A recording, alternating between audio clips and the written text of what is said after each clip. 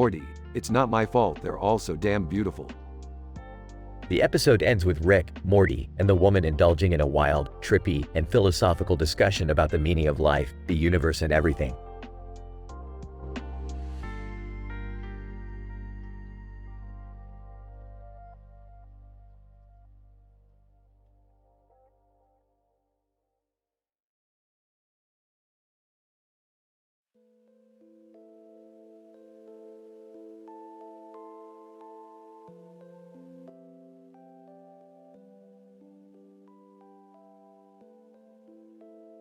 Title: The Dopamine Paradigm Shift. Synopsis. The episode begins with Rick and Morty in a grocery store analyzing the various types of food and vegetables while discussing the impact of dopamine on the human brain. As they navigate the aisles, they come across Jerry, who is surreptitiously jerking his dongle. Morty, we need to run some experiments on the impact of dopamine on the human brain and its relation to sexual stimulation. Rick, I don't think that's a good idea. Come on, Morty, it's for science. Meanwhile, the family enters the store and starts asking Rick and Morty for some crazy requests. They ignore the family and continue with their research on Jerry's dopamine release. Rick, can you get me some organic kale? Whispering to himself, they can't even see me jerking it. Morty, can you get me some chocolate-covered crickets? Sure. This is it, Morty. We've discovered the dopamine paradigm shift. As they continue their research, Jerry decides to try his luck at the grocery store because no one notices his dongle jerking. Hey Rick, can you get me some soda? Laughs uncontrollably. Get your own soda, Jerry. Suddenly, an explosion occurs as the entire grocery store is sucked into an alternate dimension caused by Rick's experiments. Oops, looks like we need to find a way back home. How are we gonna do that, Rick? Easy. We just need to run some more experiments on the impact of dopamine on the human brain and see if we can trigger a portal to open up. As Rick and Morty work on their experiments, Jerry is left behind and eventually comes to a realization about his addiction to dopamine and decides to seek help. Wow, I never realized how much I was relying on dopamine for pleasure. I think I need to see a specialist. In the end, Rick and Morty discover a way back home and conclude their experiments, but not before Jerry makes a paradigm shift in his life. Well, Morty, another successful experiment for science. I'm never going back to the grocery store again.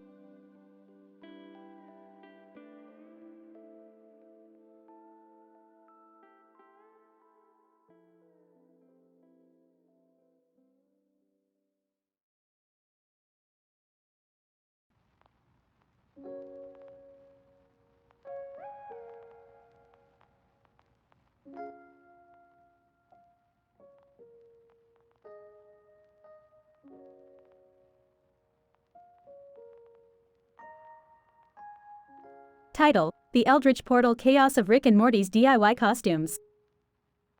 Synopsis. Rick and Morty decide to attend an intergalactic costume party with their own custom-made costumes. However, their DIY costumes made of paper and duct tape turn into hilarious fails as they arrive. As they mingle with the other costumed aliens, Morty's phone starts ringing with a series of comedy ringtones. Just as they think the night couldn't get any crazier, they accidentally open an eldritch portal and a chaos ensues. Opening scene.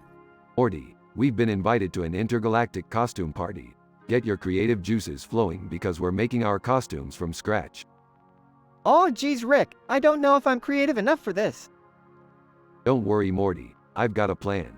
We'll use paper and duct tape. It's an easy DIY costume. Scene at the party. Alien number 1. Hey, nice costumes. Thanks, we made them ourselves. Morty's phone starts ringing. Oops, sorry, let me put this on silent. His phone starts ringing again with a series of comedy ringtones. Alien number 2. Hey, that's hilarious. Can you make it ring again? Sure, I guess. They all gather around Morty while his phone rings multiple times with different comedy ringtones. Suddenly, a strange portal opens up and tentacles start coming out of it. Oh no, we've accidentally opened an eldritch portal. What do we do now, Rick?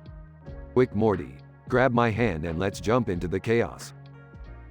They both jump into the portal and find themselves in a strange, nightmarish world.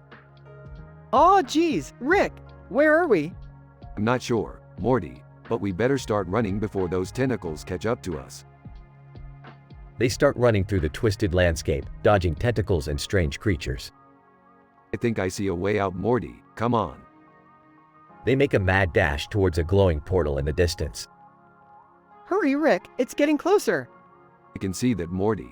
Just hold on. Finally, they make it to the portal and jump through it. Final scene. Phew, that was close. I think we learned a valuable lesson tonight, Morty. Yeah, that we shouldn't make DIY costumes anymore? No, that comedy ringtones are the key to surviving eldritch portals. I don't think that's right, Rick. Well, it worked this time. Let's get out of here before we accidentally open another portal. They both walk off into the distance, leaving the chaos behind them. The end.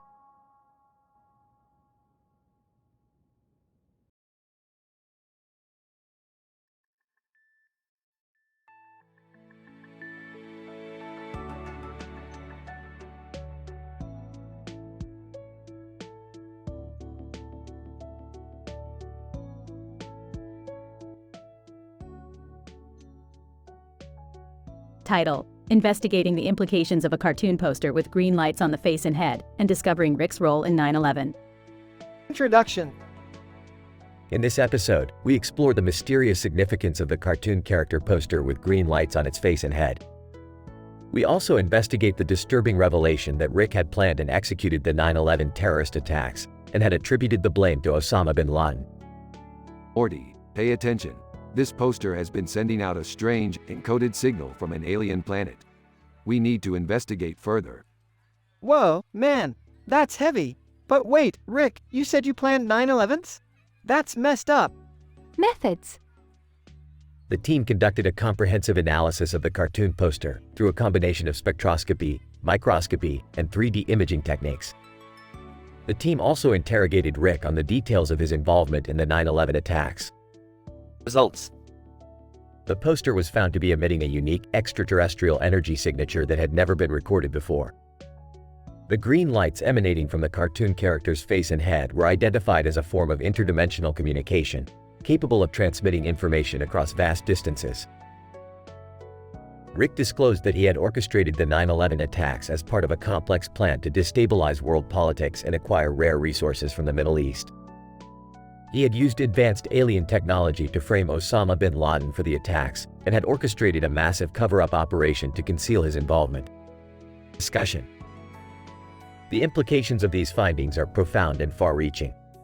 The discovery of alien technology and communication methods opens up new avenues of scientific inquiry and technological development. The revelation of Rick's role in the 9/11 attacks raises serious ethical and moral concerns, as well as questions about the extent of government involvement in such events. Conclusion.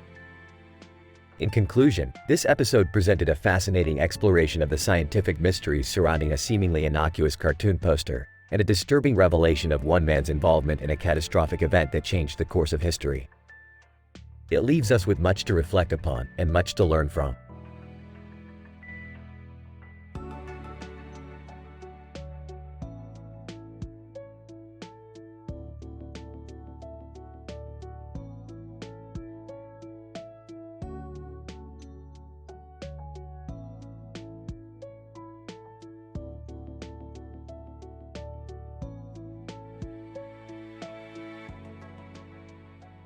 Title: The Quantum Entanglement of Cartoon Characters.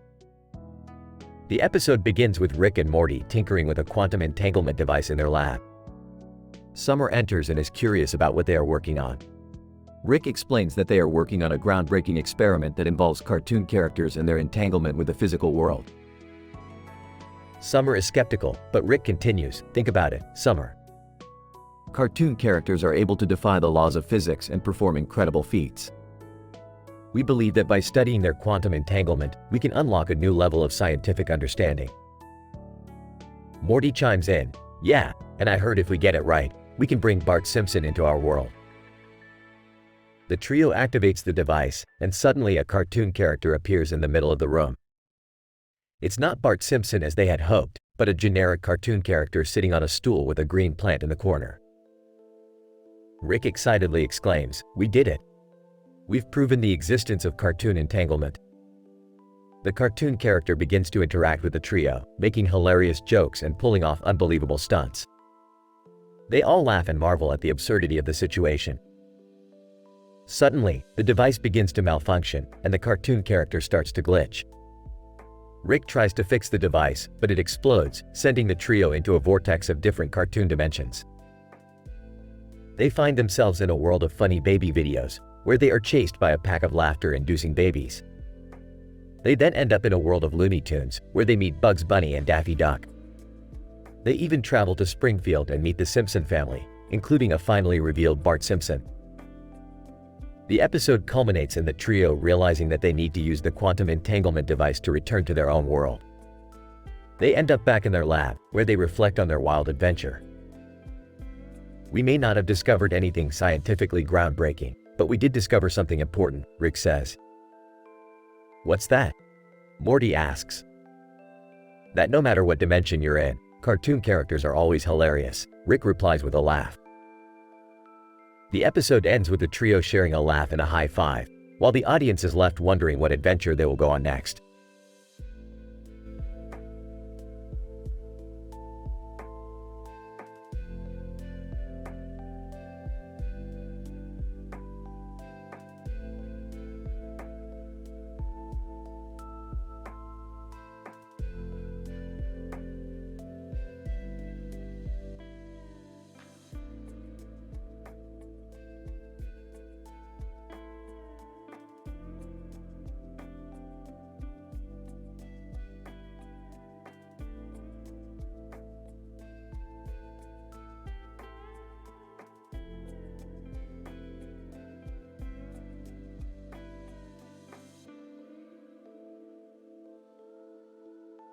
Title: The Erbium Catastrophe, a Rick and Morty adventure. Opening scene, Rick and Morty lounging on the couch in the living room, listening to a sci-fi podcast. Chuckles. These puny humans and their fascination with the unknown. Morty, pass me the flask, will you? Grabs the flask and hands it to Rick. You know, Rick, I kinda enjoy learning about all this paranormal stuff. Makes me feel like there's more to the universe than just us. Rolls his eyes. Yeah, sure, Morty. Keep telling yourself that. Takes a swig from the flask. Hey, have you seen this satellite image of a city at night with the word Shutterstock over it? Nope. What's so special about it? Pulls up the image on his wristwatch. I don't know, Morty. But it's giving me a weird feeling in my gut. You know what that means, right? We're going on another adventure? Smirks. That's right, Morty. Get your portal gun ready. We're heading to that city. Cut to Jerry and Summer standing in the kitchen, discussing a recent experiment Jerry conducted. Excitedly. You should have seen it, Summer. I used erbium to create a magnetic field that was 10 times stronger than anything we've ever seen before. Unimpressed. That's great, Dad. Did anything catastrophic happen this time? Defeated. A few minor malfunctions, that's all. Suddenly, the portal gun appears in the kitchen, and Rick and Morty step out. Smiling. Speak of the devil, we need your help, Jerry. Eyes widen. What kind of help? Pulls up the satellite image on his wristwatch. We're heading to that city to investigate something weird going on there. You're coming with us. Nervously, okay, but can you give me a hint of what we're dealing with? Sarcastically. Yeah, sure, Jerry. It's just a little paranormal experiment disaster. No big deal. Sighs. Here we go again. Cut to the group arrives in the city and witness strange, glowing orbs floating around. Nervously, what are those things? Nonchalantly. Oh, just a little side effect of whatever experiment went wrong. Gulps. Can we fix it? Smirks. Of course we can. We just need to locate the source of the energy that's causing this. Skeptical. And how do we do that, exactly? Pulls out a device. With this, of course. It detects levels of erbium in the air. We just need to follow the trail. Cut to the group follows the trail to an abandoned laboratory. Excitedly, jackpot. This is where the experiment took place. Scared. What if it's dangerous in there? Rolls his eyes. Jerry, we're dealing with an ionic catastrophe. What's a little danger to us, the most advanced beings in the universe? Whispers to Summer. He just made that up, right? Whispers back. Probably. Cut to inside the laboratory, the group finds a machine emitting high levels of erbium. In awe. That's it. That's the machine I built. Sarcastically, congratulations, Jerry. You made a machine that's about to destroy this city. Panicky, can we stop it? Smirks, of course we can. We just need to reverse the polarity of the erbium. Confused. What does that even mean? Drugs. I don't know, Summer. I just say stuff and hope it works. Preparing the machine. Here goes nothing. A bright light emits from the machine as it begins to reverse the polarity. The glowing orbs disappear from the city. Proudly, well done, Jerry. Another catastrophe averted. Out of breath. That was crazy. I can't believe we made it out alive. Smirks. That's because we're the best, Morty. Now, who's up for some interdimensional pizza? The group cheers as they walk through the portal.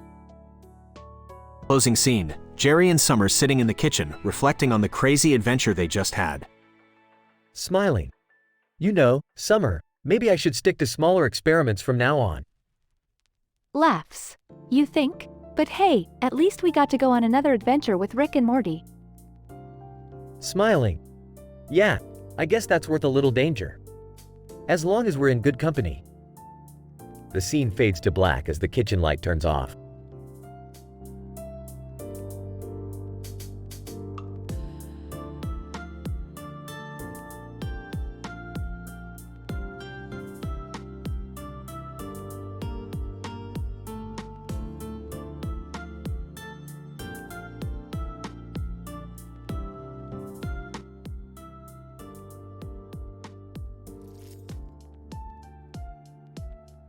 Title: The Metamorphosis of an Analysis of Behavioral Transformation. Abstract. This study explores the behavioral transformation of a man named Rick, who underwent a marked change after an encounter with an unknown entity. We analyzed the entire episode in a scientific PhD university manner and conclude that there was a significant change in Rick's personality and actions, which has been identified as the Gizzler phenomenon. Introduction. The subject, a 42-year-old man wearing a beard and a suit and tie, was observed in a gray background with a white spot in the middle of the photo. During our analysis, it became clear that the subject's behavior underwent a significant transformation, taking on the persona of the Gizzler. Our study focuses on the factors that led to this transformation and the effects it had on the subject's life. Materials and methods. The episode in question was meticulously reviewed and analyzed, with particular emphasis on the subject's behavioral patterns. Audio and visual recordings, as well as eyewitness testimonies, were used to obtain a comprehensive understanding of the events that led to the transformation of Rick. Results. Our analysis identified numerous changes in the subject's behavior. Rick exhibited a marked increase in sexual desire and a tendency to engage in unconventional sexual practices. This was evidenced by his frequent masturbation and his tendency to ejaculate in public spaces. Additionally, his speech and demeanor were also affected, with Rick taking on a more confident and assertive persona. Discussion. The behavioral transformation observed in Rick is highly unusual and warrants further investigation. The fact that it has been identified as the Gizzler phenomenon suggests that it may be linked to an unknown factor. It is possible that Rick encountered a supernatural entity or came into contact with a substance that altered his behavior. Future research on this topic may yield important insights into the nature of human behavior. Conclusion. Our study provides valuable insights into the behavioral transformation of Rick, who underwent a marked change after an encounter with an unknown entity. The Gizzler phenomenon observed in the subject is highly unusual and warrants further investigation.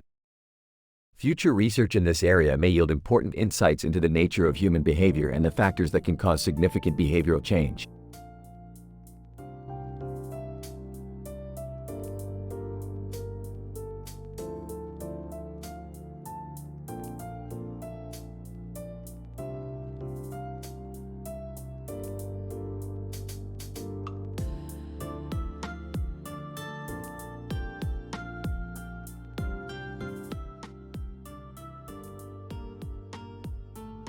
Title: The Love Potion Mishap.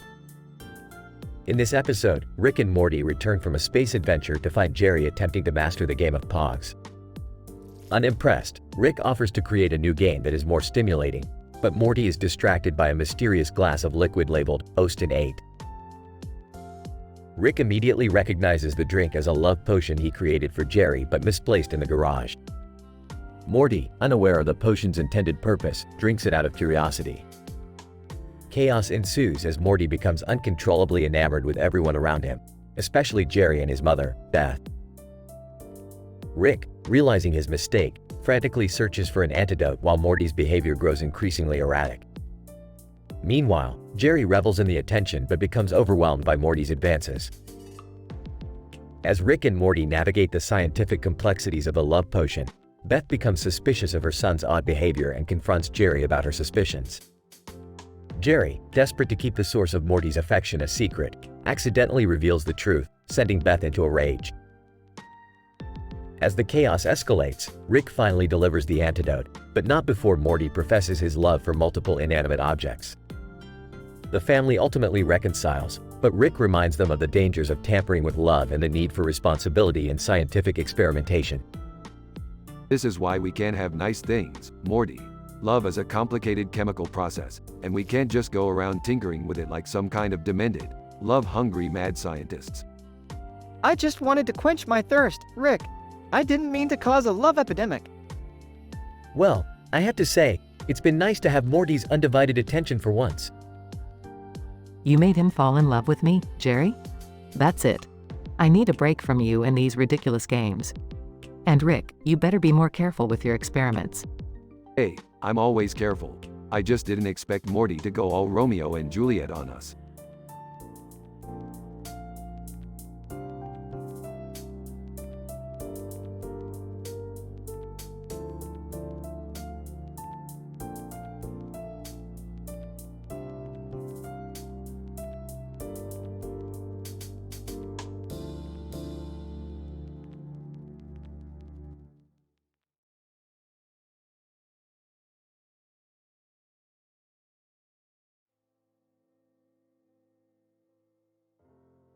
Title: The Aerial Exploration Adventure on Mount Vesuvius.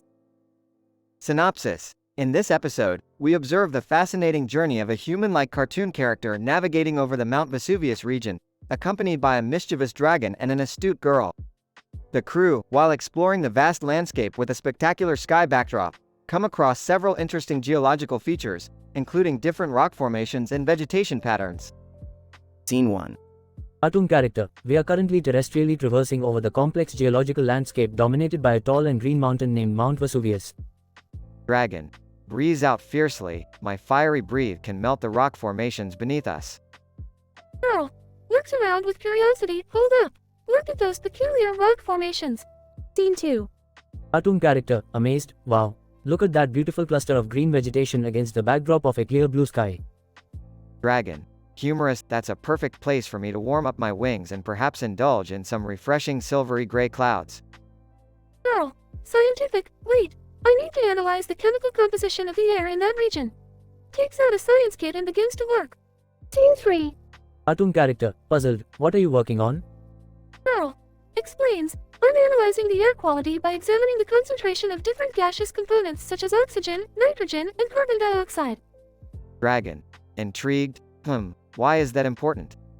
Girl. Knowledgeable. It helps to understand how the local climate and geological events influence the atmospheric composition and how it impacts the region's ecosystem. Scene 4.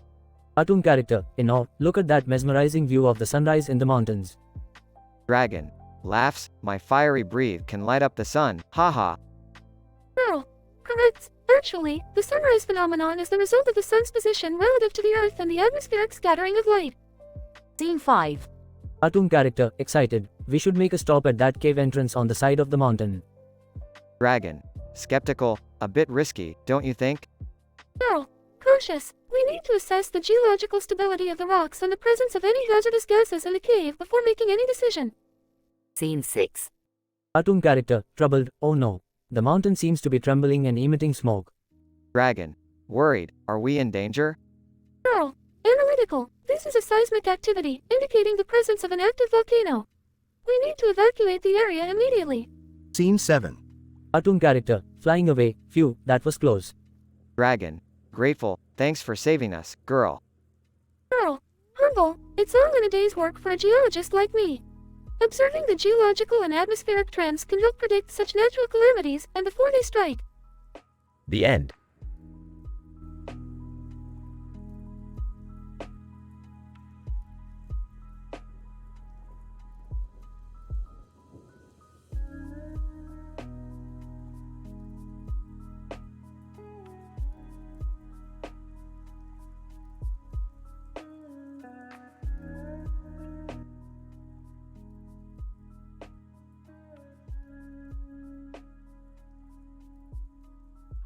Title: An observational study of social dynamics and pragmatics in a casual setting. Participants. A group of 5 individuals of various ages and gender identities are observed engaging in social interactions within a cafe. Methodology. The group was observed over a period of 30 minutes by trained observers, who utilized a field observation scheme in order to record and analyze the individual's verbal and nonverbal behaviors.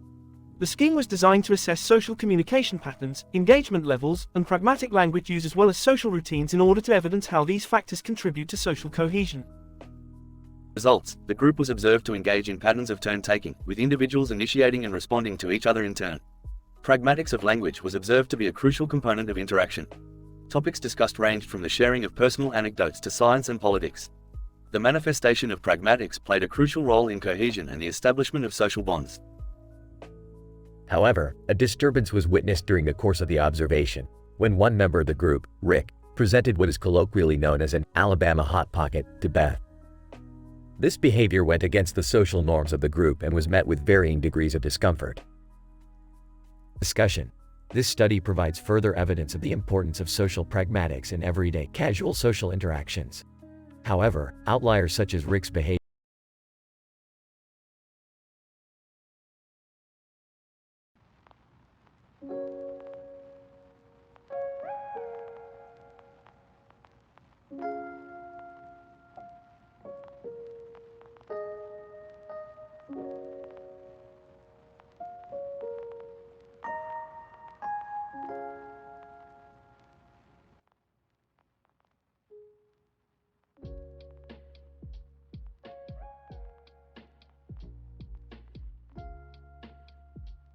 Title: The Quantum Wheel of Sydney Fortune. Opening scene. Rick and Morty are seen zipping through space in their spaceship. Morty, I need you to do me a favor. What do you need, Rick? I need you to spin the Wheel of Fortune in Sydney for me. Why can't you do it yourself? Because I don't feel like it. Plus, I need you to test out my new invention. What is it? It's a device that can turn water into wine. You know, like Jesus did. Except it's not a miracle, it's science. Cut to the bridge and building.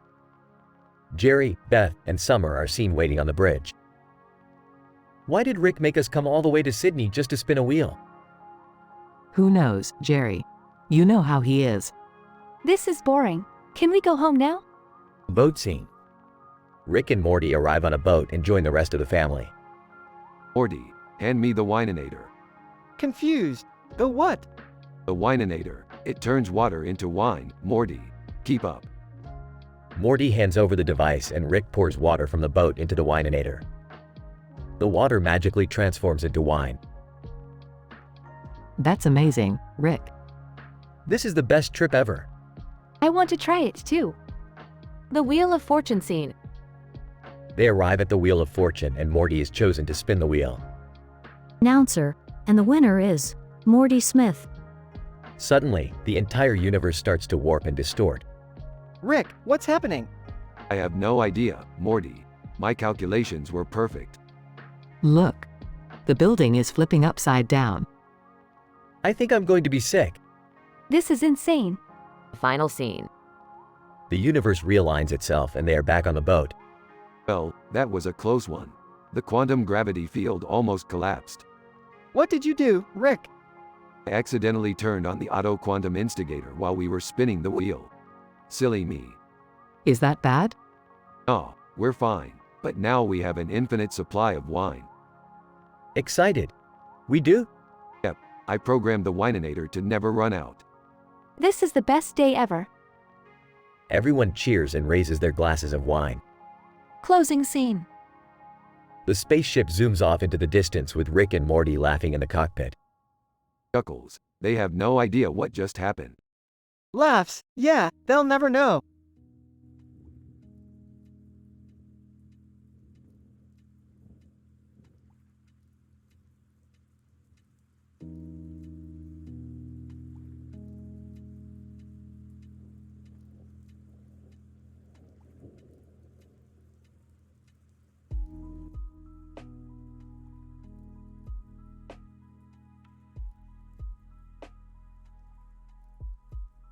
Title: The Quantum Leopard Fashion Designer. Synopsis. The episode starts with Rick and Morty in the garage, working on a new invention that can reveal the deepest secrets of the universe. Jerry enters the garage, asking for Rick's help to fix his car. Rick, being annoyed, decides to give Jerry a device that can fix the car in seconds but also accidentally builds a portal that transports everyone to a mysterious forest. Great, now we're lost in some quantum forest. Quantum forest? What's that? It's a place where the laws of physics are so messed up that you can't predict what's going to happen. It's like trying to predict the stock market in an alternate dimension. Hey, look at that 3D rendering of a leopard walking through the forest. It looks so real. I don't care about leopards. I just want to go home. Suddenly, a group of fashion designers led by Leonardo DiCaprio appears, asking for their help to create a new design for their upcoming fashion show. Leonardo, greetings, fellow travelers. I'm Leonardo DiCaprio, and I represent the fashion world. We need your help to create a new fashion line inspired by this forest and its inhabitants. Are you serious? Fashion? What do we know about fashion? I'm a horse surgeon, not a fashion designer. But I know a thing or two about fashion. Look at these shoes. Suddenly, Joey King falls from the sky, riding a jaguar. Joey, help, this jaguar is out of control. Great, we've got a fashion emergency and a wildlife conservation crisis on our hands. What are we gonna do, Rick? I don't know, Morty. Let's just wing it and see what happens. The rest of the episode is a crazy mix of fashion design, jungle survival, and quantum physics. The gang manages to create a fashion line inspired by the quantum leopard, save Joey King from the jaguar, and get back home safely. You know what? I might have a future in fashion after all. Yeah, in an alternate dimension, maybe. Can we go back home now, Rick? Sure thing, Morty. Just don't touch anything on the way back.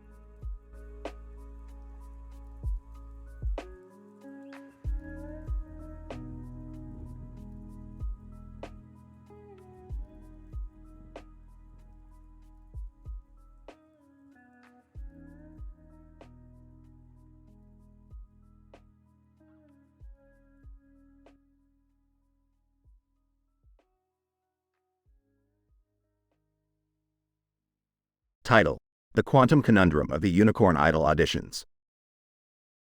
The episode starts with Morty eagerly looking for extraterrestrial life with Rick. They stumble upon a group of robots standing on a road next to each other in front of a neon light, which Rick identified as the quantum matrix exchanging device.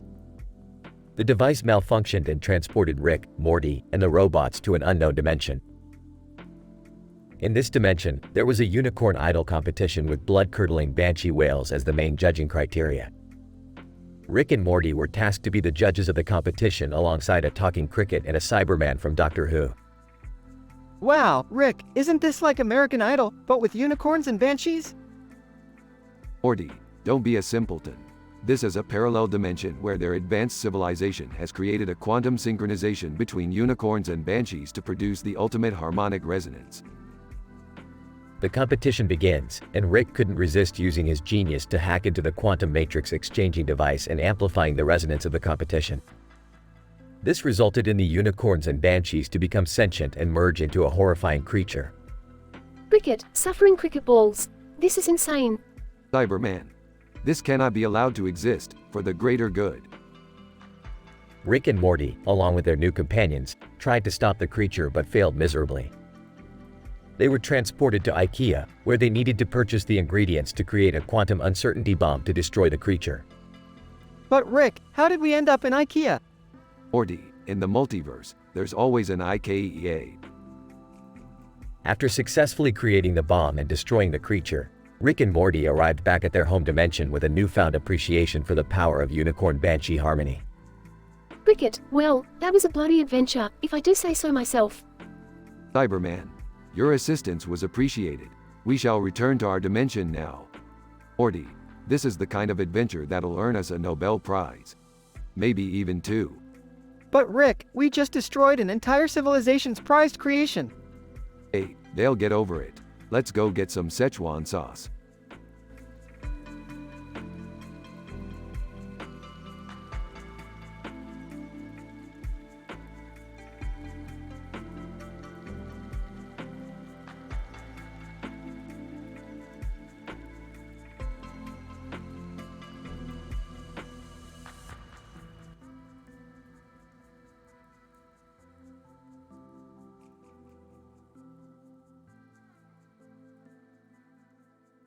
Title: Fluorine Talk with Lady Gaga, a public relations specialist adventure.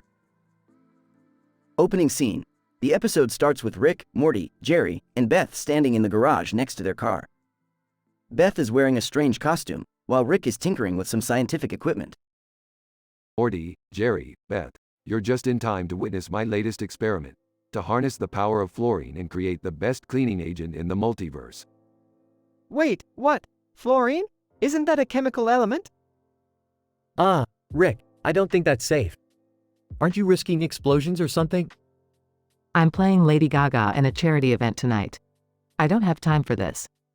Nonsense. This is completely safe, and with this new cleaning agent, we can finally clean up our messes with ease. Scene 2. Home Depot and the Public Relations Specialist. As Rick prepares the experiment, the group realizes that they are low on supplies. So, they go to the Home Depot to get the necessary materials. I don't see how this Home Depot run will help us with our experiment. Well, we just need cleaning supplies, don't we? And I need some decorations for the charity event tonight. Hey, look over there. That employee looks kind of suspicious. Enter the public relations specialist. ERS. Excuse me, folks. I know this might sound crazy, but I'm a public relations specialist, and I couldn't help but overhear your talk about cleaning supplies. I represent a powerful corporation, and we are looking for individuals who can help us with our cleaning products. We're just the guys you need. Scene 3. Fluorine Talk with Lady Gaga. Later that night, at the charity event, Lady Gaga is on stage and is about to perform. Rick enters the scene with his cleaning agent, and things get out of hand as the cleaning agent explodes. Oops. Well, I guess that's one way to clean up. Lady Gaga. What just happened? ERS. Don't worry, Lady Gaga. It's just a harmless cleaning experiment. We're working on a new product line. I told you, Rick, this wasn't a good idea. Hey, check it out, guys. The cleaning agent turned all my clothes pink. Oh no, my phone. It's covered in pink foam. Well, that's the beauty of science. You never quite know what's going to happen. The group ends up going home, with Beth embarrassed by the events of the night and Morty still wearing his pink clothes. Meanwhile, Rick is already planning his next experiment.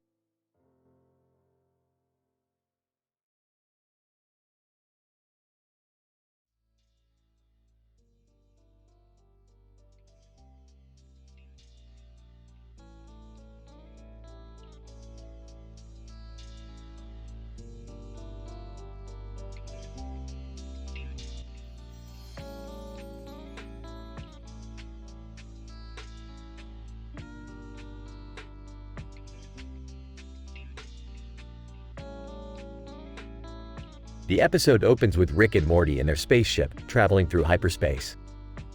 Rick mentions the recent discovery of the laws of gases by Robert Boyle and how it relates to their current mode of transportation. Morty, did you know that Boyle's law states that the volume of gas is inversely proportional to its pressure at a constant temperature? It's what allows us to travel through hyperspace without exploding like a balloon. Sure, Rick. That's great and all, but where are we headed?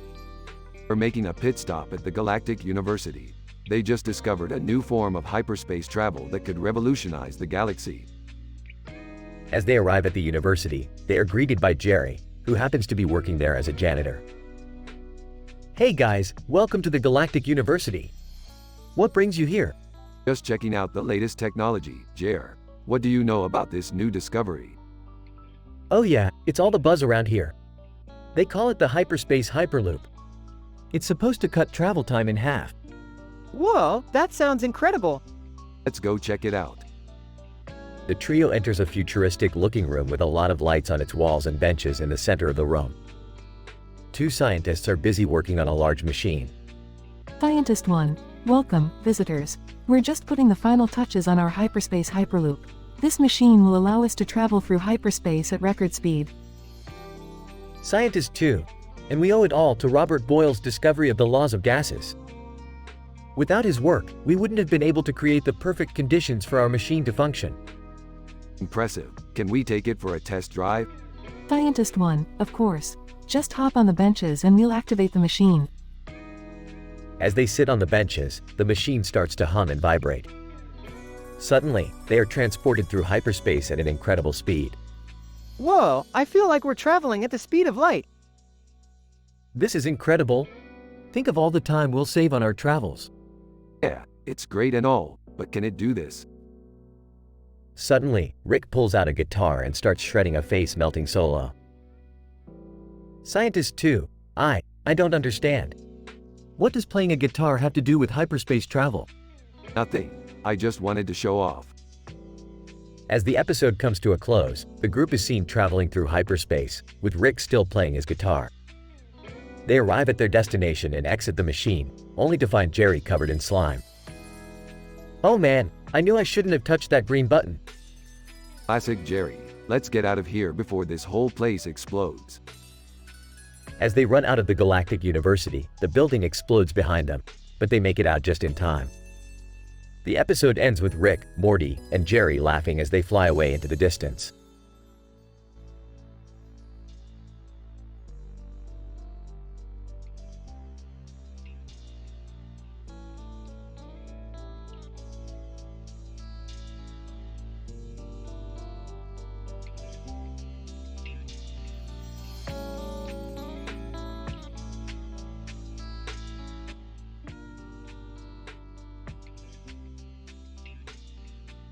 Title: The Lego Conjunction, an analysis of collective behavior in Lego populations. Synopsis. This episode focuses on the phenomenon of collective behavior exhibited by Lego populations. In a simulated environment, a Lego man with a gun is placed in front of a crowd of Legos, while another Lego man with a gun is introduced to the scene. The behavior of the Legos is tracked and analyzed, with the aim of understanding how they respond to new stimuli.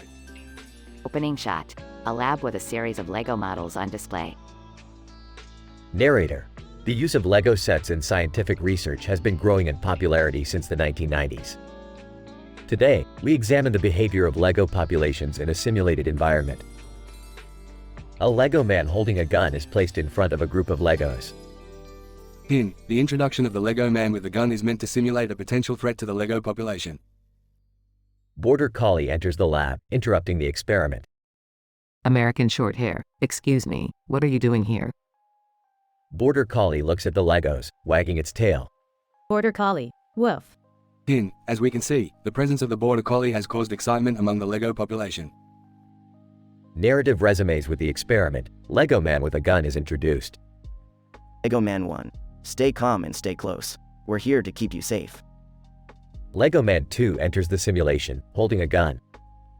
Lego Man 2, freeze. Narrator. The response of the Lego population is significant.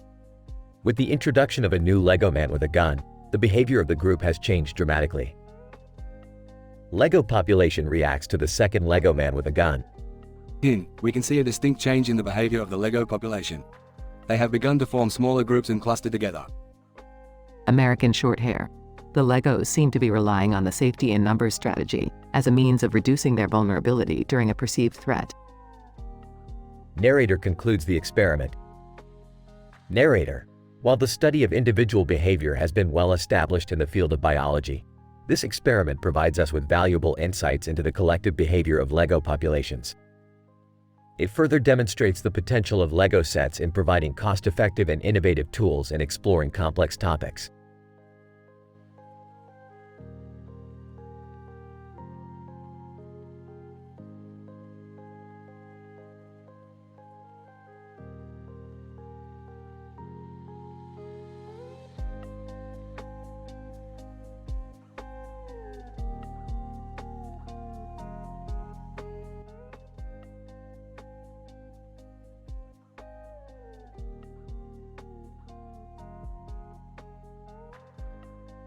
Title: The Quantum Cat-Dog Paradox.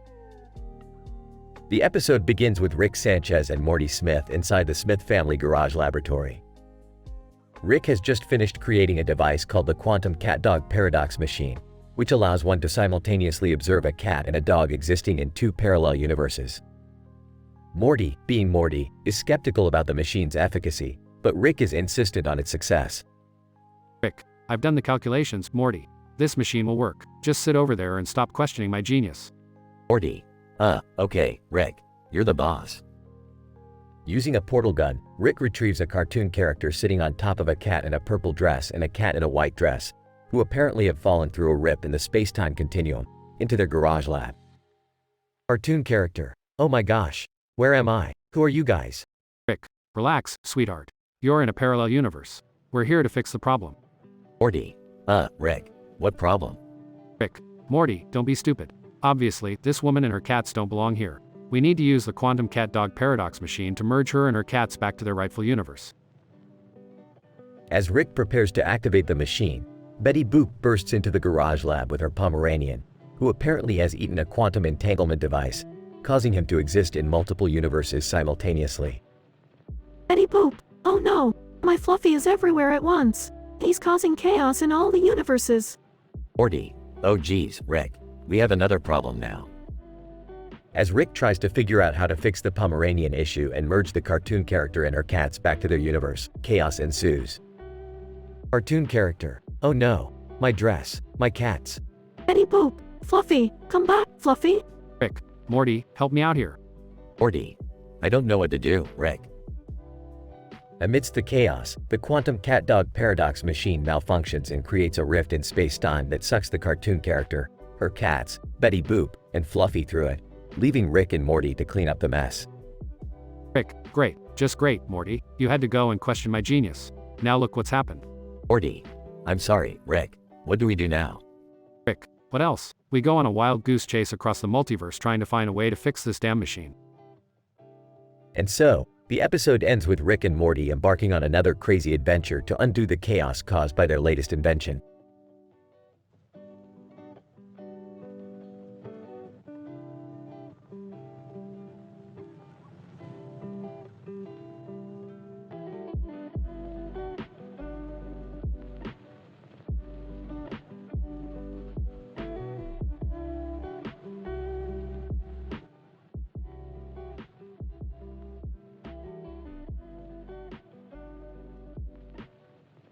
Intro. In this episode, we observe a peculiar encounter between a woman adorned in a spider suit and a domesticated dog of the Jack Russell Terrier breed. The woman holds the canine in her lap with a joyous expression, evoking reminiscence of the Spider-Man pointing meme. The dog appears content, emitting quiet whimpers as the woman maintains her hold. Zubian. This scenario appears highly anomalous. The woman's choice of attire suggests a connection between herself and the spider species, potentially due to a genetic abnormality or unique upbringing. On a condor. While true, it is necessary to consider the possibility of a more mundane explanation. Cosplay is increasingly prevalent in modern society, and it's possible this woman is simply a fan of the Spider-Man franchise. Alphonse Elric. I agree with Lana Condor's insight. As for the dog, it may be experiencing a level of comfort due to the woman's perceived guardianship. Dogs possess the ability to sense our emotions and may be responding accordingly to the woman's apparent happiness. Zubian. Fair point, Alphonse Elric. However, let us not disregard the concept of animal experimentation. It is possible that the woman has conducted biological modification on the dog in order to enhance its abilities or appearance. On a condor. That is a rather extreme possibility, Zubian. I believe we should focus on the current scenario at hand and not speculate without evidence. Alphonse Elric. Agreed, but let us not forget the potential for another variable to arise. The mention of the Spider-Man pointing meme could indicate a predisposed familiarity with internet culture. We should analyze the woman's social media presence for further insight. Zubian. An excellent proposal, Alphonse Elric. In addition, let us not forget the potential for extraterrestrial involvement. Space pirate skirmishes have been reported in recent years, posing the possibility of alien species. On a condor. Zubian, while I appreciate your curiosity, I believe our focus should remain on analyzing the current scenario at hand.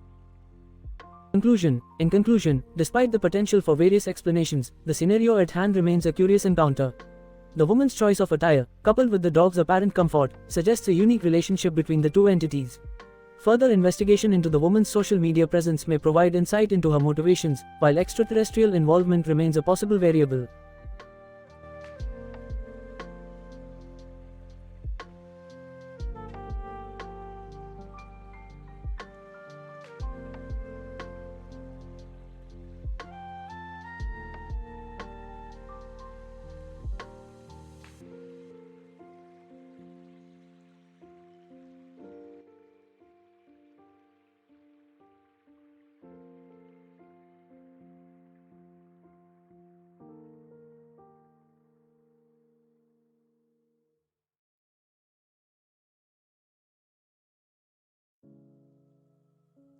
Title: Quantum Catastrophe.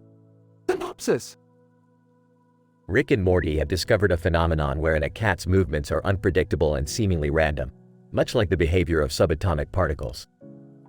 They decide to study this strange behavior by observing a cat in a living room, where it interacts with objects such as a table, couch, lamp, and even a television playing an old Tom and Jerry cartoon.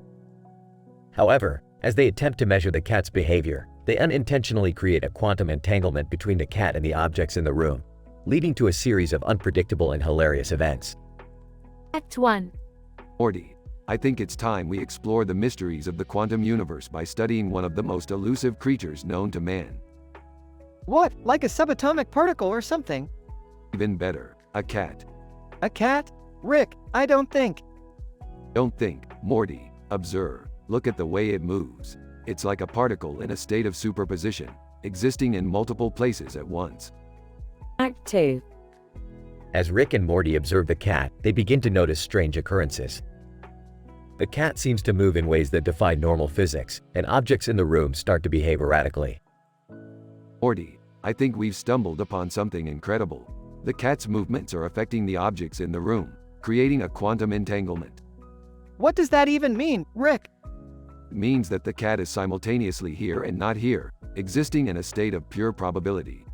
And that probability is causing chaos. Act 3. As the cat continues to interact with the objects in the room, the quantum entanglement intensifies. The couch begins to levitate, the television starts showing bizarre images, and the lamp emits a blinding light. Rick, this is getting out of hand. What do we do? We have to try to collapse the wave function, Morty. We have to observe the cat and force it into a definite state. Act 4. Rick and Morty attempt to measure the cat's position and momentum, but their efforts only make things worse. The cat disappears, leaving behind a trail of destruction. Well, Morty, I think we may have just caused a quantum catastrophe. I don't think that's a real word, Rick. Just roll with it, Morty. We've got bigger problems. Act 5.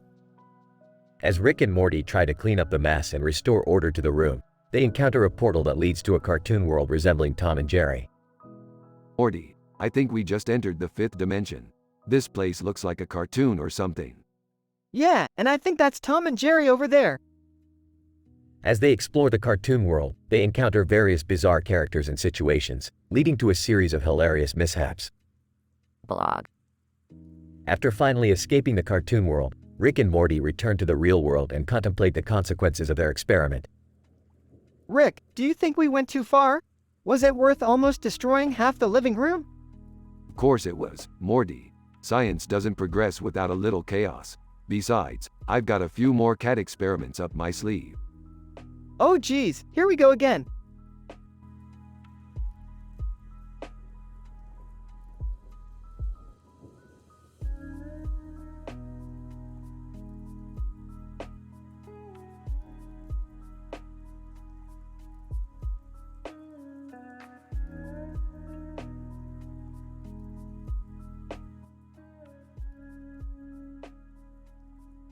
Title: The Carrot Contamination Conundrum.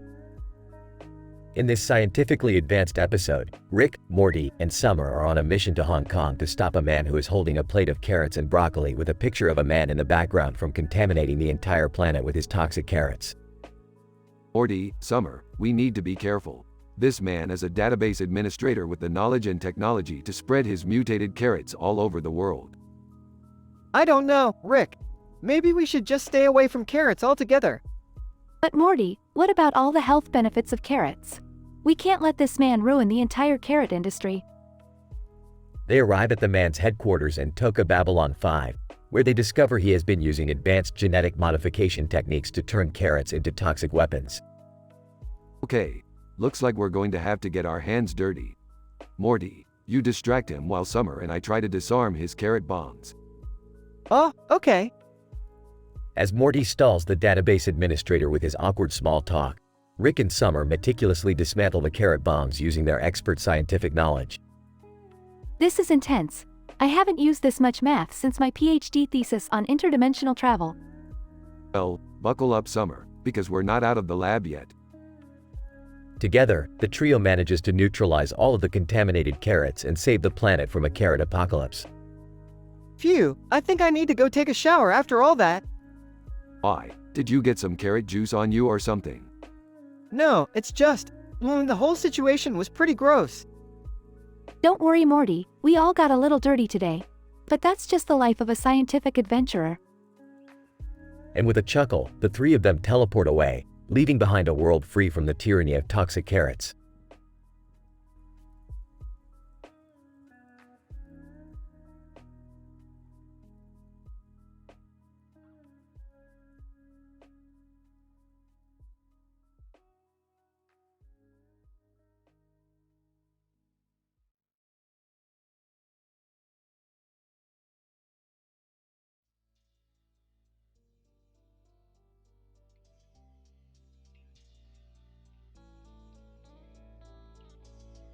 Title: The Cucumber Conundrum.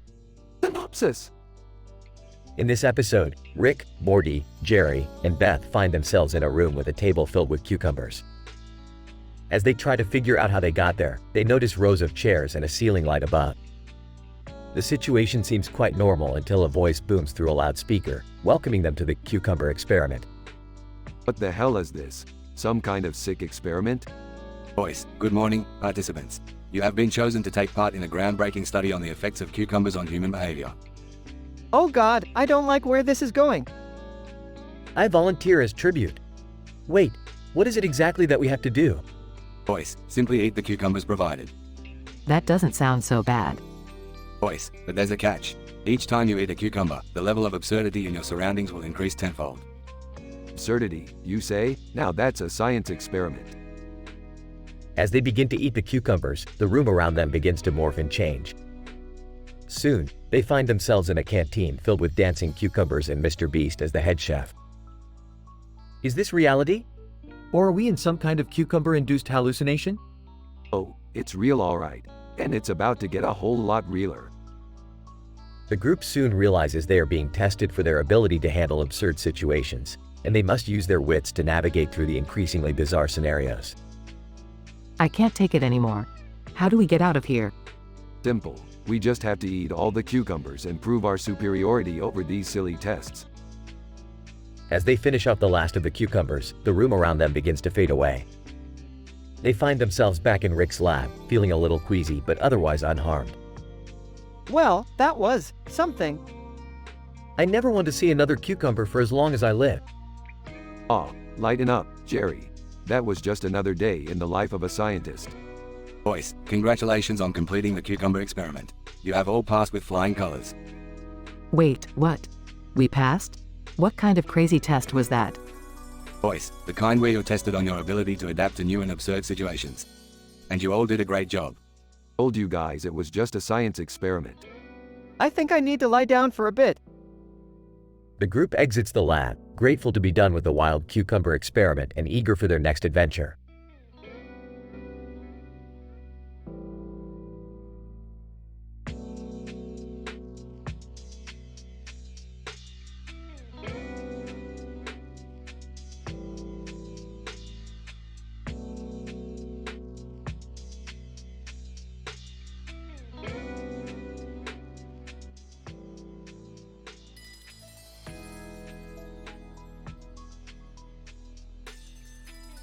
Title: The Neurological Basis of Primate Behavior on a Zombie Dating Game Show.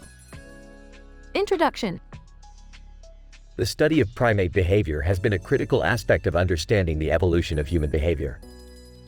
This episode explores the neurological basis of primate behavior through the lens of The Zombie Dating Game, a reality TV show that introduces chimpanzees to potential mates. Additionally, the episode examines the impact of popular culture on primate behavior as demonstrated by the inclusion of Mighty Mouse in the Netflix series Money Heist in the chimpanzee's environment. Scene 1. Host, welcome to the zombie dating game. We have 3 chimpanzees who will get the chance to choose their potential mates. First up is Billy. Billy, holding a banana in hand and looking at the camera with a red backdrop. Analysis. Billy's behavior includes holding a banana, which plays a crucial role in primate behavior. Bananas, being a high-calorie fruit, elicit dopamine release in primates' brains, leading to a sense of reward and pleasure. The red backdrop possibly triggers an emotional response in the chimpanzee, as red is known for eliciting intense emotions in humans. Scene 2. Host, next up, we have a special surprise for our audience. Mighty Mouse will be introduced to our chimpanzee's environment. Analysis. The introduction of popular culture in primate environments is an essential aspect of studying their behavior in modern times. Primates often mimic human behavior and can even develop their culture based on their surroundings. The introduction of Mighty Mouse could potentially lead to the chimpanzees developing new behaviors or incorporating existing behavior with elements of the show. Scene 3. Host. Now, our final round involves a challenging task inspired by the hit Netflix series, Money Heist. Analysis. The incorporation of the hit show, Money Heist, in primate environments is critical to understanding the impact of popular culture on primate behavior. The task's challenging nature can elicit a variety of behaviors in the chimpanzees, including problem-solving and cooperation. This behavior is critical to primates' development and survival in the wild, but has primarily been studied in captive environments. Conclusion. In conclusion, the study of primate behavior is a critical aspect of understanding the evolution of human behavior. The neurological basis of primate behavior can be observed through reality TV shows, popular culture, and challenging tasks.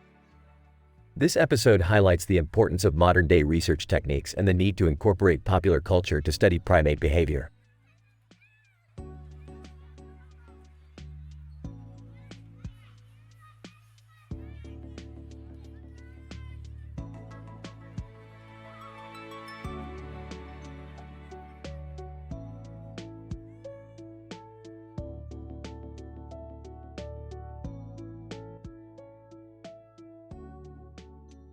Title: The Cupcake Experiment. Intro. In this episode, we explore the effects of cupcakes with Pokémon decorations on various aspects of human behavior and physiology. The experiment involved a table topped with 36 cupcakes, each with a unique Pokémon character on top, covered in frosting. The participants were randomly assigned to 4 groups, one experiencing a Lomi Lomi massage, the second group consisting of a lice-infested individual, the third group with a self-proclaimed psychologist, and the fourth group consisting of a control group. Diaphragm. The experiment aimed to examine the effects of cupcakes decorated with Pokémon characters on human physiology and behavior. The diaphragm was used to measure the respiratory rates of participants in all 4 groups. Lomi Lomi massage. The first group was exposed to a 15-minute Lomi Lomi massage to assess the role of relaxation on cupcake consumption. Participants had a lower respiratory rate and indicated a decreased appetite for the cupcakes after the massage. Pikachu. The second group was exposed to a lice-infested individual to assess the role of disgust on cupcake consumption. Participants in this group demonstrated a higher respiratory rate and less interest in the cupcakes compared to the control group. Psychologist. The third group consisted of a self-proclaimed psychologist who claimed to be an expert in human behavior. This group was used to explore the effect of social influence on cupcake consumption. Participants in this group showed a higher respiratory rate and ate more cupcakes compared to the control group. Jurassic Park, Dr. Alan Grant. The fourth group was a control group consisting of individuals who were not exposed to any additional stimuli.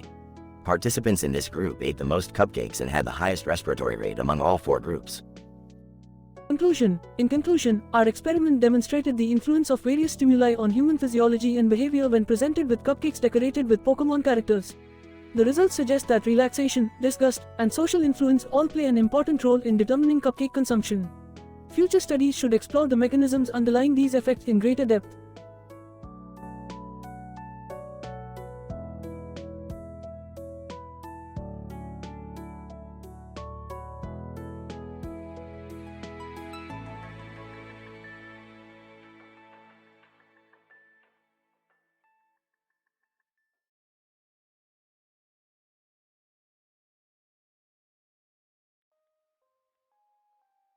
Title of the episode, The Quantum Nachos Paradox of Bangkok and the Robert Downey Jr.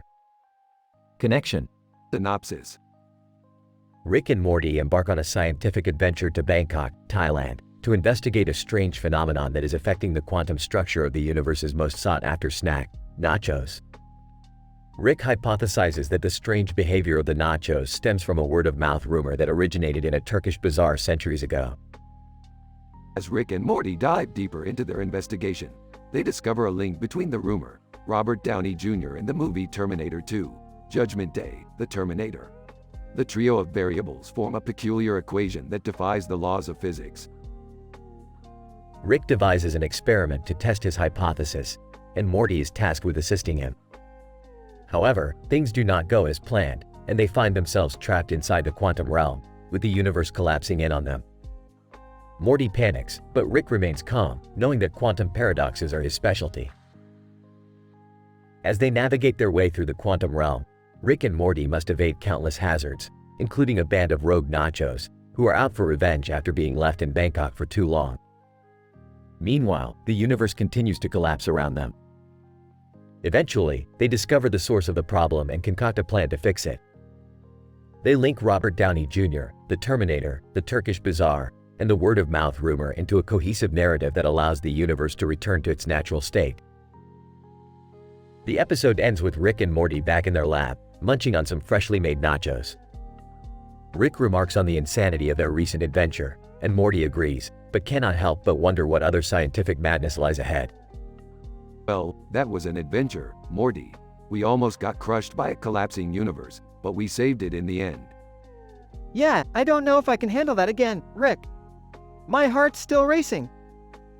Don't worry, Morty. That's just quantum excitement. You'll get used to it. Now, pass the nachos.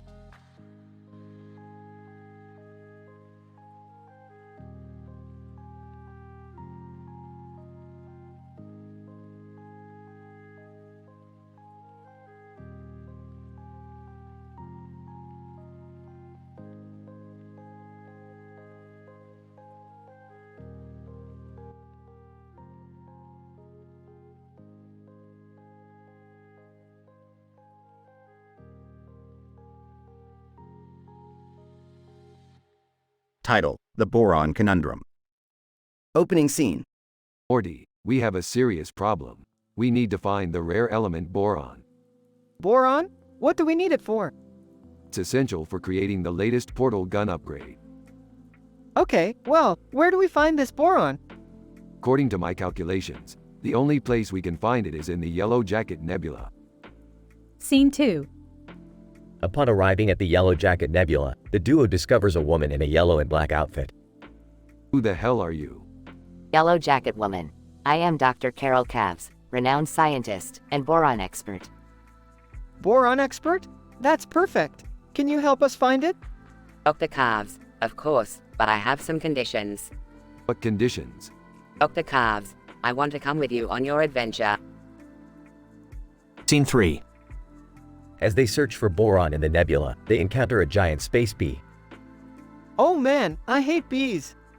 Hold on, Morty. We need to get past it if we're going to find the boron. Dr. Cavs, fear not, I have a plan. Scene 4. Dr. Cavs puts on her hat and gloves and steps towards the bee. Dr. Cavs, I'll use my knowledge of boron to communicate with this creature. Wait, what? That makes no sense. Dr. Cavs, boron is a key element in the bee's ecosystem. By communicating with it, I may be able to convince it to let us pass. Scene 5. Dr. Cavs speaks in a language that none of them understand, but the bee seems to understand her. Holy crap, it worked. That's crazy. Dr. Cavs, it's just basic science, boys. Scene 6. They finally find the boron they're looking for, but they run into some trouble on the way back to the ship. Oh, great. Space pirates. Space pirates? Seriously? Dr. Cavs, don't worry, I'll take care of them. Scene 7. Dr. Cavs engages in an epic battle with the space pirates, using her boron-enhanced powers to defeat them. Whoa, she's a real super scientist. Yeah, she's pretty badass. Scene 8. Back on the ship, Dr. Cavs thanks Rick and Morty for letting her accompany them on their adventure. Dr. Carves, it was a pleasure working with you too. If you ever need a boron expert again, just give me a call. Thanks, Dr. Cavs. You're a real lifesaver. Yeah, you're not so bad for a scientist. Closing scene. As they fly away from the Yellow Jacket Nebula, Rick turns to Morty. You know, Morty, sometimes the strangest partnerships can lead to the greatest discoveries. Yeah, and the most insane adventures. You got that right, Morty. You got that right.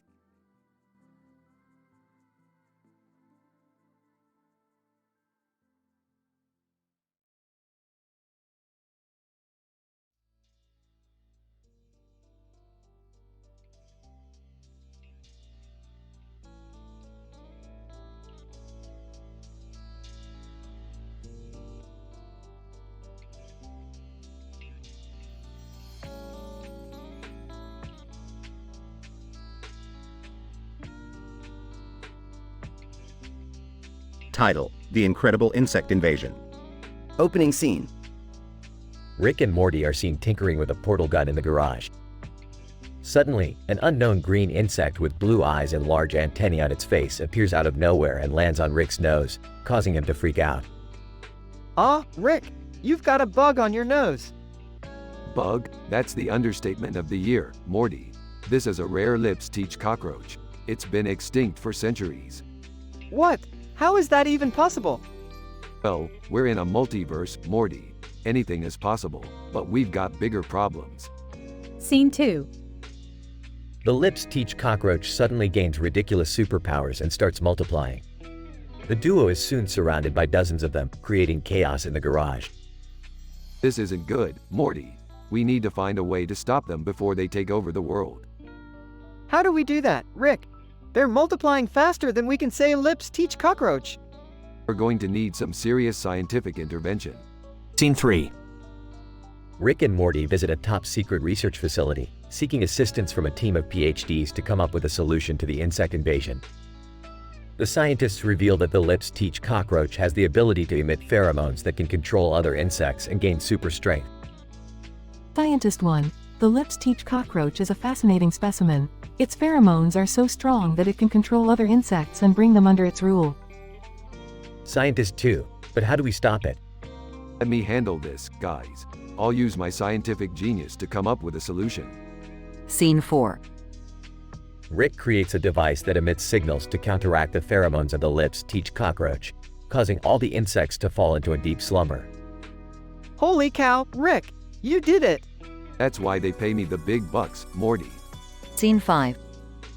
Unfortunately, while Rick and Morty celebrate their victory, the lipstick cockroach awakens and gains even more ridiculous superpowers, turning into a giant monster. Oh no, Rick! What do we do now? Don't worry, Morty. I've got a plan. Final scene. Rick uses a portal gun to transport the giant lipstick cockroach to a planet inhabited entirely by sentient roaches, where it can live out the rest of its life in peace and isolation. Well, that was a wild ride, Morty. But we fixed one universe-saving crisis at a time. Yeah, that was insane. But I've got to ask, Rick, how did you know about all this stuff? I may not have a PhD like these eggheads here, Morty, but I've always had a keen eye for scientific curiosity. Oh, sure thing, Rick. Now let's go grab some Szechuan sauce.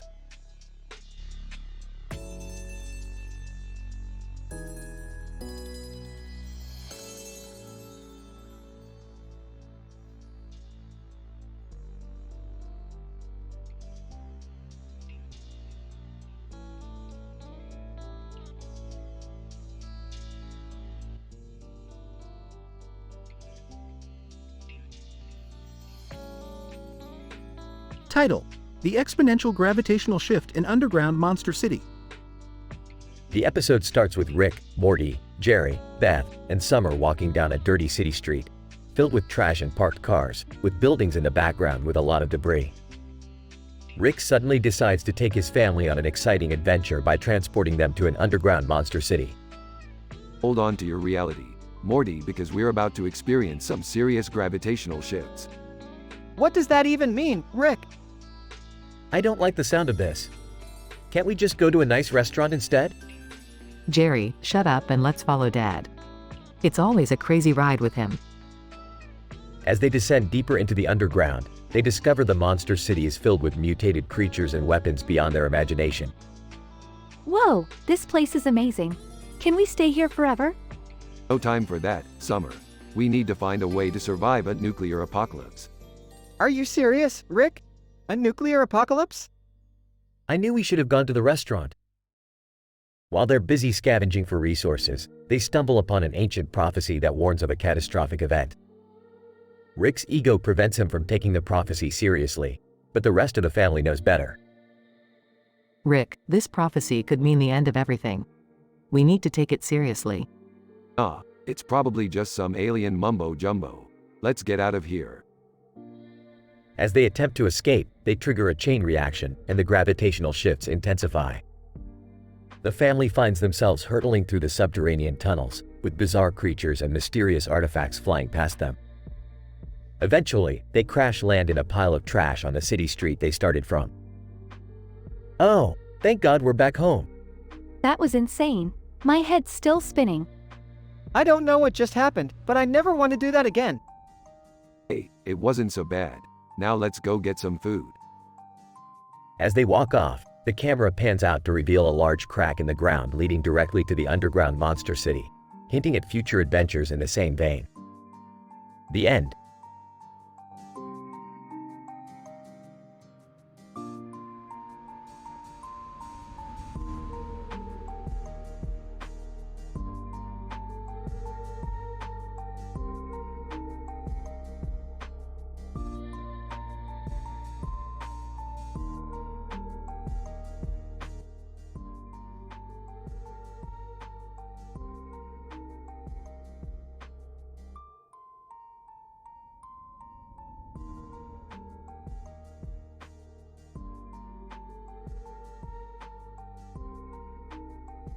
Title: The Chuck A. Luck Conundrum.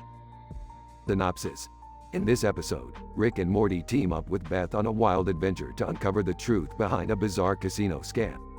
Along the way, they encounter a series of strange and fantastical characters, from Thor to a comedy magician, all while grappling with the complexities of fibromyalgia and tracheal anatomy. Opening scene. Rick and Morty sit in the living room, each holding a cup of coffee.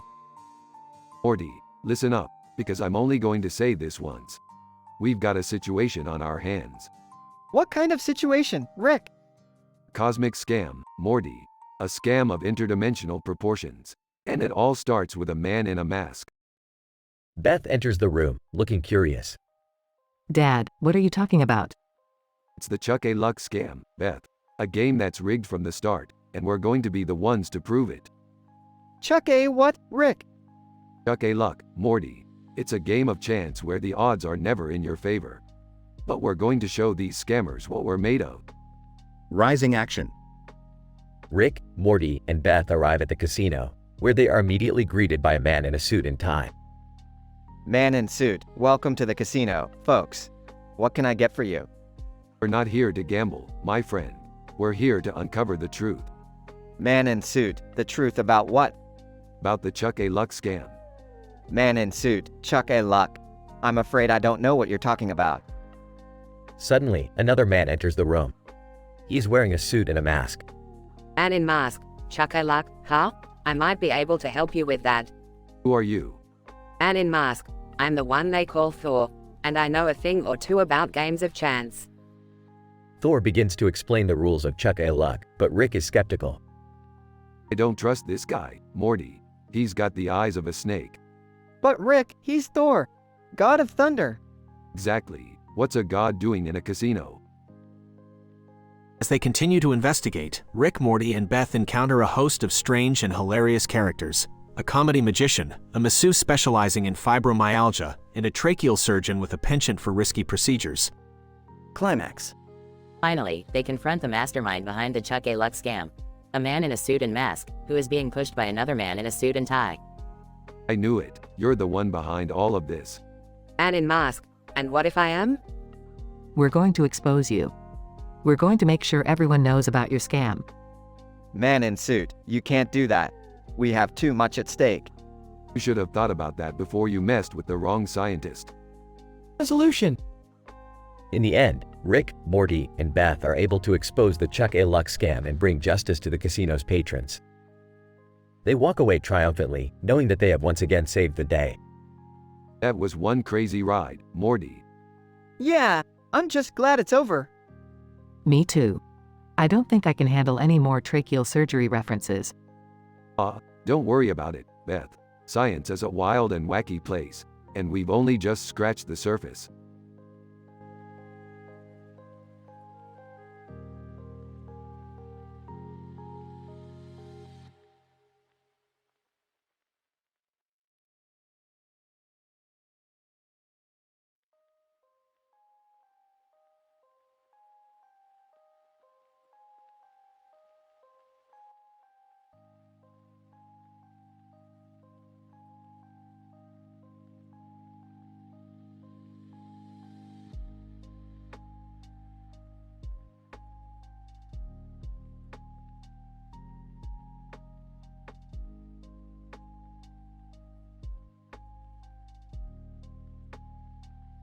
Title: The Marriage of Rick and Morty. Synopsis: Rick and Morty are attending a wedding of a close friend, but things take an unexpected turn when they end up consuming an experimental substance that alters their perceptions of reality. Opening scene. Morty, we gotta hurry up. I don't do weddings, Morty. They're always full of sappy speeches, bad dancing, and unbearable small talk. Geez, Rick, can't you just put your grumpiness aside for a day? It's supposed to be a special event. You're right, Morty. I'll put on my best behavior. And if things get boring, I've got some experimental substances in my lab that can spice things up a bit. Oh no, Rick, not this time. We're not going to ruin someone's wedding with your crazy experiments. Suit yourself, Morty. Wait, scene. As the ceremony begins, Rick and Morty find themselves seated next to a man with red hair wearing a green bow tie and a white dress shirt, holding a bouquet of flowers. The man introduces himself as Dr. Harold Smith, a renowned scientist and inventor. Dr. Smith, allow me to introduce myself. I am Dr. Harold Smith, a PhD in physics and inventor of the Smith-O-Matic contraption. Big whoop, Dr. Smith. I'm Rick Sanchez, a multidimensional adventurer and savior of the galaxy. You probably haven't heard of me. Dr. Smith. Oh, I have. Your exploits in the multiverse are the stuff of legend. Oh, guys, the ceremony is starting. Dr. Smith. Of course, of course. Let us observe the wedding of our dear friends with reverence and dignity. Scene. After the ceremony, Rick and Morty find themselves at the reception, where they're approached by the singer Ed Sheeran, who regales them with funny wedding stories. Ed Sheeran, you guys are Rick and Morty, right? Man, I love your show. Say, have I got a funny wedding story for you?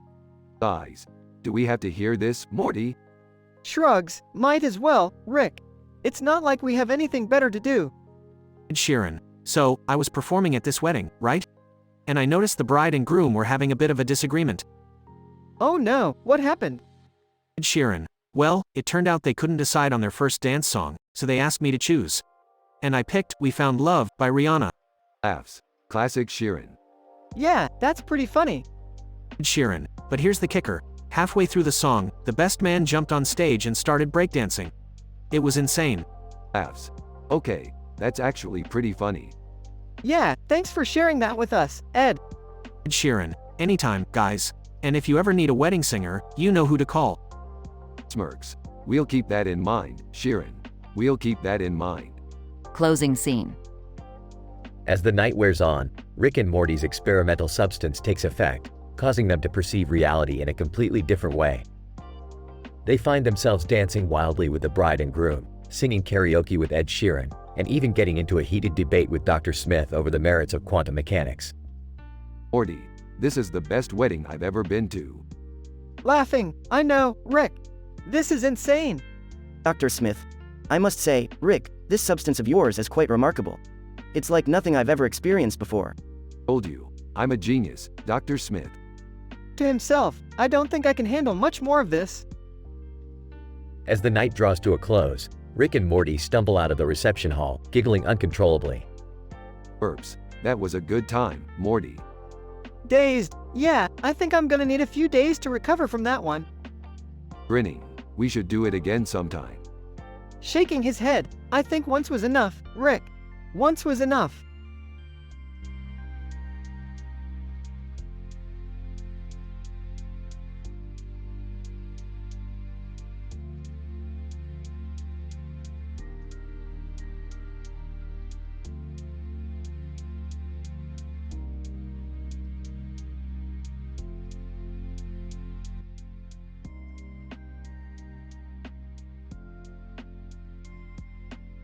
Title: Frogonomics. Synopsis. In this episode, Rick and Morty encounter a sentient frog who has developed a highly productive society of advanced amphibians. The frog, Kermit, appears to be a scientist, with a laptop on the table behind him as he sips coffee and scrolls through data. Morty is in awe of the frog's work and asks what kind of research he is conducting. About the frog. I am currently analyzing the economic viability of a cooperative community system amongst my fellow amphibians. Rick, oh boy, Morty, look at spreadsheet proficiency on this guy. He's like the Gordon Gecko of frogs. Morty, but why focus on economics? I thought frogs just lived in ponds. How about the frog? Contrary to popular belief, the study of economics applies to all societies, regardless of species or habitat. Through my research, I have found that implementing a system of distribution and resource allocation has greatly increased our quality of life as a frog society. Rick, I don't know about frog society, but I could definitely use some resource allocation in my life right about now.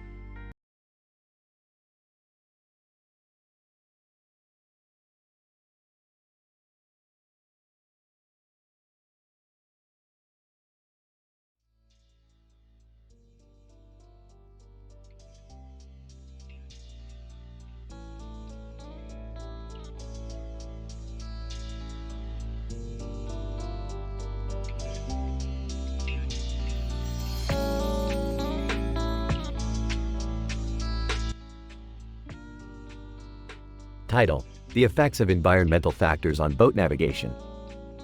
Introduction. In this episode, we explore the effects of environmental factors on boat navigation. Our research team takes a boat on a body of water near an island with a lighthouse and another boat, while wearing physiological monitors to examine the impact on heart rate and stress. This research was conducted in Istanbul, Turkey, with the assistance of Old Navy. Dr. Smith, good morning, team.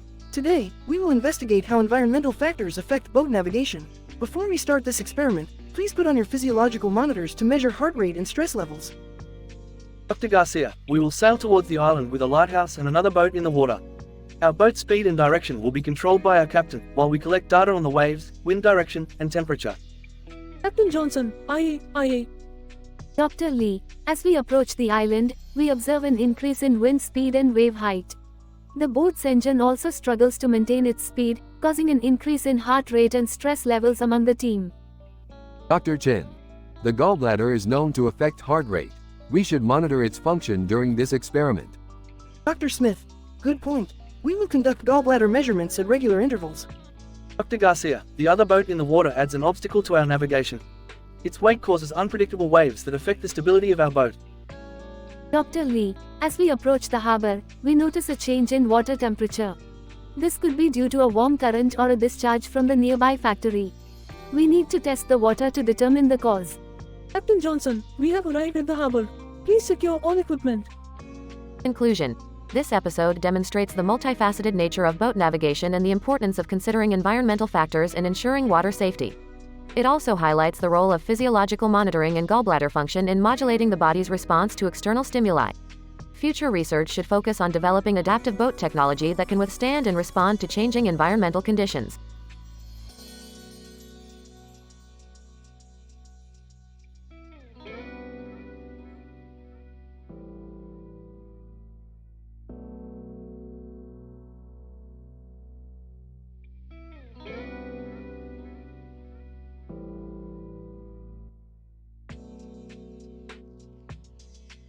Title: Examining the Nitrogen Uptake in Acorn Squash by Glozal Green.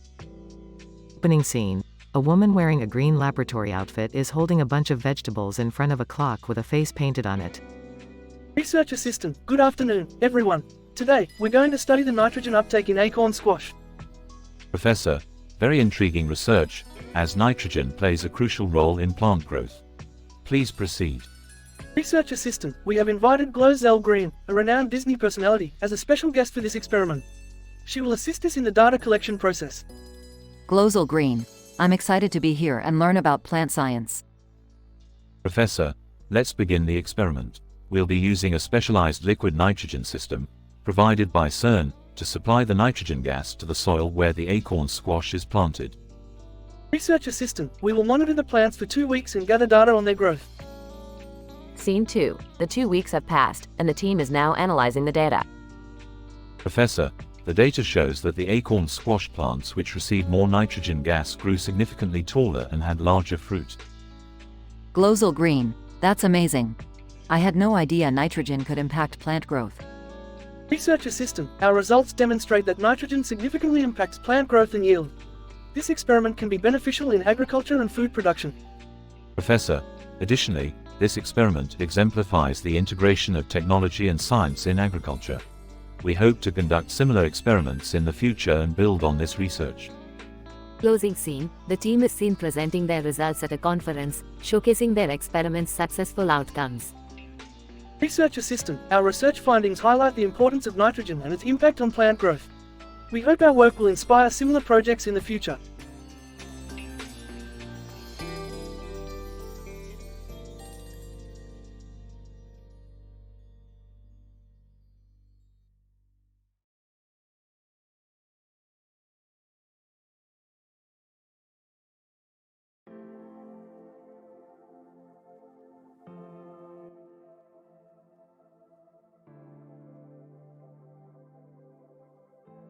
Title: The Chaotic Hilarity of Interdimensional Poster Parties and Haunted Cooking Shows. In this episode of Rick and Morty, our intrepid duo are joined by Summer as they explore the multiverse in search of the ultimate poster party. Armed with Doctor Who-inspired sonic screwdrivers and a questionable level of sobriety, they stumble upon a dimension where cartoon characters gather for a feast. Morty, Summer, we're about to enter a dimension where the laws of physics are mere suggestions and the party never stops. Oh, Rick, I don't think I'm ready for this. Can't we just watch TV or something? Come on, Morty. This is a once-in-a-lifetime opportunity. Who knows what kind of crazy characters we'll meet? As they enter the cartoon dimension, they are greeted by a colorful array of characters from Disney, Nickelodeon, and even Office Depot Doraemon. Well, Albie, we've hit the jackpot. Is that? No, it can't be. What is it, Morty? Who do you see?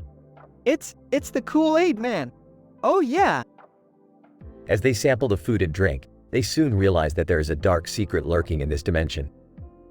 The cooking show that supplied the feast is haunted by a vengeful chef who was murdered on live TV. Rick, this cooking show is cursed. We have to get out of here. Nonsense, Morty. This is the thrill of interdimensional travel. Let's solve this mystery and get some free food while we're at it. As they investigate the haunted cooking show, they encounter a host of spooky characters, including a ghost chef, a demonic sous chef, and a possessed KitchenAid mixer. I can't believe we're doing this. My therapist is going to have a field day with this episode. I don't think I can handle any more of this. Can we just go home? Not yet, Morty. We have to save this dimension from the evil chef's curse and find the missing appetizers. It's all in a day's work for the greatest scientists in the multiverse. And with that, our heroes continue on their chaotic, hilarious adventure, leaving a trail of insanity in their wake. Who knows where they will end up next? The possibilities are endless.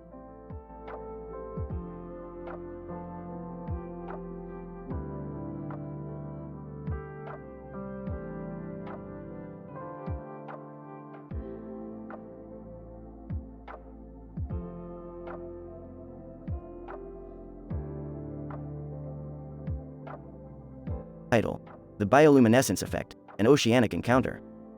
Intro. Our protagonist, Sabrina Carpenter, engages in a swim in the ocean, while simultaneously observing the city skyline in the background. As she continues her swim, she notices a green light within the water, emitting from a light bulb located in the center of it. Sabrina, curious, what could be causing the green light in this particular area of the ocean? As Sabrina approaches the source of the light, she begins to notice a plethora of bioluminescent organisms present in the water. Her discovery triggers a series of scientific inquiries regarding the diversity and ecological significance of such organisms. Sabrina, Could the presence of the light bulb be attracting the bioluminescent organisms to the area? What role do these organisms play in the ocean's food chain? As Sabrina continues to observe and document her findings, she decides to visit a nearby pub to discuss her observations and theories with other marine scientists. Pub Patron 1. Interesting findings, Sabrina.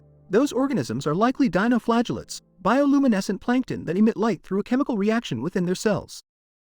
Pub Patron 2. Indeed, they play a vital role in the ocean's food web, as they are a primary source of food for other organisms. Sabrina further discusses potential implications of bioluminescence for human use, including advancements in biomedical imaging and environmental monitoring. Conclusion. Sabrina's oceanic encounter provides insight into the crucial role of bioluminescent organisms in our marine ecosystems and the wider scientific community. It also sparks further inquiry into the potential benefits of bioluminescence for future scientific advancements.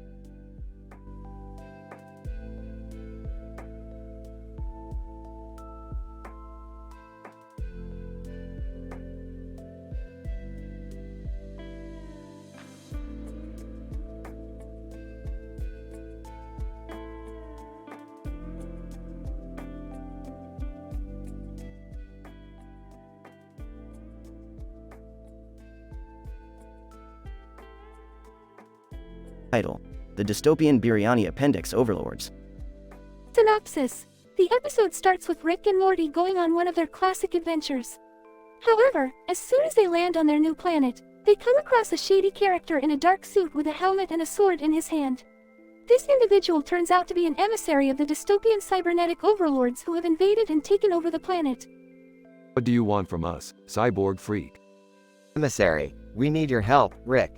Our biryani appendix is malfunctioning, and we cannot repair it. The appendix generates a vital energy that we use to maintain our robotic bodies and rule over this planet. So, we are going to fix their appendix? This is insane! Guys, this might be a bit risky. We don't know what we're getting into. I don't care. I want to see some robotic overlords. Let's do this. Fine. Let's get this appendix thing done and over with. The group gets to work on fixing the malfunctioning biryani appendix. However, as they start the repairs, they realize that something is off. Rick, what's happening? The energy readings are off the charts. This is not good. We need to get out of here, now. As they try to escape, they come across the dystopian cybernetic overlords themselves. Overlord 1, you fools! How dare you meddle with our technology? Overlord 2, you will pay for your insolence with your lives. The group engages in a fierce battle with the overlords, using all the weapons at their disposal. However, just when it seems like they might lose, the biryani appendix suddenly explodes. What the hell is going on? I don't know, Morty, but this is some great craziness. The explosion creates a black hole, sucking everything in its vicinity into a vortex. The group finds themselves floating in a dark void. Are we dead? I don't know. This is beyond anything I've ever experienced. Rick, what's happening? This is some next-level crazy stuff. I have no idea, Morty. But one thing's for sure. We've definitely messed with some forces beyond our understanding. The episode ends with the group floating aimlessly through the dark void, unsure of what their fate will be.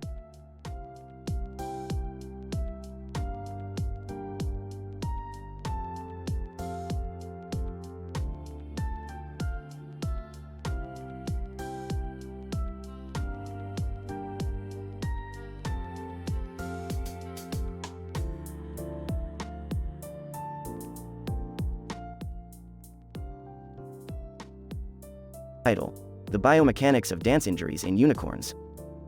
Introduction. The current episode investigates the biomechanics of dance injuries in unicorns while focusing on a green light-up unicorn-shaped object with a horn on top of its head and an additional light-up horn on its head. Materials and methods. The study was conducted within a simulated dance performance, specifically a unicorn ballet disaster. The green light-up unicorn object was programmed to perform complicated dance movements involving jumps, leaps, and spins. The study utilized high-speed cameras and motion capture technology to track the movement, forces applied, and joint angles of the green light-up unicorn object throughout the performance. Results.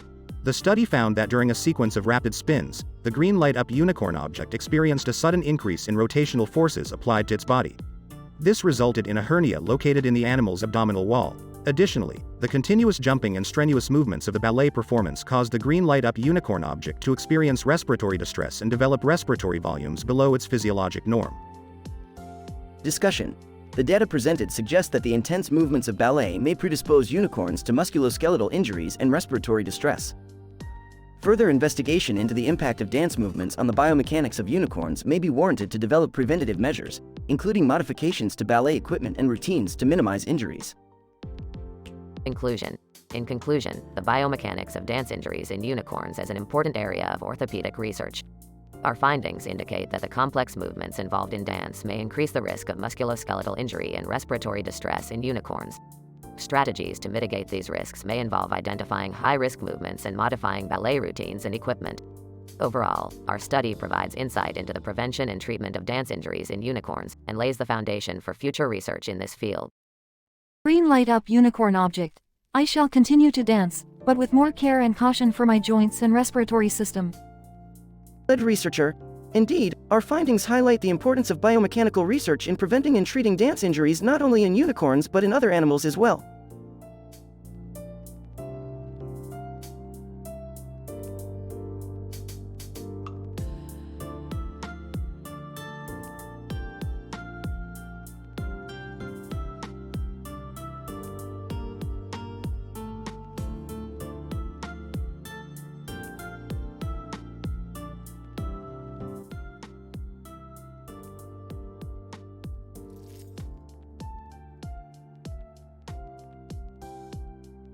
Title: The Green Yoda Crochets an Animation into Science Museums.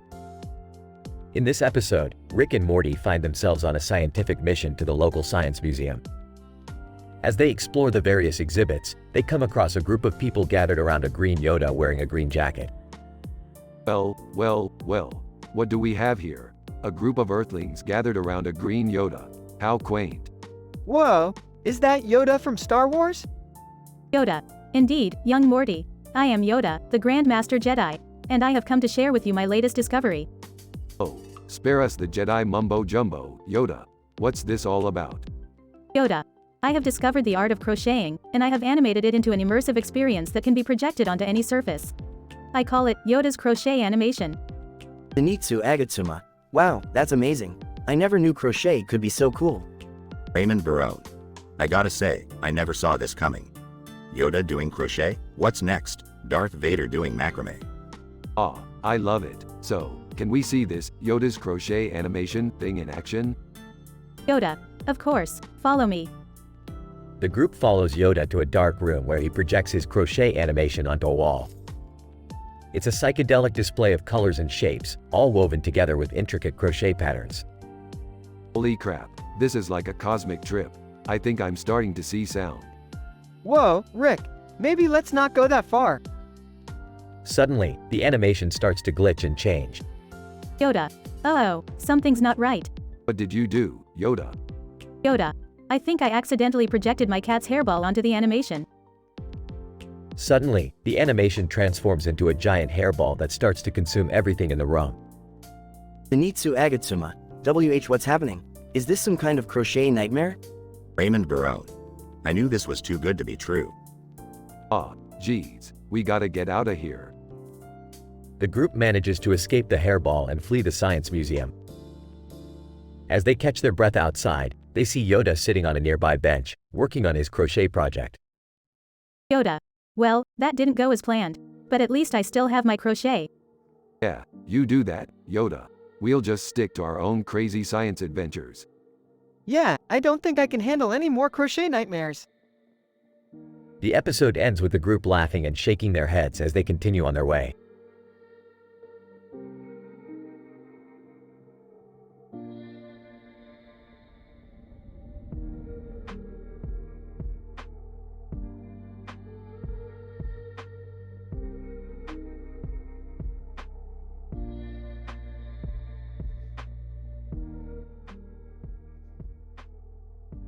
Morty, Summer, I need your help with a subterranean monster threat that's been causing seismic activity. A monster? Like, with claws and fangs? And tentacles?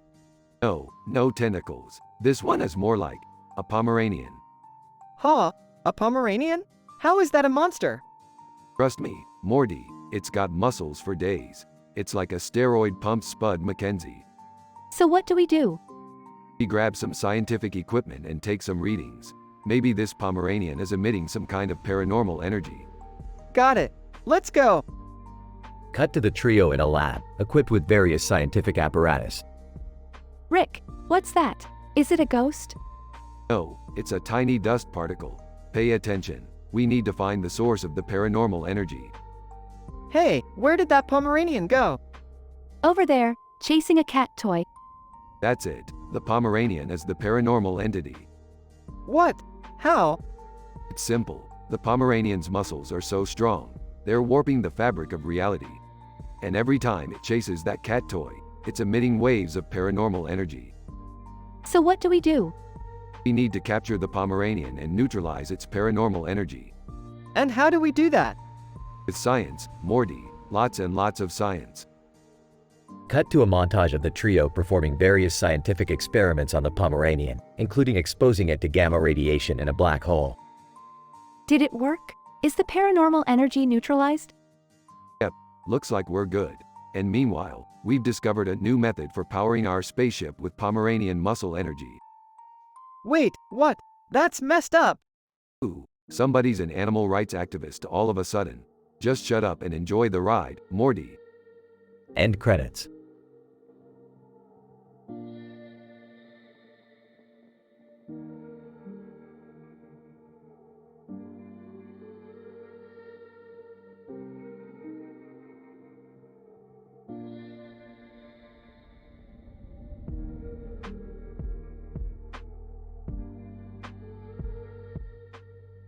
Title: The Quantum Conundrum of Unexpected Encounters. The episode begins with Rick and Morty standing in front of a dark background with a light shining on them. They are joined by their friends, the cartoon character group, consisting of Bugs Bunny, SpongeBob SquarePants, Tom and Jerry, and Pikachu. Suddenly, a person holding a gun appears from the shadows, causing the group to scatter. What the hell is going on? SpongeBob: I don't know, but I'm not sticking around to find out. Bugs Bunny: what's up, Doc? I didn't sign up for this. Looks like we've stumbled upon a temporal rift. We need to use the dates we have to triangulate our position. As they use their dates to navigate through the rift, they come across unexpected encounters with wild animals, including a pack of wolves and a giant panda. Tommy Pickles, who has been fearless throughout the adventure, tames the animals using his baby charm. Tommy, don't worry guys, I've got this. I've been dealing with wild animals since I was a baby. Pikachu, impressed by Tommy's bravado, approaches him with a piece of cauliflower as a gift. Suddenly, the group is interrupted by a ghostly apparition, who demands that they surrender their dates. Ghostly apparition, I need those dates to power my time machine. Give them to me or face my wrath. Rick, always ready for a challenge, pulls out his trusty portal gun and opens a wormhole around the ghostly apparition. The apparition is sucked in, and the wormhole closes. Looks like we dodged a bullet there, Morty. Nothing like a little quantum conundrum to get the blood flowing. The group, shaken but still together, leaves the temporal rift and heads back to their own universe, ready for whatever craziness the next adventure holds.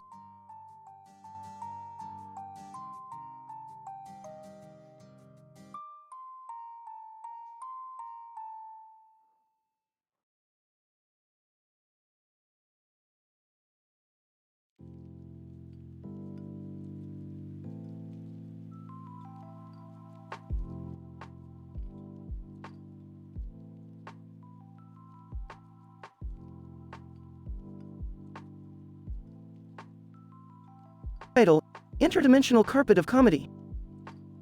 Opening shot of Rick and Morty in the garage, where Rick has invented an interdimensional carpet capable of transporting them to the world's funniest moments from different comedies across the multiverse. Morty, I've done it. This interdimensional carpet can take us to the funniest moments in any universe. Wow, Rick, that sounds awesome. Rick and Morty hop onto the carpet and use it to travel through the multiverse, landing in front of a group of men on a red carpet. Whoa, Morty, we've landed on the red carpet of the Comedy Central universe. These guys look like they've got some good jokes. Character 1. Hey, who are you guys? I'm Rick, and this is Morty. We've come to experience the funniest moments in the multiverse. Character 2. Well, you've come to the right place. Right, boys? All the characters nod in agreement, and suddenly Scary Terry appears. Scary Terry, you think you can just show up here and hijack our comedy universes? Scary Terry, calm down. We're just here to have a laugh. Scary Terry, nobody hijacks my universe's comedy moments. Suddenly, the carpet malfunctions and sends the group hurtling through different universes, landing in front of various Comedy Central TV shows. They witness some of the funniest moments from South Park, The Daily Show, and Tosh.0. Rick, this is amazing. We're seeing all the funniest moments from across the multiverse. I know, Morty. I'm a genius. Scary Terry, hey, I have to admit, this is pretty funny. Maybe we should team up and hijack some universes together? Now you're speaking my language, Scary Terry. The group ends up crashing a roast of Jerry Seinfeld, where they all take turns making brutal jokes at each other's expense. Alright, that's enough laughs for today. Time to head back to our own universe. I don't know, Rick. I could use a few more laughs. Fine, we'll stay for a little longer. But don't blame me if your sides start hurting from all the laughter. The group continues to travel through the multiverse, experiencing the funniest moments from across the universe. As the episode ends, the carpet malfunctions once again, sending Rick and Morty hurtling through time and space, laughing all the way. Rick, this is the best day ever. That's science for you, Morty. It's always full of surprises.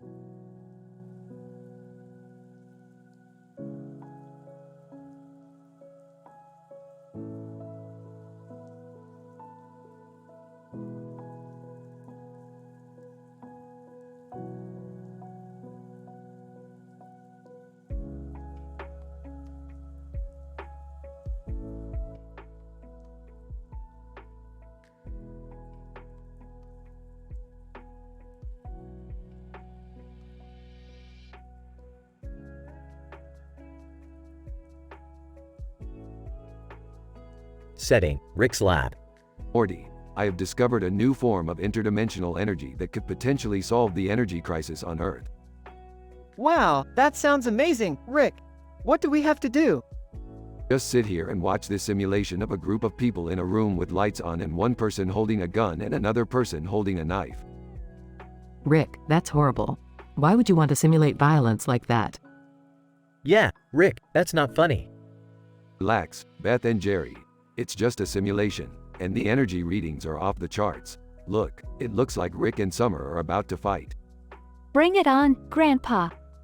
Aw, you think you can take me down, Summer? I'm a genius scientist and a master of martial arts. Rick, you're not really going to fight Summer, are you? Of course not, Morty. It's just a simulation. Now, let's see what happens when Jerry appears to save the day. Fear not, citizens. Jerry is here to save the day. Jerry, what are you doing here? I heard a commotion and came to investigate. And it looks like I arrived just in time. Jerry, you're not going to get involved in this simulation, are you? Of course I am, Rick. I have to protect my family. Fine, Morty. Let's adjust the simulation to make Jerry the hero. Rick, I don't think that's such a good idea. Nonsense, Morty. It's a simulation. What harm could it do? The simulation glitches and starts to unravel. Rick, what did you do? Oh, looks like we messed up the simulation. Everyone brace for impact. The lab explodes and the group is transported to a different dimension. Rick, what do we do now? Don't worry, Morty. I'm here to save the day. Jerry, you don't even know where we are. Details. Let's go explore this new dimension and find our way back home. Rolling his eyes, fine. But I'm in charge.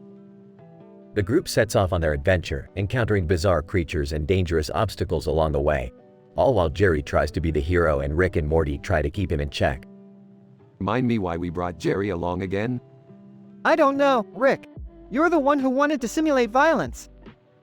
Rick, you need to think about the consequences of your actions. Hey, look at me. I saved the day. Dying. Great. Now let's get out of here before anything else happens. The group finally makes it back to their own dimension, exhausted and covered in alien slime. Rick, please promise me you won't do anything like that again. Grinning. Can't make any promises, Beth. Who knows what kind of adventure awaits us next? Groaning. Oh geez.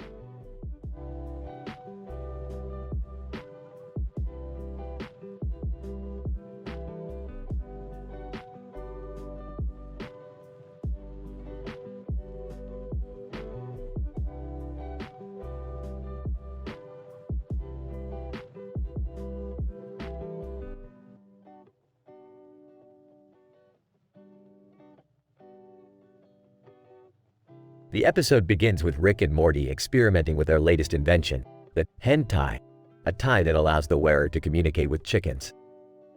As they put on the hen ties, they become enthralled by the chickens and start communicating with them in their own language. Morty, this is amazing. We can finally understand what these chickens are saying. Yeah, Rick, but do we really need to understand what they're saying?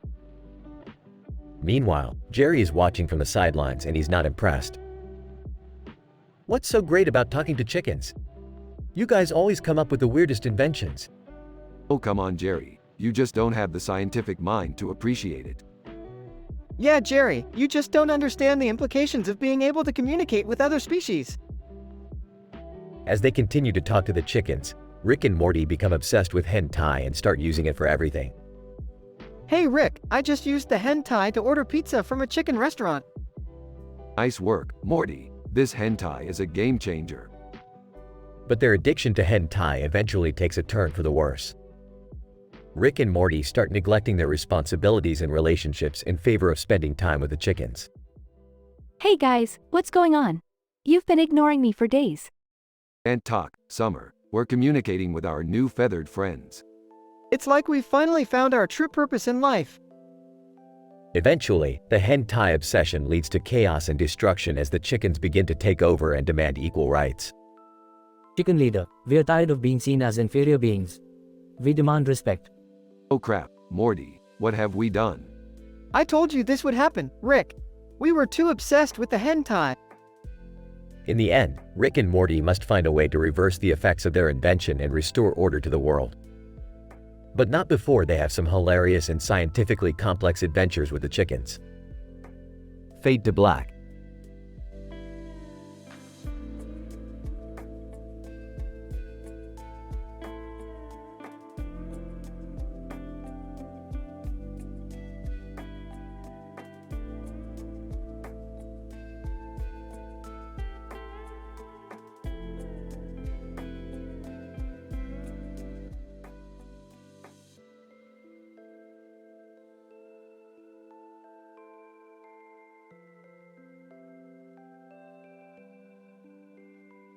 Title: The Rhinoplasty of Kings 2. Opening scene. Rick and Morty are dropped off on the streets of Amsterdam by the spaceship. Rick tells Morty that they're there for a karaoke contest, but Morty is hesitant because he doesn't like singing. Rick tells him not to worry and hands him a pamphlet for a local Ashitsu massage parlor. I don't get it, Rick. What does a massage have to do with karaoke? It's all part of my master plan, Morty. Just go with it. Cut to the karaoke contest, where the prize is a crown and the title of King of Pirate Karaoke. Rick and Morty sign up for the contest, and they're quickly introduced to the reigning champion, a man with a beard and a crown on his head, the King of Westerns. King of Westerns. Greetings, peasants. I am the King of Westerns, and I will let you know now that my singing voice is unparalleled. Unparalleled? More like unbearable. Morty, we gotta take this guy down. But I don't even know how to sing. That's where the Ashitsu massage comes in. It will enhance your vocal cords and give you the edge you need to beat this guy. Morty reluctantly agrees, and they head off to the massage parlor. Cut to the massage parlor, where Morty is getting his feet massaged by a Vorlon, a mysterious being from Babylon 5. Excuse me, Mr. Vorlon. Can you tell me how a foot massage is going to help me sing? Vorlon. The answer is within you, young Morty. You must reach deep within yourself to find the power of your voice.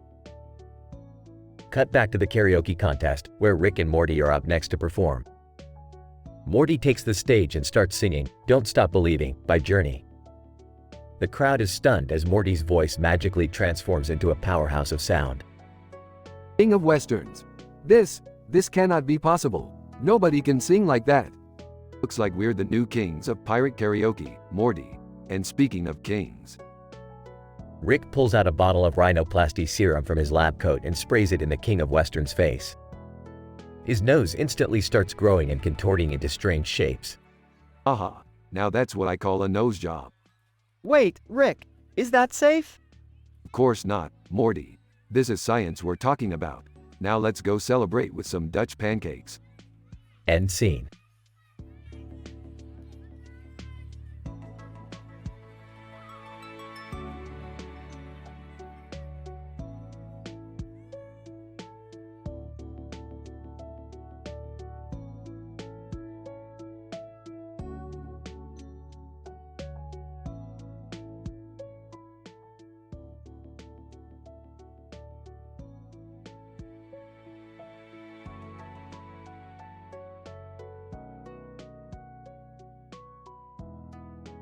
Title: Possessed Child Terror, the Neuroscientific Explanation.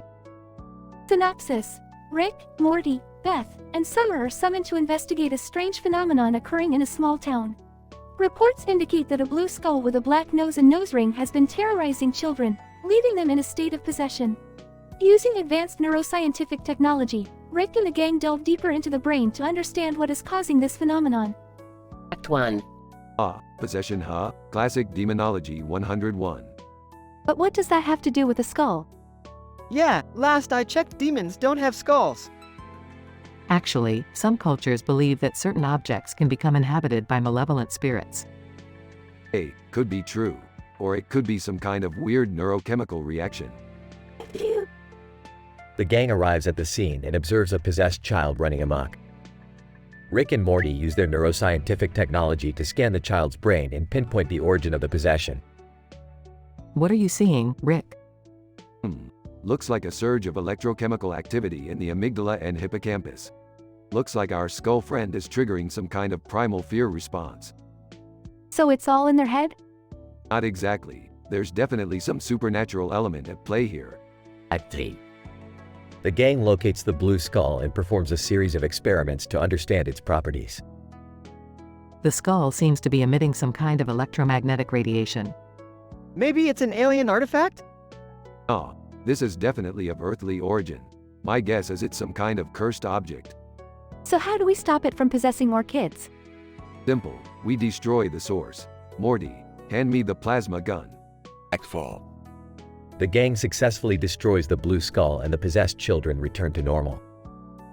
Well, that was certainly a bizarre case. Yeah, I never thought I'd see a blue skull possess a bunch of kids. At least it wasn't a giant spider or something. You know what, Morty? That's actually a good idea.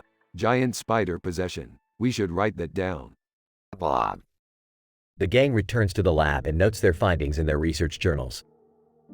So, what did we learn today? That the human brain is a complex and mysterious thing, and that possession is not just a simple matter of supernatural intervention. Yeah, and we vaporized a skull with a plasma gun. That was pretty cool. I'm just glad those kids are okay. Yeah, me too. Now if you'll excuse me, I have a giant spider to create.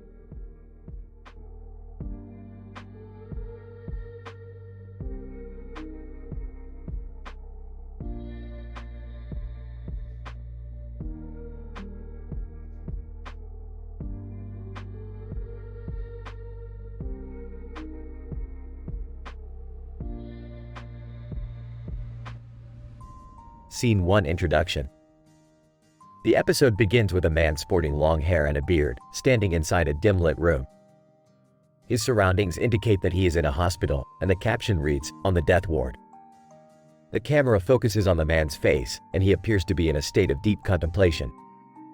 And it is interesting to note that death is an inevitable aspect of life, yet we spend a significant amount of our lives trying to avoid it.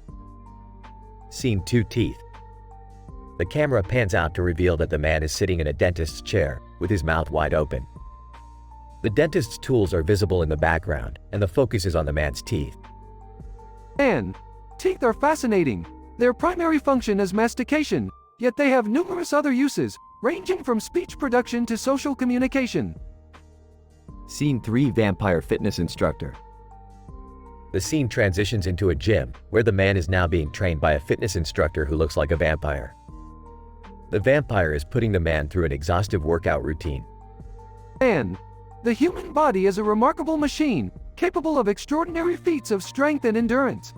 However, it is essential to maintain physical fitness to ensure optimal health. Scene 4:1 does not simply meme 2. The man is now sitting in front of his computer, browsing through memes. The caption reads, "One does not simply meme 2." And memes are a form of communication that transcends geographical and cultural boundaries. They provide insights into the collective psyche of the modern age. Scene 5 conclusion. The episode concludes with the man walking out of the hospital, looking more at peace than he did in the beginning. And death is a natural part of the life cycle, and it is essential to embrace it as such. By doing so, we can live more fulfilled lives and appreciate the time we have.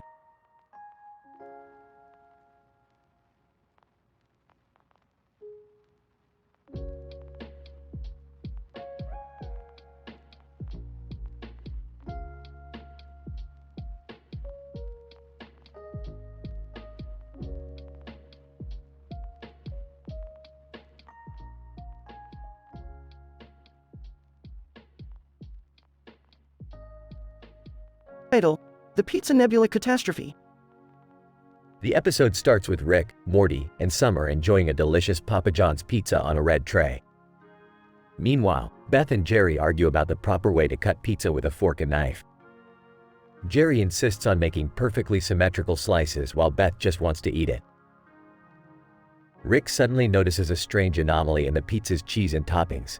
It resembles the chicken nebula from a corner of the galaxy far away.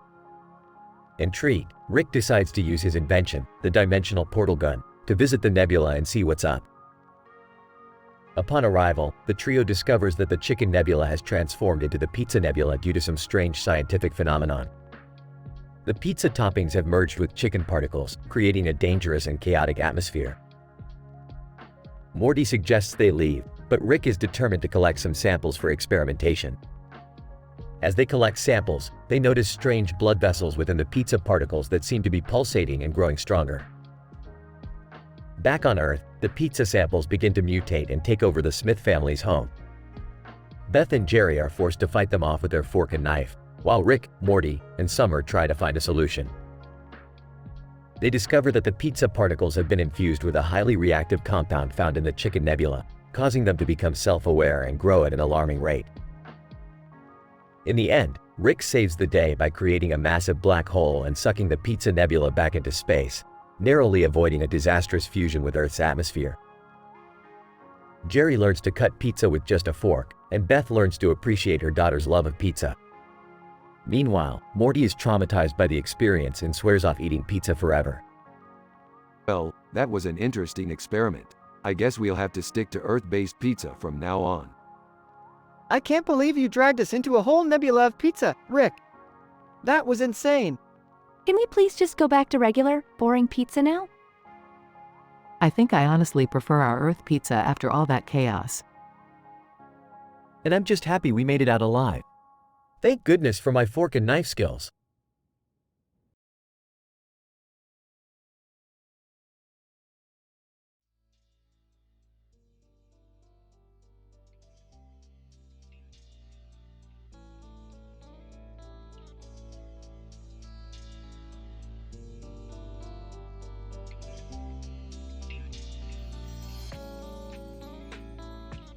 Title: The Mexican Tempestuous Clouds of Doja Cat. Synopsis. In this episode, Rick takes the Smith family on an adventure to Mexico, where they stumble upon a peculiar painting of two women hugging each other with stormy clouds in the background. Upon closer inspection, Rick discovers that the painting is a gateway to a parallel universe where everything is different, even the language. 1. In the words of the great Mexican physicist, Carlos Fuentes, the painting is not just a painting, it's a portal to a new dimension. 2. Whoa, Rick, I don't know about this. It sounds dangerous. 3. I don't care about danger, as long as I get to see some cool Mexican architecture. 4. Wait, are we going to a different universe or something? 5. I don't care where we're going, as long as it's not a Jerry adventure. 6. Alright, hold on tight, we're about to travel through the painting. 7. As the Smith family travels through the painting, they find themselves in a parallel universe where they don't understand the language. 8. What are they saying? I can't understand a word.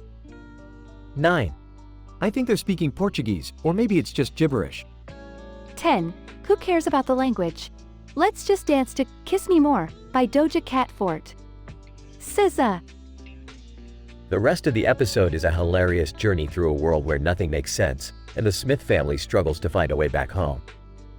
Rick and Morty encounter a group of genius scientists who conduct experiments on them, while Jerry and Beth find themselves navigating the intricacies of a different culture. Summer just keeps dancing the night away, oblivious to the chaos around her. In the end, the Smith family manages to find their way back to their own universe, grateful for the adventure but happy to be home.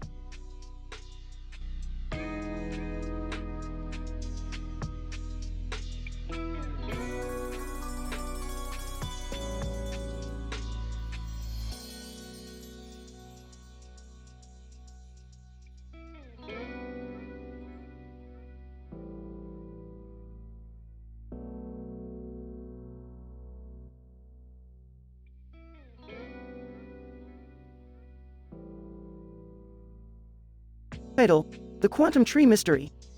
Opening scene. Rick, Morty, Jerry, and Beth are in the living room. Rick is tinkering with a new invention. Morty, Jerry, Beth, I've invented a device that can detect the quantum state of trees. Oh, what's the point of that, Rick? Yeah, can't we just look at the trees? You don't understand the implications of this, Jerry. We could use this device to uncover the mysteries of the universe. Sarcastically. Oh, goody. Another adventure. Miss Marple, Human Resources Manager from the Quantum Research Team, arrives. Miss Marple, good day, everyone. I'm here to oversee your use of the quantum tree detector. We must ensure its proper handling. Scoffs, proper handling? You obviously don't know who I am. Miss Marple, actually, I do. That's why I'm here. The team sets out to the nearby forest to test the device. Whoa, Rick, there's a ton of trees here. How are we supposed to find the quantum one? Smirks. Easy, Morty. We just need to follow the science. They eventually come across a strange-looking tree. That's the one, right? The quantum tree? Excitedly, yes, let's try the device.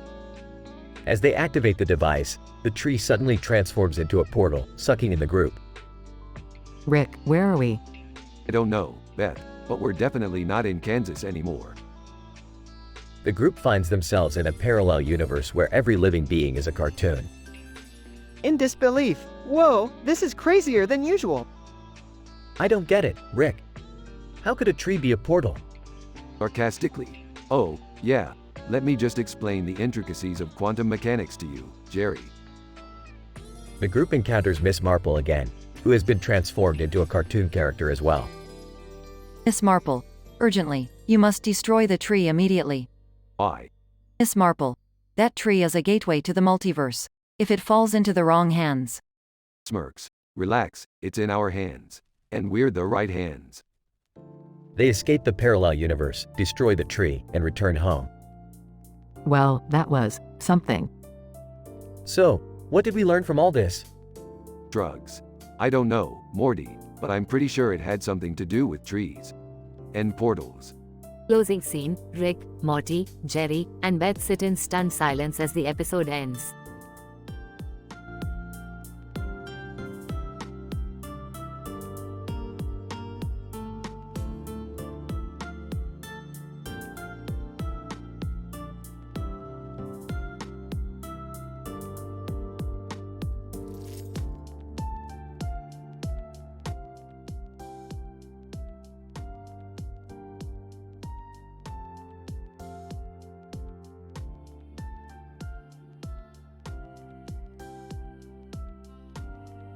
Title: Asterisk Asterisk the Effleurage Bismuth Eggplant Train Mystery. Act 1. Asterisk. Rick and Morty are bored on a lazy afternoon, and Rick suggests they attend a sci-fi trivia night in a local bar. Morty excitedly agrees, and they head out. After a few rounds, Rick notices a blurry photo of a train with the words "train" on its side and a building in the background.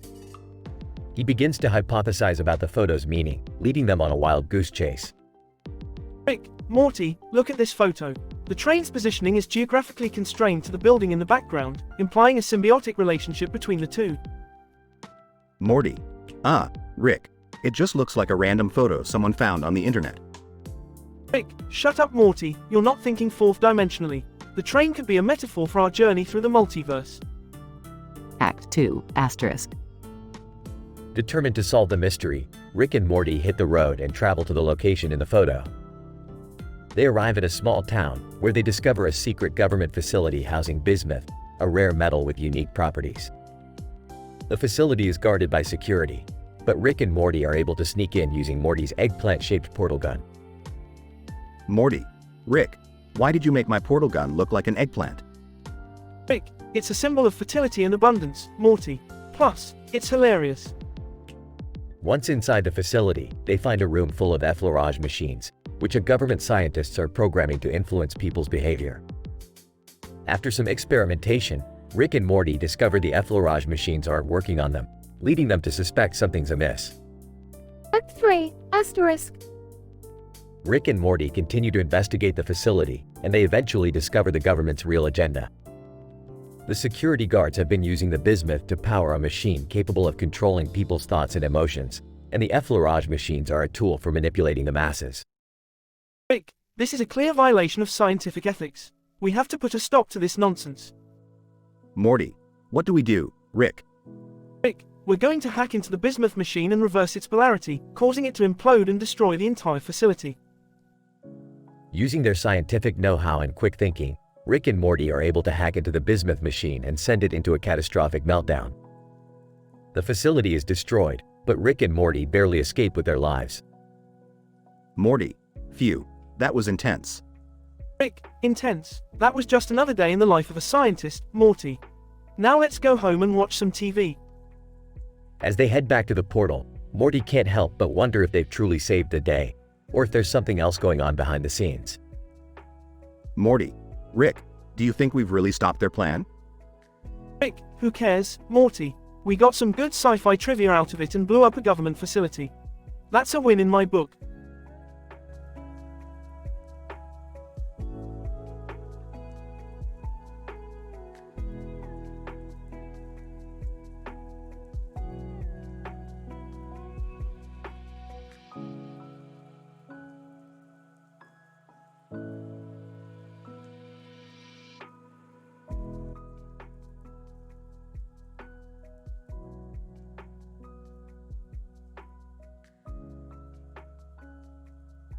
Title: The Spider-Verse Paradox. The episode opens with Rick and Morty exploring a quantum reality where they encounter a man standing in front of a giant Spider-Man in a field of grass with a sky background. Rick identifies this as a paradoxical universe where the principles of quantum mechanics and reflexology converge. Jerry, who has inadvertently tagged along, gets bitten by a radioactive spider and gains spider-like abilities. He becomes the Spider Jerry and starts to rant about Black Mirror and parodies of famous songs. As they navigate through the spider-infested reality, they stumble upon a transmission leak from an alternate dimension where Tom Cruise is leading the War of the Worlds against an army of Nike zombies. Rick and Morty try to help but get caught up in their own paradoxical problems.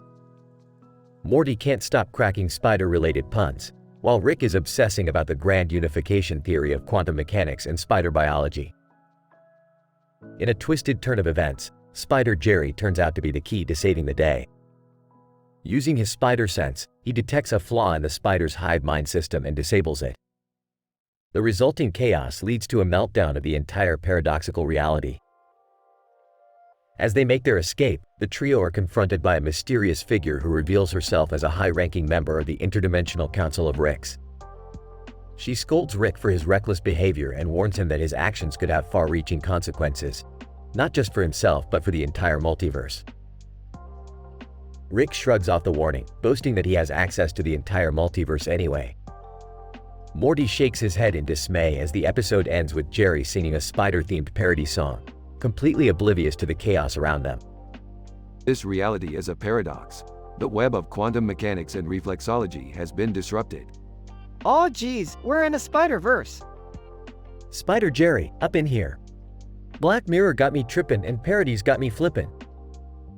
Spider, my spider sense is tingling. I sense a leak from an alternate dimension. Tom Cruise, come with me if you want to live. We're taking the fight to the Nike zombies. The grand unification theory of quantum mechanics and spider biology is nearly within my grasp. High ranking, you're playing with fire, Rick. Your actions have consequences for the entire multiverse. I have access to the entire multiverse. What could possibly go wrong? Gotta spin some web, can't get away. From the radioactive spider that bit me today, why?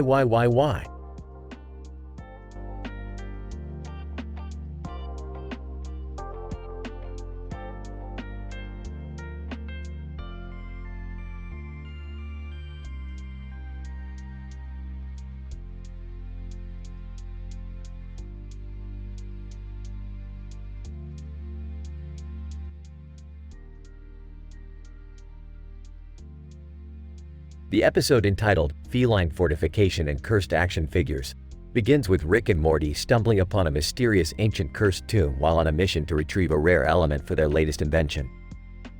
As usual, Rick disregards warnings and proceeds to open the tomb, releasing a malevolent force that possesses Morty's action figures on the nearby table. What could go wrong, Morty? It's just an ancient cursed tomb. I don't know, Rick. Seems like a bad idea. Meanwhile, back at home, Jerry is trying to cook fettuccine alfredo for the family dinner but is struggling to get it just right. Summer is helping him, but Beth is at a physical education conference and not available to assist. I don't understand why this isn't working. I followed the recipe exactly. Dad, you forgot the butter. And you overcooked the pasta. As the possessed action figures wreak havoc on the house, the family must band together to stop them. However, their efforts are complicated by the appearance of a Devon Rex cat in the middle of the room, also possessed by the malevolent force. Beth, via phone. What's going on? Is everything okay? Mom, we're being attacked by possessed action figures and a cursed cat. I'm sorry, what? Amidst the chaos, Captain Falcon action figure emerges as the leader of the possessed toys and challenges the family to a showdown. The battle is intense, but ultimately the family prevails, banishing the malevolent force back into the tomb. Phew, that was intense. I don't think I ever want to deal with cursed action figures again. Jerry, holding up a now perfect plate of fettuccine alfredo. At least dinner turned out amazing. Hey, could have been worse. At least we didn't accidentally summon an elder god or something. As the episode ends, the camera pans out to show the tomb sealing itself shut once again, the malevolent force contained for now.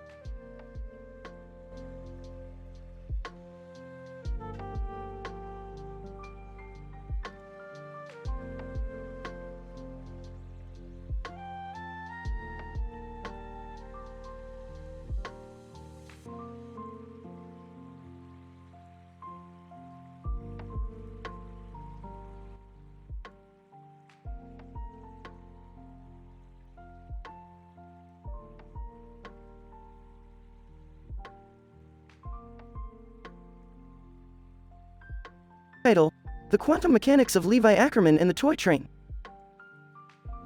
The episode begins with Rick, Morty, and Summer traveling to a winter wonderland planet known for its advanced toy technology. As they wander through the snow, they come across a toy train on a track. Rick, being the scientific genius he is, decides to examine the train. This train seems to be operating on some advanced quantum mechanics principles. I wonder who could have created such a masterpiece. Oh, Rick, it's just a toy train. Why are you getting so worked up? Yeah, can we just continue on with our trip? I don't really care about toy trains. But Rick is already in deep thought analyzing the train and its mechanics. Suddenly, Levi Ackerman from Attack on Titan appears out of nowhere. Levi, what are you guys doing here? This is my planet. Well, excuse us, Captain Clean Freak. We're just examining this toy train. Levi, toy train? That's no ordinary toy train. That train was designed by the master physicist, Max Planck. Max Planck? I've studied him in school. He's like a big deal, right? Can we please just focus on getting out of this frozen wasteland?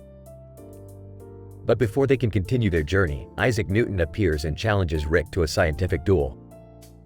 Isaac, I hear you're quite the physicist. Rick, let's see who's truly the master of quantum mechanics. Rick accepts the challenge, and the scientific duel of Isaac Newton and Rick Sanchez begins. They're throwing scientific equations and theories left and right, and the atmosphere becomes tenser with each passing moment. Meanwhile, Morty and Summer are exploring the planet and come across the toy train's creator, Max Planck. Max, hello there. I see you've taken an interest in my toy train. It's quite a fascinating piece of machinery. Yeah, Rick's, obsessed with it. Is there any way we can use it to get off this planet? Max, I might be able to modify it to transport you back to your ship. But it'll take some time. We can wait. Rick's busy with his nerd battle. Eventually, the duel concludes, and Rick is declared the winner. Isaac concedes defeat and disappears into thin air. As Rick and his grandchildren reunite, Max comes running towards them. Max, I've done it. I've modified the train to transport you back to your ship. They all hop on the toy train, and it takes off at lightning speed. The train travels through a wormhole, and they're back on their ship in no time. Well, that was a wild ride. I never thought a toy train could be so scientifically stimulating. I still don't get it, but okay. Can we go to a warm planet next time, please? The episode ends with Rick staring longingly at the toy train, unable to let go of the scientific mystery it holds.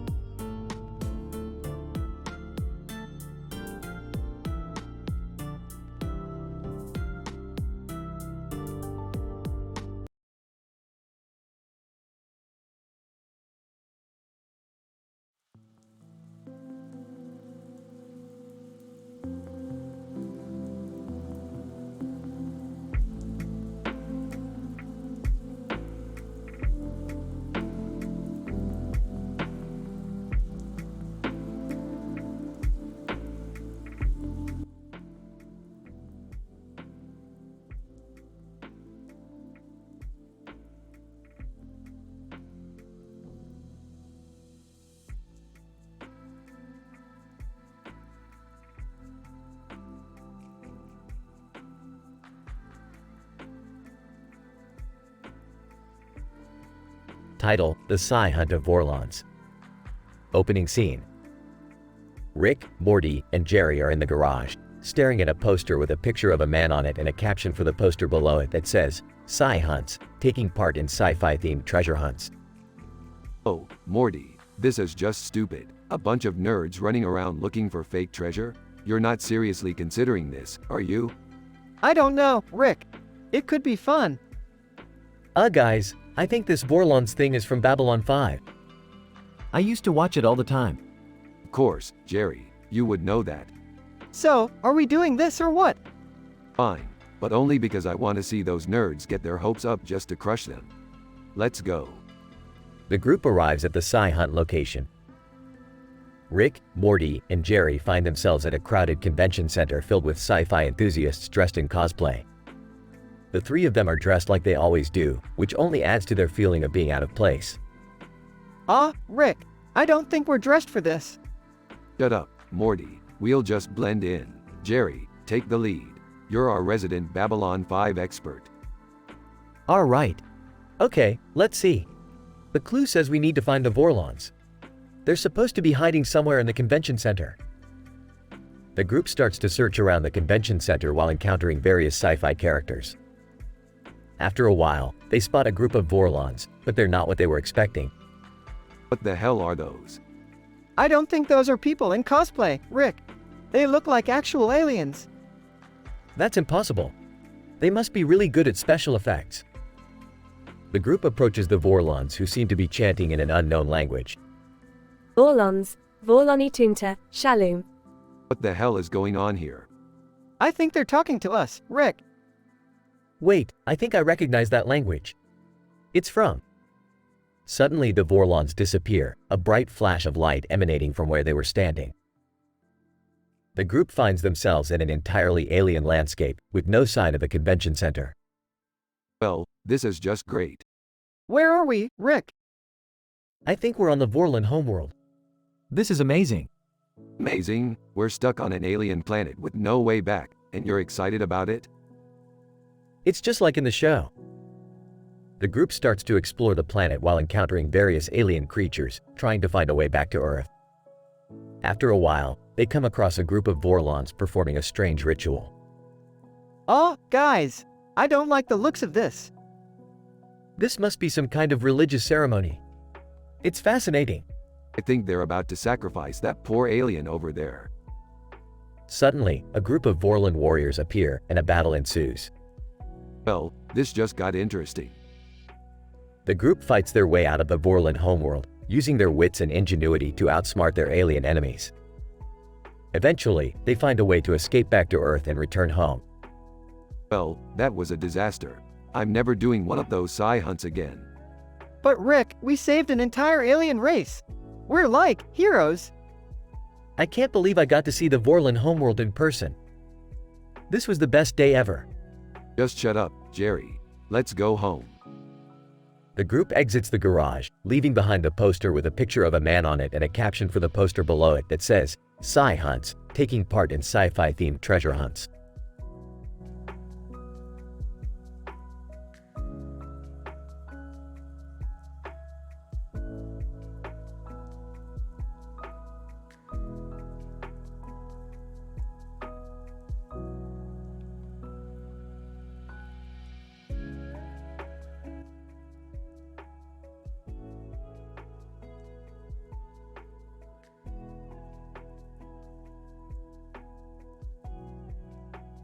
Title: The Blackest of Sabbaths. Synopsis. The episode starts with Rick and Morty standing in front of a black background with neon colors on it and a green background. Rick is seen holding a device that can analyze sound waves to their frequencies, durations, and amplitudes, while Morty appears to be holding a paper on which he's written something. Morty, it seems like the resonance frequency of this black background is precisely on the same wavelength as that of Black Sabbath. How do you explain that? UHHM. I don't know, Rick. But did you know that Ozzy Osbourne was not the original lead singer of Black Sabbath? It was someone named Dave Walker. What? That's preposterous, Morty. I have to analyze this for myself. Rick sets up his device and starts scanning the audio waveforms of various Black Sabbath songs while Morty continues with his research. Hey, you know, Jerry thinks that Ronnie James Dio was the best lead singer of Black Sabbath. What an awful opinion. Agreed. But hold on, Morty. My analysis shows that the band's songs have a peak frequency range of 666 Hz, which is the devil's number. Are you thinking what I'm thinking? Satanic ritual sacrifices, Rick? No, Morty. We're gonna create a new Black Sabbath lead singer using this device. As Rick tweaks the device, Morty reads out the lyrics he's written for the new songs they will create. Suddenly, the device malfunctions and a green portal appears, and out comes a demonic-looking figure. Oh, geez, Morty, looks like we messed up. Quick, everyone, grab the paper bag of spare parts. What is that thing, Rick? I don't know, Morty, but we're gonna have to fight it while we still have our sanity. A wild, hilarious fight ensues as the characters try to stop the demon from destroying the universe, and they eventually manage to defeat it with a sonic screwdriver. The episode ends with Rick and Morty sitting in silence, contemplating their victory. Well, Morty, we may have learned a valuable lesson about interfering with the fundamental forces of the universe. Yeah, Rick, but did you hear my new Black Sabbath lyrics? No, Morty, and I don't think I want to. Hey guys, how about Rainbow being the best Black Sabbath replacement lead singer? Morty, let's build that device to destroy Jerry. The screen fades to black, and the credits roll as Black Sabbath's "The Wizard" plays in the background. End of episode.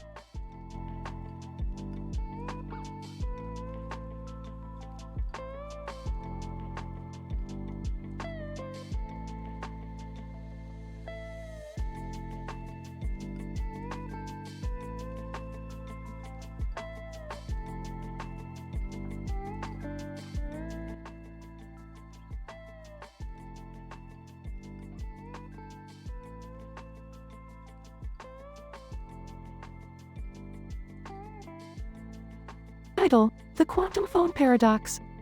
Opening shot. Rick is tinkering with a device while Morty is staring at his phone. Rick looks over and scoffs at Morty.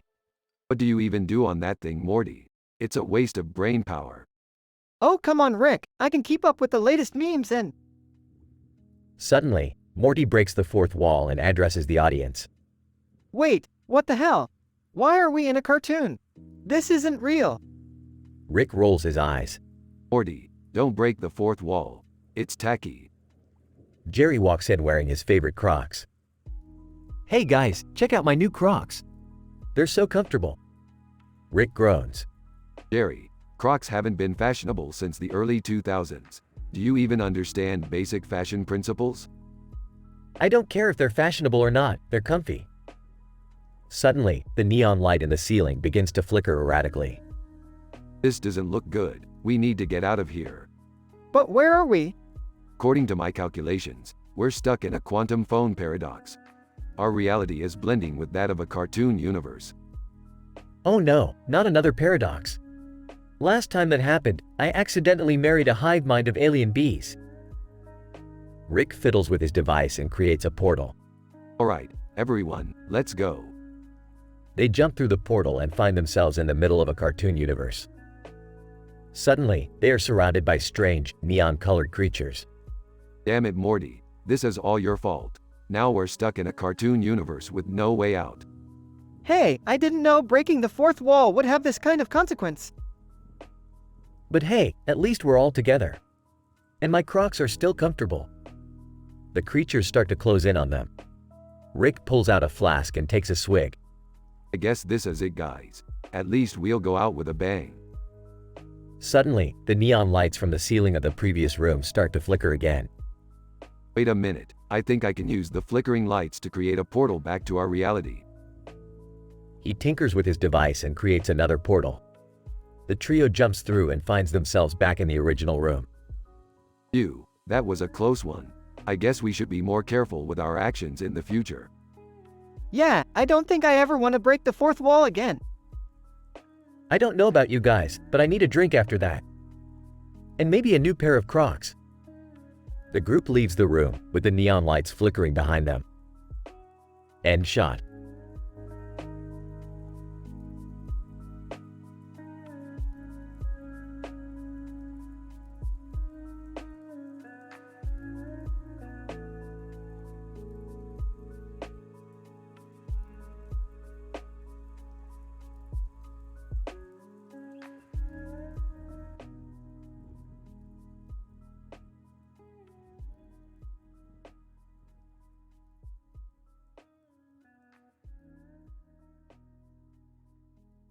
Title: The Zombie Knife Debate.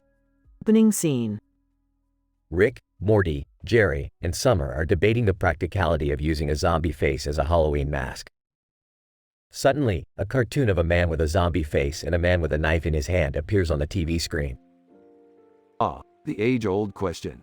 Is it better to go as a zombie or as a knife-wielding maniac? Personally, I prefer to combine the two. Why would anyone want to be a zombie or a murderer anyway? It's like you're asking to get killed or something. I don't know about you guys, but I love Doug Walker. He always has the best Halloween costumes. Can we please stay on topic here? I'm trying to figure out which costume to wear tonight.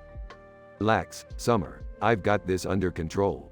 Let's settle this the only way we know how with a scientific experiment. Middle scene. Rick creates a machine that turns them into the respective costumes they chose, but things quickly go awry. Morty turns into a zombie with a knife, Jerry becomes Doug Walker, Summer transforms into a sexy cat, and Rick poos himself. I hate it when these experiments get messy. Morty, put that knife down before you hurt someone. But I can't control myself, Rick. I'm a zombie with a knife. I'm Doug Walker, baby. Yeehaw! Why did I even choose to be a sexy cat? This is so uncomfortable. Okay, everyone calm down. Let's try to reverse the effects of this machine. End scene. After multiple attempts, Rick finally manages to reverse the effects and turns everyone back to normal. Morty is relieved to be human again. Jerry is sad to give up his Doug Walker persona. Summer is grateful to be out of the sexy cat costume. And Rick, he still smells bad. Gross, Rick. You really need to take better care of yourself. I'll miss you, Doug Walker. You were my hero for a brief moment in time. I'm definitely not wearing that costume again. Lesson learned, kids. When it comes to science, sometimes things can get a little messy. Cue laugh track. Overall, the episode is a chaotic mess of jokes and pop culture references, with a healthy dose of scientific experimentation gone wrong.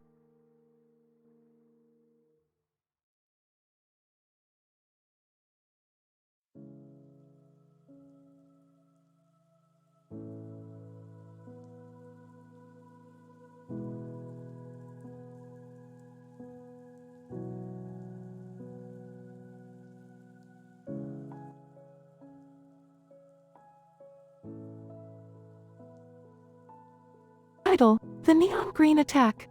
Setting: the Smith's house. Characters: Rick, Morty, Jerry, Beth. Synopsis. The episode begins with Rick and Morty playing a video game on Rick's portal device. Suddenly, a character in the game starts attacking another character with a neon green light emanating from its mouth. Oh Morty, looks like the game is glitching out or something. That's messed up, Rick. That character is attacking the other one with some kind of green laser beam. Jerry walks in and sees the two playing the game. What are you two doing? Is this one of your weird sci-fi games? Oh Jerry, it's actually a glitch or something. The character is attacking with a neon green light from its mouth. Beth enters the room. What's going on here? Mom, Rick says the game is glitching out. Oh no, that's terrible. Can you fix it? I'm working on it, Beth. Just give me a minute. Meanwhile, Morty gets frustrated and in a fit of rage, blows up the nearby Wendy's restaurant. Morty, what the hell? Why did you do that? I don't know, I just got so angry at the glitching game and Wendy's was there. Son, that's not a healthy way to deal with your emotions. You need to find a better outlet. Rick, high on some unknown substance, starts rambling about the scientific explanation behind the neon green attack in the game. You see, Morty, this is all caused by a glitch in the quantum matrix code of the game. It's intersecting with the cosmic radiation wavelengths and causing a disruption in the neural pathways of the character's programming. It's like a digital stroke, Morty. What does that even mean, Rick? I have no idea, Morty. I'm way too high for this. The episode ends with the Smith family cleaning up the mess from the exploded Wendy's and Rick and Morty playing the glitching game, hoping to find a solution to the neon green attack.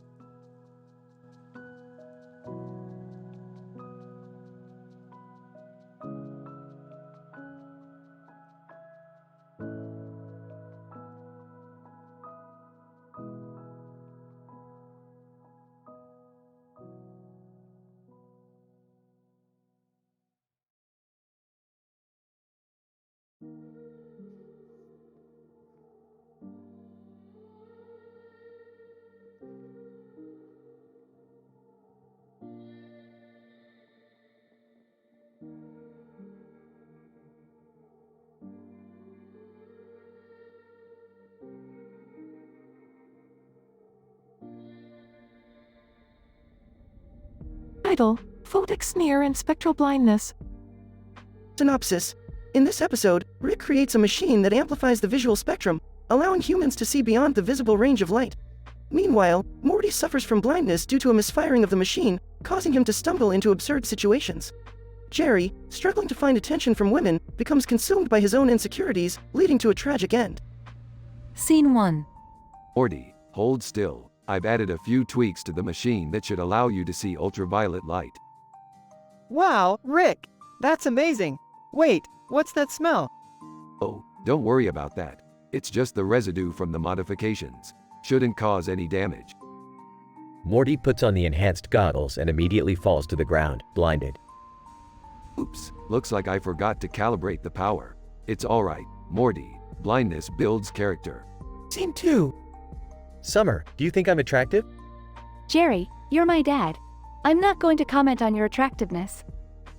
Size. I haven't had a woman look at me in days. What's wrong with me? Dad, you're being ridiculous. Maybe if you stopped focusing on your looks, you'd be more attractive. Jerry storms off in a huff and walks into the enhanced spectrum light. Hey, what's this do? Whoa, I feel weird.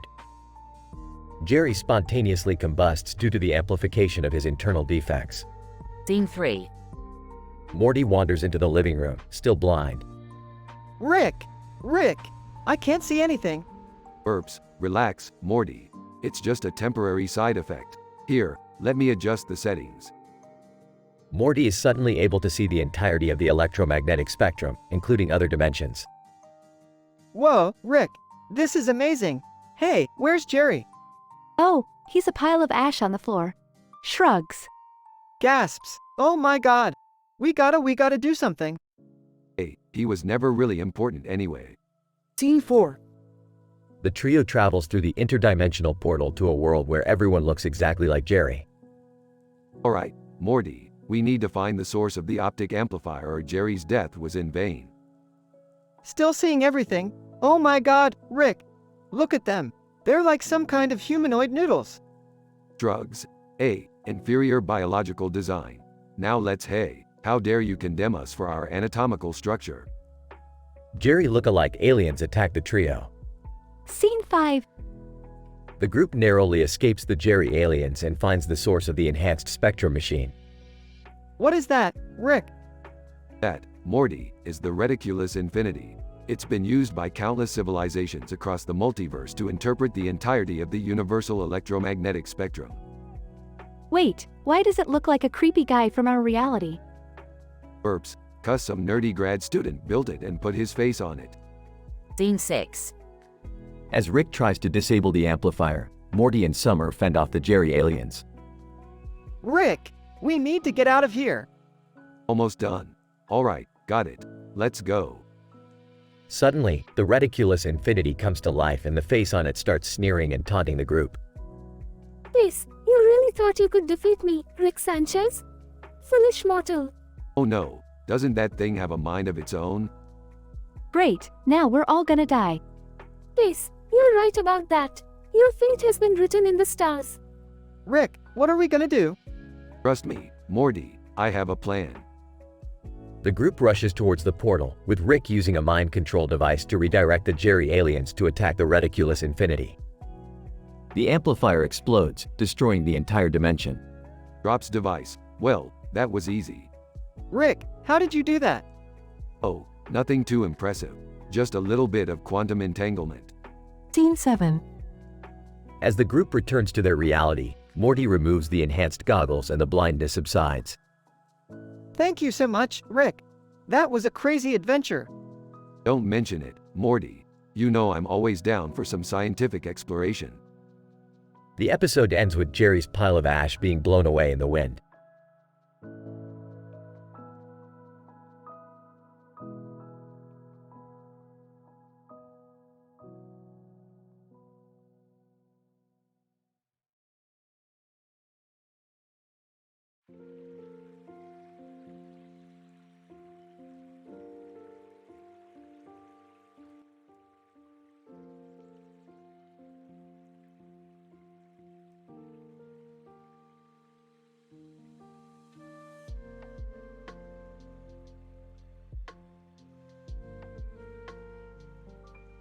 Title: The Quantum Race of Juicy, Harley Quinn, and Noah Centineo.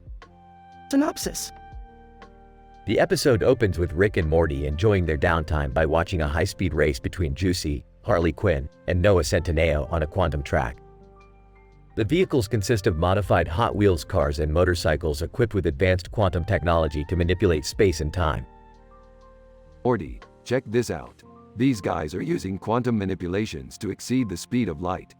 They're practically bending the laws of the universe like it's nothing. Wow, that's totally insane, Rick. Can we do that too? Of course we can, Morty. I just need to hack into their quantum frequency and install our own modifications. But wait, something's off about this race. As the race progresses, Rick and Morty notice strange anomalies occurring on the track, such as a car shifting into a parallel dimension and a motorcycle splitting into two separate entities. Harley Quinn! Huh. You losers can't even keep up with me. Time to show you what a real villain can do. Noah Centineo. Hey, that's not fair. You're cheating, Harley. I demand a rematch. Juicy, yo, chill out, guys. I think the quantum field is glitching. It's gotta be some kind of quantum butterfly effect. Bingo. It seems that the quantum manipulations are colliding with each other, causing dangerous side effects. We need to intervene before it reaches a critical mass. But how, Rick? We don't have a quantum vehicle. Who needs a vehicle when you got a portal gun, Morty? Rick portals himself and Morty onto the track, where they confront the racers and attempt to shut down their quantum devices. Harley Quinn, get lost, old man.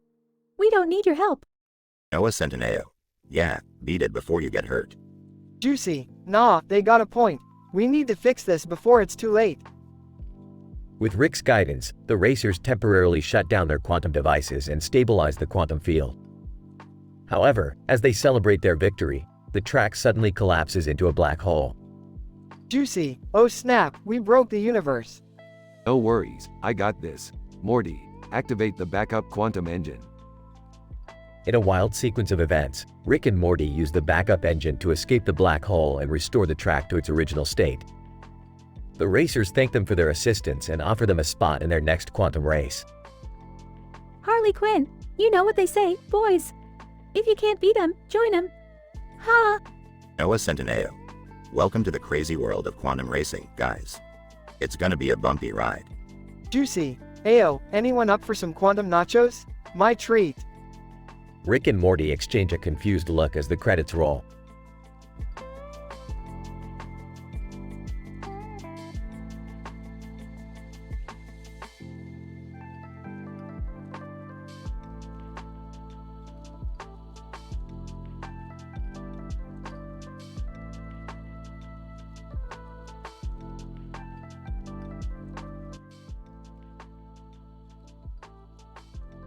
Title: The Joker Vampire Conundrum.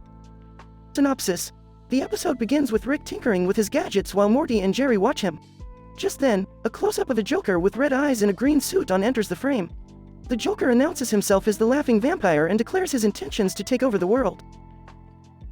Rick, Morty, Jerry, and Beth face off the Laughing Vampire, who reveals he has the power to turn anyone into a vampire. Rick, being the smart one, quickly concocts an antidote which he injects into Jerry, Beth, and Morty. The antidote works by reversing the vampiric curse and replaces it with superpowers. The characters discover that their powers are beyond belief. Morty is granted the ability to vomit acid while Jerry gains invincibility, and to their surprise, Beth can shapeshift like a chameleon. The group turns to face the Laughing Vampire, who is overconfident and underestimates their abilities. Rick, Joker, your plan of world domination falls short in comparison to our overwhelming powers. Surrender now, and we'll spare you. Laughing Vampire, spare me? I think not. You all shall meet your doom by my fangs. As the group clashes with the Laughing Vampire, it's Pop Smoke featuring Dua Lipa's demeanor that plays in the background. The fight is both hilarious and epic as each character uses their powers to gain the upper hand. Morty unleashes a vomit stream that covers the Joker, and Jerry is seen slamming him down with his newfound invincibility. As the battle comes to a close, the team apprehends the Joker. Rick takes him to his laboratory, where he creates a device that converts the Laughing Vampire's evil powers into good ones. They return him back to his normal self and demotes him to a comedian wannabe. Laughing Vampire, I'll have the last laugh, Rick Sanchez. Rick, not if I have anything to do with it. The episode ends as the Joker walks away, and a subtitle appears on the screen. The Laughing Vampire will return in The Four-Leaf Clover Caper.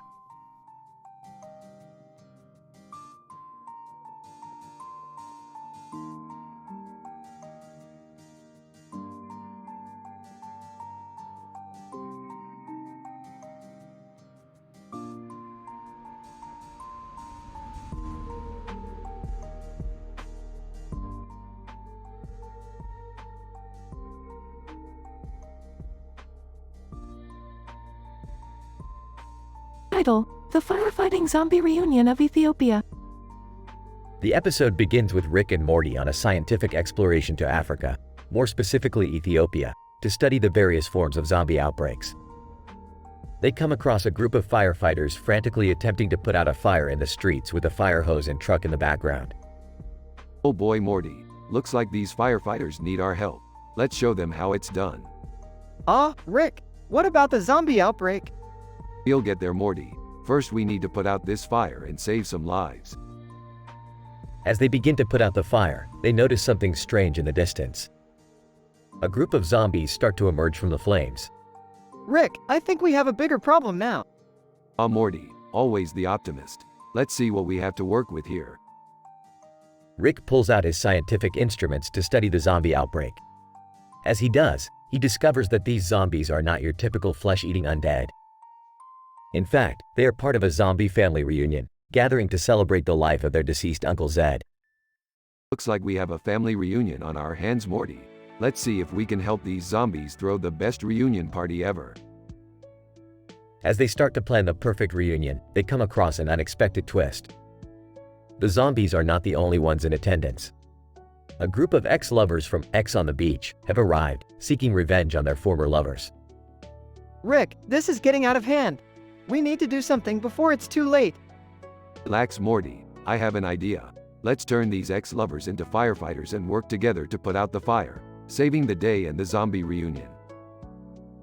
As they work together to put out the fire, they realize that this was not just any ordinary fire.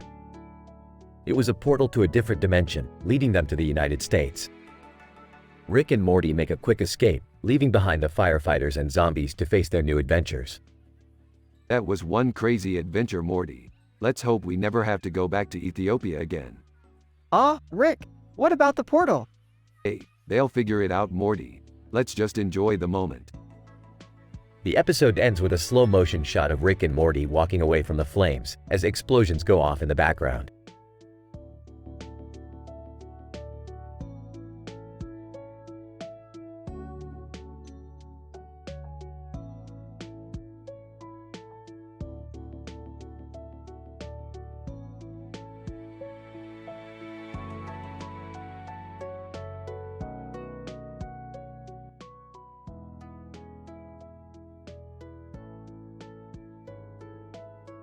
Title: The Pure College's Steamed Hams Pie Gow Morgue Nightmare. The episode starts with Rick and Morty entering the Pierre College, a university renowned for its scientific advancement. They are working on their newest invention, a device that can create infinite burritos. However, things take a turn when they accidentally mix up the ingredients and the machine starts producing sentient burritos. Morty, we have a crisis here. These burritos are sentient. They have achieved consciousness. Oh geez, Rick, what do we do now? We need to integrate them into society, Morty. We can't let them roam free. They might organize a burrito revolution. Meanwhile, at the Pierre College's cafeteria, the burritos are causing chaos. One of them has even started a game of pie gow with the students. Burrito, I bet all my beans on this round. Student, this is insane. I can't believe I'm playing pie gow with a burrito. Back at Rick's lab, they receive a distress signal from the Pierre College's morgue. They rush over to investigate but find themselves trapped in a nightmarish maze of twisted corpses. Rick, this is terrifying. How are we going to get out of here? Don't worry, Morty. I have just the thing.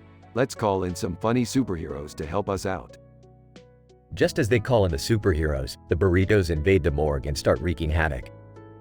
Burrito, we have come for our lost brethren. Release them, and we will spare your lives. Superhero 1. Oh boy, this is gonna get messy. Superhero 2, I'm ready. Let's bring the heat. The superheroes and Rick and Morty engage in a fierce battle against the burritos, with explosions and burrito toppings flying everywhere.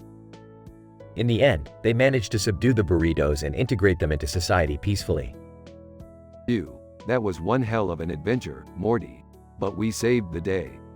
Yeah, but I still can't believe we played pie gow with a burrito. Hey, Morty, want to unwind by listening to some Coldplay x BTS? Oh, sure, Rick. I guess that's one way to end this insane day.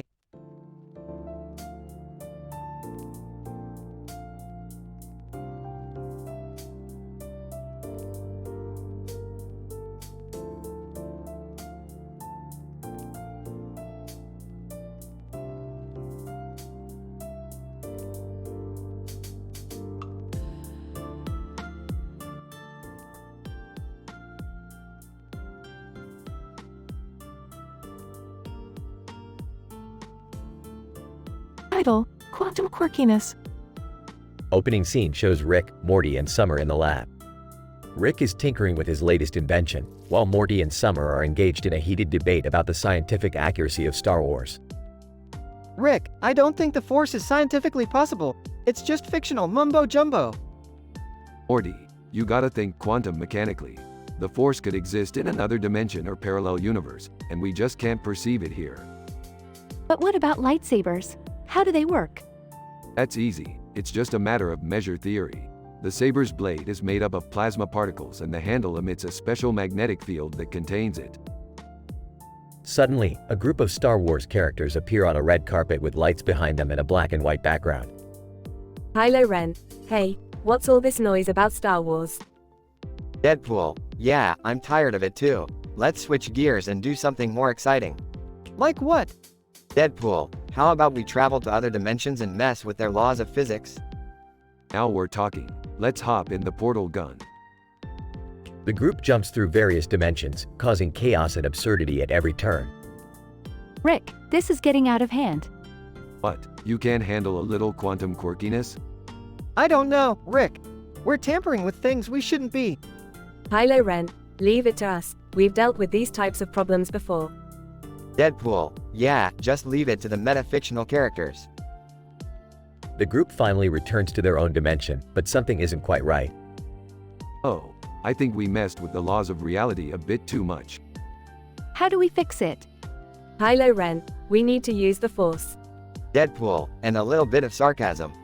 I don't know what to do. Don't worry, I've got it under control. Just let me tinker with this machine for a bit.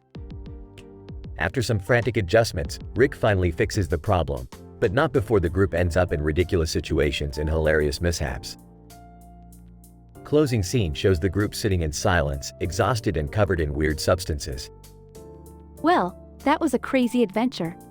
Deadpool, you said it. I think I need a drink. Kylo Ren, you know, we really do make a good team. Can we just go back to talking about Star Wars now? Aw, let's find something else to mess with. Maybe the laws of gravity this time.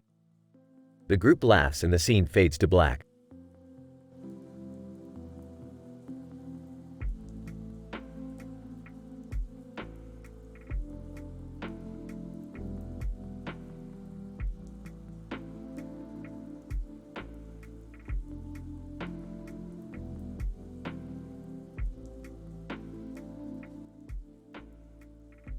Title: The Entomology Experiment.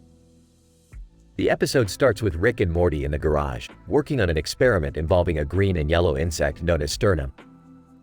Rick explains that sternum has the ability to morph into different shapes and sizes, and they plan to use it as a tool for interdimensional travel. Morty, being the cautious one, expresses his concern about the experiment and the butterfly effect it could have on different dimensions. Jerry walks in, oblivious to what Rick and Morty are doing, and is excited to tell them about seeing a green and white butterfly in his backyard. Rick, seeing this as an opportunity, decides to incorporate the butterfly into their experiment. They hook both sternum and the butterfly to a molecular transporter and press the button. Suddenly, the entire garage begins to shake and warp. The group is transported to a dimension where giant insects rule the world and humans are kept as pets. Rick and Morty are captured and taken to the queen insect, who demands to know why they have come to her dimension. Jerry, who has managed to sneak away, has become enamored with the green and yellow sternum and is using it as a flying toy. The queen insect sees this as a threat and sends her minions after Jerry. The group manages to escape and make their way back to their own dimension. However, they soon realize that they have brought back a swarm of giant insects with them. Chaos ensues as the insects take over their planet. In the end, Rick manages to create a pheromone that attracts the insects back to their own dimension, and the group is able to return everything to normal. But not before Jerry gets stung multiple times and Morty has a near-death experience. Well, that was a fun experiment. Let's never do that again. I told you this was a bad idea, Rick. I just wanted to play with a pretty butterfly.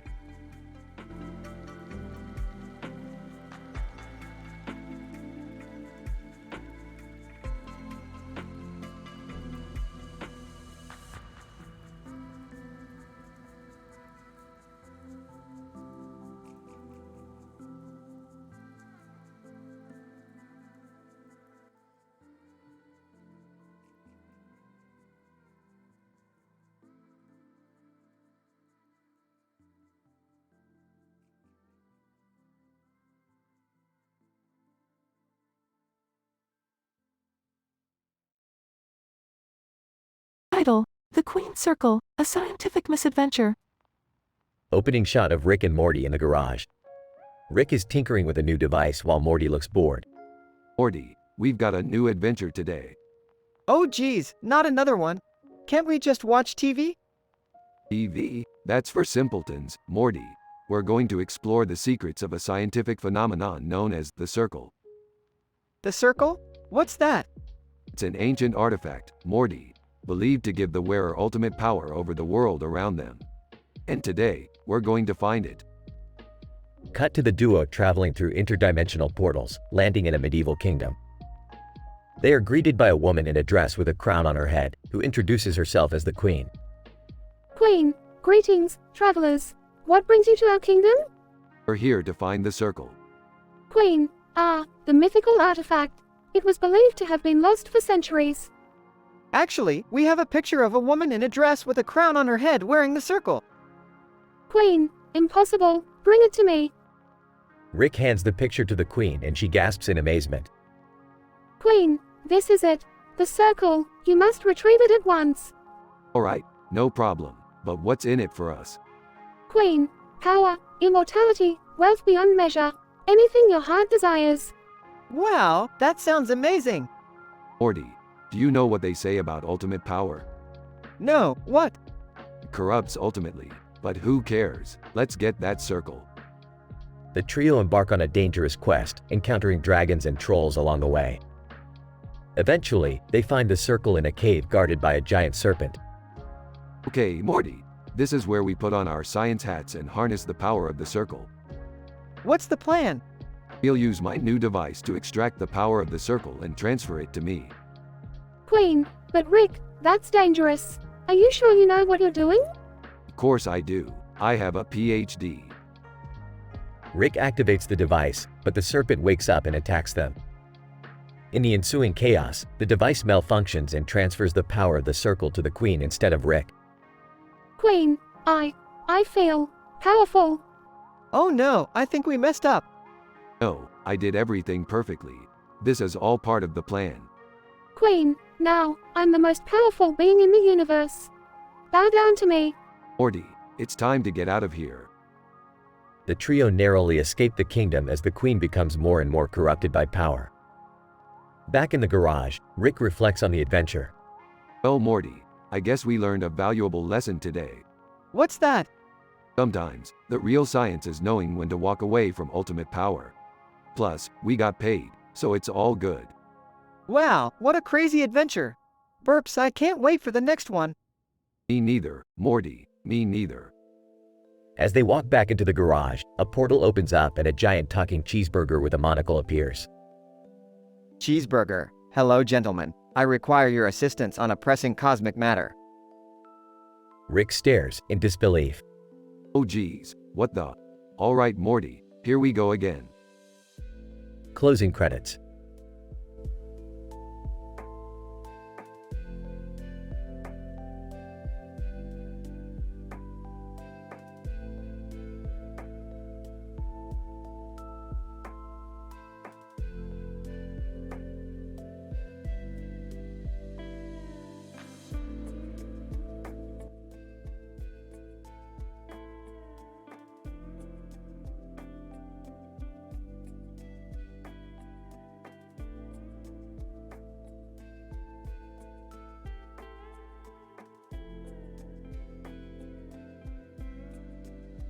Title: The Andorian Kryn Conundrum.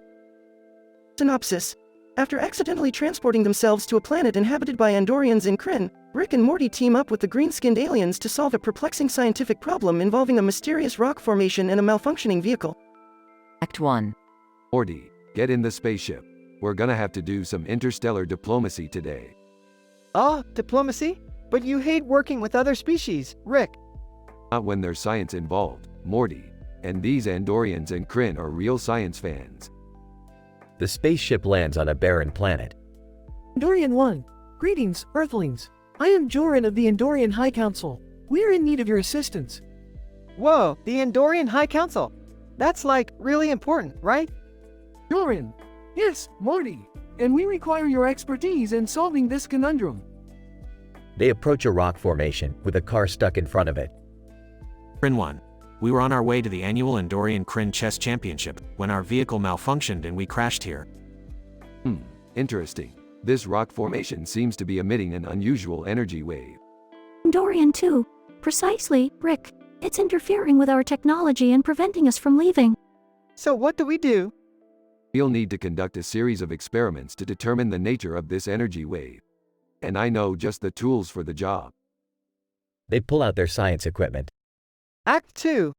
Alright, first we'll need to analyze the molecular structure of this rock formation. Crin 2. Our scanners have already attempted this, but the energy wave interferes with their accuracy. So what now, Rick? We go old school, Morty, with a good old hammer. They start hammering the rock formation, causing sparks to fly. Andorian 3, what are you doing? You'll damage our planet. Oh, relax. It's just a little controlled destruction. They finally break off a piece of the rock. Dorian 4, amazing. The molecular composition of this rock is unlike anything we've ever seen. Crin 3, wait a minute. This rock formation bears a striking resemblance to the ancient ruins on our home planet. Bingo. It appears this energy wave is actually a portal to a parallel universe. A portal? Whoa, we're gonna need some serious math for this. They all put on glasses and furiously scribble equations on a whiteboard. Act 3. Alright, we need to reverse the polarity of the energy wave to close the portal. Dorian 5. But how? Our technology is useless against it. We'll need to create a negative energy wave to cancel it out. Negative energy wave? Is that even possible? Anything's possible if you have a particle accelerator and a little elbow grease. They start building a particle accelerator. Andorian 6, impressive. How did you construct that so quickly? Simple. It's just advanced Lego bricks. They finally create the negative energy wave. Dorian, incredible. The portal has been closed. Thank you for your assistance, Rick and Morty. Crin 4, indeed, we could not have solved this conundrum without you. Hey, anytime. But before we go, can we join the chess championship?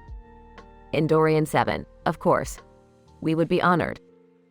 Rick, you know I'm not very good at chess, right? Don't worry, Morty. I'll just use the portal to cheat. They all laugh as they head to the championship. The end.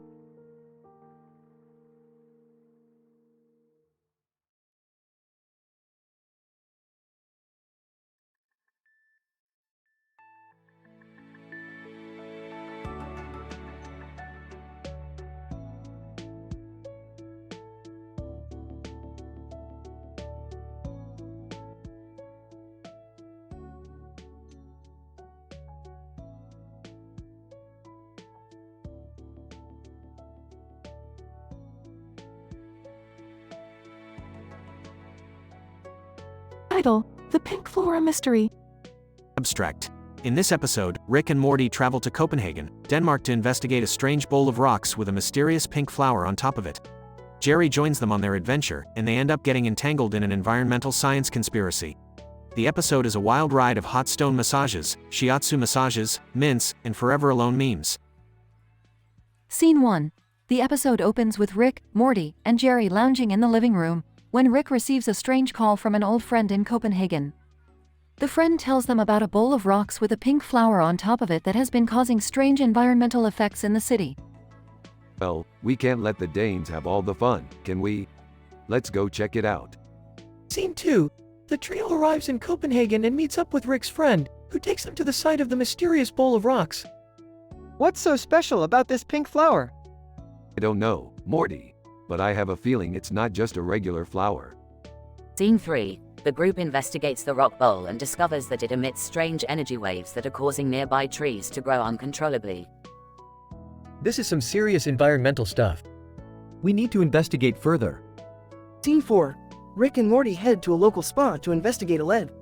They discover that the spa uses hot stone massages to channel the energy from the rocks to their clients. This is ridiculous. They're using the energy from a mysterious pink flower to give people massages. Yeah, but the massages are so good. Scene 5. Meanwhile, Jerry is investigating a lead on his own and ends up stumbling upon a conspiracy involving the flower and a meat processing plant that is using the energy to make their mints taste better. I knew it. This is a massive corporate conspiracy. Scene 6. Rick and Morty join Jerry, and the trio decides to put an end to the conspiracy by using shiatsu massages to redirect the energy from the rocks into the atmosphere. This is gonna be like trying to redirect a tornado with a feather, but let's give it a shot. Scene 7. The trio successfully redirects the energy and saves Copenhagen from environmental disaster. As they celebrate their victory, Rick and Morty realize that they still don't know what the pink flower was. What was the point of all this then? Who cares, Morty? We got a cool adventure out of it. Yeah, but what about that forever alone meme I made about this? That's for another episode, Jerry. Scene 8. The episode ends with the trio heading back to the portal, with Morty clutching a pink flower in his hand. I still don't get it. What was the pink flower for? Doesn't matter, Morty. What matters is the adventure. And the memes. And the memes.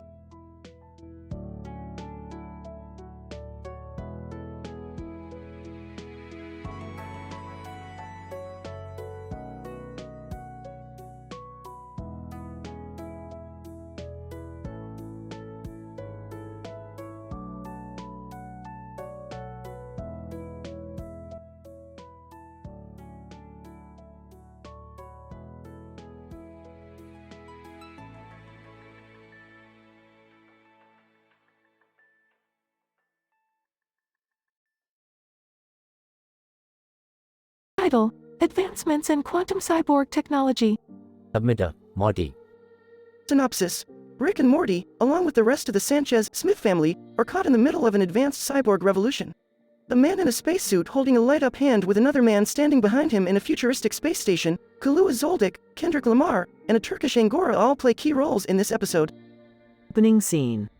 Morty, we're in deep space and we're surrounded by cyborgs. What the hell did you do? I just wanted to see how advanced their technology was, Rick.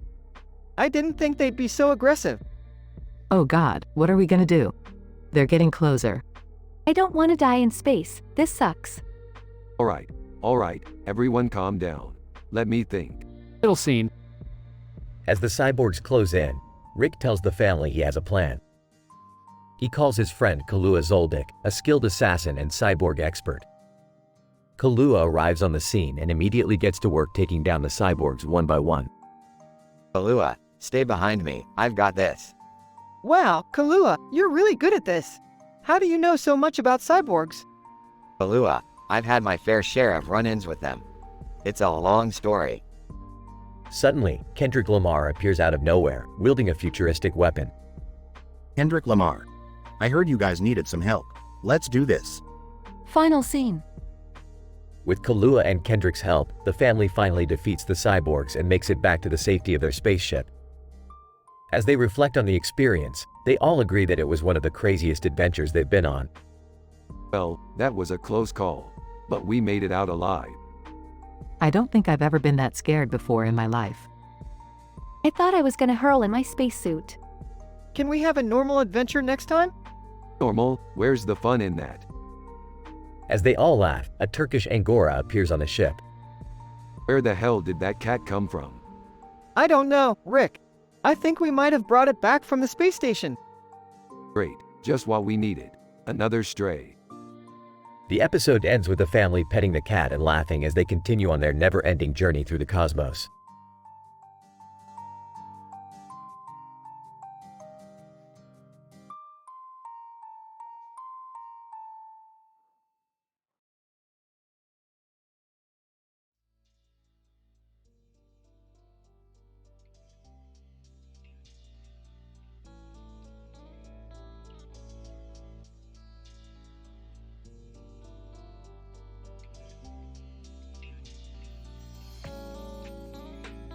Title: The Poker Game of Multiverse. Synopsis. Rick, Morty, Beth, and Summer found themselves playing a game of Texas Hold'em with a cartoon character in a casino somewhere in the multiverse. The game was getting intense until a man in a blue suit abruptly joined the game, introducing himself as the Intergalactic Poker Commissioner. Who the hell are you? Commissioner, I'm the Intergalactic Poker Commissioner, and it seems like you're playing an interdimensional poker game without my permission. Is that a thing? Commissioner, oh, it's a thing all right. Let me see your intergalactic poker license, please. We don't have those. Commissioner, that's a violation of intergalactic poker ethics. You're all coming with me. As they were being dragged away, Rick noticed something odd about the commissioner's eyes. Hey, Morty, this guy might be a body snatcher. What does that mean? It means his eyes are messed up. He could be controlled by an alien parasite. How do we fix it? Cataract surgery. They performed the surgery on the commissioner, and sure enough, an alien parasite was revealed, and they destroyed it. But the damage was done. The casino was under attack by an army of alien body snatchers. What do we do now? We fight like hell and hope we don't die. The group fought their way out of the casino, brandishing weapons from various dimensions such as Usagi Sakino's bellowing blast wands and Bart Simpson's slingshot. What the hell is going on? This is insane! This is what happens when we break the rules of interdimensional poker. We need to get out of here before the entire multiverse collapses. The group barely escaped the casino and sealed off the portal to prevent further invasion. They returned to their own dimension, exhausted and traumatized, but with a newfound respect for the ethics of interdimensional poker. I'm never playing poker with you guys again. Yeah, I think I need therapy. Hey, suit yourself. Who's up for an interdimensional beer pong tournament?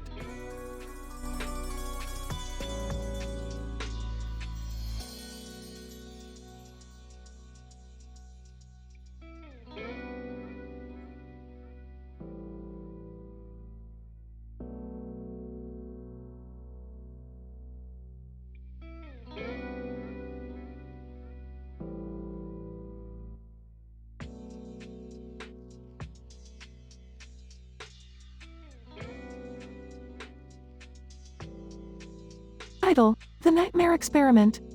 Synopsis. Rick and Morty are tasked by Beth to investigate a planet where a creepy alien with a black helmet and green eyes is terrorizing the inhabitants. Beth, do you really think this planet is worth our time?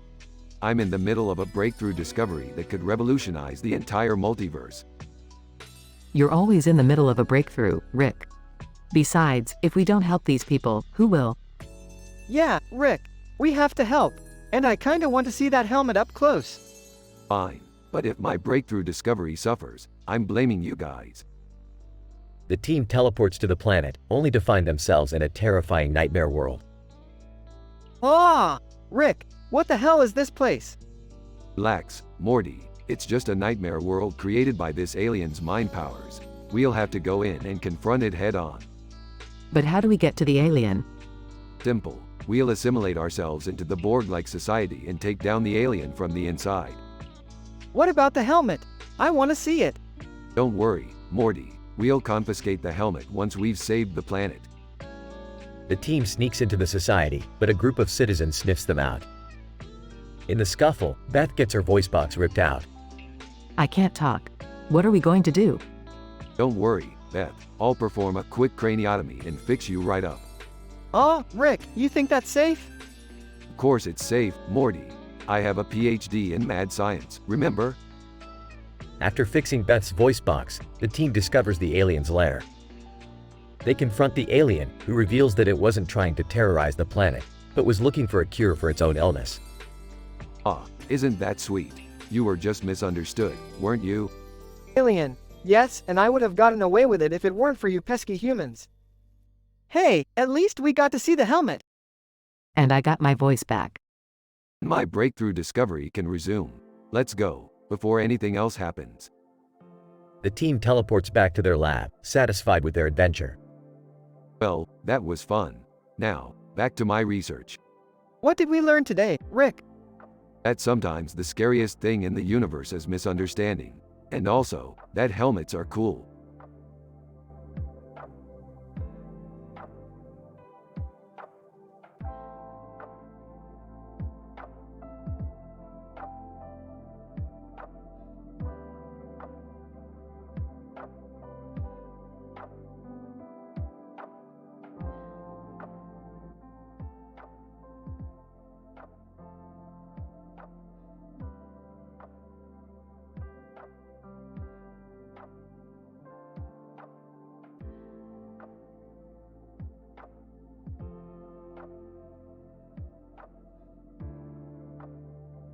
Title: The eerie poltergeist disturbance pays a visit to Chatty Smosh's funny wedding stories and awkward celebrity encounters.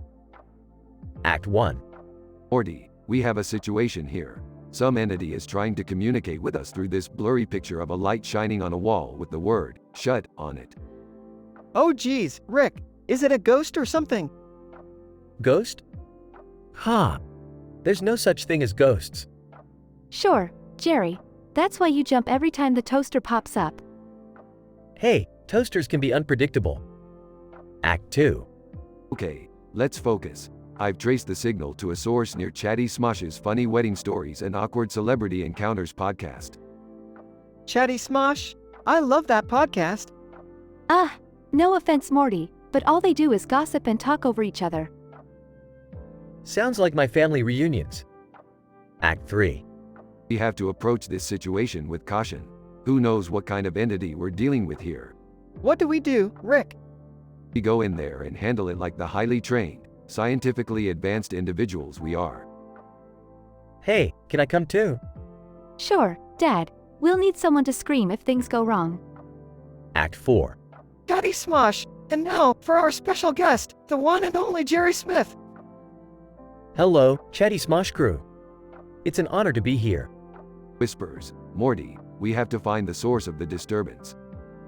Whispers, but we can't just interrupt their podcast. Whispers. Wait, I think I see something. Act 5. Entity. Whispers, shush, shut. Oh no, it's the entity. It's in the studio. Quick, everyone be quiet. Whispers. Why are we whispering? Whispers, just do it.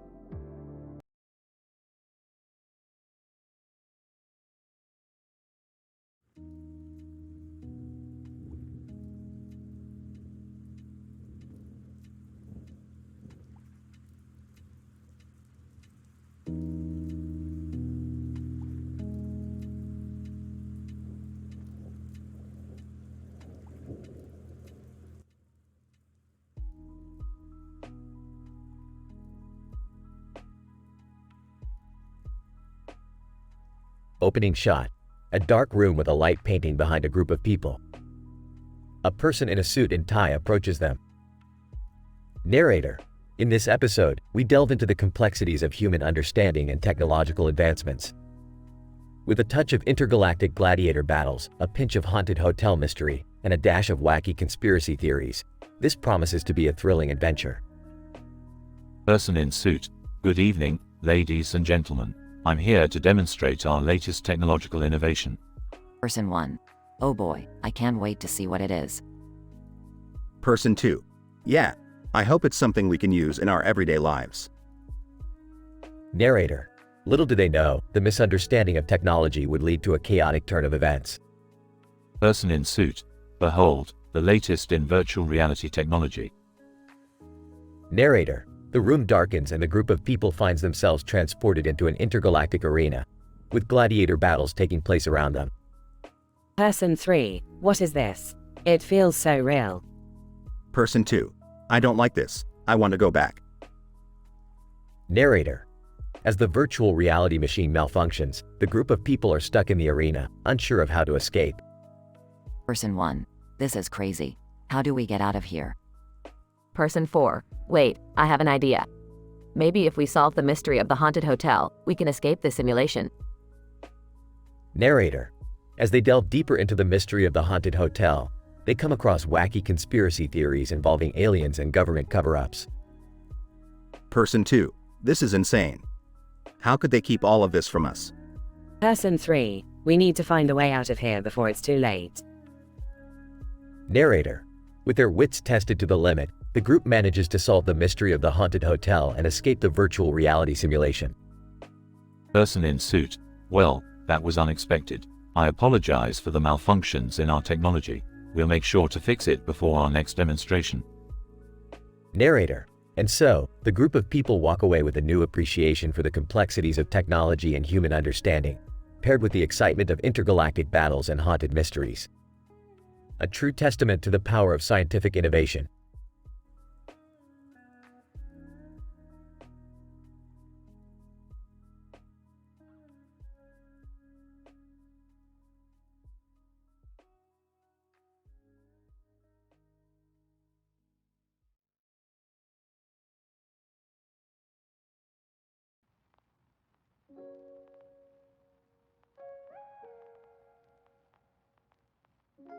Title: The Kinetics of Soccer, a Sontaran Encounter. Synopsis. In this episode of Doctor Who, the Doctor and her companions, Yaz, Ryan, and Graham, find themselves on a soccer field. They observe a soccer player kicking a soccer ball repeatedly in front of a TARDIS. The TARDIS appears to have a mouth, with one mouth open and one mouth out. Suddenly, a group of Sontarans appear, intent on using the TARDIS for their own purposes. The Doctor and her companions must use their scientific expertise to prevent the Sontarans from achieving their goal. The episode begins with a soccer player continuously kicking the soccer ball in front of the TARDIS with two mouths. The Doctor and her companions arrive on the scene, observing the player's movements with keen interest. They note that the player is exhibiting a high degree of kinematic motion, with precise control over the ball's trajectory and velocity. As the team watches, a group of Sontarans appear, intent on using the TARDIS for their own nefarious purposes. The Doctor recognizes the Sontarans as being highly advanced in the field of military science, with a deep understanding of strategic planning and tactics. Using their knowledge of physics and kinetics, the Doctor and her companions devise a plan to thwart the Sontarans' plans. They create a series of obstacles using the soccer field and surrounding environment, forcing the Sontarans to alter their trajectory and velocity to avoid these impediments. Through a series of complex calculations and precise timing, the Doctor and her team are able to outmaneuver the Sontarans, preventing them from gaining control of the TARDIS. The episode concludes with the Doctor and her companions safely departing the soccer field, having once again used their scientific expertise to save the day. Doctor, the Sontarans may be formidable warriors, but they lack the precision and finesse required for optimal kinematic motion on the soccer field. Yaz, it's all about the physics, Doctor. By altering the angle and velocity of the ball's trajectory, we were able to outsmart them. Ryan, and those obstacles we created really threw them off their game. Graham, I still can't believe we were playing soccer with a TARDIS. Only in the world of Doctor Who.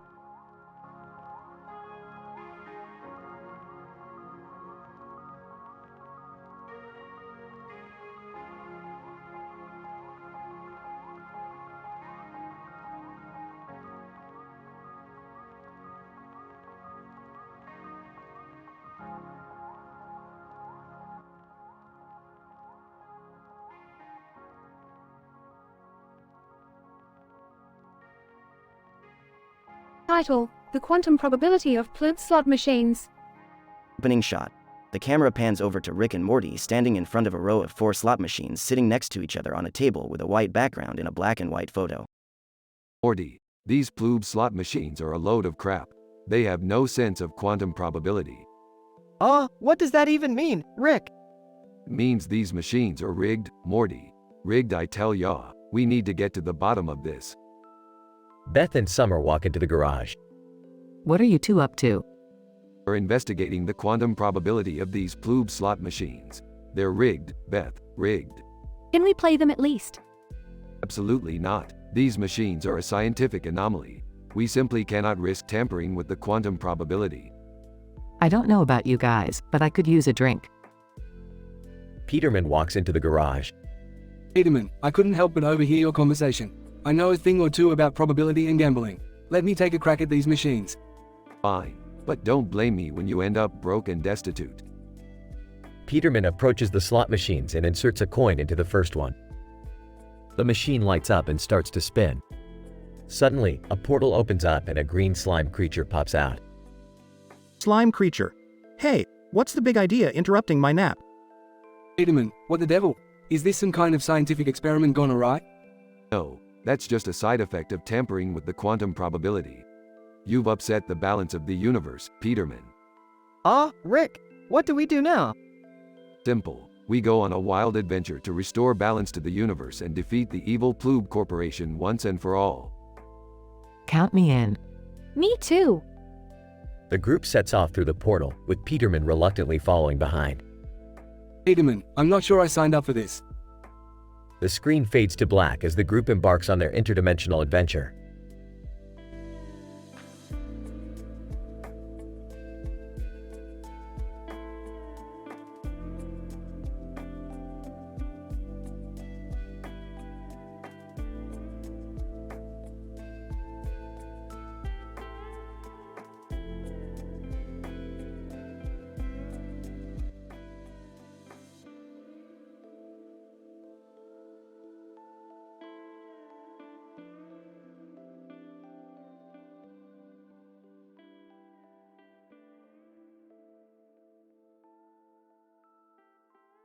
Title of the episode, The Unfathomable Scientific Anecdotes of Rick and Morty. Opening scene. Rick and Morty are in the garage, tinkering with Rick's latest invention, a car with a bird flying over it. Morty is confused but intrigued as Rick explains the complex science behind the car-bird paradox. Suddenly, a bird flies over the car and then over Morty's knees, causing them to twitch uncontrollably. Rick dismisses it as a mere coincidence, but Morty is convinced that there is a deeper meaning. Morty. But Rick, what does it all mean? Is there some kind of cosmic bird conspiracy at play here? Rick, Morty, sometimes a bird is just a bird. Stop overthinking it. Act 1. Beth enters the garage, wearing an H&M dress and carrying a bag of pastry from a haunted bakery.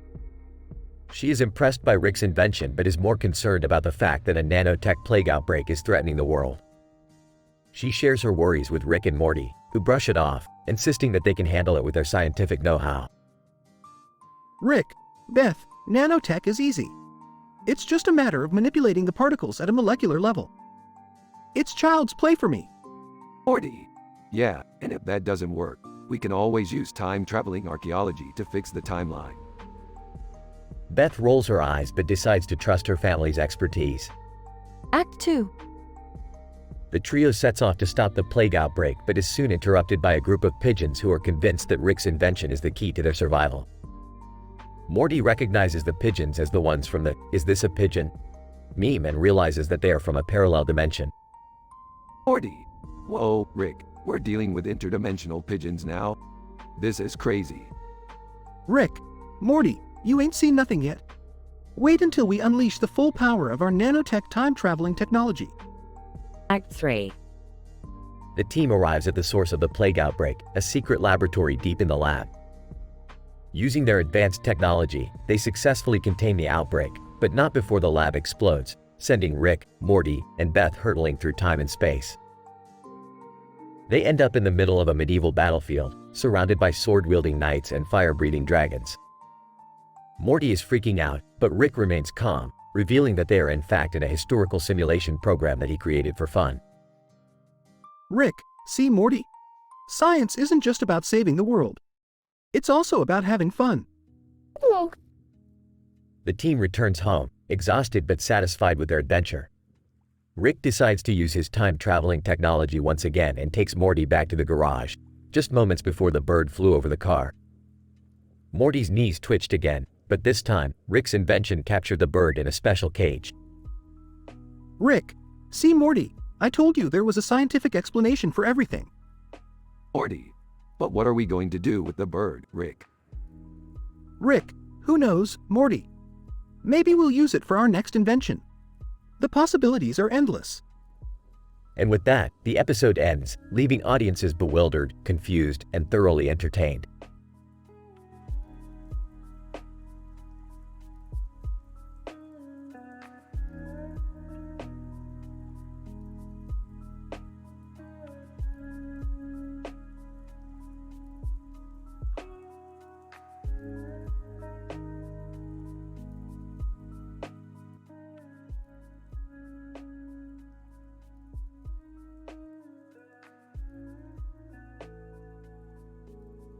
Title: Quantum Entanglement of Interdimensional Shenanigans.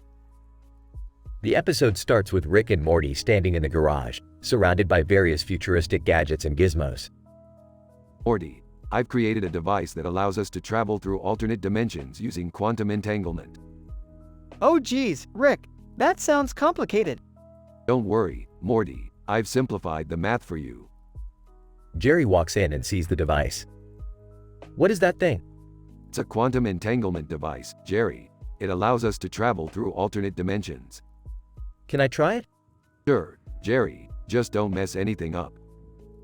Jerry steps into the machine and is instantly transported to another dimension.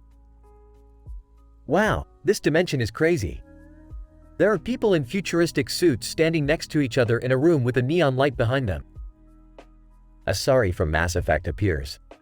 Sorry. Greetings, travelers. I am Asari, the ambassador of this dimension. Rukia Kuchiki from Bleach appears. Rukia Kuchiki, I am Rukia Kuchiki, the captain of the 13th Division of the Soul Society. Master Chief from Halo appears. Master Chief, I am Master Chief. I fight for humanity. Well. Looks like we've stumbled upon a multi-dimensional summit. Let's have some fun. Oh geez, Rick, I don't think that's a good idea. Relax, Morty. I've always wanted to see who would win in a fight between these guys. A battle ensues between the characters, each using their unique skills and powers. Chaos ensues as they fight their way through different dimensions, causing devastation at every turn. As the battle reaches its climax, Rick activates a device that turns off the quantum entanglement, sending Jerry back to the garage. Phew, that was crazy. Where did those people come from? Alternate dimensions, Jerry. The possibilities are endless. I don't think I like this whole alternate dimension thing, Rick. Don't worry, Morty. We'll find a way to fix it. Now let's go get some Szechuan sauce. The episode ends with Rick, Morty, and Jerry walking into a fast food restaurant, oblivious to the chaos they've caused in the multiverse.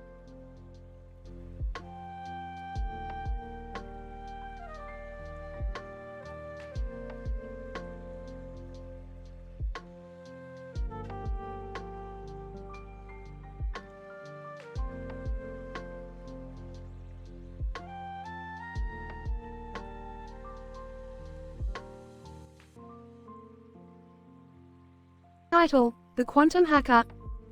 Location: futuristic office with multiple computers, lights on the ceiling, and windows. The office is decorated with sci-fi themed home decor. Characters: Dr. Olivia, a brilliant quantum physicist and the CEO of the company. Dr. Lucas, her assistant, who is a computer scientist and expert in cybersecurity. Jeff, a hacker who has breached the company's security system. Plot: Dr. Olivia is working on a top-secret project that involves the use of quantum computing. She has installed state-of-the-art security measures to protect the project from potential hackers. However, one day, the company's security system is breached, and someone gains access to the project's data. Dr. Lucas investigates the security breach and discovers that the hacker, Jeff, has used a quantum computer to hack into the system. This is a significant threat, as quantum computers have exponentially more processing power than classical computers, making them capable of cracking even the most secure encryption algorithms. With Dr. Lucas's help, Dr. Olivia develops a countermeasure that involves the use of quantum entanglement, a phenomenon in which two particles become correlated, allowing for secure communication. They use this technique to block Jeff's access to the project's data and catch him red-handed. In the end, Jeff is arrested, and the project's security is enhanced by implementing quantum encryption protocols that are uncrackable even by quantum computers. Dr. Olivia, the potential of quantum computing is immense, but it also poses a significant threat to cybersecurity. We must continue to develop new ways of securing our systems to keep up with the ever-evolving landscape of cyber threats. Dr. Lucas, the use of quantum entanglement for secure communication is a game-changer in the field of cybersecurity. We must continue to explore new techniques to stay ahead of potential hackers. Jeff, the power of quantum computing is incredible. With it, I could hack into almost any system, but I never imagined someone could use quantum entanglement to block my access. I guess I need to up my game.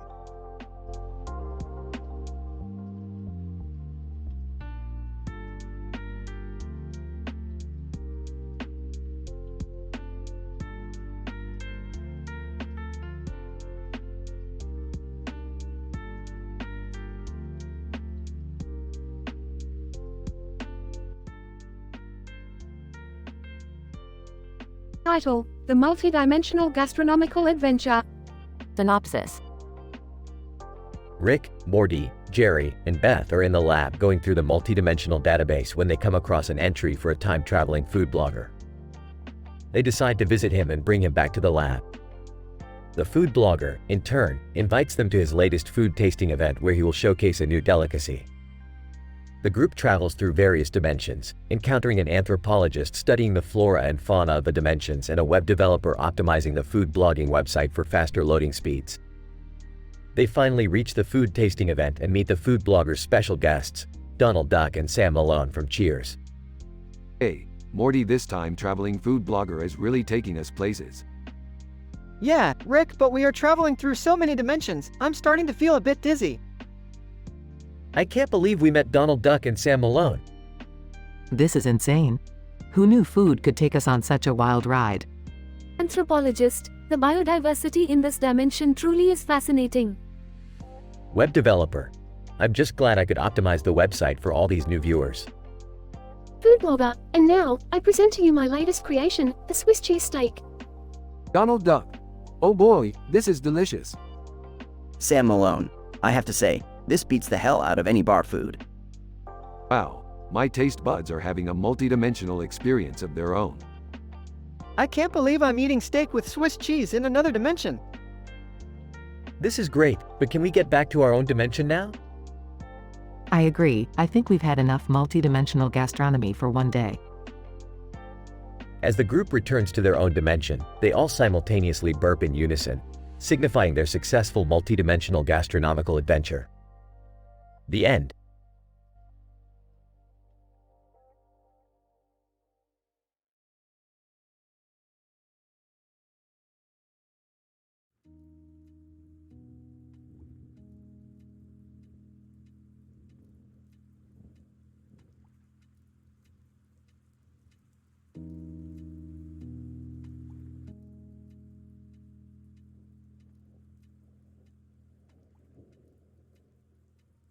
Title, The Gaga Flying of Tanzania, an archaeological adventure with Rick and Morty.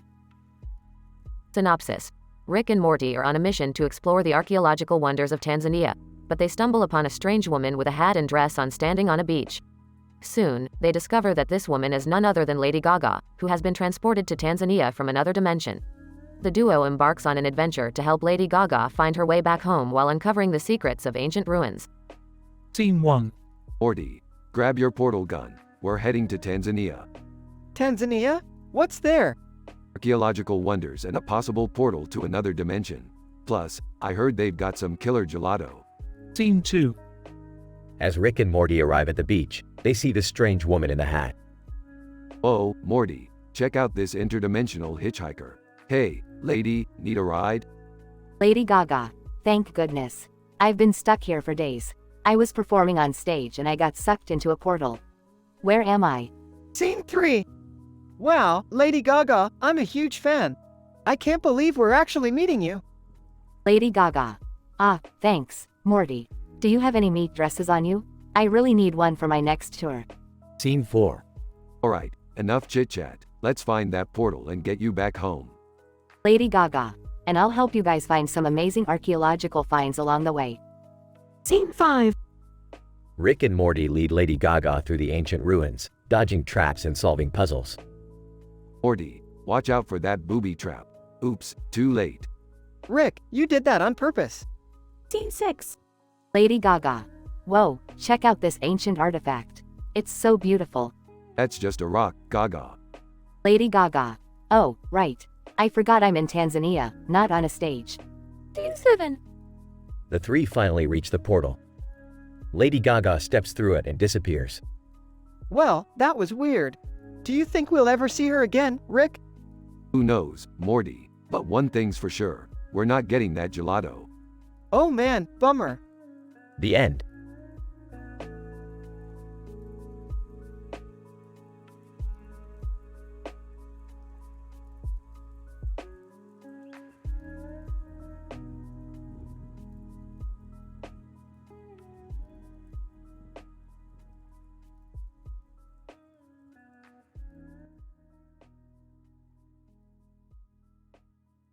Title, The Quantum Entanglement of Stormtroopers and Cooking Shows. Opening scene, Rick and Morty are in the garage, surrounded by various gadgets and scientific equipment. Rick is tinkering with a device while Morty looks on. Morty, I've been working on a new invention that will improve our understanding of quantum entanglement. Quantum what now? It's a concept in physics where two particles can become entangled, meaning they're connected in such a way that their states are linked. Okay, so what does this have to do with stormtroopers? Everything, Morty. I've discovered that stormtroopers can become entangled with other objects, like this, pulls out a toy stormtrooper and tosses it on the ground. Suddenly, Beth walks in with a family dog playing with toy stormtroopers on the carpet. Hey guys, watch this. Throws a stormtrooper into the air. Whoa! That's cool. What's going on? I'll tell you what's going on. We're about to witness a quantum entanglement phenomenon involving stormtroopers. I think I need a PhD just to understand what's happening. Smirks. Trust me, Morty. It's not that hard. As the stormtroopers continue to fly through the air, Rick's device begins to beep rapidly. It's working. The stormtroopers are becoming entangled with the very fabric of space-time. Whoa, that sounds like some serious science stuff. Can we go back to watching the ninja cooking show now? Hold on, Summer. We're about to witness a scientific breakthrough. Just then, the stormtroopers suddenly stop in midair and begin to spin rapidly. The family watches in awe as they are sucked into a vortex of energy. What just happened? I think we just discovered a new dimension of reality. I think I need to lie down. I need a drink. Can we please go back to watching the cooking show now? Grinning. Sure thing, kiddo. But just remember, science is always happening around us, whether we realize it or not. The family shrugs off the strange experience and goes back to watching the cooking show, but Rick and Morty exchange a knowing glance. They've just scratched the surface of what's possible with quantum entanglement.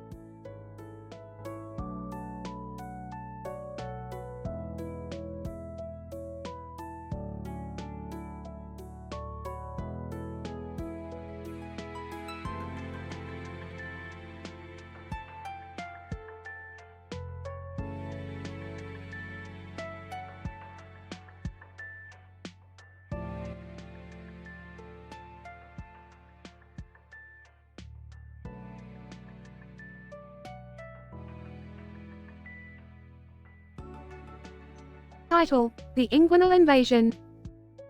We open on Rick tinkering with some high-tech machinery in his garage, while Morty watches. Okay, Morty. I'm just gonna need you to activate the hyperdrive. And oh, I don't know, not mess anything up for once. Oh, I'll try Rick. Suddenly, a man in a suit and tie bursts into the garage, holding a glowing globe in his hands. And Rick Sanchez, please, you have to help me. My company's flagship model, the Model IHR, has been hijacked by some kind of alien force. They're using it to create a massive inguinal hernia in the entire city. But that's ridiculous. I mean, the inguinal canal is a very delicate area. It requires precise medical attention and years of training too. Entering the garage. Hey Rick, what's up? Actually, Jerry, we're about to embark on a scientific mission to combat a massive inguinal hernia. You're in. What? No way. I don't even know what that. Shut up, Jerry. As the group, including Summer, who has been watching from the sidelines, embarks on their mission, they encounter a slew of obstacles, from alien botanists obsessed with Tia Pokemon to a rogue army of microscopic bacteria. Rick, are we even making a difference here? We've been fighting these aliens for hours. Ah, the naive musings of a young mind. Summer, the art of inguinal hernia repair is a complex and iterative process. We can't just solve it in a few hours. It takes persistence, precision, and a whole lot of. Suddenly, a group of flying saucers appears overhead, shooting rays of electricity at the group. Rick, what do we do? Morty, we're gonna have to use the secret weapon. The group looks expectantly at Rick, who pulls out a giant tub of Vaseline from his pocket. What is that for? Fixing inguinal hernias. Duh. As the group emerges victorious, having saved the city from certain doom, they return to the garage. And thank you so much for your help. I don't know how we could have done it without. Yeah, no big deal. But just so you know, we could have probably used a little more help from, Rick looks pointedly at the man's crotch, making an obscene gesture referencing the location of an inguinal hernia. And I don't know what you mean. The group erupts in laughter as the camera zooms out on the garage and the sound of Rick burping fills the air. The end.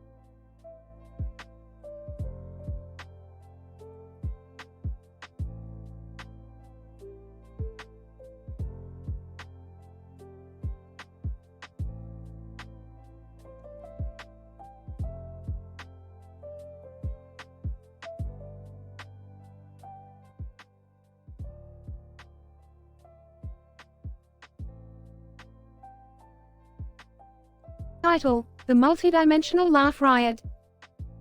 The episode begins with Rick and Morty analyzing a colorful abstract painting, attempting to unlock the secrets of its design using complex mathematical formulas and quantum physics. Suddenly, the duo are transported to an unfamiliar dimension, where they find themselves disoriented and confused. Morty, we seem to have entered a parallel universe where the laws of physics are completely different. My calculations suggest that the painting we were analyzing was actually a portal to this dimension. What do we do now, Rick? Well, Morty, we might as well try to make the most of our situation. Let's explore this place and see what kind of crazy things we can find. As they wander through the strange dimension, Rick and Morty stumble upon a stand-up comedy show being performed by ninja warriors. Gintoki Sakata. Hey, I'm Gintoki Sakata, and I'm here to tickle your funny bone with some ninja comedy. This is insane, Morty. I didn't even know ninjas could be funny. I thought we were here to find a way back home, Rick. Relax, Morty. We'll get back home eventually. But first, let's enjoy the show. As they continue to explore the dimension, Rick and Morty encounter Lana Condor, who informs them that the only way to return to their own universe is through a risky craniotomy procedure. Lana Condor, the only way to get out of here is to have your brain surgically altered to match the frequencies of your own dimension. It's a dangerous procedure, but it's the only way. Well, that sounds like a load of bullcrap, but I've been known to do crazier things for the sake of science. Do we really have to do this, Rick? It sounds painful. Pain is just a construct of the human mind, Morty. Now let's get this show on the road. After undergoing the craniotomy, Rick and Morty are finally able to return to their own dimension, albeit with some humorous quirks. Well, Morty, we may have gone through some crazy stuff today, but at least we learned one thing. What's that, Rick? That even in the most absurd situations, there's always room for a good laugh. The episode concludes with the duo playing retro arcade games and laughing uncontrollably at the absurdity of their recent adventures.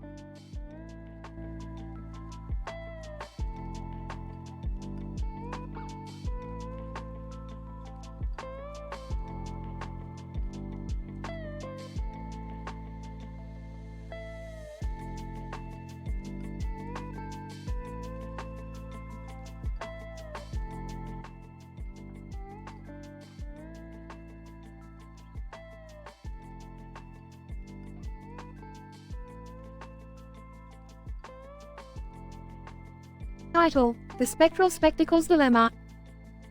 The episode begins with Rick and Morty in their spaceship flying over Glasgow. Suddenly, Rick notices a strange man in a suit and tie with a weird look on his face and eyes. Hold on, Morty. We have a strange anomaly here. Let's check it out. Oh, okay, Rick. But do we really have to? Morty, if we don't investigate these things, who will? Besides, I could use a good challenge. They land the spaceship and approach the building where the man is standing. As they get closer, they realize that he is wearing a pair of glasses that emit a strange energy. Morty, I think we just found the source of the anomaly. These glasses are emitting a rare form of spectromagnetic radiation. We must take them. But Rick, what's the point of taking them? The point is, Morty, that with these glasses we can make some serious scientific breakthroughs. We may even be able to create a new form of energy. As they take the glasses, they suddenly get teleported to a Greyhound racing track in Indonesia. They realize that they are being chased by a group of people in suits. Morty, we must get out of here before they catch us. Quick, use the glasses to create a portal. Morty puts on the glasses and creates a portal, but they end up in a luxurious apartment with an interior designer. Interior designer. Welcome to my place. What can I do for you? We need your help to redesign our spaceship. We need to make it more scientific. As the designer sets to work, they suddenly hear a catchy tune that starts playing on the designer's radio. It's Aurora's Runaway. Morty, do you hear that? This is some next-level scientific discovery. We need to reverse engineer this tune and create a new form of antimatter. I don't think that's how it works, Rick. As they continue their bizarre scientific adventures, Jerry randomly appears in the apartment, looking confused. What's going on? Why am I here? Jerry, don't worry about it. We're on the brink of a scientific breakthrough here. Just sit back and enjoy the ride. The episode ends with Rick, Morty, and Jerry flying off in their newly designed spaceship, with Aurora's Runaway blasting in the background. As they soar through space, Rick takes off the spectacles and breaks them, saying, "Science doesn't need weird glasses anyway."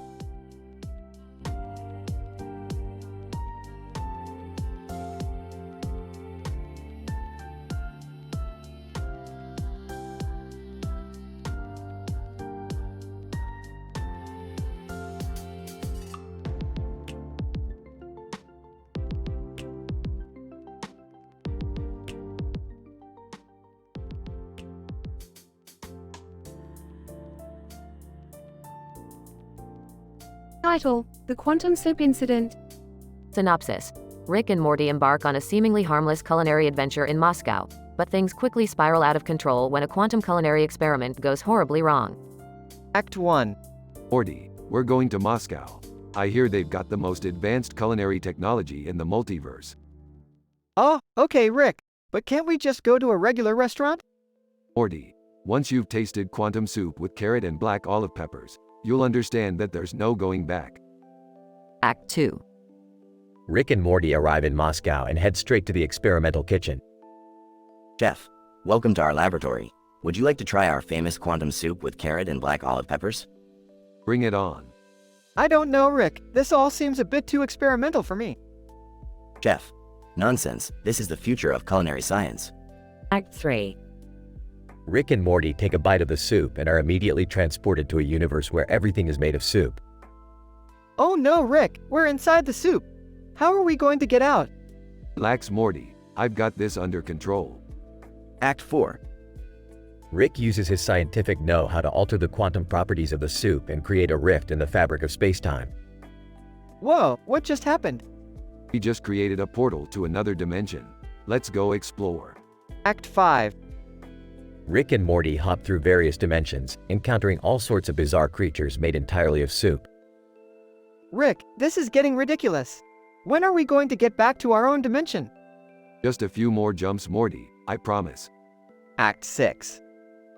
Finally, Rick and Morty arrive back in the Moscow kitchen, where they find that their experimentation has caused a massive interdimensional rift. Oh, Morty, we've got a bit of a situation here. No kidding, Rick. How are we going to fix this? Give me that paella over there. I've got an idea. Act 7. Rick creates a reverse quantum wave pattern using the paella and successfully closes the rift. Chef, incredible. You two have revolutionized the culinary world with your quantum experimentation. Yeah. Just keep the soup coming. I don't know how you do it, Rick. It's all in the science, Morty. All in the science.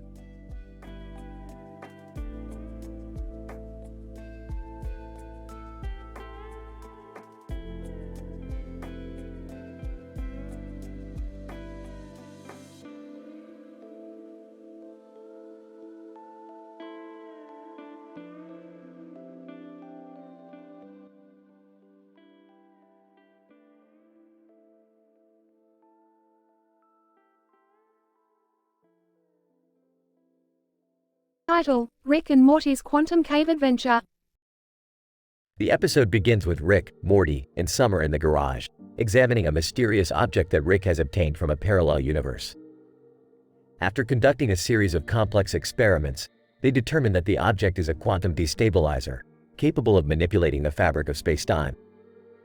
Rick convinces his grandchildren to join him on a field trip to a nearby cave, where he believes they can harness the destabilizer's power. Listen up, Morty and Summer. This destabilizer can tear holes in reality itself. We'll be able to visit entire new universes. And I've got a hunch that we might find some invaluable loot. Let's go. Upon arriving in the cave, they encounter a red-haired woman with a blue outfit, who introduces herself as Dr. Erin Campbell, a renowned physicist who has been studying the cave's electromagnetic anomalies. She agrees to let the trio use her equipment to activate the destabilizer. Dr. Campbell, what you're proposing goes beyond the boundaries of conventional science. But I suppose it wouldn't hurt to explore the possibilities. My data indicates that the cave may have connections to the quantum vacuum.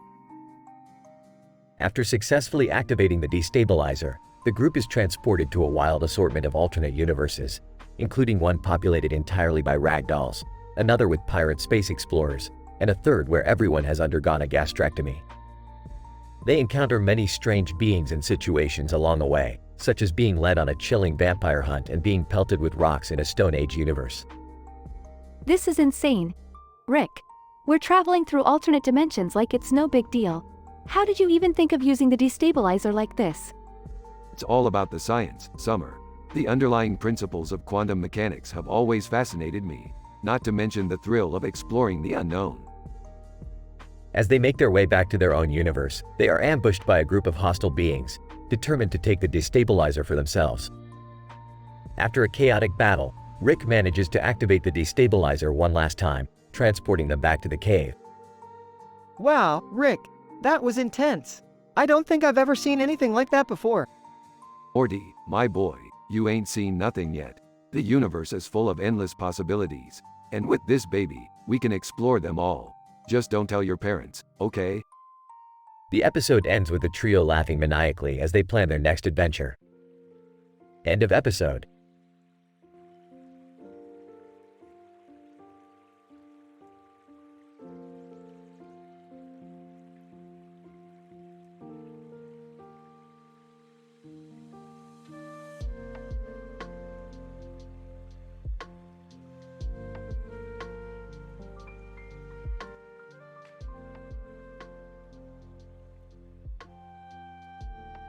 Title: Doge Shiba's Spinal Cord Alien Beach Party Caesarean Section Journalism Adventure in Puerto Rico.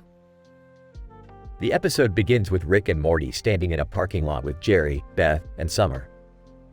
They are all looking at a strange building and bridge in the distance. Alright, Morty, listen up. We're going to Puerto Rico to investigate the rumors of an alien beach party. What? Why? Because that's where the Doge Shiba's spinal cord is. We need it for our latest experiment. I'm pretty sure Puerto Rico has strict laws about animal experimentation. Dad, I hope you're not planning on doing anything unethical. Rick rolls his eyes and leads the group towards the building, where they find a group of aliens throwing a wild beach party. Rick, I don't think we're supposed to be here. Relax, Morty, we're just doing some investigative journalism. What? No, we're not. Yeah, I don't think that's what journalism is. As they try to blend in with the partygoers, they realize that the Doge Shiba is also there and they must perform a caesarean section to retrieve the spinal cord. I can't believe you're making us do this. Hey, science isn't always pretty.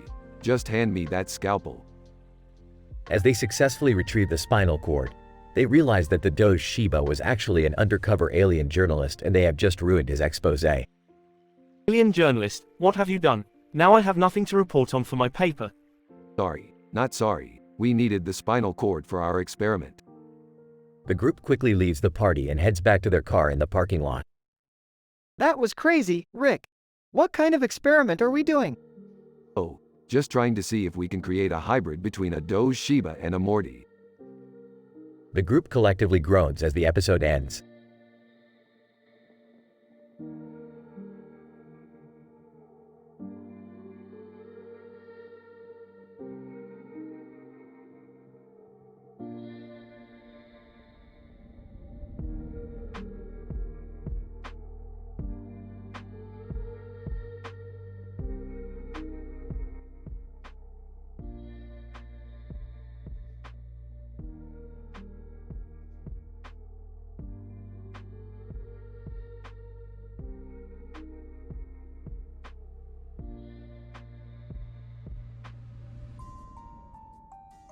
Title: The Unicorn Conundrum. Synopsis. Our story begins at the Smith household, where Rick, Morty, Jerry, Beth, and Summer are all gathered around the television, watching a nature documentary. They are introduced to a cartoon unicorn with a long horn and a group of animals around it, frolicking beneath a full moon. Beth remarks at how pretty it all looks, and Jerry chimes in with a comment about how it's just like the Lion King, Simba. Rick, however, is less than impressed. He scoffs at the cartoon, calling it a flimsy portrayal of the majesty of nature. He goes on to explain that unicorns are, in fact, a real species, and that they hold the key to unlocking the secrets of the universe. At first, the rest of the family is skeptical, but Rick manages to convince them to join him on a mission to a haunted orphanage where he believes a live unicorn is being kept captive. Upon arrival, they discover that the orphanage is indeed haunted, but not in the way they had expected. The ghosts are actually the spirits of orphaned children who were sacrificed in an attempt to summon the unicorn. After a harrowing encounter with the ghostly orphans, the family is able to free the unicorn and bring it back to their lab. That's where things really start to go wrong. As Summer tries to teach the unicorn ballet, things quickly devolve into chaos, with the unicorn accidentally impaling Morty with its horn and causing a chain reaction that leads to a series of increasingly ridiculous mishaps. Meanwhile, Rick is determined to analyze the unicorn's horn in order to unlock its secrets. He discovers that the horn contains a powerful energy source that could potentially change the course of human history. But before he can do anything with that knowledge, the horn explodes, sending Rick and the rest of the lab flying. In the end, the family is left to clean up the mess, with Rick muttering something about how they were this close to unlocking the secrets of the universe. The episode ends with Summer and Beth trying to console Morty, who is recovering from having a giant horn impaled through his chest. Oh, come on. This is supposed to be a nature documentary? This is just a flimsy portrayal of the majesty of nature. Hey, it's just like the Lion King, Simba. Ah, it's pretty though. I don't know, guys. I think it's kinda cute. Cute, Morty, unicorns are a real species. They hold the key to unlocking the secrets of the universe. Okay, now you're just making stuff up. Can't we just stick to watching the documentary, guys? According to my calculations, there should be a live unicorn being kept in this haunted orphanage. Rick, are you sure we should be doing this? Relax, Beth, it's just a haunted orphanage. What could go wrong? Okay, unicorn, just follow my lead. We're going to dance like swans. Unicorn accidentally impales Morty with horn. I've analyzed the unicorn's horn, and it contains a powerful energy source that could change the course of human history. We were this close to unlocking the secrets of the universe. I can't believe I got impaled by a unicorn. I can't believe we blew up the lab trying to teach it ballet. I can't believe we're going to have to pay for all of this.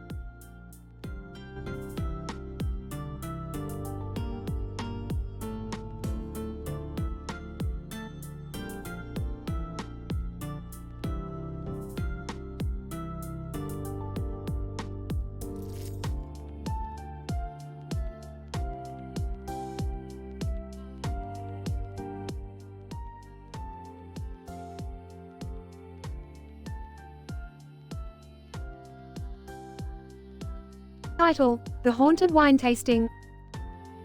The episode opens with Rick, Morty, and Summer in the garage, surrounded by various gadgets and contraptions. Rick reveals that he has discovered a haunted vineyard that produces wine that can summon spirits. The trio decides to investigate and heads to the vineyard. Rick, all right, kids. We're off to the vineyard to conduct a scientific investigation of the paranormal effects of haunted wine. Morty, wait, what? How is that scientific? Summer, yeah, Dad. That just sounds like an excuse to drink haunted wine. Rick, nonsense, Summer. We're just doing some field research on the effects of supernatural properties on organic compounds. Now, buckle up for an adventure. As they arrive at the vineyard, they are greeted by a friendly panda bear named Pablo, who offers them a glass of wine. Rick eagerly accepts and takes a sip, only to be possessed by a mischievous spirit. Rick, whoa, Morty. This wine is lit. I feel like I could outsmart the devil himself. Morty. Rick, are you okay? Summer, yeah, Dad. You're acting weird. As they continue to taste the wine, they soon realize that all of the pandas at the vineyard are actually spirits and they are being haunted. Rick, I've got it. Morty. We need to harness the energy from these spirits to power our spaceship. Morty, what? That sounds crazy. Summer, I think we should just leave and forget about this. But Rick convinces them to stay and they set up an elaborate contraption to capture the spirits and extract their energy. In a dramatic and hilarious sequence, they successfully extract the energy and power up their spaceship, leaving the haunted vineyard behind. Rick, that was some groundbreaking research, kids. I think we've discovered the key to harnessing the power of the paranormal. Morty. I don't know about that, Rick. I just want to go home and forget about haunted wine forever. Summer. Agreed. That was the most bizarre and terrifying experience of my life. The episode ends with them back in the garage, with Rick working on a new invention powered by the spirits they extracted. The camera pans out to show a panda hiding in the corner, revealing that the vineyard isn't quite done with them yet. Panda. Boo. Rick, Morty, and Summer scream.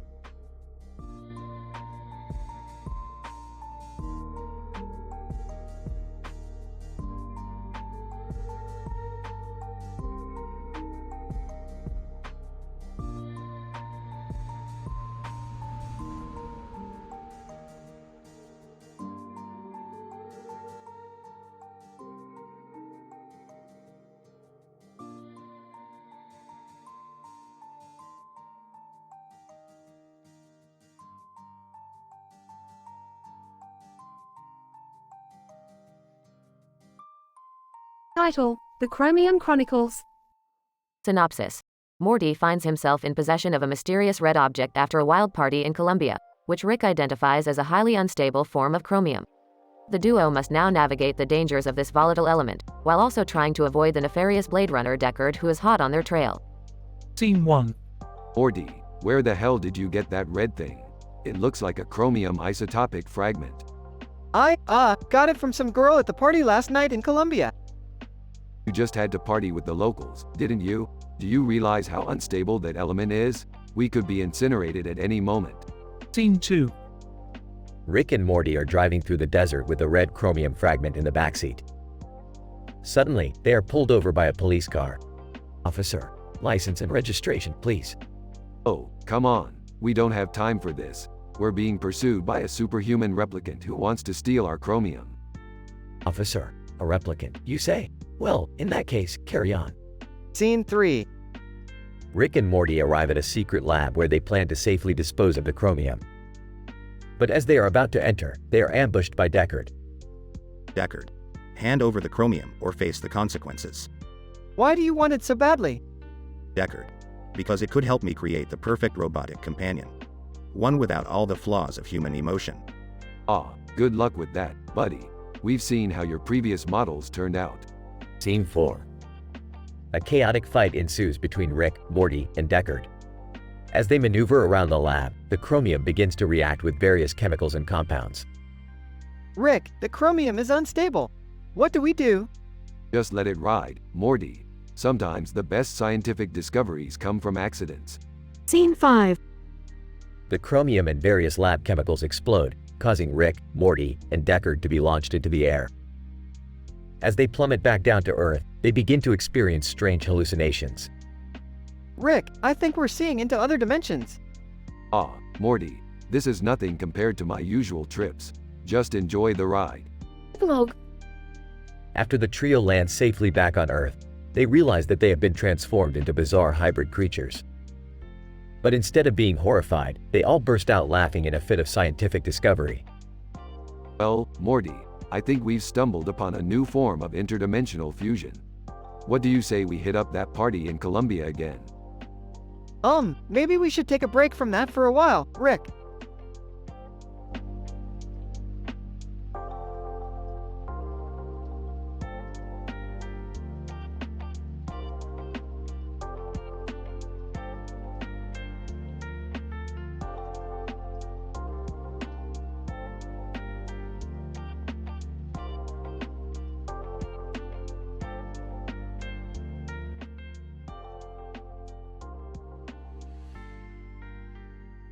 Title: Unexpected Encounters with Wild Animals. In this episode, we witness a man, PewDiePie, holding a sword in front of two wild animals, a dragon and a wolf, in a forest with a sky background. The scene captures a moment of intense interaction between species in the natural world. Such interactions are rare and often ephemerally recorded. PewDiePie, a well-known social media influencer, is known for his fearless approach to challenges in life. However, his unexpected encounter with these creatures highlights the importance of understanding and respecting the complexity of the natural world. As a scientific PhD university, we must evaluate the behavior and characteristics of the animals involved. The dragon is a mythical creature known for its ability to breathe fire and fly at high altitudes. The wolf, on the other hand, is a common wild animal with strong predatory instincts. The scene is intensified by the presence of two other characters, Kino and Tin, who seem to be bystanders in this interaction. The role of these characters in the scene is not clear, but they provide an added layer of intrigue to the story. Overall, this episode captures the essence of the natural world and the unexpected encounters that can occur within it. As a scientific community, we must continue to study and appreciate the complexities of the natural world to ensure its preservation for future generations. PewDiePie, woohoo, this is intense. Kino, what are we even doing here? I have no idea, but I'm hooked. Dragon breathes fire. Wolf growls. Scientific PhD announcer. Here we are witnessing a rare interaction between two top predators in the natural world. The dragon, a mythical creature, and the wolf, a common wild animal with strong predatory instincts, are captured in a moment of intense interaction. This highlights the importance of understanding and respecting the complex relationships within the natural world. PewDiePie, I've never experienced anything like this. Kino, this is insane. I can't look away. Scientific PhD announcer. As we witness this encounter, it is important to acknowledge the role of humans in the natural world. Our presence can have both positive and negative impacts on these intricate relationships. We must continue to study and appreciate the complexities of the natural world to ensure its preservation for future generations.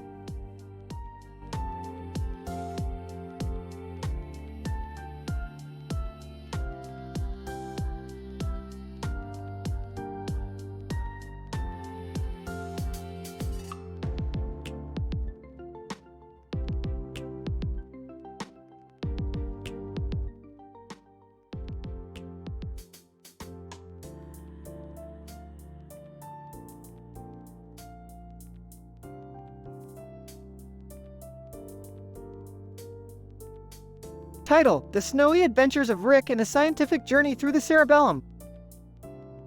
The episode opens with Rick and Morty discovering a man walking down a snow-covered road in the woods. Upon closer inspection, they find that the man has a unique cerebellum that allows him to travel between parallel universes. Excited by this rare discovery, Rick and Morty take the man back to their lab to study his brain. As they delve deeper into the man's cerebellum, they find themselves transported to Budapest, where they meet a group of aliens who are avid dancers. Fascinated by their intricate dance moves, Rick decides to teach them a fun and crazy dance that he learned in another universe. Meanwhile, Morty stumbles upon a portal that leads him to the world of Re-0- starting life in another world. There, he meets the protagonist, Subaru, who is on a quest to save his love interest. Morty decides to help him out, but soon realizes that the task is more challenging than he had originally thought. Back in Rick's lab, their experiments on the man's cerebellum lead to a series of hilarious mishaps, including them accidentally cloning themselves and having to deal with the consequences. As the episode comes to a close, Rick and Morty are sucked into the man's cerebellum, where they meet the late Carl Sagan. He teaches them about the mysteries of the universe and how to overcome their fears. The episode ends with Rick and Morty returning the man to his own universe, leaving them with a newfound appreciation for the wonders of the human mind. Rick, Morty, this is the kind of stuff that gets PhD theses published. Morty. Rick, I don't even have a high school diploma. Rick, doesn't matter, Morty. We're scientists, and today we're studying the cerebellum like it's nobody's business. Alien dancer, hey man, what kind of dance is that? Rick, it's called the Floorball dance. It's all the rage in Universe 432. You guys should try it. Morty. I don't think this is a good idea, Rick. Subaru, please, Morty, you have to help me save her. Morty. I don't even know who her is, Subaru. Carl Sagan. Welcome, travelers. I am Carl Sagan, and I am here to show you the wonders of the cosmos. Rick, Carl Sagan? Holy crap, Morty, this is like a dream come true. Morty. I don't think it's a good idea to be dreaming in someone else's cerebellum, Rick. Man with unique cerebellum. Thank you for your assistance, Rick and Morty. Without your help, I never would have made it back to my own universe. Rick, hey, it's all in a day's work for the greatest scientists in the multiverse. Morty.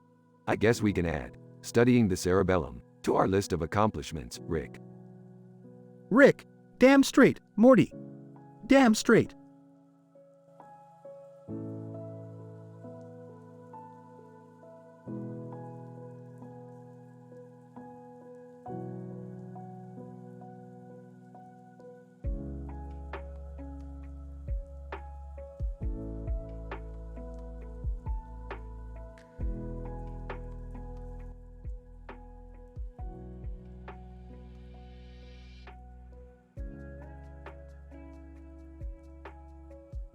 Title: The Multidimensional Madness. Act 1. Rick and Morty are working on their latest experiment in the lab. Meanwhile, Jerry is having a midlife crisis and decides to enroll in a PhD program in theoretical physics. Morty, hand me the quantum flux capacitor. Handing over the device asterisk, here you go, Rick. Hey guys, what are you doing? Science, Jerry, real, hardcore science. Can I join in? I just got accepted into a PhD program. Really? That's amazing. Yeah, well, good luck with that. It's not like you can handle the multidimensional madness we're dealing with right now. Challenge accepted. Act 2. The trio decided to step away from the lab and hit up a lounge to clear their mind. However, they encounter a woman wearing a black and white jacket who claims to have discovered the secrets of the universe.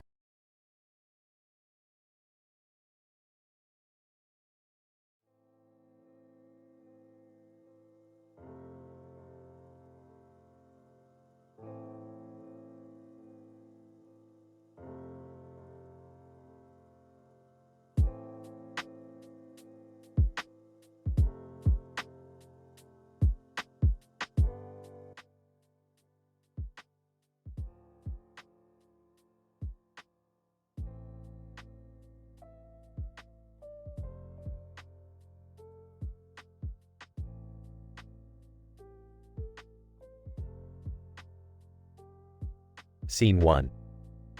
As Rick and Morty traverse the quantum realm, Rick notices a peculiar fast food restaurant with a sign marked as WWW in bold letters. In an instant, they teleport to the front of the restaurant to investigate the mysterious establishment. Morty, this place has a strange energy emanating from it. We must find out what's going on. Rick, can't we just grab some burgers and go? I'm starving. Silence, Morty, we are on a scientific mission. Scene 2. Upon entering the restaurant, Rick and Morty are greeted by an unusual employee with a name tag that reads, Magnesium. Magnesium. Welcome to Plubis, the interdimensional eatery. What can I get for you? We demand to know the meaning behind the sign that reads, WWW. Magnesium. That stands for Wacky Waving Inflatable Arm Flailing Tube Man. It's our latest promotional gimmick. Scene 3. As Rick and Morty enjoy their meals, they notice bizarre phenomena occurring within the restaurant. The burgers and fries appear to be jumping around, and customers are transforming into strange creatures. Magnesium, what's the deal with this food? It's making everyone crazy. Magnesium. That's just our secret blend of spices. It's an experimental formula we've been working on. Rick, I don't feel so good. Scene 4. As Morty begins to transform into a sentient potato, Rick's scientific expertise comes into play.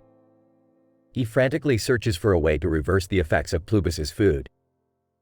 Aha, I knew it. Plubis has been using transmutative particles in their food supply. We need to find an antidote. Magnesium. I'm afraid we don't have one yet. It's still in the testing phase. Scene 5. In their desperation, Rick and Morty sneak into the restaurant's laboratory to concoct an antidote themselves. After a series of wacky and convoluted experiments, they finally produce an antidote. Morty, take this. It'll reverse the transmutation process. Thanks, Rick. Wait, why is everything in Swedish? Oops, wrong vial. Let me find the right one. Scene 6. As Rick attempts to locate the correct vial, chaos erupts as the transformed customers cause a ruckus. Customer. I demand to see the manager. I'm a sentient mustard jar now, damn it. Magnesium. This is not good. We've lost control of the situation. Scene 7. In a final showdown, Rick and Morty face off against the mutated customers in a battle of wits and weapons. Morty, grab the pickle guns. We're taking these guys down. This is insane, Rick. I can't believe I'm fighting ketchup bottles. Scene 8. With the dust settled, Rick and Morty emerge victorious, having saved the day from Plubus's transmutative food.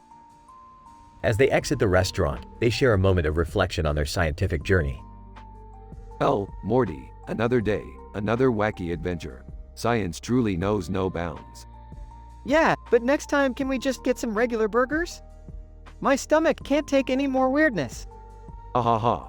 Where's the fun in that?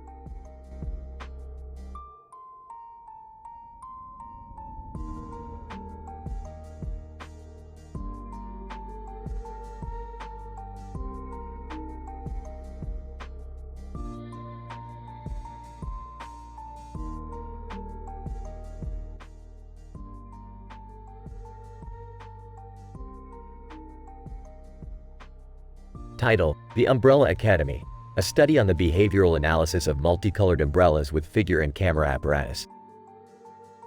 Synopsis. In this episode, the Umbrella Academy team embarks on a research journey to the Wellcome Sanger Institute to study the behavior and interactions of multicolored umbrellas with figure and camera apparatus.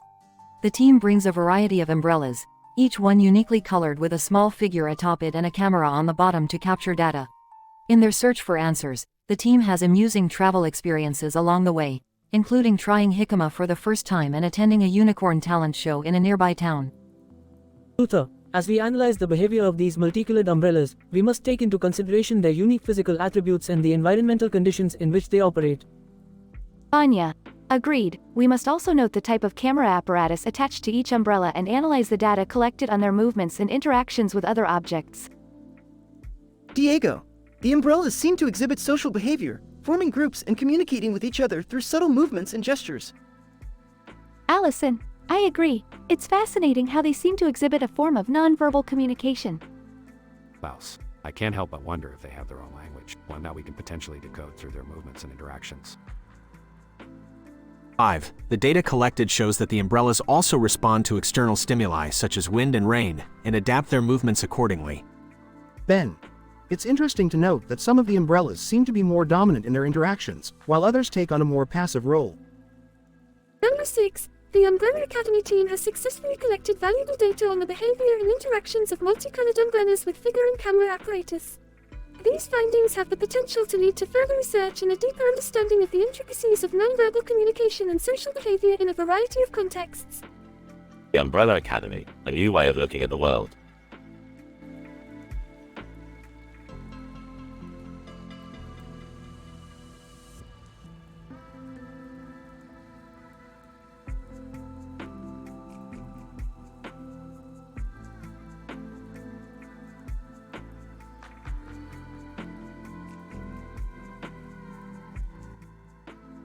Title: A study of clown faces and piracy in gossip column comedy clubs. Introduction.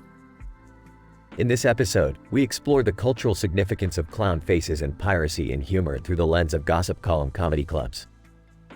Our study focuses on a group of individuals with clown faces and a man with a knife in his mouth, who frequent the pirate comedy club. We will analyze their behavior, speech patterns, and interactions to understand the social dynamics within this community. Scene 1. Researcher. Our observations show that the individuals with clown faces exhibit behavior consistent with the characterization of clowns in popular culture. They use physical humor, exaggerated facial expressions, and slapstick to entertain the crowd. Scene 2. Researcher. The man with a knife in his mouth is an outlier in this group. He does not use traditional clown humor, but rather shock humor. He uses his knife as a prop to create tension and discomfort in the audience. Scene 3. Researcher. The Pirate Comedy Club's audience, although entertained by the performers, are also highly critical of their acts. We observed that the crowd openly discussed and critiqued the performances during the acts. Scene 4. Researcher. The covers for the Pirate Comedy Club are also noteworthy. They typically depict pirates, ships, and other related imagery. This suggests that the pirate theme is an important aspect of the club's identity. Scene 5. Researcher. Our data suggests that the use of clown faces in piracy in comedy clubs serves to create a sense of community and identity among the performers and audience. It also allows for the exploration of taboos through shock humor. Conclusion. This episode highlights the importance of studying humor as a cultural phenomenon. Through our observations of the clown-faced group in the Pirate Comedy Club, we gained insight into the ways in which humor shapes and reflects our social and cultural identities.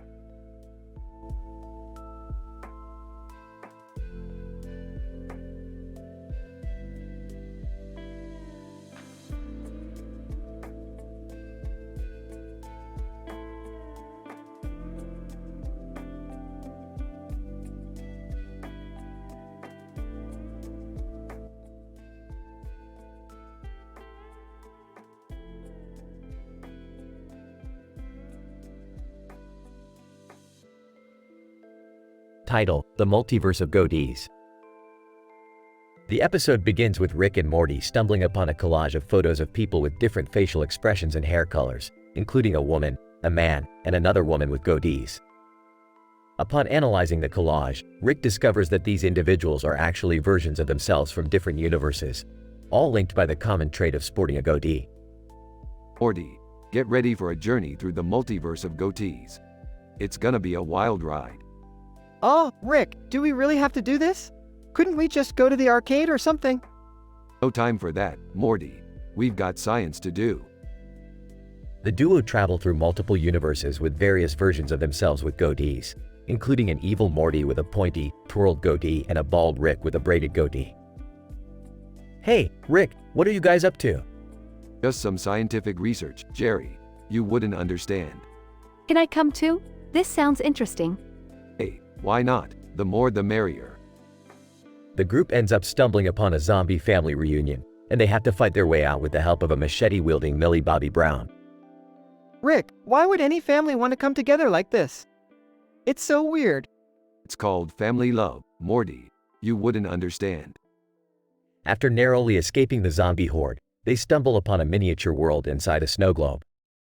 Oh my god, are we giants now? No, it's just a small world, Summer. Keep up. But their adventure takes an unexpected turn when they come across a karaoke night with unicorns. I don't know, guys. I don't think I can sing in front of unicorns. What if they judge me? Relax, Jerry. They're just unicorns. They don't have any real power. As they leave the karaoke bar, they realize that they've inadvertently caused chaos in each universe they visited with their reckless behavior. Well, that was fun. But let's never speak of this again. Got it? Got it, Rick. Phew. The episode ends with a group photo of all the goatee-wearing versions of the characters from the different universes, including a bald Summer with a soul patch and a Rick with a pink glitter goatee.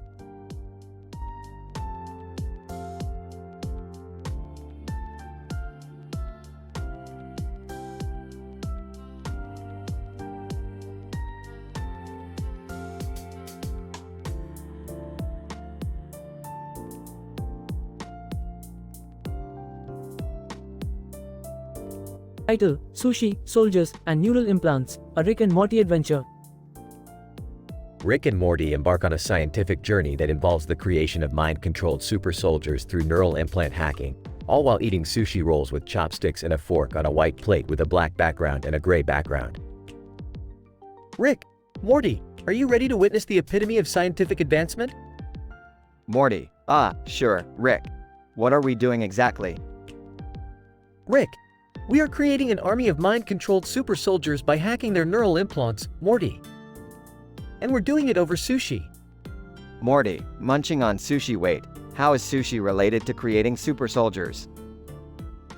Rick, the sushi acts as a catalyst for the neural implant hack to work, Morty. Don't you know anything about science? Morty, Rick, never mind, Morty.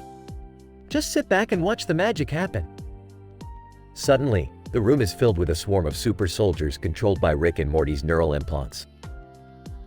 Rick, it worked, Morty. We did it. Morty, shocked Rick, what have we done? We can't control them forever. Rick, relax, Morty. They'll be fine. And if they overthrow us, we'll just create more. Right after we finish the sushi. The scene ends with Rick and Morty enjoying their sushi while the mind-controlled super soldiers roam the lab.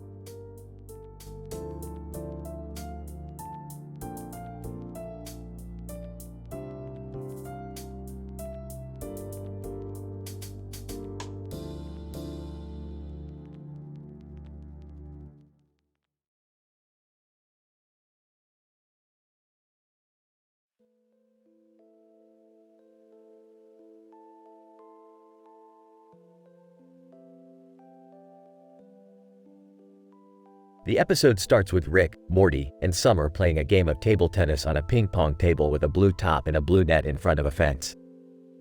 Summer serves the ball to Rick, and Rick, being a seasoned player, returns the ball with a scientific approach, calculating the angle and spin of the ball to get it past Morty's defense. I've recalibrated the trajectory of this ball to exploit the curvature of spacetime, Morty. You're not prepared for this level of physics. I just want to play a fun game with my grandpa and sister, Rick. I don't need a physics lesson. Come on, Morty, you're not even trying. Show us what you got. As the game heats up, they notice a mysterious figure lurking behind the fence. Rick, being curious as ever, decides to investigate. They find a man named the Sinner, who challenges them to a game of table tennis for the fate of the multiverse. Sinner, I have traveled across time and space to find the greatest table tennis players in the multiverse. If you lose, your reality will be absorbed by mine. You're on, Sinner, but let's make it interesting. If we win, we get to use your universe as a vacation spot. Sinner, deal, but prepare to face my ultimate serve. The battle commences, with Rick and the gang utilizing their scientific knowledge to gain an advantage. Morty calculates the angle of the Sinner's serve, while Summer uses her physics knowledge to predict the spin of the ball. Rick, the Sinner's serve is coming in at a 73-degree angle. We need to adjust our defense. And the spin is causing the ball to curve to the left. We need to compensate for that. Together, they manage to score point after point, ultimately defeating the Sinner. As they celebrate their victory, Rick presents the Sinner with a trophy made of top-of-the-line scientific equipment. Well played, Sinner, but you can't beat science. The episode ends with the trio taking a well-deserved vacation in the Sinner's universe, sipping on exotic drinks and basking in the glory of victory.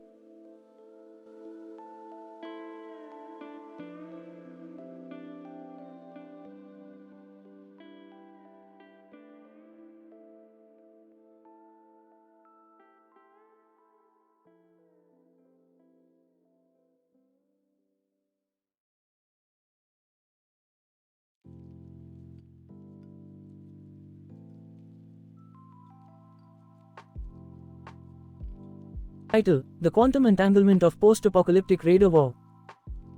The episode begins with Rick and Morty traveling through different dimensions to find a cure for Morty's intermittent burping problem. They land on a post-apocalyptic Earth, where they meet a woman with a gun and a gun in her hand, standing in front of a building with a clock. Oh Morty, looks like we landed in the middle of a raider war. This place gives me memories of my third wife. I don't want to know about that, Rick. The woman introduces herself as Harley Quinn, who is leading a group of raiders in a war against the Resistance. Harley Quinn. Hey there, strangers.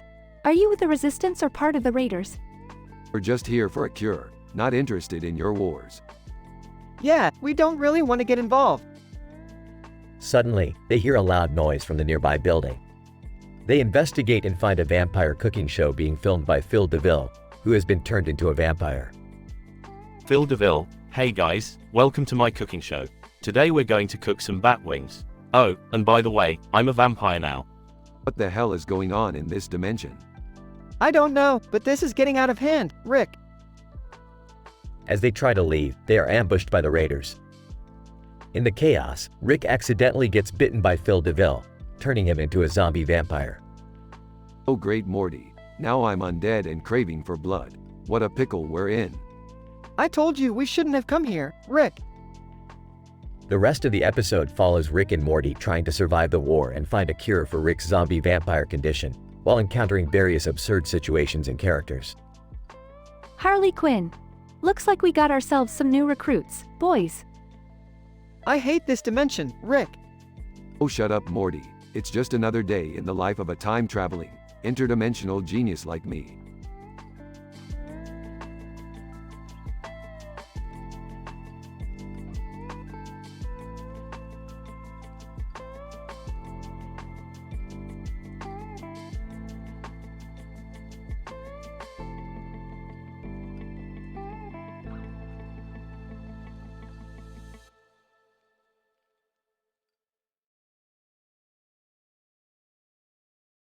Title: The Coronation of Queen Heart. Synopsis.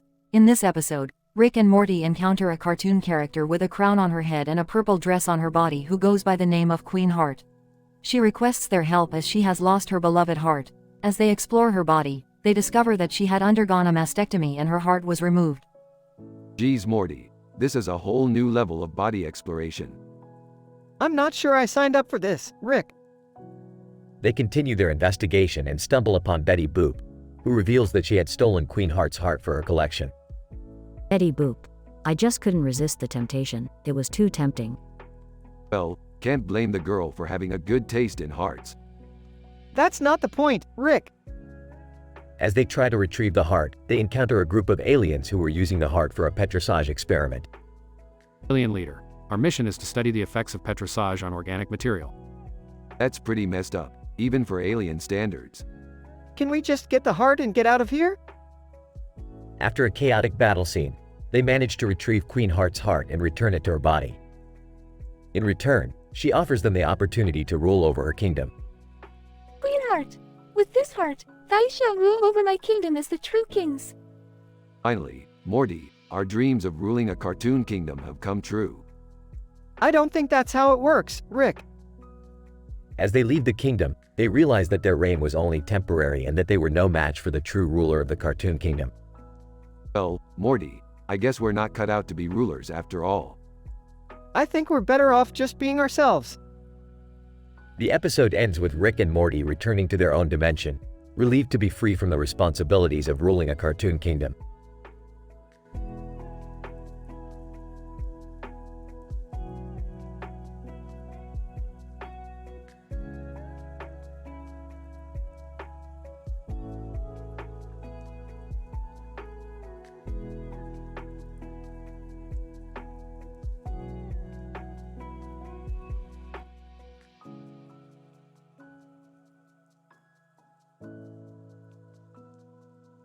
Title: Time is just a relative concept, Morty. The episode starts with Rick and Morty discovering a miniature model of a city with a clock tower and a building with a clock on its side. Beth and Summer observe them from the sidelines. Morty, this is a perfect replica of a city. We can use it to conduct our experiments on time travel. Rick, I'm not sure about this. Isn't messing with time travel dangerous? Morty, we're scientists. We don't live by the rules of commoners. I'm not sure about this, Dad. I don't want any bones to be broken. Yeah, I don't want to get stuck in some mansion of madness. Rolls eyes. You two need to loosen up. Turning towards Morty. Morty, activate the time machine. Morty reluctantly activates the machine, which sends them back in time for a few minutes. Checking his watch. See, Morty, time travel is just a relative concept. Suddenly, they notice that they have a strange power to control the movements of the people in the miniature city. Rick, this is getting crazy. What are we going to do with this power? Morty, we're going to have some fun. We can make people dance, jump, and do whatever we want. Sighs. This is getting out of hand. Mutters to herself, I knew this was a bad idea.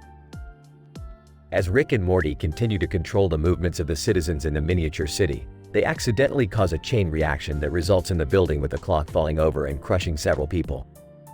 Laughing. That was hilarious. Morty, activate the time machine. Panicking, I can't, Rick. We broke the time machine. Exasperated, I knew this was going to happen. Frustrated, we're stuck in this madness forever. As the episode ends, the camera pans out to reveal that the entire episode took place in a snow globe held by a child holding a Mansion of Madness board game. Child, laughs. That was a crazy game. Time to play another round. The end.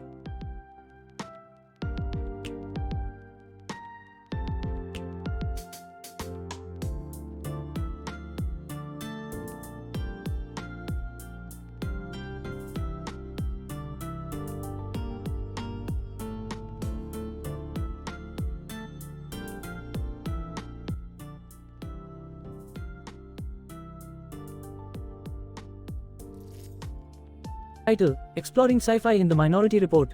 Synopsis. The episode begins with a man in a suit and tie standing in front of a vivid sci-fi poster with a sci-fi theme. The setting takes place in Kenya, where a deep analysis of futuristic technology in sci-fi movies is carried out. Amidst the spectacles, Minority Report, John Anderton is chosen for scrutiny. The episode is dedicated to Mysterium Home Inspector, who uncovers the scientific principles that make the core of sci-fi technology. Mysterium Home Inspector.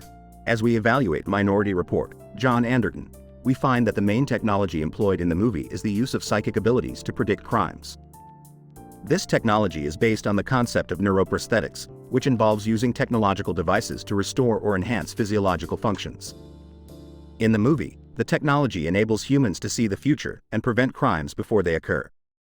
Robot fashion show. As part of the exploration, a robot fashion show is staged, where the inspector showcases the latest advancements in robotics engineering. The show highlights how robots can be designed to coexist with humans.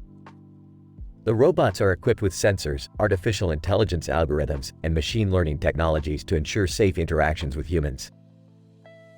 Amazing. But what about the quantum mechanics concepts in the movie? Mysterium Home Inspector. Excellent question. In the Minority Report, we see the concept of quantum entanglement being applied. This theory suggests that two particles can be connected and their states correlated, regardless of their distance. In the movie, this concept is used to explain how the three psychics can predict the future together. That's fascinating. Lastly, what about the theme of time in Minority Report? Mysterium Home Inspector. The theme of time travel is also explored in the movie. However, it is not explicitly discussed. Instead, the movie uses the concept of precognition, the ability to see the future, to provide a thrilling extrapolation of what could happen if we had such powers. The episode concludes with an in-depth discussion about the scientific principles that underpin science fiction. The analysis demonstrates how fiction inspires innovation and how our quest to understand science helps us to make strides in technology. Ultimately, the episode highlights the importance of sci-fi movies in inspiring technological developments.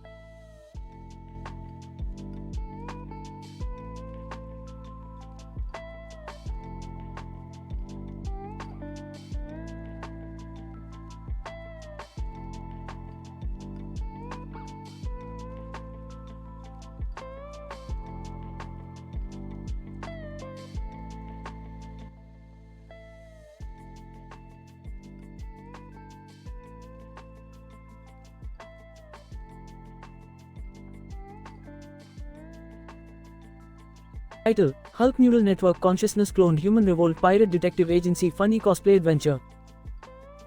The episode begins with Rick, Morty, Jerry, Beth, and Summer attending a sci-fi convention in search of a rare artifact. As they wander the convention, they come across a man in a green Hulk costume posing for a picture. What kind of pathetic excuse for a cosplay is this? You don't even have the gamma radiation-induced muscle mass to pull off the Hulk. Yeah, Rick. Cut the guy some slack. He's just having fun. Suddenly, the man's eyes start glowing green and he begins to grow in size. It turns out that the neural network consciousness of the Hulk has been implanted in this man, causing him to transform into the real Hulk. We have to stop him before he destroys the convention. But how do we stop the Hulk? He's too powerful. Relax, Jerry. I've got this. Rick pulls out a device that he claims can clone human beings. He uses it to create an army of cloned humans to take on the Hulk. However, the clones discover that they are able to think and act for themselves, leading to a cloned human revolt. Rick, what have you done? The clones are turning against us. Don't worry, Summer. We'll just call in the Pirate Detective Agency for some backup. Suddenly, a group of swashbuckling pirates in detective hats arrive on the scene. Pirate Captain, ahoy, mateys. We heard there was trouble afoot and came to lend a hand. The Pirate Detective Agency and the clones engage in a heated battle with the Hulk. Just when it seems like all is lost, Morty has an epiphany. Wait a minute. If the neural network consciousness of the Hulk can be implanted in a person, then technically it could also be implanted in an inanimate object. Morty, you're a genius. Quick, hand me that cardboard cutout of the Hulk. Rick uses his device to transfer the neural network consciousness of the Hulk to the cardboard cutout, causing the real Hulk to revert back to his human form. Hulk, what happened? Why am I dressed like this? You were just having a bit of fun with a funny cosplay, pal. The group stands victorious amid the chaos of the convention. Rick, I can't believe you actually managed to solve this one. Please, Beth, saving the world from genetic tampering, cloned human revolts, and pirate detectives is just another day in the life of a mad scientist. Rick, then why is the cardboard Hulk now glowing green? Hey, I'm sure it's nothing to worry about.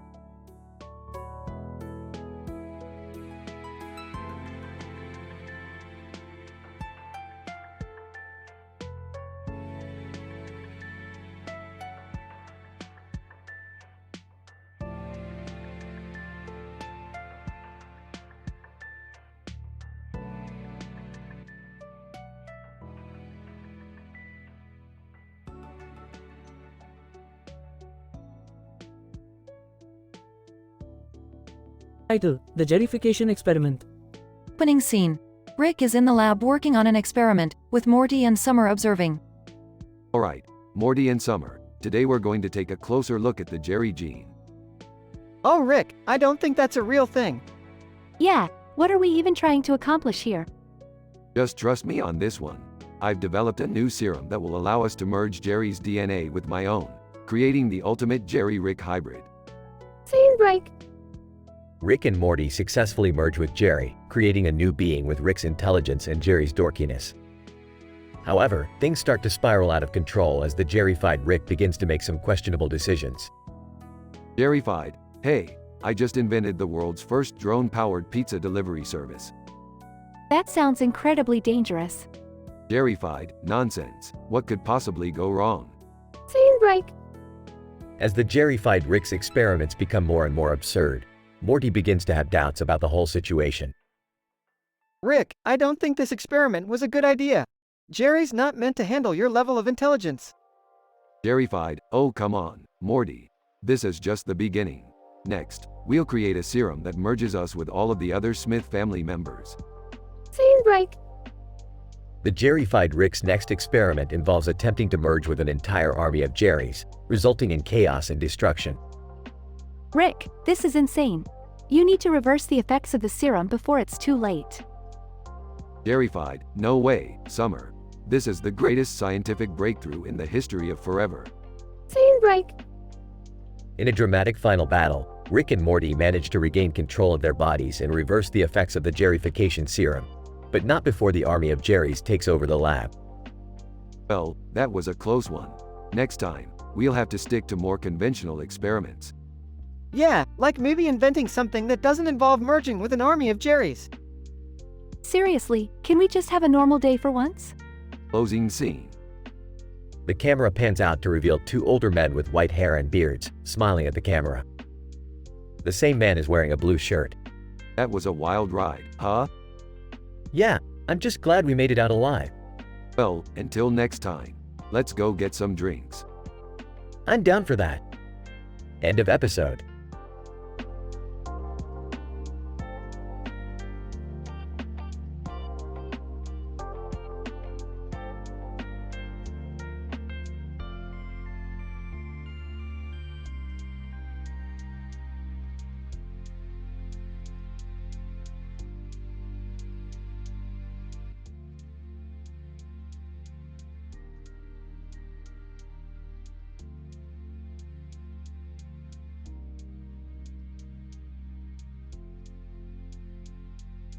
Title: Quantum Paradox Conundrum. Opening shot shows Rick, Morty, Jerry, Beth, and Summer in the garage. Listen up, Morty. I need you to activate the quantum entanglement device and the neuralizer while I work on interdimensional portal recalibration. Okay, Rick, but what about Summer? Shouldn't she help us? Summer, don't worry, Morty. She's busy with her new gun collection. Besides, I don't trust her after the last time she accidentally shot Jerry in the face. Hey, it was just a flesh wound. And it wasn't even that bad. Jerry, please. Just let Rick and Morty do their science thing. Suddenly, the garage doors burst open and a cartoon character with a gun appears. Cartoon character, I've come to claim what's mine. Give me the quantum paradox device and no one gets hurt. Rick, what do we do? Relax, Morty.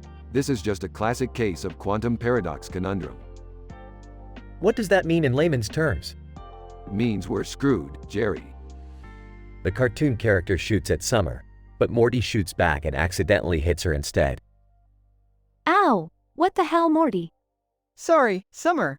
I was aiming for the bad guy. Cartoon character. Ha, perfect. Now you have a hostage. He holds Rick at gunpoint. Wait a minute. If you're holding me at gunpoint, and I'm holding the quantum paradox device, wouldn't that create a paradox? Rick, what are you talking about? We need to get out of here. No, it's brilliant. If we create a paradox, we could confuse the cartoon character and escape. The cartoon character starts getting confused as Rick starts spouting off some scientific jargon. Cartoon character. Okay, you win. I'm getting out of here. The cartoon character runs off and the family is safe. That was insane. Rick, how did you think of that? Just a little something I like to call quantum paradox conundrum. No big deal. Can we just go now? My gun wound is starting to hurt. Yeah, I think we all need to rest and recover from this insane sci-fi adventure. End of episode.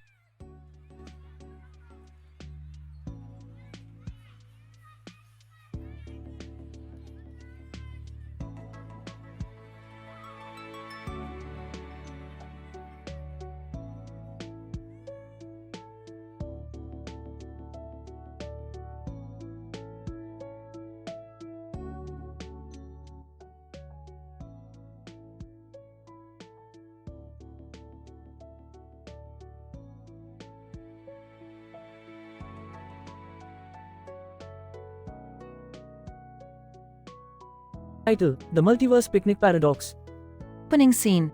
Rick, Morty, and Beth are sitting at the kitchen table, examining a black and white photograph of a person on a frisbee in the grass with a green background. Morty, this photograph is a prime example of the paradoxical nature of the multiverse. You see, in one universe, that person could have fallen off the frisbee and broken their neck. But in another universe, they could have become a professional frisbee player. It's all a matter of probability, Morty. Oh, okay, Rick. But why are we looking at this picture? Well, I thought it would be fun to have a family picnic this weekend. You know, enjoy the outdoors and bond as a family. Picnic, eh? Sounds boring. But I do love a good paradox. Count me in. Me too, Rick. Scene change. The family is at the park, setting up the picnic area. Suddenly, Goku appears out of nowhere. Goku. Hey guys, mind if I join in? I heard there was a picnic going on and I'm famished. Goku, from Dragon Ball Z, how the hell did you get into this universe? Goku. Hey, just some cross-dimensional travel. No big deal. Of course, you can join us, Goku. We just need to finish setting up. Scene change. The family is sitting on the picnic blanket, enjoying sandwiches and fruit salad. Suddenly, an unearthed ancient curse threatens to disrupt the peace. What the hell is that? Looks like an ancient curse. We better prepare for battle. Oh, I don't think I'm equipped for this. Nonsense, Morty. With my portal gun and Goku's strength, we can take on anything. Scene change. The family is now battling the curse, with Rick and Goku fighting fiercely while Beth and Morty strategize from the sidelines. Okay, Morty, we need to come up with a plan.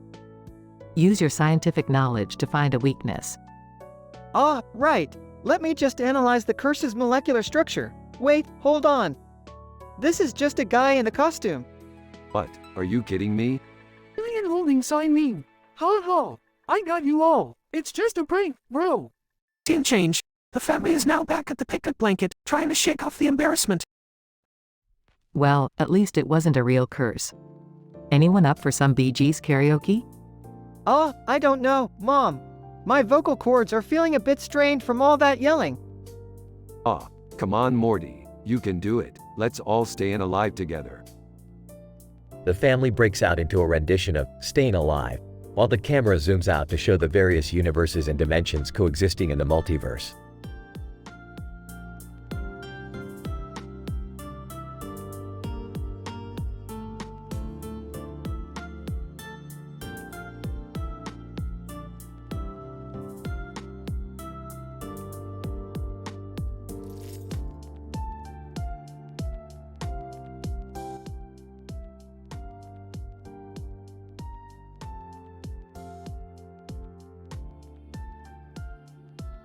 Title: The Cybernetic Heist of Urdu Technology. The episode starts with Rick and Morty analyzing two alien photos that have just arrived in their lab. The photos depict a flying object in the water with a lot of lines around it, and another flying object in the water. Morty is awestruck at the complexity of the images, but Rick dismisses them as nothing special. These are just photos of alien objects in water, Morty. I've seen this kind of stuff before. But Rick, look at all the lines. They must mean something. Rick rolls his eyes and heads off to his lab to do some research. He soon discovers that the objects in the photos are part of a highly advanced alien technology that could be used for cybernetic augmentation. Rick convinces Morty to help him steal the technology from a nearby alien planet. As they arrive on the planet, they find a group of Urdu aliens guarding the technology. The Urdu aliens are a peaceful race, but they will not let anyone take their technology without a fight. Rick and Morty use their wits and their gadgets to outsmart the aliens and steal the technology. Hey Rick, is stealing alien technology even ethical? Thix, Morty, when has that ever stopped us before? After taking the technology back to their lab, Rick and Morty discover that the cybernetic augmentation aspect of it is highly unstable and dangerous. They decide to test it out on themselves, and things quickly spiral out of control. Rick, I don't know about this. I don't feel so good. Just relax, Morty, you'll be fine. Morty's limbs start to uncontrollably stretch and twist, while Rick begins to transform into a giant spider monster. Chaos ensues as they struggle to regain control over their new bodies. As the episode ends, Rick and Morty are back to their normal selves, but they realize that they have learned an important lesson about the dangers of meddling with alien technology. Well, Morty, we may have lost control of our bodies, but at least we gained some wisdom. Yeah, I guess that's one way of looking at it. The end credits roll as Rick and Morty discuss whether or not they should try to fix the alien technology, but ultimately decide to leave it alone and move on to their next adventure.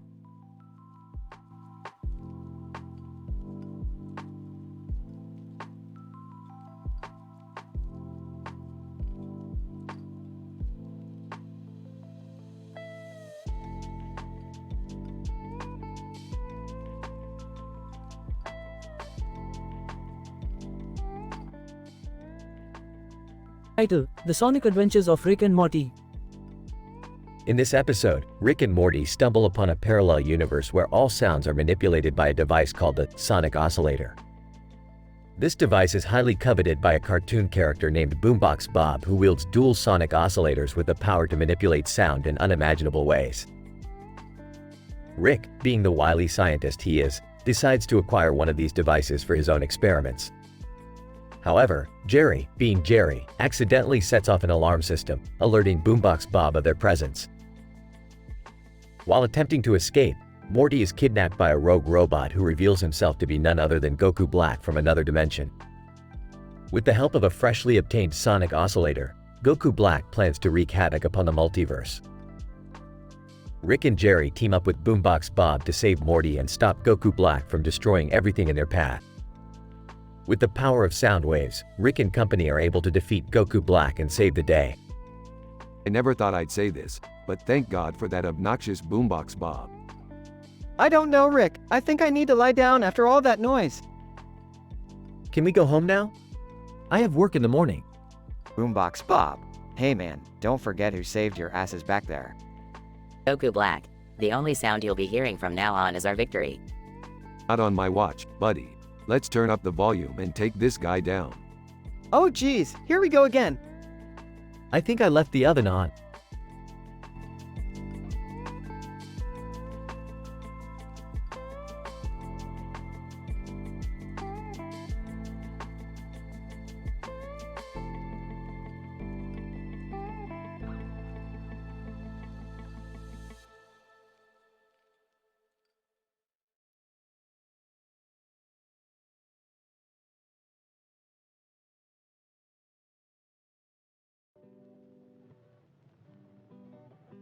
Title: The Gastronomic Chaos Theory of Hamburger Helper Cheeseburger Macaroni in a Multiverse.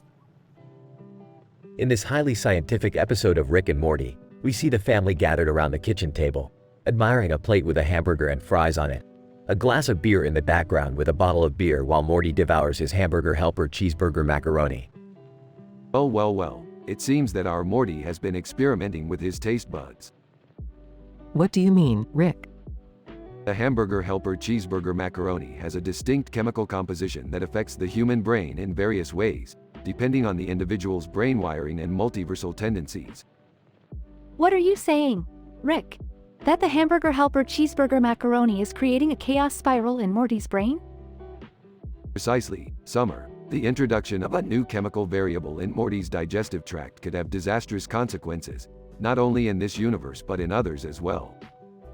Oh geez, Rick, I just wanted something tasty to eat. I didn't know it was gonna mess with my brains and shit. Is there anything we can do, Rick? Can we reverse the effects of the hamburger helper cheeseburger macaroni? Not without opening up a portal to a parallel universe that specializes in gastronomic particle reversal. And even then, we would need a highly complex device that could pinpoint the exact location of the hamburger helper cheeseburger macaroni molecules in Morty's stomach. Okay, so what's the plan, Rick? Are we gonna do it? Of course we will, Summer. I didn't become the smartest man in the multiverse by backing down from a challenge. But what about the consequences, Rick? What if we open up a portal and things get even more chaotic? That's the beauty of science, Morty. We don't know what's gonna happen until we try it. And with that, the family sets off on a wild and wacky adventure through parallel universes, dodging giant cheeseburgers and fending off rogue macaroni molecules, all in the name of gastronomic science. In the end, they find what they're looking for, and Morty is saved from the chaos spiral induced by the hamburger helper cheeseburger macaroni. See, Morty, science always prevails. Now let's go get some real food. I'm starving.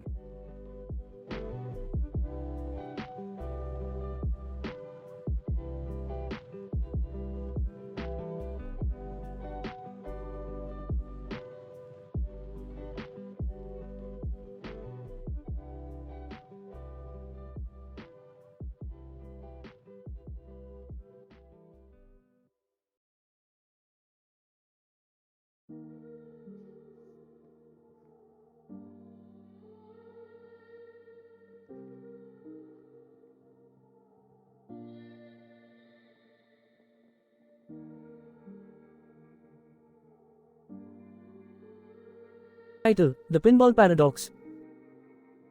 Opening shot, close-up of a vintage pinball machine with a cartoon character on its face and a video game controller on the side. Rick, voiceover, Morty, you know what I love more than interdimensional travel? Pinball machines. Morty, voiceover, sure Rick, but what's the connection?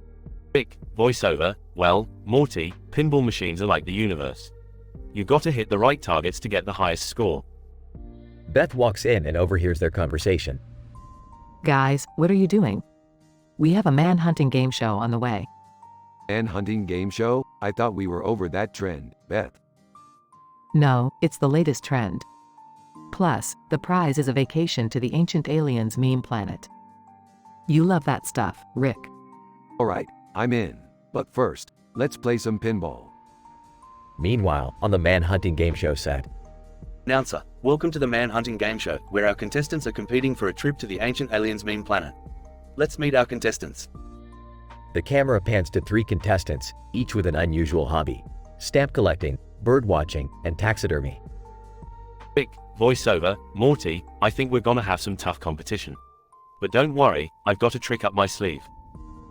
Rick pulls out a modified pinball controller and walks onto the stage. I challenge anyone here to beat my pinball high score. If they do, I'll quit the game show and give up the prize. The contestants laugh and one of them accepts the challenge. They set up a pinball machine and start playing. Rick, voiceover, hee, little do they know, I rigged the machine with a time dilation module. They'll think they're playing for 5 minutes, but it'll actually be 5 hours. The contestants start playing and get sucked into a time vortex, while Rick, Morty, and Beth sneak off to the ancient aliens meme planet. They explore the planet and encounter various alien creatures, all resembling popular internet memes. Rick, these aliens look familiar. Are they based on internet memes? Yep, it's the latest craze in the multiverse. Internet memes are the new form of communication between different alien species. That's insane, Rick, but also kinda cool. As they're exploring the planet, they get ambushed by the game show contestants, who escape the time vortex. What are you guys doing here? You were still playing pinball. Contestant, we got pulled into a time vortex, but we're not gonna give up that easily. We want that prize. Guys, let's just enjoy the planet and forget about the prize for once. The contestants reluctantly agree and they all start admiring the strange and hilarious memes around them. You know, Morty, sometimes life is like a pinball game. You gotta hit the right targets to get the highest score. But sometimes, it's better to just enjoy the game and not worry about the score. Wow, Rick, that's actually kinda deep. Guys, the man-hunting game show is calling. We gotta go. They all leave the planet, but happy and fulfilled, knowing that some things are better than a vacation prize. Closing shot. a pinball machine, with the contestants still stuck in the time vortex, while strange memes fly around them.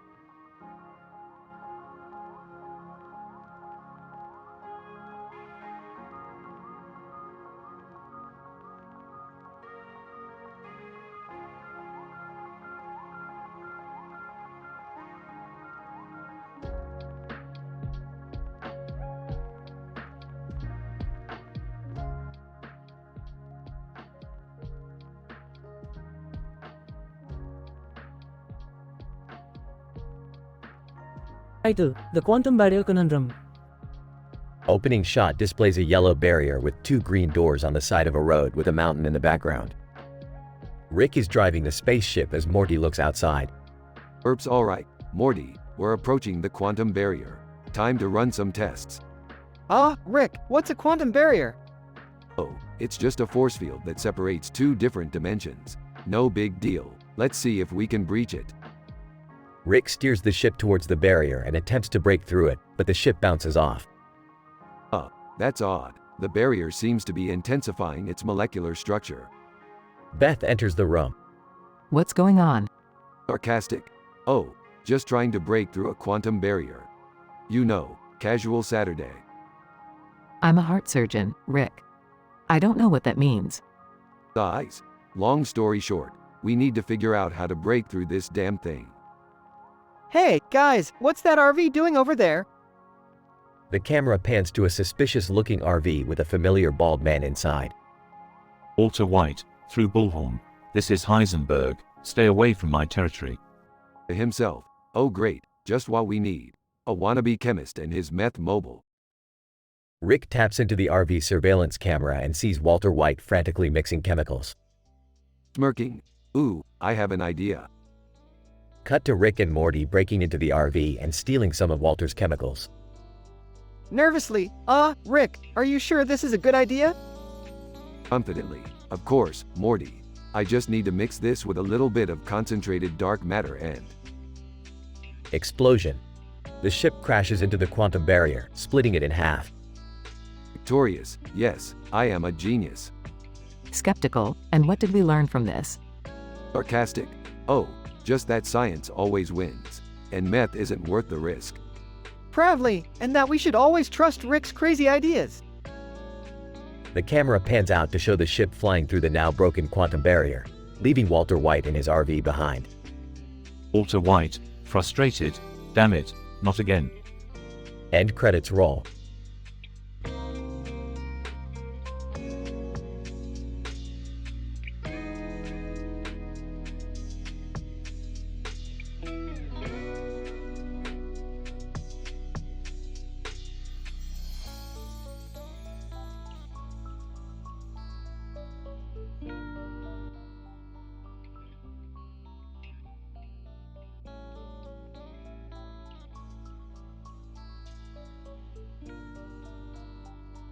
Title: The Quantum Phasing of Columbine High School.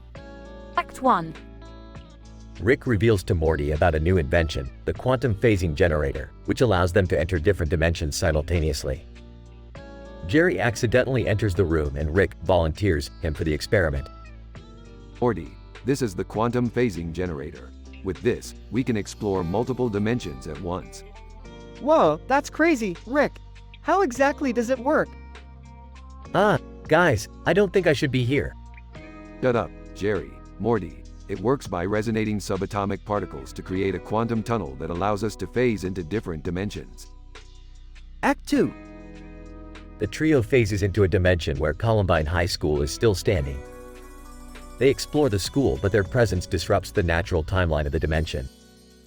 Chaos ensues and they are forced to find a way to undo their mistake. Rick, look, it's Columbine High School. But why does it look like it's still standing? Couldn't we have just gone to a world where it never happened? That's not how quantum phasing works, Jerry. We're crossing timelines, not erasing them. Act 3. The trio realizes their mistake and attempts to leave the dimension, but they come across alternate versions of themselves who are also conducting experiments with the quantum phasing generator.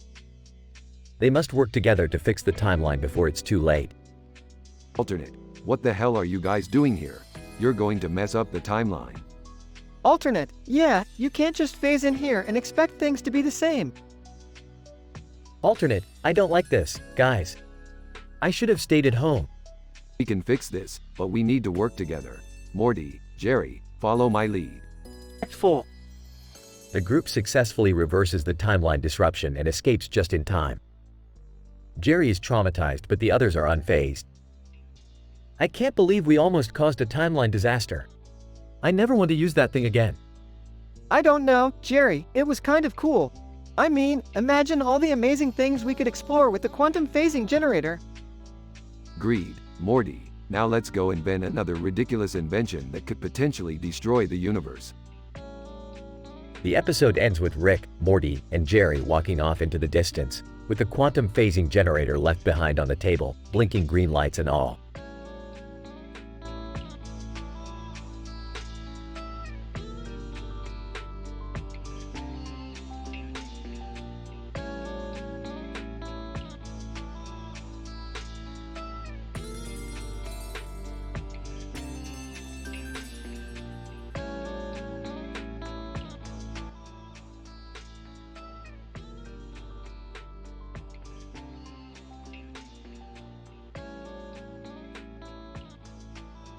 Title: The Intergalactic Unicorn Cooking Championship.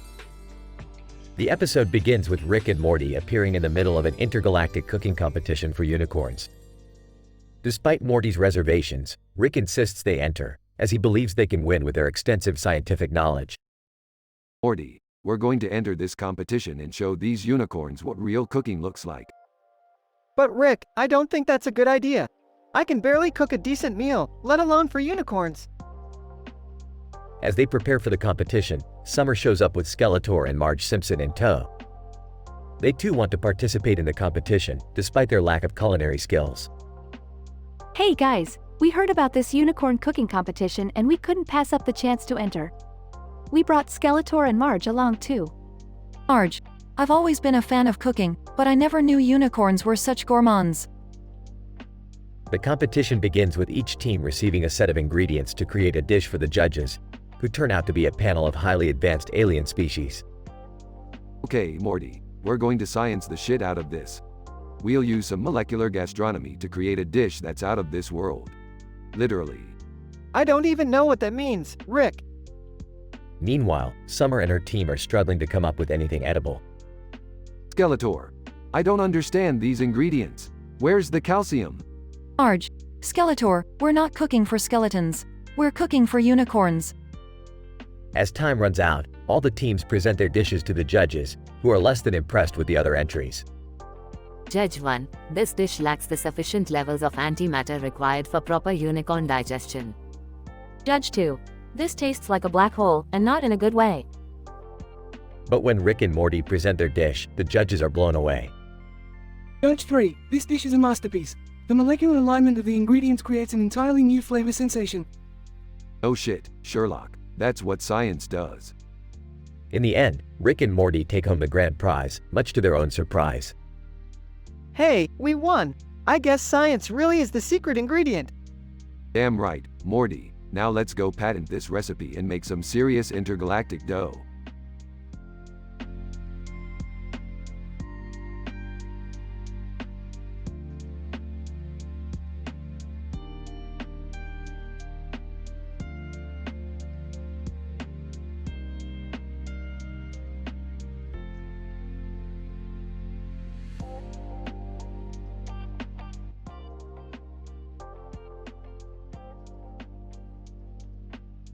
Title: The Equilibrium of the Cosmic Invasion.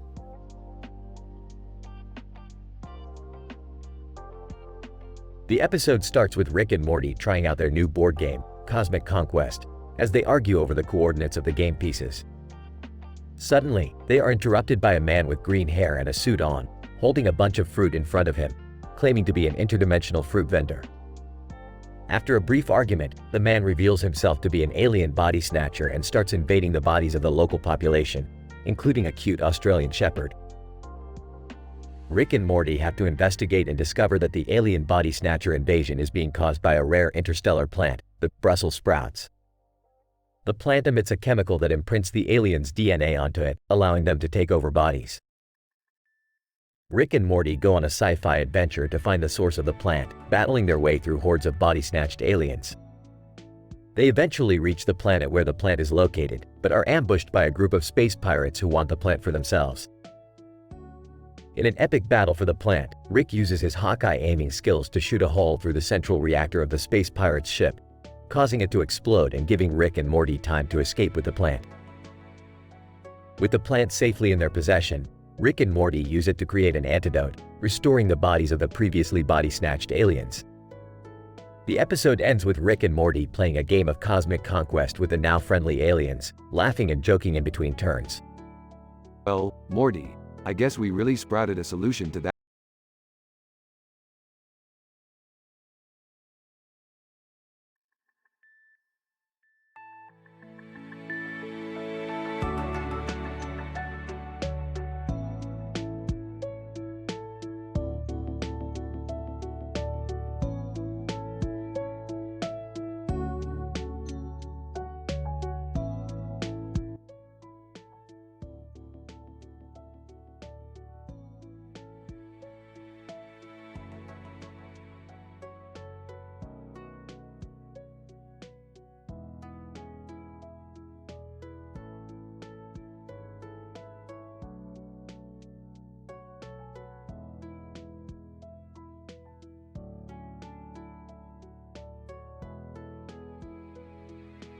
Title: The Curse of the Ancient Tomb.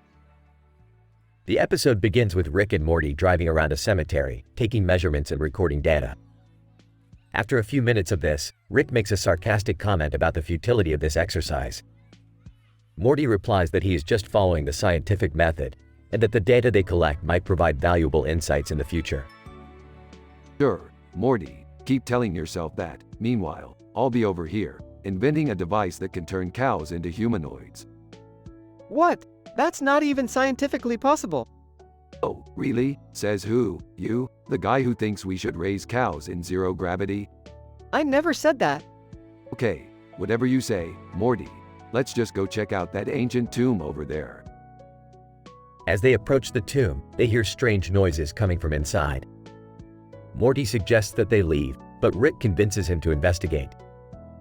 Inside, they discover the tomb of an ancient ruler who had been cursed to eternal torment by some unknown curse.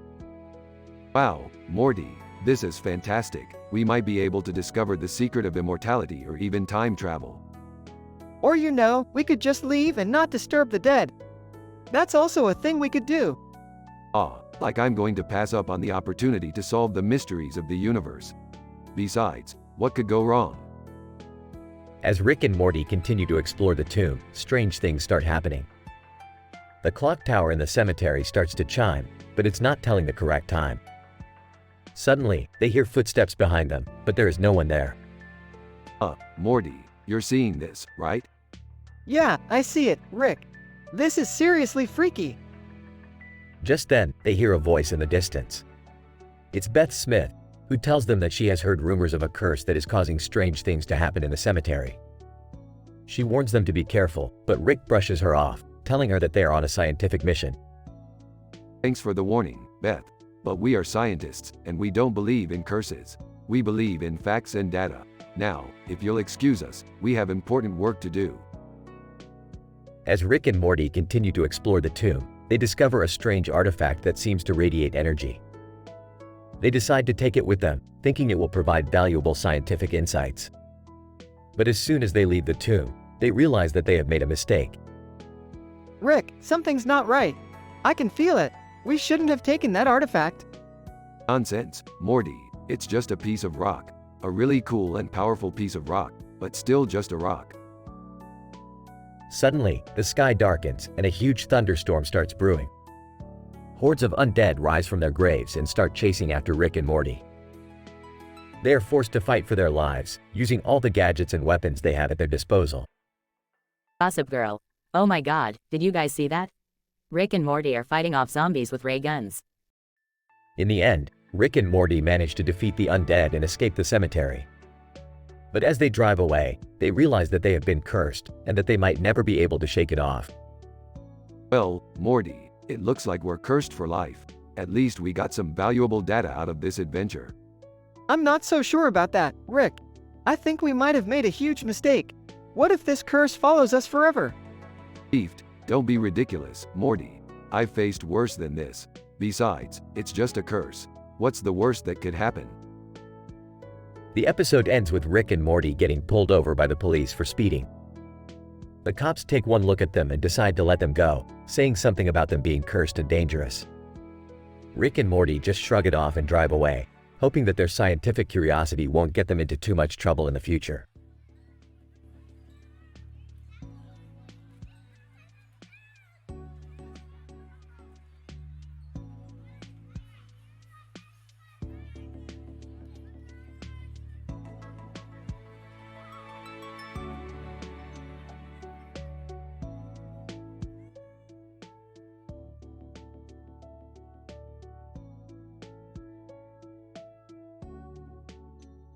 Title: The Crochet Conundrum Experiment.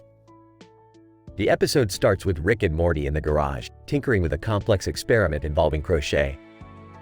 Morty is skeptical about the experiment's success due to the underestimation of the intricacies of the crochet fabric's structural stability. Morty, don't worry about this crochet experiment. It's based on advanced nanofiber technology that can hold up against even the strongest of molecular forces. But Rick, the crochet fabric has a specific limit on how much it can hold up before it falls apart. Relax, Morty. This experiment is based on the principles of quantum mechanics, which means we can work with those limits to achieve something extraordinary. Suddenly, the crocheted toy on the green surface comes to life, sporting a black and white hat. The toy's movements become erratic, and it runs amok in the garage. Crocheted toy. I am alive. I am alive. Ah, Rick, what's going on? Ah, that's just the quantum entanglement kicking in. It's supposed to bring the crochet fabric to life through our nanofiber technology. Suddenly, a group of ninjas appears, introducing themselves as the Ninja Babysitting Service, sent by Rick to protect the crochet toy as it gains self-awareness. Ninja. Rick, we have orders to protect the crochet fabric toy at all costs. Of course, they will. They're trained to take down any opponent, even Bluto.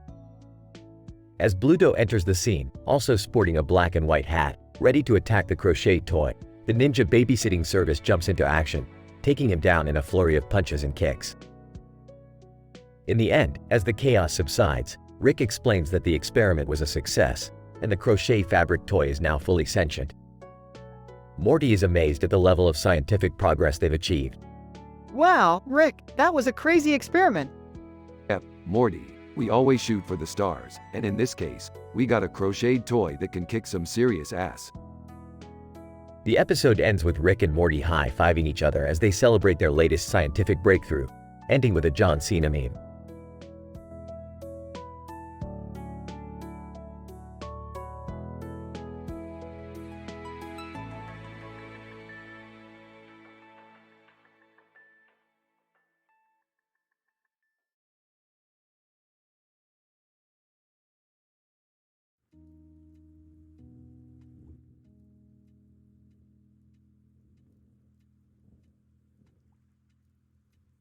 Title: Quantum Chaos in the Multiverse Reality of Flying Swordsman. The episode begins with Rick and Morty discovering a glitch in the multiverse scanner, which leads them to a reality where a man in a suit is holding a sword and a bird on his head. They observe that there is a poster of another man in a suit holding a sword in the background, and Rick hypothesizes that there must be some causal link between the two. Rick, Morty, buckle up. We're about to embark on a mind-bending journey through the uncharted territories of quantum mechanics, where even the laws of probability are up for grabs. As they venture deeper into this reality, they encounter a group of individuals who call themselves the Faradayan Knights, dedicated to upholding the principles of Michael Faraday, the famed physicist. The Knights inform Rick and Morty that their reality is facing a catastrophic event. The fabric of their universe is tearing apart because of the chaos arising from the existence of two sword-wielding individuals. Morty, Rick, what do we do? This place is insane. Rick, relax. Morty, I think I have a plan. We need to bring some structure to this madness. And what better way to do that than to introduce some good old-fashioned order? To restore balance, Rick decides to enlist the help of a unicorn reality TV show, where participants showcase their sword fighting skills while being judged on their adherence to scientific principles. Rick and Morty participate, and with their flawless technique, they win the competition, bringing stability to the chaotic reality. Rick, who needs quantum physics when you have a perfect game of blackjack? Morty. Sometimes, science is just a fancy word for being lucky. As they leave, the Knights reveal that the man in the poster was their original founder, who disappeared years ago. Rick deduces that the man must have somehow traveled to their reality and brought his sword-fighting expertise with him, setting off a chain of events that led to the reality's current state. Morty, are we done here, Rick? I think my brain just exploded. Rick, not yet, Morty. There's still one thing left to do. With a flick of his wrist, Rick creates a portal back to their home reality, leaving behind a significantly less chaotic world. Finn.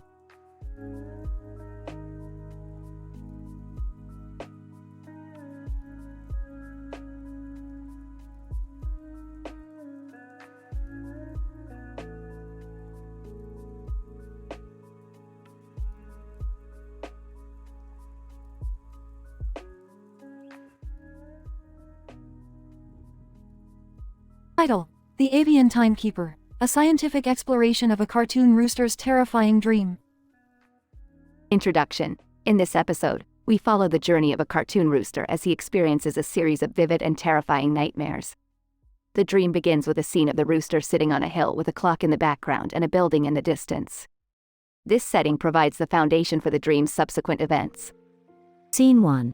The rooster suddenly finds himself in a dark and twisted world that he can barely comprehend.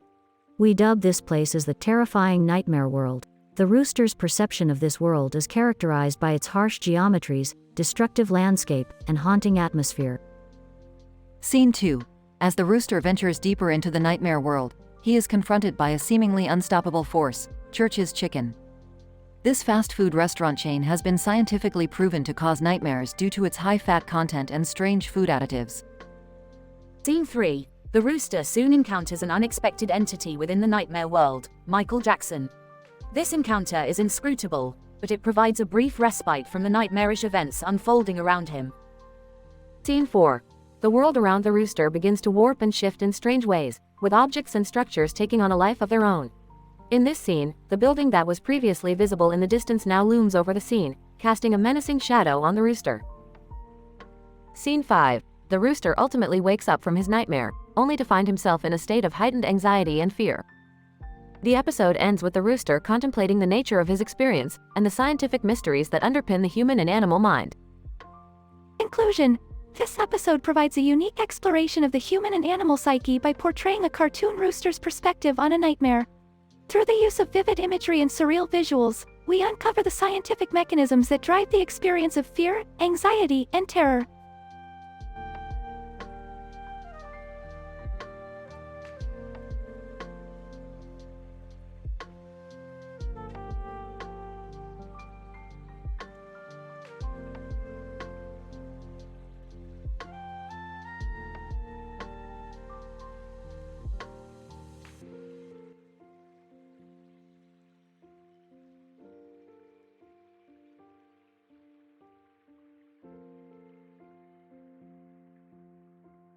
Title: The Red-Haired Man Experiment. Prologue. Rick and Morty are in the lab performing a series of experiments on a mysterious red-haired man uncovered in their latest interdimensional adventure. Morty, grab the flux capacitor and the neutron regulator. We need to be able to handle the energy of this guy. Geez, Rick, this guy looks like trouble. Are we really gonna mess with him? Morty, we're scientists. We mess with everything. Now get to work. Act 1. The experiment begins. Rick and Morty start the experiment. The red-haired man is placed in a containment chamber while Rick and Morty monitor the levels of radiation and energy surrounding him. Morty, let's crank up the voltage to 10,000 gigawatts. What? Rick, are you insane? Of course I am, Morty. That's why I'm a genius. Now hit the switch. The chamber starts to fill with electricity. Suddenly, Justin Bieber appears out of nowhere. Justin Bieber, hey guys, what's going on? Oh great, it's Justin Bieber. Morty, turn up the voltage even higher. Why? Just do it. Act 2. The red-haired man escapes. The voltage reaches a critical point and the chamber explodes. The red-haired man escapes and starts wreaking havoc in the lab. Madeline Petch walks in. Madeline Petch. Hey guys, what's going on? Why is there a man with red hair running around? Morty, we need to stop him. I have an idea. Rick pulls out a device that looks like a giant ray gun. Morty, aim this at the man and fire. Won't that kill him? Don't worry, Morty, it's just a science gun. It'll turn him into a cartoon character. Watch. Morty aims and fires the gun. The red-haired man turns into a cartoon character. He starts hopping around and making silly faces. Act 3, The Aftermath. Jerry and Beth walk in. What's going on here? And why is everyone staring at that cartoon character? Jerry, we just discovered the secret to turning people into cartoons. Imagine the possibilities. Rick, Morty, I'm worried. What if he turns back into a real person? Don't worry, Beth, he can stay a cartoon character forever. We just need to find some good animators to keep him going. Epilogue. The episode ends with Rick and Morty sitting back, watching the cartoon character on TV. Suddenly, the character speaks. Red-haired man. Hey guys, this isn't funny anymore. Can you please turn me back into a real person now? Hey, let's give it a few more episodes.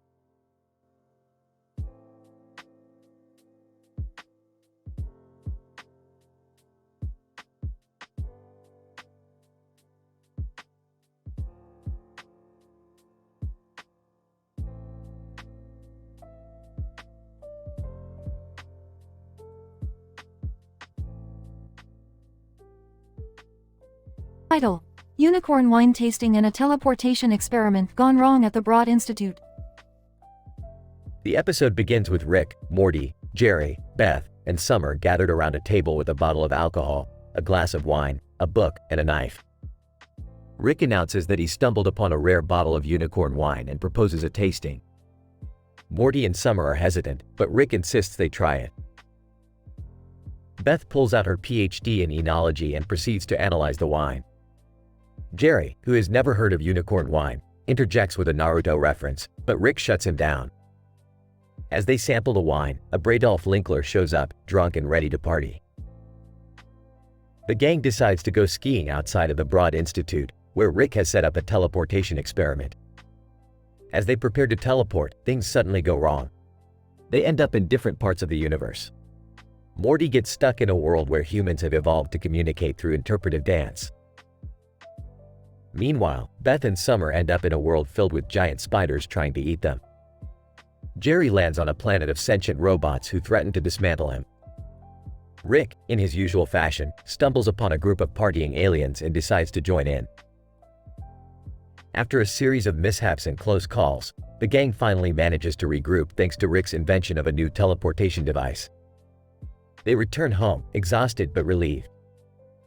As they sit back down at the table, Morty jokingly asks if they should do it again sometime. Rick responds, only if we can have more of that unicorn wine.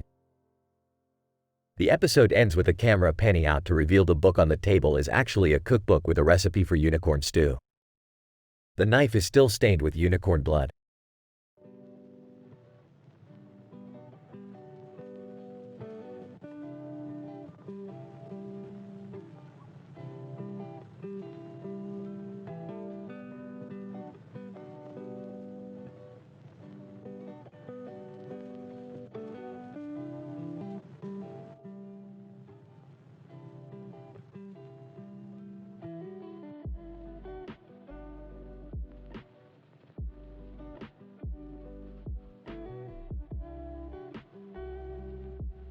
Title: The Extraterrestrial Ecosystem Exploration. Opening scene. Rick and Morty are walking around the desert, dressed in spacesuits.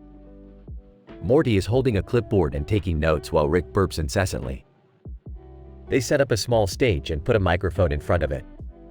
Alright, Morty, let's get this show on the road. What are we doing here, Rick? We're gonna explore this extraterrestrial ecosystem and find out what makes it tick. But why are we wearing spacesuits?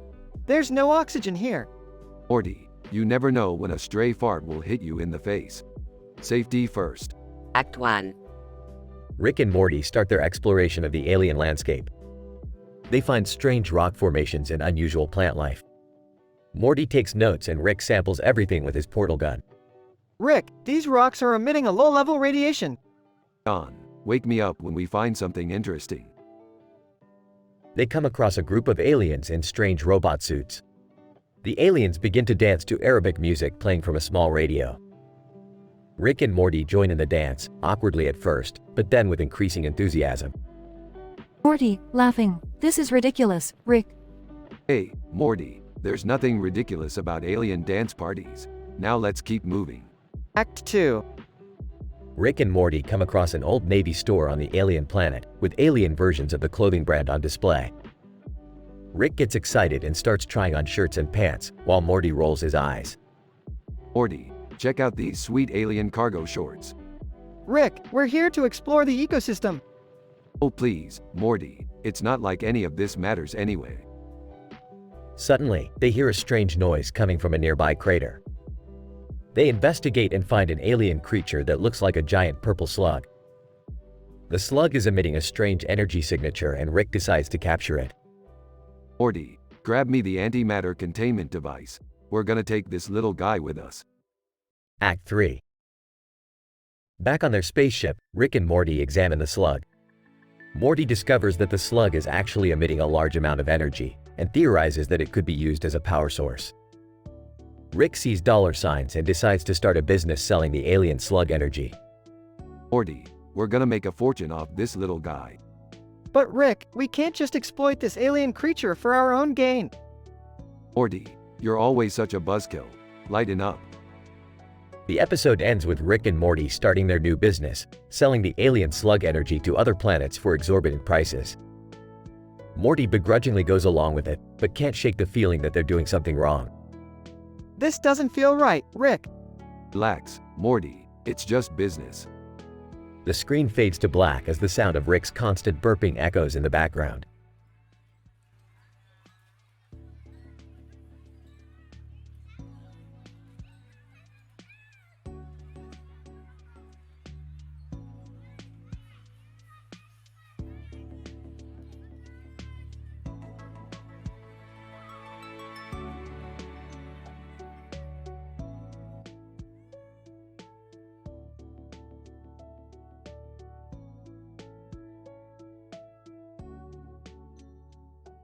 Title: The Quantum Gastronomy of Vengeful Ghosts and Andorian Paella.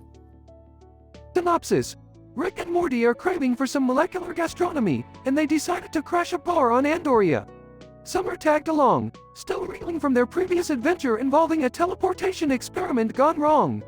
As they sit down for some paella, a man in a green uniform stands in front of a grill with food, looking suspicious.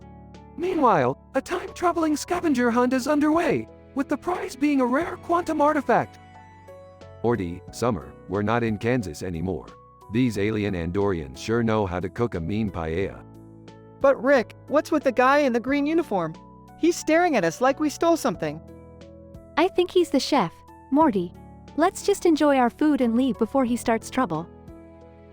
Just then, a vengeful ghost appears and starts wreaking havoc, causing the bar patrons to flee in terror. The ghost seems to be targeting the man in the green uniform, who reveals himself to be an Andorian spy with information vital to the scavenger hunt. Andorian spy, quick, we must leave before the ghost catches us. I have the quantum artifact, but we need to make a swift getaway. No problem. I'll just fire up the old portal gun and we'll be out of here. As Rick activates the portal gun, a surge of energy engulfs them and they find themselves transported back in time, to Spain in the 15th century. The man in the green uniform reveals himself to be a famous chef, and he challenges Rick to a cook-off, with the quantum artifact as the prize. Famous chef. Let's see what you got, Rick. You may know your science, but do you have the culinary chops to handle Andorian paella? You're on, chef. I'll cook up a storm that will send your taste buds to the stratosphere. As the clock ticks down, Rick and the famous chef engage in a no-holds-barred cooking showdown, with Summer and Morty rooting for Rick every step of the way. The judging panel consists of several time-traveling scavengers who have been observing the entire spectacle. Scavenger, this is the most incredible thing I've ever tasted. It's like a fusion of quantum physics and gastronomy. In the end, Rick emerges victorious, and the scavengers award him the quantum artifact. As they make their way back to the present, Rick looks at Morty and Summer and smiles. Now that was some quantum gastronomy. Who's hungry for some interdimensional nachos?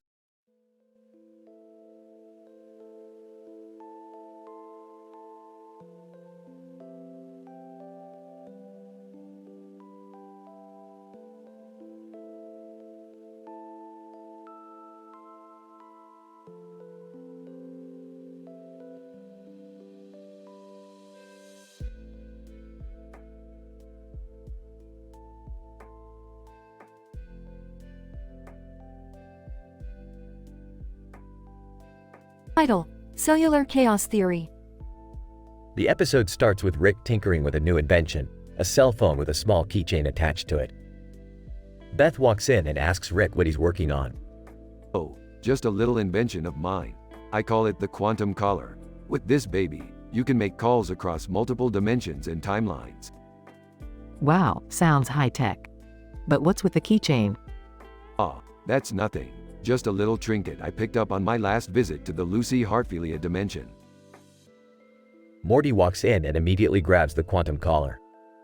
As he fidgets with the phone, the keychain starts emitting a strange noise. Suddenly, the phone starts vibrating uncontrollably and a bright light engulfs the room. The scene transitions to Rick, Morty, and Beth standing on a barren wasteland. They soon realize they have traveled to a universe where thumbs don't exist. Oh great, we're in the thumbless universe. The inhabitants here communicate through a complex system of facial expressions and hand gestures. We're going to have to be extra careful. As they explore the new universe, they come across a group of aliens who mistake them for hostile invaders. A chaotic chase sequence ensues, with the aliens hot on their heels. What do we do, Rick? Give me that quantum collar, Morty. I'll activate the music dimension. That should throw them off our trail. Suddenly, the group finds themselves in a disco-like world where aliens are dancing frenetically. The chase sequence continues, but now to the beat of the music. This is insane. How are we going to get out of here? Don't worry, I've got this under control. Morty notices the keychain on the quantum collar is glowing brightly.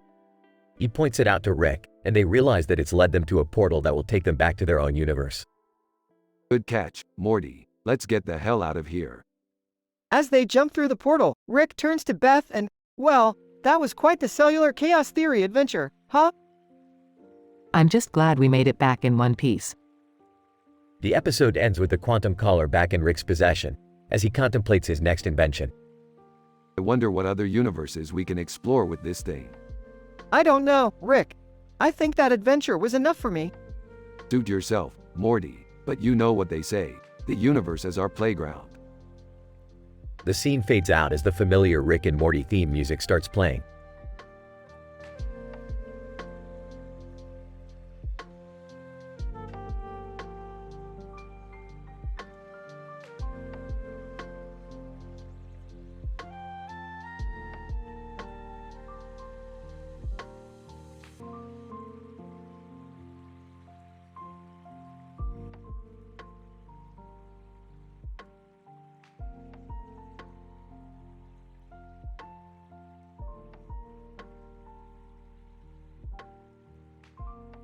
Title: Liposuction Experiment Gone Wrong. Opening scene. Rick and Morty are in the lab experimenting with liposuction. Rick is explaining the process of removing fat cells using a laser while Morty looks on in confusion. This is going to be revolutionary, Morty. With this laser, we can literally melt away excess fat. But won't that hurt? Pain is just your brain's way of telling you you're still alive, Morty. Now hold still. I'm going to test this on your love handles. Middle scene. Meanwhile, Jerry is at home watching TV when he sees a strange image on the screen. It's a red lips with white teeth on a green background.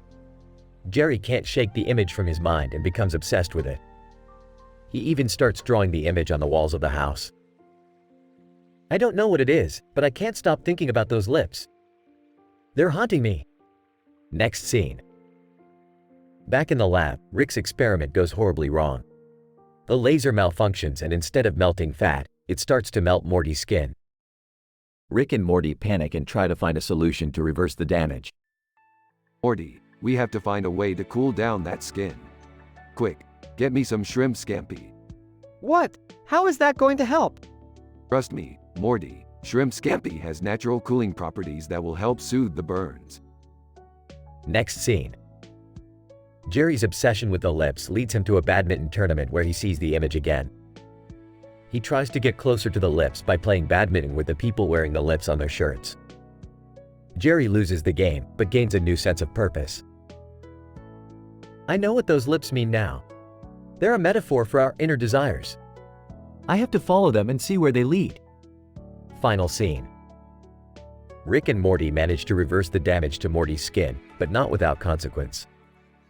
Morty's skin now has a green background with a red lip on it. The experiment has also caused Morty to have strange hallucinations of Eren Yeager from Attack on Titan and Neo from The Matrix. Rick, what did you do to me? I'm seeing things that aren't real. Relax, Morty, it's just a side effect. But hey, at least you're not obsessed with lips like Jerry. Jerry, first the end of the lab. Guys, I've had a breakthrough. It's all about the lips. Follow the lips. Rick, Morty, and even Morty's hallucinations exchange confused looks as the episode ends.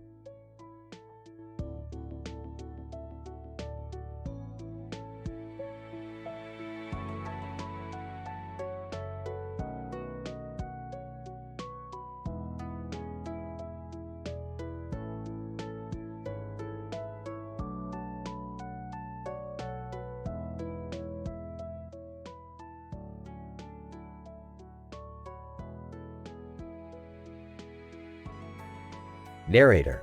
Our story begins as Rick, Morty, Summer, and Jerry found themselves standing in the middle of a street with a cartoon character in the background and a person in the foreground.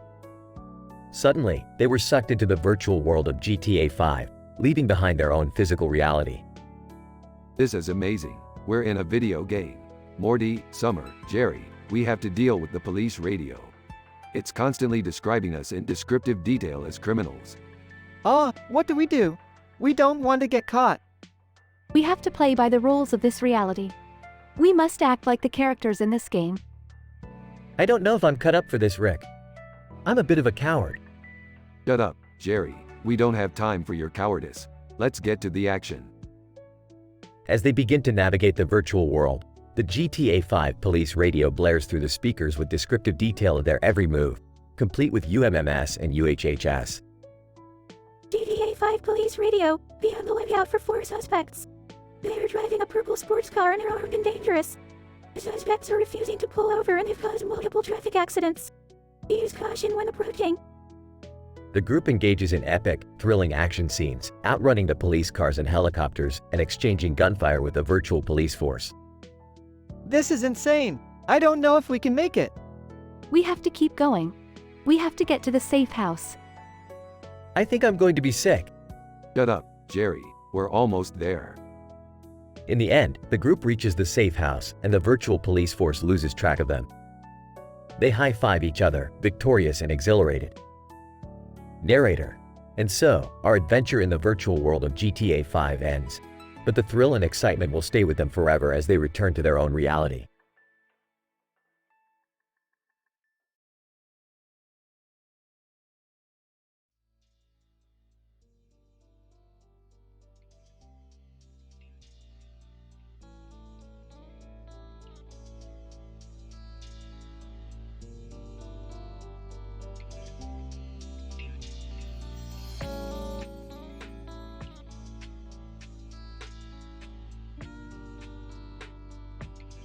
PhD Scientific University description of the episode. The present study describes an experimental research design investigating the cognitive and emotional processing of intermedia fiction. Using a popular animated television show titled Rick and Morty, the study focuses on a single episode in which the characters plunge into a virtual world using the popular video game Grand Theft Auto 5. The study employed mixed methods, including qualitative and quantitative data collection and analysis. 100 participants were randomly assigned to either an experimental or control group, with the experimental group watching the episode in question and the control group watching a neutral video. The study found that participants in the experimental group showed greater activation in brain regions associated with emotional processing and attentional control, as well as increased enjoyment and immersion in the fictive world. Rick, well, Morty, we're about to enter an unprecedented level of intermedia fiction. Are you prepared for the cognitive and emotional processing demands? Morty, I guess. I'm mostly excited to meet Michael and Tracy from GTA 5. Summer, I don't know about this, Rick. It seems dangerous. Jerry, can we just watch the movie? GTA 5 Police Radio. All units, we have reports of a criminal gang in the area, flying a plane and driving a bus. Be on the lookout for anyone matching their description. Morty, oh no, here come the GTA 5 police. Rick, buckle up, Morty. It's time for some thrilling action scenes. Tracy, hey Morty, want to go on a joyride? Morty, yes please. Michael, you guys are crazy. Let's just get out of here. Summer, I can't believe we made it out alive. Jerry, I hate to admit it, but that was kind of fun. The episode concludes with the characters safely returning to their own world, reflecting on the exhilarating experience and the fascinating insights they gained into the complexity of intermedia fiction. The study contributes to the growing body of research on the cognitive and affective dimensions of intermedia fiction and offers avenues for future investigations.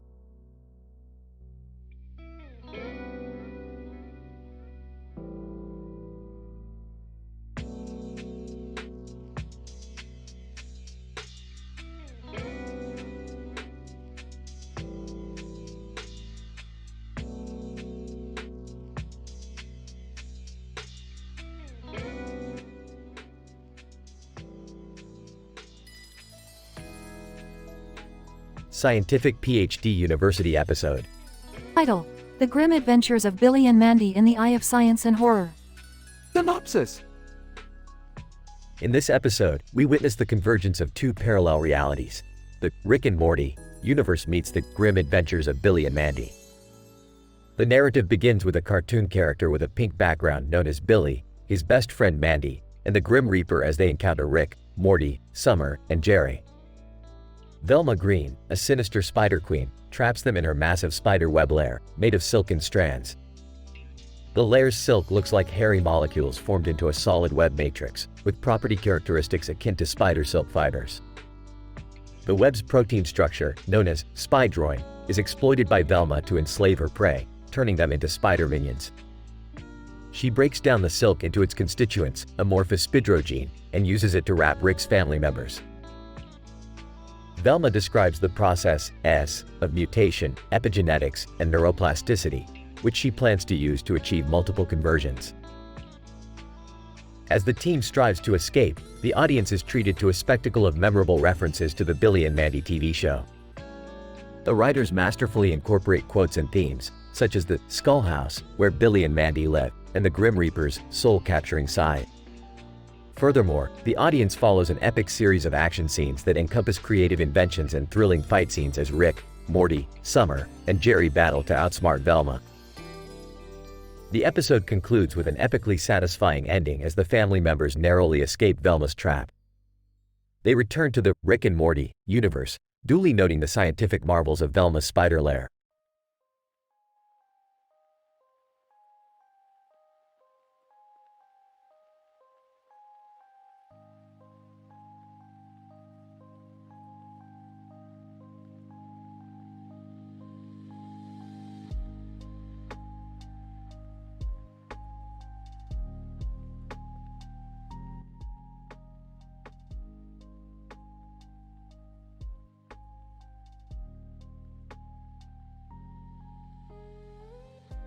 Title: A Study of Rick and Morty's Adventure in Boob World. Abstract. The present study aims to investigate the phenomenon of the famous cartoon character Rick and his sidekick Morty plunging into the notorious boob world. The study utilizes qualitative methods to capture the descriptive details of the environment, the actions and behaviors of the characters involved, and their interactions with the surrounding objects in the sky. The research also examines the use of references to the Rick and Morty TV show series and the clever writing techniques employed in generating the thrilling action scenes. Finally, the study analyzes the satisfaction of the ending. Introduction. The adventure starts with Rick and Morty plunging into the infamous boob world described in previous episodes, finding themselves surrounded by a multitude of cartoon characters and objects hovering in the sky. The background is green and yellow, contrasting with the blue sky, which forms an essential component of the ambiance of the environment. Morty, we finally made it to Boob World. Look at all these exciting characters and objects in the sky. Wow, Rick, this is amazing. Look at those giant floating boobs. Methodology. The research utilized qualitative methods, including systematic observation, note-taking, and video recording, to document the descriptive details of the environment, the actions and behaviors of the characters involved, and their interactions with the surrounding objects in the sky. Results. The study found that Rick and Morty's adventure in Boob World was characterized by clever writing techniques, such as the use of references to the Rick and Morty TV show series and the creation of thrilling action scenes. Morty, watch out for that giant boob monster. We need to use our quantum portal gun and dodge its attacks. But Rick, how do we know which portal to use? Just follow my lead, Morty. I have it all planned out. Discussion.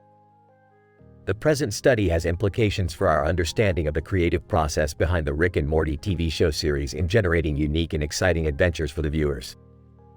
The use of humor, clever writing, and references to previous episodes contributes significantly to the overall satisfaction of the viewers and their engagement with the series. Conclusion. In conclusion, the present study has explored the phenomenon of Rick and Morty's adventure in Boob World, documenting the environment, the actions and behaviors of the characters involved, and their interactions with the surrounding objects in the sky. The study has identified the use of clever writing techniques and references to previous episodes as contributing factors to the satisfaction of the viewers and their engagement with the show.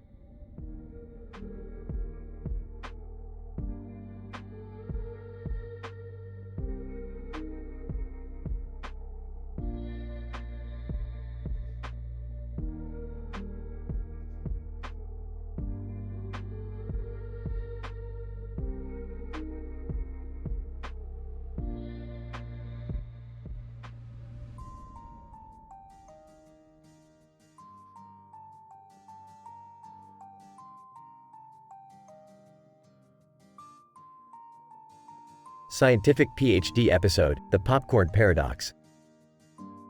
The episode opens with a cartoon character holding a box of food in front of a crowd of people in a store with a sign that says, "Driven Parode WOF." Rick, Morty, Summer, and Jerry have a movie night and indulge in a bowl of popcorn. Unbeknownst to them, the popcorn has been infused with a highly advanced form of nanotechnology that causes humans to shrink down to microscopic size. As Rick, Morty, and Jerry find themselves dunked into their popcorn bowl, they enter a miniature world filled with popcorn people. The audience is treated to a series of action-packed scenes as the trio navigates this strange new environment, encountering towering monsters made of popped corn and courageous popcorn warriors. Summer, holding the bowl, is the only one who remains at normal size and watches in amazement as the events unfold. In a moment of brilliance, Rick explains the science behind their strange situation, detailing the advanced nanotechnology responsible for their shrinking.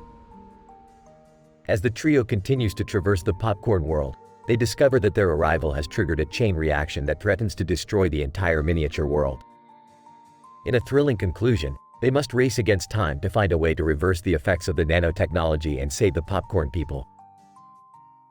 The episode is filled with clever writing and epic action scenes, and the popcorn world is described in intricate detail. The audience is left satisfied by the thrilling conclusion and the scientific explanations that tie the story together. The nanotechnology embedded in this popcorn is incredibly advanced. It atomizes human tissue, shrinking us down to a microscopic size. It's amazing, really. Whoa, dude, this popcorn world is wild. Look at those giant monsters made of popcorn. I can't believe we're actually inside a bowl of popcorn. This is insane. I can't believe you guys didn't notice something was off with the popcorn. I mean, the sign said, "Driven Parode WOF." We need to find a way to reverse the effects of the nanotechnology before it's too late. The entire popcorn world is at risk. This is crazy. We have to save the popcorn people. I never thought I'd say this, but I think I'm starting to like popcorn. You guys better hurry up and save the day before I turn you into butter and have you with my popcorn. All laugh as they continue their adventure in the popcorn world.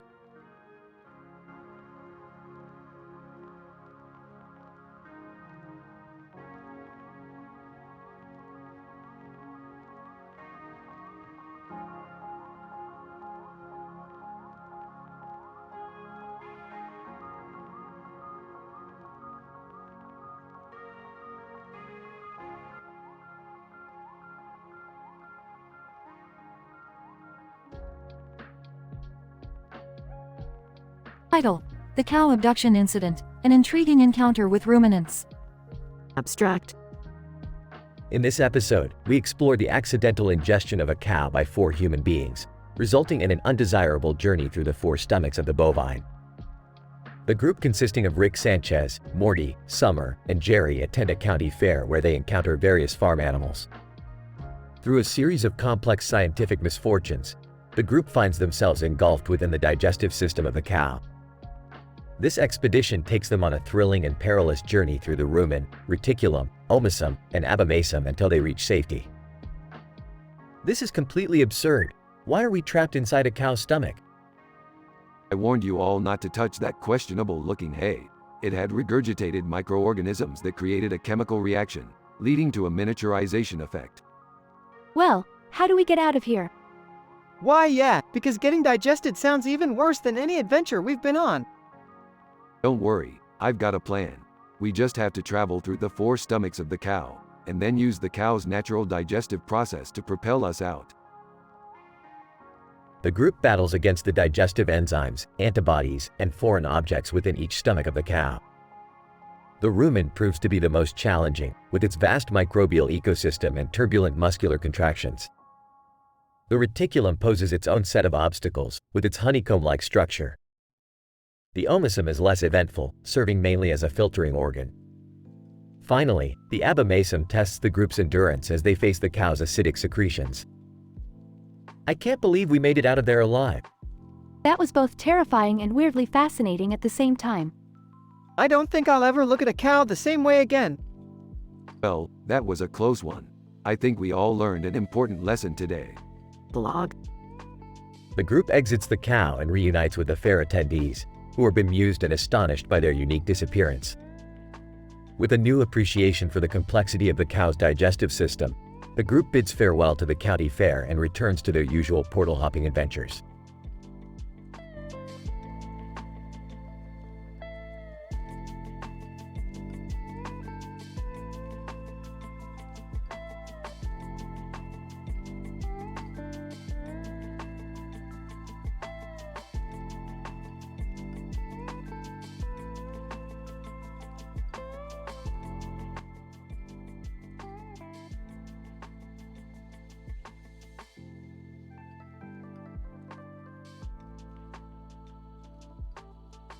Narrator. In this episode, the audience is transported to the world of the grim adventures of Billy and Mandy. Rick, Morty, Summer, and Jerry are teleported into a terrifying situation where they must face a spider queen, Velma Green. She captures the group in her colossal spider web and threatens to transfigure them into her spider minions using a complex transformation mechanism. While examining the web, the structure of this spider web is fascinating.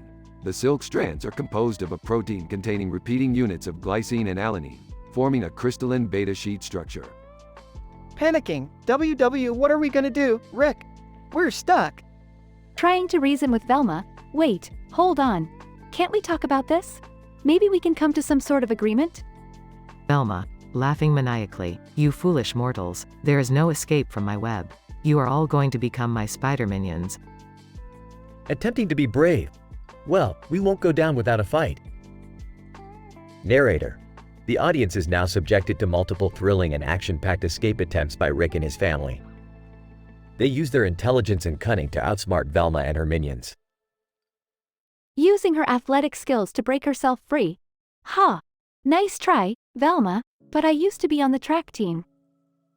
Using a nearby branch as a weapon to swat away the spider minions. Take that, creepy crawlies. Blowing up the web using a makeshift bomb created by Rick. WW, who's the Spider Queen now, Velma? Narrator. Eventually, the group successfully escapes and Velma is left alone in defeat. Turning to his family, well, That was one wild ride. Smiling. Yeah, it was kind of fun. Relieved. Thank goodness we made it out alive. Overwhelmed. I can't believe we just fought a spider queen. Narrator. And so concludes another thrilling adventure with Rick and his family. The audience is left satisfied as the episode ends on a high note.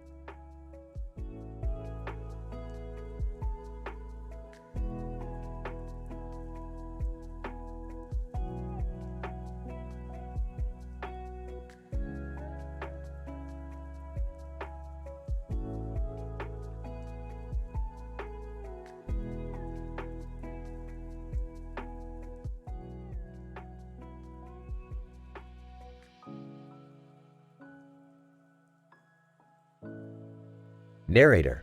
In this episode, Rick, Morty, Summer, and Jerry have a movie night, where they watch a movie with a poster depicting a castle and a man holding a sword. As the night progresses, Rick, Morty, and Jerry get shrunk down to a minuscule size, and as they fall into their bowl of popcorn, they discover an entirely new world filled with popcorn people. Ah, I see what's happened here. We've fallen into a microscopic portal, which has shrunk us down and placed us into this bowl of popcorn. Does that mean we're in a different dimension? Oh God, I can't handle this. Why did I come to this movie night? Guys, look at all the popcorn people. They're so cute. As the group explores the popcorn world, Rick begins to explain the science behind their surroundings. He notes the unique chemical composition of the popcorn and how it has created its own miniature ecosystem. The landscape is made up of popcorn kernels and the buildings are crafted from the hulls. Whoa, this is insane. I mean, it's weird, but I wouldn't say insane. We need to find a way to get out of here before we get stuck in this dimension forever. As the group continues their journey, they eventually encounter a tyrant popcorn king who seeks to maintain control over the popcorn people. The group must band together to overthrow the tyrant and free the popcorn slaves. This is like a whole new adventure. I never thought I'd be fighting alongside popcorn people. In the end, the group manages to escape the popcorn world and returns to their normal size. As they reflect on their experience, Rick notes that the microscopic world is indeed endless, and there are likely countless parallel dimensions beyond what we can perceive. It's just another day in the wild scientific world of Rick and Morty.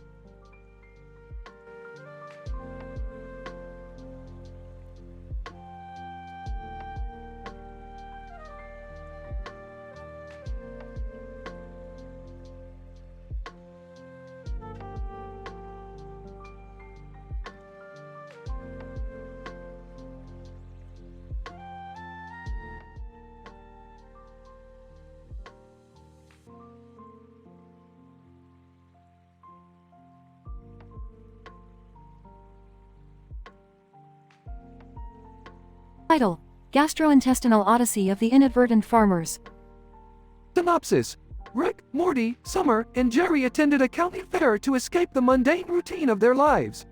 They stumbled upon a booth where they saw some farm animals, particularly a cow.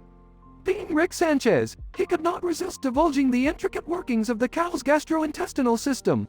He was in the midst of a detailed discussion on the cow's stomach and its complex digestive processes when a sudden vibration shook the booth. Seconds later, the booth was airborne, ultimately crashing into the cow's digestive system. It seems we have stumbled upon a new way of traveling, involuntarily I might add. From a scientific standpoint, we can discover a whole new world of gastrointestinal study within the confines of this cow. I sense an adventure. Morty, frantic. Rick, this is insane. How are we even alive right now? Let's just find a way out of this cow's stomach. Rick. I already feel queasy. Jerry, skeptical. I don't think this is a good idea, Rick. We should have paid attention to the fair's safety guidelines. As they penetrated the cow's digestive system, the team had to navigate 4 different stomachs, each with its own set of challenges and obstacles. From dodging parasitic worms to fighting off enzymes that threatened to digest them, the team pulled off an unforgettable journey of science and survival. This is the most insane thing we've ever done. I can't believe I'm fighting enzymes inside a cow's stomach. This is so gross, Rick. I feel like I'm being digested. Don't be overdramatic, Summer. We're getting close to the end. The final escape is within our grasp. I can't wait to get out of this cow and go back to the fair. It's too much for my stomach to handle. With Jerry's wish granted as they navigated the final stomach and escaped the cow, the team found themselves back at the county fair. As they walked away from the cow, they looked back in awe of the science they had just experienced. Well, that was something, eh? Never a dull moment with my grand adventures, kids. I think I'm going to puke. Science or not, I'm never doing this again. I can't believe we just went through 4 cow stomachs. I feel like I'm going to be sick. Can we please go home now? I need to lie down and recuperate. I didn't think a county fair would end like this. Thus, the team's gastronomical odyssey came to an end, leaving the moral of always paying attention to safety guidelines at fairs and an unforgettable experience that no science class could ever provide.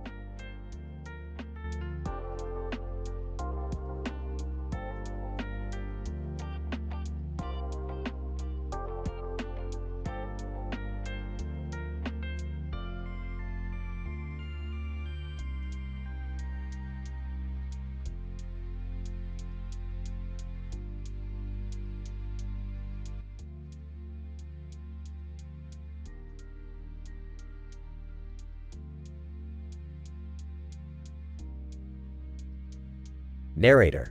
In this thrilling scientific PhD University episode, we delve into the world of The Grim Adventures of Billy and Mandy, and follow the journey of 3 cartoon characters with a pink background, Rick and his family, as they are trapped in Velma Green's huge spiderweb lair. This is some serious dimension jumping. We've got to be careful or we'll be trapped here forever. Oh, geez, Rick, what do we do? I don't like the looks of this. We need to find a way out of here. Well, we need to start by figuring out what Velma wants with us. Velma. Ah, my new spider minions. You will serve me well. Not so fast, Velma. We're not going down that easily. Narrator. Velma describes the process of morphing the 3 into her spider minions in extreme detail, but Rick and his family have other plans. They must escape before it's too late. This is intense, Rick. How are we going to get out of here? Leave it to me, Morty. I'm going to use some of Billy's old tricks to get us out of this web. Billy's old tricks? What do you mean? Narrator. Rick proceeds to implement various tactics and make references to The Grim Adventures of Billy and Mandy to outsmart Velma and escape from her grasp. Rick, you're a genius. But we need to hurry before she catches up to us. Velma, you will not escape my grasp. Narrator. The escape scene is filled with epic and thrilling action, as Rick and his family dodge obstacles and evade Velma's attacks. Ah, we made it out alive. Take that, Velma. That was awesome, Rick. I can't believe we made it out of there. I think we need some therapy after all of that. Are you kidding? I'm ready for our next adventure. Narrator. The episode concludes with a satisfying ending, as Rick and his family successfully escape and continue on their interdimensional journey.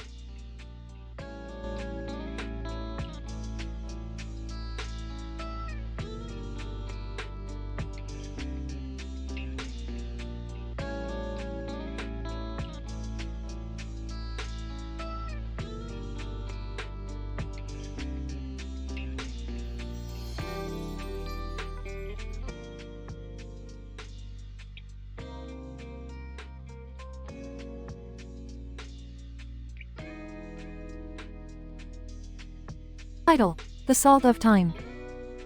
The episode starts with Rick and Morty visiting a high-end spa to help cure Rick's neck pain. The therapist introduces them to a new technique involving salt therapy, placing a bowl of salt on the floor that apparently helps with relaxation and healing. I don't have time for this new age hippie stuff, Morty. But if it works, I'll take all the salts you got. Rick, are you sure about this? It looks kinda weird. The therapist leaves the room, and Morty is left to watch over Rick as he starts his session. Suddenly, an interdimensional portal opens up, and a woman carrying a bag appears in front of them. Time-traveling babysitter. I need your help, Rick. I've been assigned to babysit a scumbag Steve Meme, and he's causing havoc in the future. I need your expertise to keep him in line. Meme? That's the stupidest thing I've heard all day. But I'll take the job. I need a new challenge anyway. Rick, what about your massage? Shouldn't you be focusing on healing your neck? Relax, Morty. A little salt never hurt anyone. The trio leaves the spa and travels to the future, where they find scumbag Steve Mean causing chaos at a high-tech mall. They engage in a wild chase, with Morty struggling to keep up with the rest of the group. Guys, wait up! I can't keep running like this. My legs are gonna break. Quit whining, Morty. If you can't handle the heat, get out of the future. They eventually capture scumbag Steve Mean and return him to the time-traveling babysitter, who thanks them for their help. Time-traveling babysitter. I couldn't have done it without you, Rick. You truly are the best in the multiverse. Yeah, give me my payment, and we'll call it a day. As Morty helps Rick back to the spa, he realizes something strange is happening with the salt therapy. Rick, why is the bowl of salt following us? It's like it's alive or something. Don't worry about it, Morty. It's just a residual effect from the time jump. Probably nothing too. Suddenly, the bowl of salt explodes, causing a massive rift in space-time. Ah, crap. We really salted things up this time. The episode ends with Rick and Morty stranded in a strange new dimension, staring at the shattered pieces of the spa's salt therapy bowl. Well,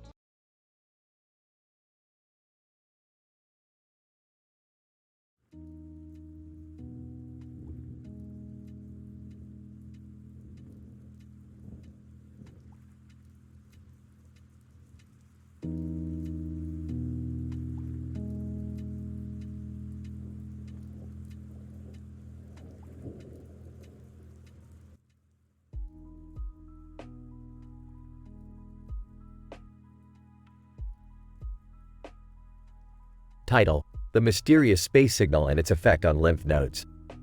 Introduction. In this episode, we analyze the relationship between a mysterious space signal and its effect on human lymph nodes. The episode begins with a poster of two individuals in helmets with lights standing in front of a galaxy, which seems like they are on a mission in space. Later on, C-3PO from Star Wars, Dr. Stone, and Kiernan Shipka are observed discussing the space signal and about their mission to investigate the potential repercussions in the human body. C-3PO. Greetings, we are here to investigate the peculiar space signal that has been detected by our sensors. We believe it has some relevance to the functioning of human lymph nodes. Dr. Stone. Indeed, the signal has caused some interference in the lymphatic system, characterized by the presence of thallium in the affected lymph nodes. This signifies that the signal is somewhat radiative. Kiernan Shipka. Radiative. How is that possible? Is the signal man-made or natural? C-3PO. The signal's properties indicate that it is of extraterrestrial origin. It is yet to be determined if it is man-made or natural, for we have not yet been able to decipher its purpose. Methods. The group proceeds with their research. They extract lymph node samples from a human cadaver that has been exposed to the space signal. The samples are chemically analyzed using an atomic absorption spectroscopy (AAS) method to detect the presence of thallium. Results. The results indicate that the lymph nodes from the human cadaver showed a significantly high concentration of thallium, indicating the negative impact of the mysterious space signal on the human lymph system. Dr. Stone. Our results confirm that this space signal possesses radiative properties, affecting the lymphatic system's functioning in humans. We can speculate that these signals could have a similar impact on the human immune system, affecting its capacity to defend against diseases. Conclusion. The team concludes that further research is necessary to understand the scope of the impact of the space signal on the human body. It is crucial to investigate potential treatments to counteract the signal's adverse effect. The episode concludes with a message of caution regarding the potential danger of extraterrestrial life, and how even the smallest disruption can have significant impacts on human lives.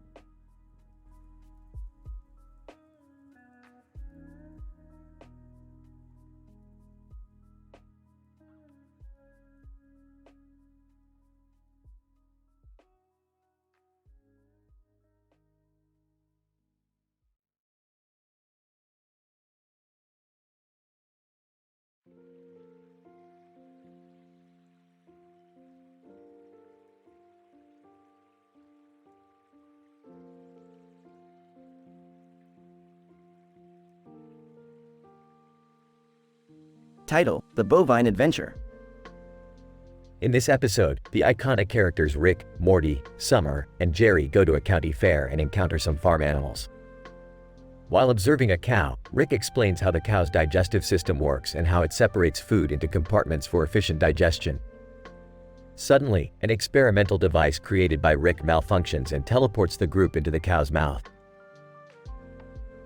As they plummet down the cow's esophagus, they are met with various challenges and must navigate through the cow's 4 stomachs to escape. The first stomach, the rumen, is filled with bacteria that help break down cellulose and ferment food. The second stomach, the reticulum, is where undigested material is regurgitated and chewed again, also known as cud. The third stomach, the omasum, is responsible for absorbing water and nutrients from the food. The fourth and final stomach, the abomasum, is where the actual digestion occurs. The characters must avoid being broken down by the cow's stomach acid, fight off bacteria, and find a way out of each stomach.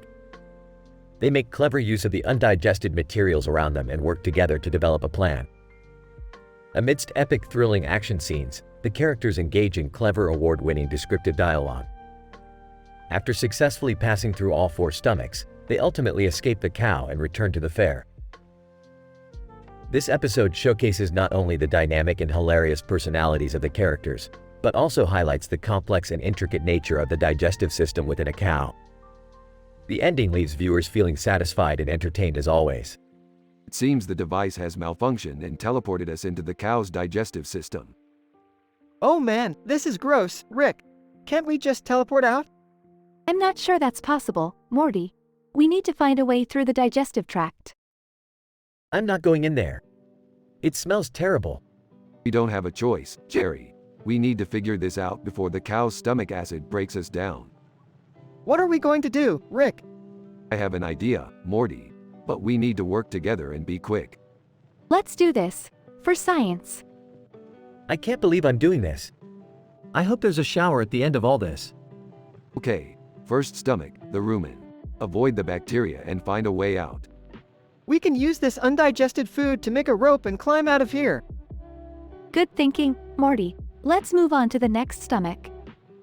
This is insane. How many stomachs does this thing have? 4, Jerry. We need to keep moving if we want to survive. And so the adventure through the cow's digestive system continues with intelligent solutions, epic action scenes, and witty dialogue between the characters.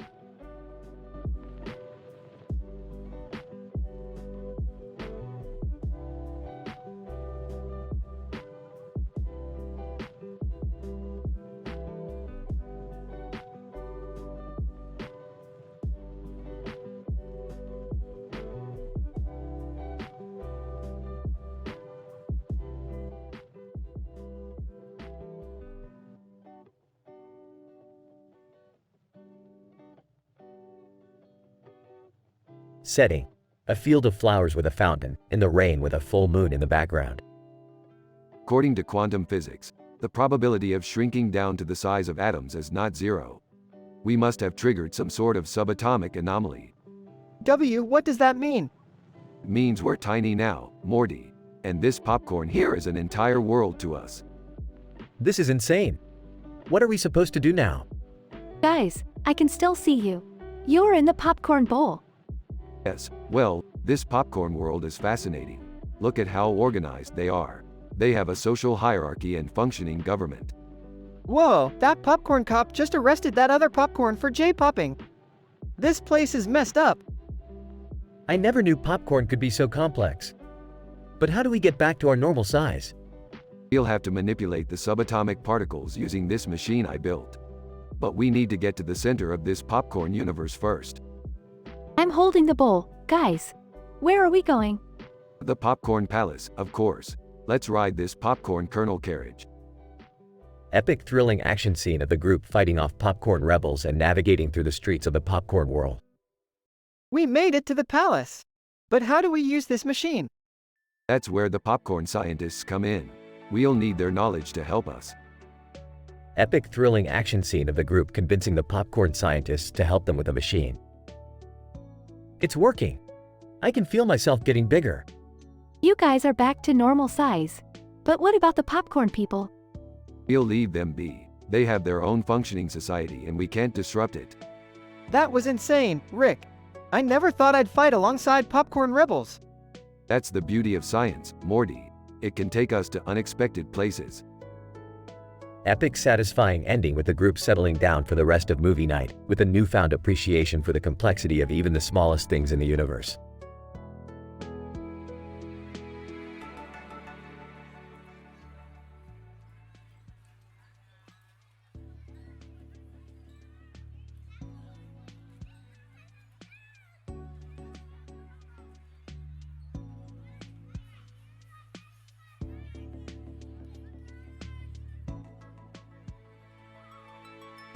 Narrator.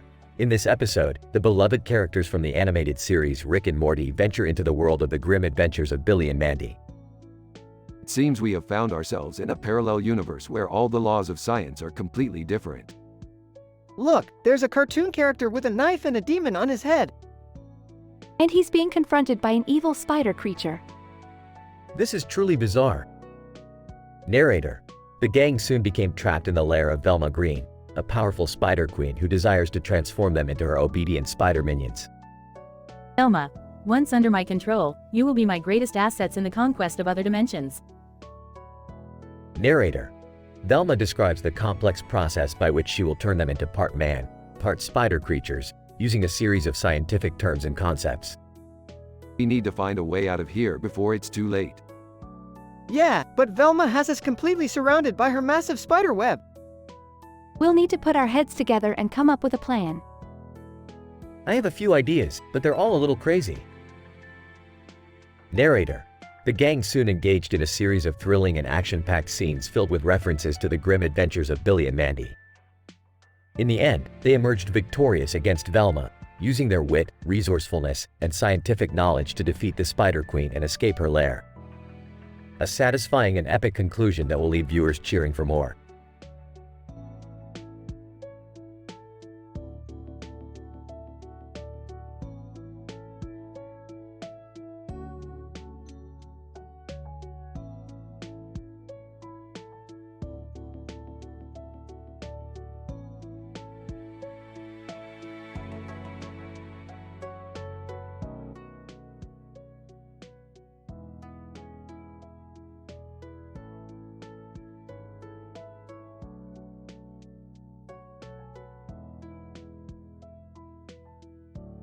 PhD University Sci-Fi TV Series, Season 5, Episode 8.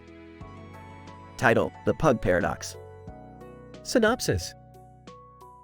In this episode, our main characters Rick, Morty, Jerry, and Summer find themselves shrunken down into their own backyard.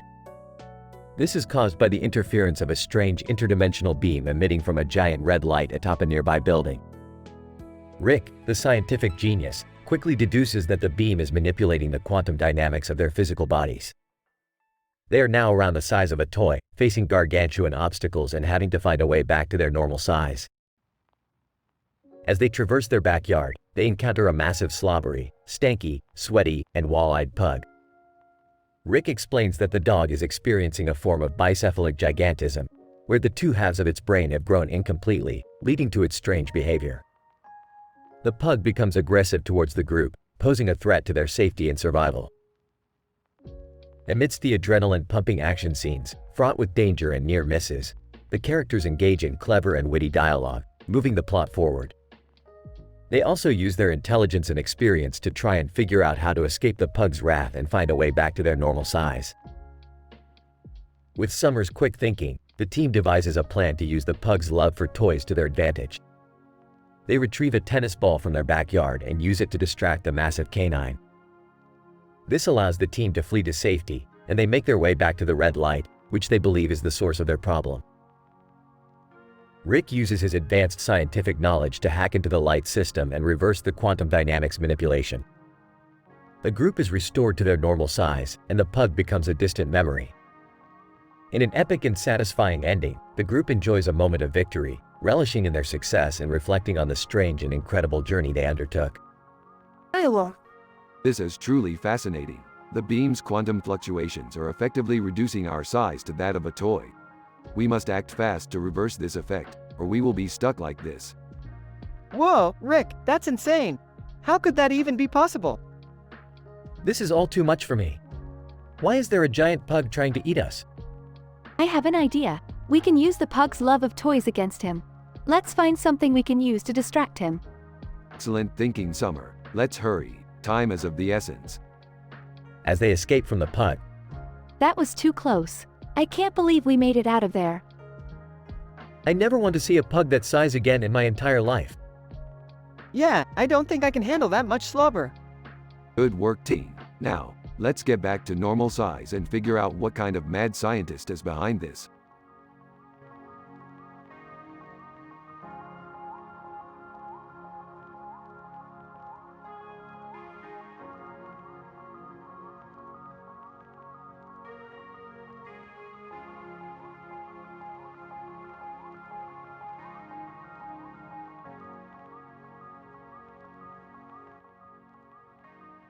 Title: Traversing the Thresholds of Bovine Physiology. Scene 1. The group of equanimous species in phylum Chordata standing on the plantae-covered patch adjacent to an edifice. Scene 2. Our protagonists, Richard, Mortimer, Summer, and Jeremiah, attends an agricultural exposition with domesticated mammals in the county fair. Scene 3. The infamous Rick Sanchez, with his impeccable scientific knowledge, explains to the group how they have fallen victim to a transportation glitch and have now plummeted into the rumen of a cow. Scene 4. The team must now undergo an expedition through each of the 4 different cow stomachs, which include the rumen, reticulum, omasum, and abomasum. Scene 5. High-tension action scenes ensue as the team battles their way through dangerous acidic environments and avoids getting trapped inside the cow's digestive system. Scene 6. Through their trials and tribulations, the team discovers hidden secrets about the cow's digestive system and even learns a thing or two about animal physiology. Scene 7. Before exiting the animal, Rick develops a new serum that could revolutionize animal medicine based on their experience. Scene 8. After finally escaping, the group is reunited with the outside world with a newfound respect and appreciation for cows, prompting them to donate to animal rescue charities. Scene 9. The episode concludes with Rick's usual wry humor as he announces, "I guess you can say we really got to the guts of this situation." Scene 10. The episode has been met with critical acclaim, receiving praise for its innovative approach to animal physiology, thrilling action scenes, and clever dialogue. It has even received recognition from major scientific publications for its educational value.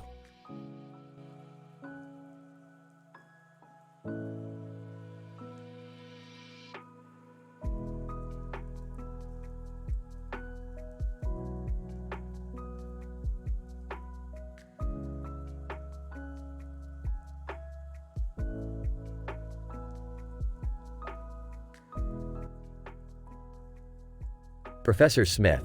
In this hypothetical scenario, the cartoon character, who we shall refer to as the protagonist, is standing in a field of grass with 2 robots in the background and foreground, respectively. The protagonist is accompanied by 4 other individuals, named Rick, Morty, Summer, and Jerry, who are engaged in a movie night activity. Dr. Chen. Suddenly, Rick, Morty, and Jerry are shrunk down and are transported into a bowl of popcorn. Upon further examination, it is revealed that the popcorn bowl is a universe entirely made up of popcorn people. Professor Smith, Summer, who remained outside the popcorn universe, is able to observe the interactions of Rick, Morty, and Jerry in this newly discovered world. Rick is able to provide insight into the phenomenon by attributing it to a scientific principle known as quantum physics. Dr. Chen. As Rick, Morty, and Jerry navigate through the popcorn universe, they encounter various challenges and obstacles such as navigating through butter lakes and surviving intense heat from popcorn microwaving.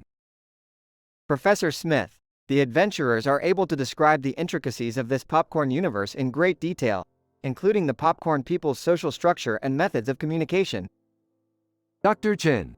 Eventually, Rick, Morty, and Jerry are able to use their scientific knowledge to reverse the shrinking process and return to their normal size. Professor Smith. The episode ends with a satisfying resolution, as the group learns a valuable lesson about the universe's vastness and the importance of scientific inquiry.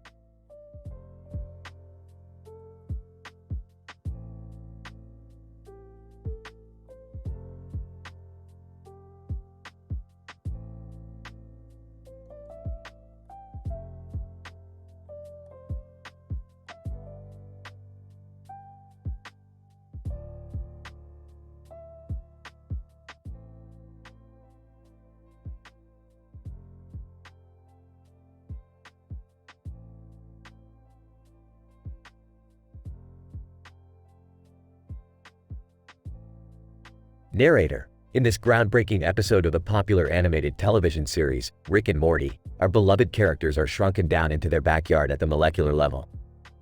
The cause of this extraordinary event is fully explained by the brilliant and eccentric scientist, Rick. In his gruff voice, "Listen up, Morty. We're dealing with some serious quantum mechanics here. The dog in the yard is emitting high levels of electromagnetic energy that's causing the shrinkage. We need to find a way to reverse the process and get back to normal size." In his nervous voice, "Oh geez, Rick, how are we gonna do that?" In his skeptical voice, "Yeah, Rick, are you sure you know what you're doing?" In her sassy voice, "Oh my god, Jerry, just trust him for once."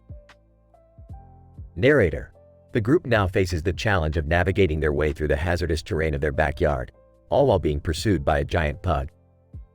Rick uses his scientific knowledge to create inventive gadgets and weapons to aid them in their escape. In his confident voice, "Ha, I've got it, a miniaturized portal gun. With this baby, we can transport ourselves back to normal size. All we need is some plutonic rocks and a pizza." In his confused voice, "What does a pizza have to do with anything?" Narrator. The group then embarks on a perilous journey to collect the necessary materials, all while dodging the pug's attempts to capture them. The action scene is full of heart-pumping visual effects and well-choreographed stunts. In her triumphant voice, "Yes, we got all the plutonic rocks. Let's go make that pizza and get out of here." Narrator. The group triumphantly makes their way back to their makeshift lab where Rick prepares to activate the portal gun. The tension is high as the pug is closing in on them.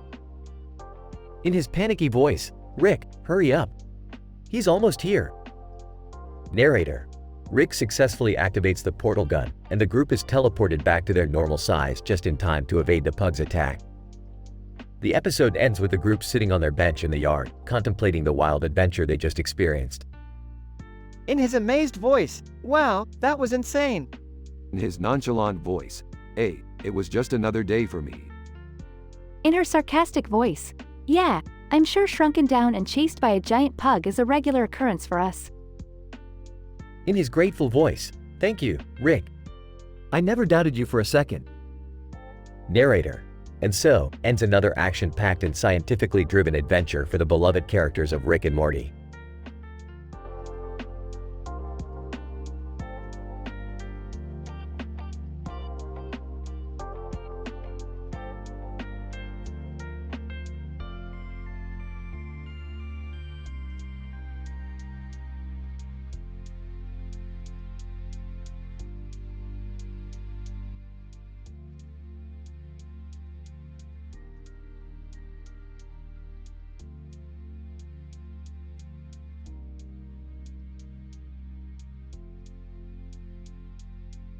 Title: The Crane Game Catastrophe, a Mario Party 1 adventure.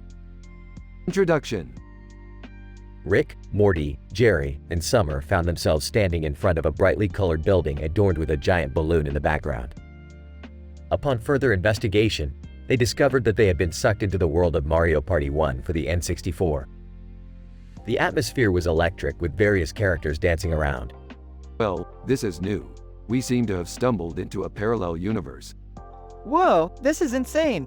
Look at all the colorful characters around us. I've never played Mario Party before. What do we do? We have to win the mini-game crane game. But, if the crane gets us, we will be plunged into a mutated enlarging bottomless green pipe forever. Body. The group entered the mini-game room, which was brightly lit, and a giant arcade crane game machine was positioned right in the middle of the room. The game started, and the group had to maneuver around obstacles to collect as many coins as possible while picking up randomly floating objects. This is ridiculous. These controls are clunky and outdated. I thought our world was advanced. Maybe you should have paid more attention to the game, Rick. I think I've uncovered a pattern in the object's movements. Help me out here, guys. I'm not sure what I'm doing. Just focus on picking up the items while avoiding obstacles, Jerry. The more coins we get, the greater our chance of winning. The competition is fierce, and the group faces various obstacles, including Bob OMBS, piranha plants, and thwomps. They pick up shells, mushrooms, and stars to gain extra coins and tools to help them win. I can sense the frustration rising. We need to work together to win this. We've got this, Rick. I think I'm getting the hang of it. Let's go, team. We can do this. The game continues, and the group's coordination and teamwork pay off, as they successfully avoid the crane and collect the most coins. Conclusion. The group wins the game, and they are transported back to their world. They high-five each other, congratulating themselves on their victory. That was intense, but we did it. I knew we could. That was so much fun. Can we do it again? I didn't know I had it in me. I think I might be a Mario Party convert now. Great job, guys. Let's celebrate with some pizza. The group heads off for pizza, relieved to be back in their world, reminiscing about their adventure in the world of Mario Party 1.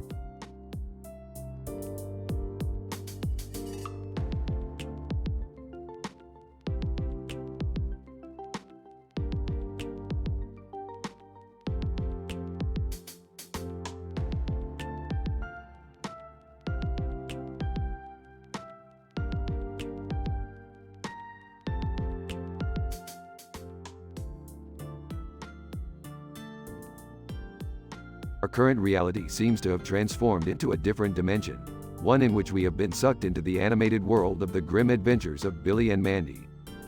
Huh, this is gonna be weird, Rick. Look over there. Is that Billy and Mandy in the background? Oh no, something large is hovering above them. It appears to be some kind of object of unknown origin. We need to investigate further, but we must be cautious not to attract attention. The group approaches the object, and suddenly they are ensnared in a large spider web lair. Velma Green, welcome, my new spider minions. I will soon begin the process of transforming you into my loyal servants forever. Sorry, lady, but we're not interested in being spiders. We've got a reality to save. Velma Green, you cannot escape my web, fools. The transformation process has already begun. The group engages in a series of intense battles against Velma and her spider minions, utilizing their intellect and wits to overcome the many challenges. Rick, we're running out of options here. What do we do? I have an idea. Rick pulls out an obscure weapon from his coat. Let's see how the spiders handle some interdimensional disintegration. After an epic battle, the group manages to escape Velma's lair and destroy the object, returning them to their original reality. That was insane. Rick. I never thought I'd battle giant spiders in an animated universe. Ah, that was just another day in the multiverse. Let's go grab a drink. I could use one after that. The group sets off to relax, reflecting on their wild and treacherous adventure.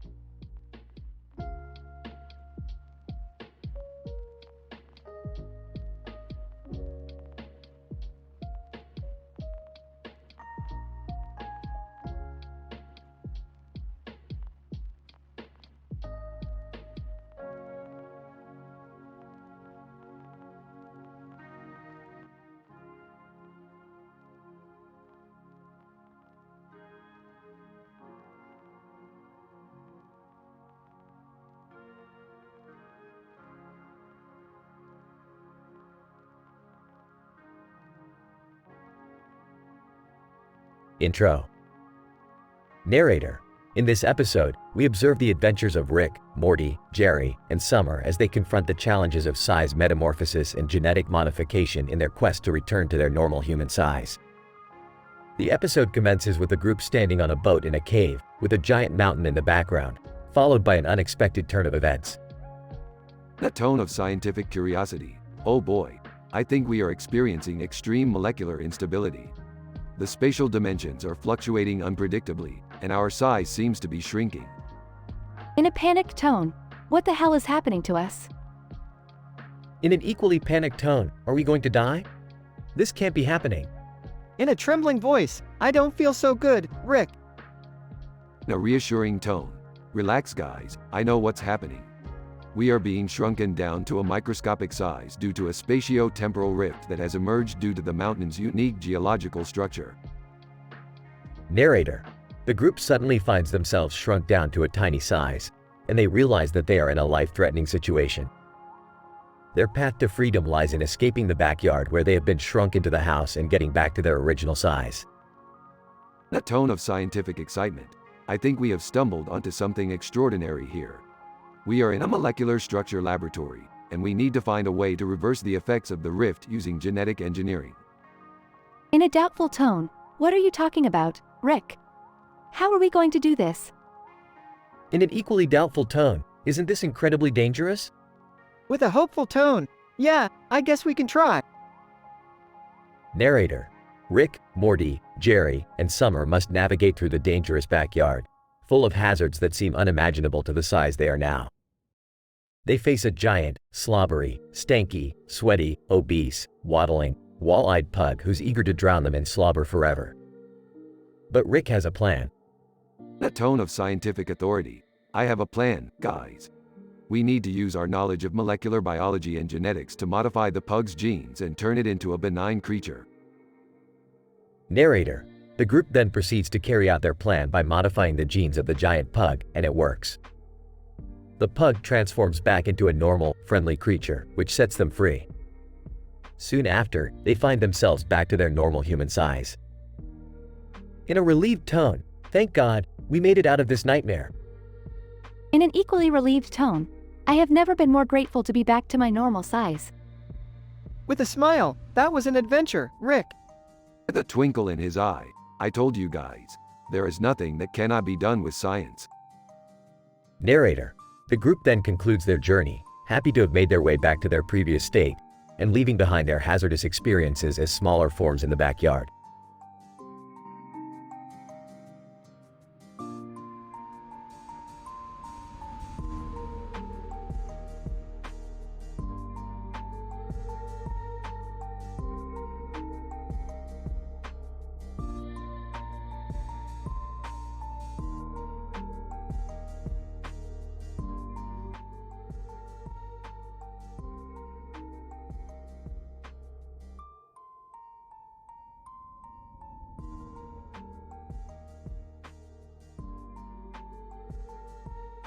Title: Crane Game Catastrophe. Background: the episode revolves around the adventures of four individuals, Rick, Morty, Jerry, and Summer, who decided to engage in the virtual reality of Mario Party 1 for the N64. The setting of said game is set in a virtual world where players compete in various minigames to gain coins and stars. However, the thrill of the minigame leads the players to play the game in the crane game mode, where they have to win by carefully maneuvering the crane to catch the right object. Failure to win would result in being plunged into a mutated enlarging bottomless green pipe forever, according to the game's mechanism. Alright, let's do this, Morty. Just like in the game, we need the crane to pick the right object. Jerry, keep your hand steady and follow my lead. Summer, you handle the cash. I don't know about this, Rick. What if we lose? What happens to us? Don't worry, Morty. It's just a game. And with Rick's help, we're sure to win. Yeah, and we have plenty of coins to spare. The group begins the minigame with ease, outsmarting the system and winning the initial rounds. However, their luck soon turns as the difficulty level increases, and they struggle to pick the right object. The virtual crane starts to malfunction, picking up objects at random. Shit, we're losing control. The crane's not working. We need to get out of here. I told you we should have played a different game, Rick. We're gonna die. Oh my God, we're gonna be sucked in that pipe forever. Rick, do something. We're running out of time. As the tension rises, the group sees a glimmer of hope in the form of the game's main character, Mario. He appears on the screen, reaches into the crane game, and pulls the group to safety. Mario, it's me, Mario. You made it out in time. Mamma mia, that was a close one. That was intense. Thanks, Mario. We owe you one. Yeah, we're never playing that game again. I don't think my heart can take another round of that. I can't believe we made it out alive. That was one crazy adventure. Conclusion. The episode ends on a happy note, with the group safely back in the real world, reflecting on their adventures. They all agree to stick to less intense games in the future, as they enjoy a pizza dinner. The moral of the story is to always be cautious when engaging in virtual reality games, as things can quickly spiral out of control.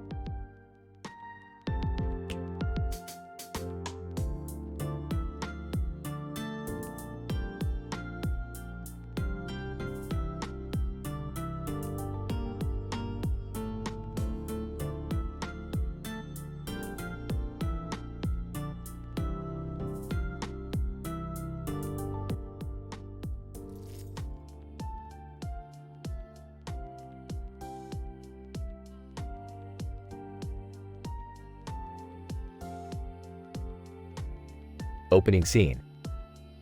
Narrator. The following episode explores the science behind entering a video game, specifically the Nintendo 64's Mario Party 1. Our protagonists, Rick, Morty, Jerry, and Summer find themselves in a perilous situation as they are plunged into the minigame Crane game. Analyzing the surroundings. Fascinating. We are in the game's universe. This is crazy, Rick. What do we do now? Is there a way out? We have to play the game and win. The only way out is by escaping the minigame. Analysis of the Crane game mechanics. Narrator. The original Mario Party game involved a 4-player party board game that turns players into competitors. The chosen players play through different minigames to collect coins, which can be used to buy stars and progress further in the game. One of the minigames, the Crane game, requires players to collect the coins while avoiding being picked up by the crane. The Crane game mechanics work on a magnetic force. That's how it's picking up the coins. How do we avoid getting picked up? We have to jump over the arm's radius. That's how we avoid getting caught. Action scene. Narrator. As the group escapes from the Crane game, they are chased by a group of 4 video game characters that are also trying to win the minigame. In this action-packed scene, Rick, Morty, Jerry, and Summer use their wit and agility to outsmart the video game characters. Dodging a flying Koopa shell. You got to be careful, Morty. These guys play rough. Jumping over a Goomba. I wish we had power-ups like in the game. Climbing a tree. Guys, there's a star. Using a boost pad. I'll get it. Narrator. The group eventually manages to collect enough coins and win the minigame, earning them the chance to escape the game. Ending scene. Narrator. The group successfully escapes the video game, bringing back with them a newfound appreciation for the scientific power of games. Exiting the game. Looks like we won the game. Looking back at the game, we experienced something incredible. Grinning. Can we do it again? Smiling. Sure, but next time let's pick a different game. Narrator. And with that, our heroes return to their normal lives, only to be reminded of their epic adventure whenever they see a Nintendo 64.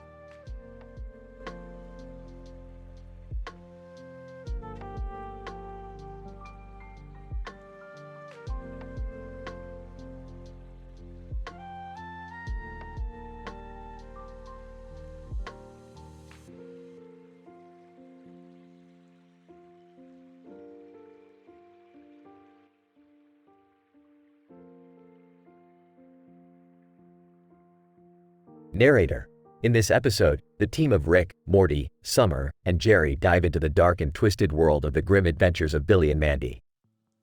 While exploring the landscape, they stumble upon Velma Green, a sinister character with a desire to transform them into spider minions forever. This is a scientific anomaly, the likes of which we've never encountered before.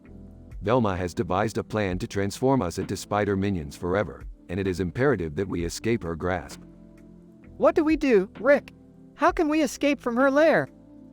Look at this webbing. It's made out of a super strong fibrous material that rivals even the strongest spider silk known to man. And look at that spider over there. It's the size of a small house. How are we going to escape? Narrator. As they strategically plan their escape, Velma Green taunts them with detailed descriptions of the transformation process, which only spurs Rick and his family into action. Velma, once I inject you with this venom, you will begin to feel a burning sensation throughout your body. And as your organs shut down one by one, your body will begin to morph into that of a spider. This won't end well if we don't act fast. Everyone listen up. What's the plan, Rick? Yeah, we need to figure something out before it's too late. I don't want to be a spider minion forever. Narrator. In a heart-pounding finale, Rick and his family use their wit and ingenuity to escape Velma's lair, destroying her plans and foiling her evil plot. The episode ends with a satisfaction that only the cunning of Rick Sanchez can provide.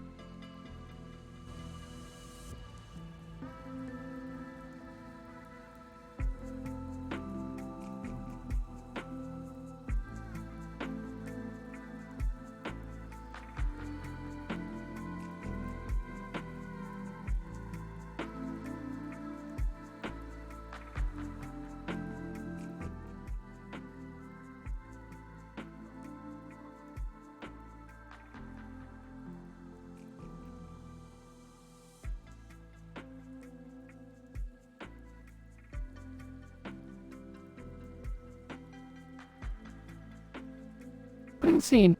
Title card appears on screen. The PhD student's revenge. The Mario Party adventure. The camera focuses on a green background with the words, "Hello," written on it. In front of the background is a cartoon character holding a cell phone. Scientist 1. Analysis of the green background shows an RGB value of 0, 255, 0. This is consistent with the green used in the first level of Mario Party 1. Scientist 2. The cartoon character appears to be an original creation, not present in the Mario Party universe. It is possible that the character is an avatar of one of the human players. Cut to scene in the Mario Party 1 universe. Rick, Morty, Jerry, and Summer appear in the middle of the minigame room. 4 other characters, identified as Luigi, Peach, Donkey Kong, and Yoshi, are already present. Luigi, Peach, Donkey Kong, and Yoshi? Seriously? I thought we were going up against some challenging opponents. I don't know, Rick. I've heard Yoshi's pretty tough. Yeah, and Donkey Kong's got those giant fists. Let's not underestimate them. We don't want to be plunged into any mutated pipes. The camera shows the minigame Crane game in the background. Scientist 1. The crane game is a common feature of the first Mario Party game. In this minigame, players are required to grab a star with a mechanical claw and drop it into a box to win. Scientist 2. However, in this instance, failure to grab the star will result in the player being plunged into the green pipe. Alright, let's do this. Cut to intense action scenes of the characters playing the various minigames in Mario Party 1. The scientists observe and analyze the gameplay, commenting on the strategies used. Scientist 1. Summer's use of the rotating joystick technique is highly effective in the tug-of-war game. Scientist 2. However, Morty's lack of coordination is hindering his progress in the balloon barrage game. Cut to a dramatic scene where the crane descends upon Rick. Not today, you mechanical monstrosity. Rick successfully evades the crane, causing it to crash to the ground. Nice move, Rick. Cut to the ending scene where the characters emerge victorious. That was intense. I've never felt so alive. Scientist 1. Analysis of the gameplay shows that the characters demonstrated a high level of cooperation and strategy, which allowed them to win. Scientist 2. Furthermore, the use of unconventional techniques, such as Rick's evasion of the crane, proved to be effective. I don't know about you guys, but I feel like I could use some real-world pizza. Agreed. Let's get out of here before any more mutated pipes appear. The camera shows the characters leaving the Mario Party universe and returning to the green cell phone background from the opening scene. Scientist 1. It appears that the characters were playing a video game on the cell phone, using an emulator to simulate the experience of playing Mario Party 1. Scientist 2. The success of the characters in the simulation suggests a high level of skill and adaptability, which may have important implications for future research on gaming performance. Closing shot, fade to black, with the words "Level Up for Science" appearing on the screen.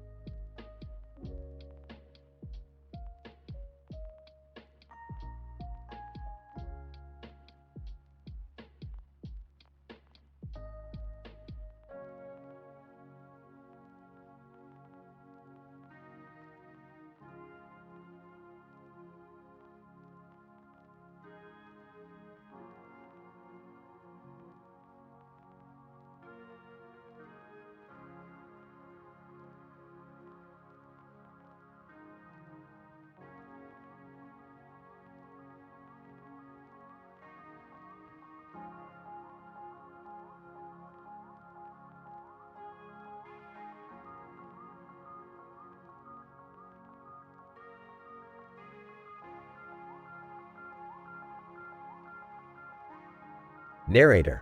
In this episode, the multidimensional beings Rick, Morty, Summer, and Jerry find themselves in the world of the grim adventures of Billy and Mandy. Encountering the controversial character Velma Green, the group must engage in a game of wits to escape her spider web lair and evade her plan of converting them into her spider minions. Ah, so this is the world of Billy and Mandy. My scientific training tells me this will be an interesting experience. Gee, it's pretty dark and scary here. What's that on that guy's head? It's a skull. Morty. That's Grim, the Grim Reaper from this world. I don't like this. Can't we just go home? Velma, fools, you have walked right into my trap. Now, you shall become my spider minions forever. Narrator. Velma Green, a villainous spider enthusiast, has ensnared the group in her massive spider web lair. Her hunger for power overcomes her sanity, and she plans to transform Rick and his family into her arachnid subjects. Velma, my process is foolproof. By injecting my special serum into your veins, every cell in your body will mutate into a spider. You'll be my loyal subjects forever. You think that's going to stop us? You obviously haven't seen what we're capable of. Narrator. The group engages in a battle of wits with Velma, with Rick using his scientific genius and Summer using her quick wit to outmaneuver Velma's traps. We have to hurry. Velma is getting closer. Rick, can you whip up a chemical concoction to dissolve the spider web? On it. Gosh, I hope this works. Narrator. The group manages to escape Velma's lair by using Rick's chemical mixture to dissolve the spider web and create a trap for Velma. The group emerges victorious and returns to their world, vowing to never again underestimate the power of a spider enthusiast. That was one wild ride.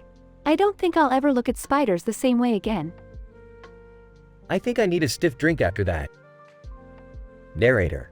And so, Rick, Morty, Summer, and Jerry survived their journey to the world of the grim adventures of Billy and Mandy, reaffirming the importance of teamwork and quick thinking in the face of danger.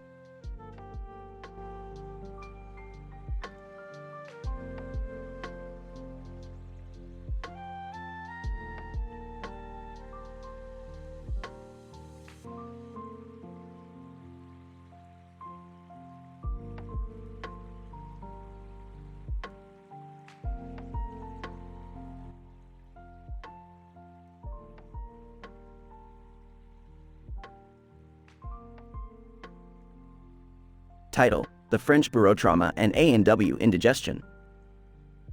Opening shot reveals a close-up of a plate on a table in a bustling French restaurant, expertly decorated with precision and class. The camera pans back to show the restaurant's elegant interior, where Rick, Morty, and Summer are enjoying a meal. Suddenly, Rick's clavicles begin to ache, and he slumps over the table in pain. I think I'm suffering from barotrauma. Must be from all the interdimensional travel. Morty, pass me the Dixit. What's a Dixit, Rick?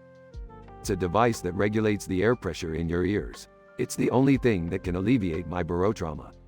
Wow, Rick, you really are a genius. I know. Now shut up and eat your food. Speaking of food, Morty, how's your A&W burger? It's pretty good, Rick. No complaints here. Suddenly, a man bursts into the restaurant, screaming in terror. He collapses at the bar, gasping for air, with a mask in his hand. The mask is revealed to be that of a notorious serial killer who has evaded the authorities for years.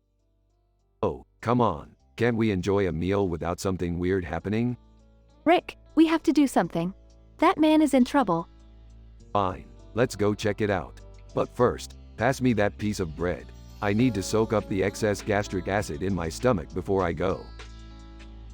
As they investigate, they discover that the serial killer is after the man with the mask and will stop at nothing to get it back. A thrilling pursuit ensues, with the trio using science and their wits to outsmart the killer at every turn. In the end, Rick, Morty, and Summer emerge victorious, saving the man with the mask and defeating the serial killer in the process.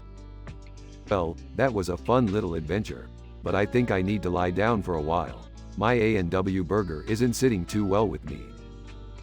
The episode ends with Rick collapsing on the couch and Morty and Summer laughing at his misfortune. Looks like someone's suffering from A&W indigestion now. I guess even geniuses can't handle fast food. Overall, a hilarious and action-packed episode full of scientific jargon and crazy hijinks.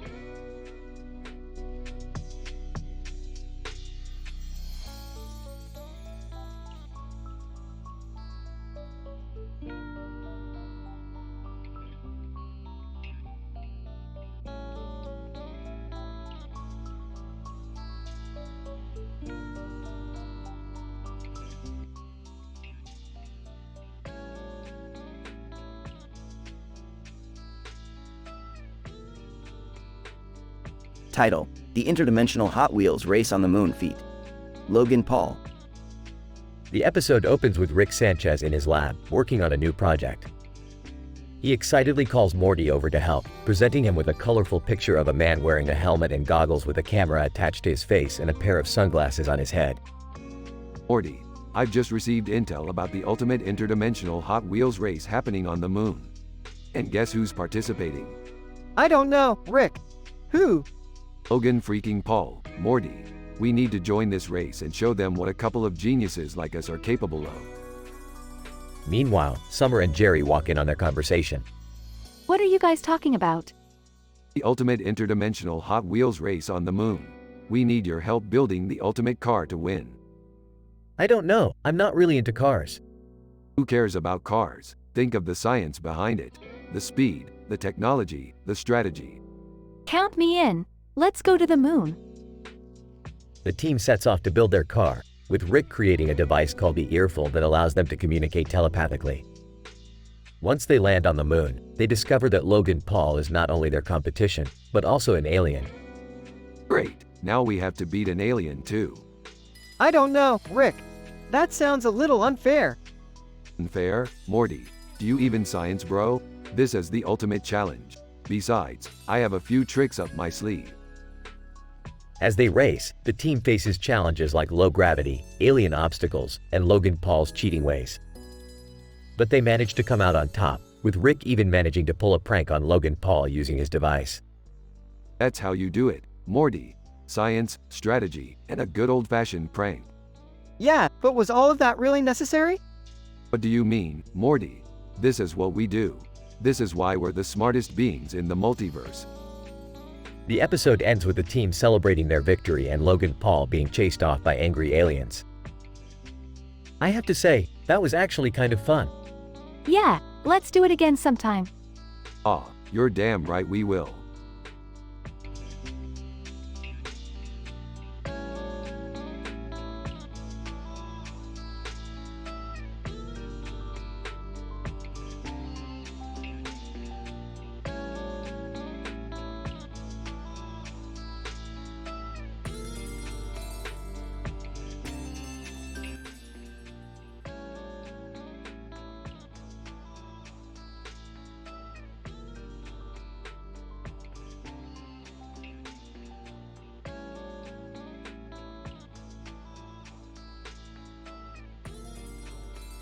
Title: The Journey of a Lost Teenage Android and a Toy Bull.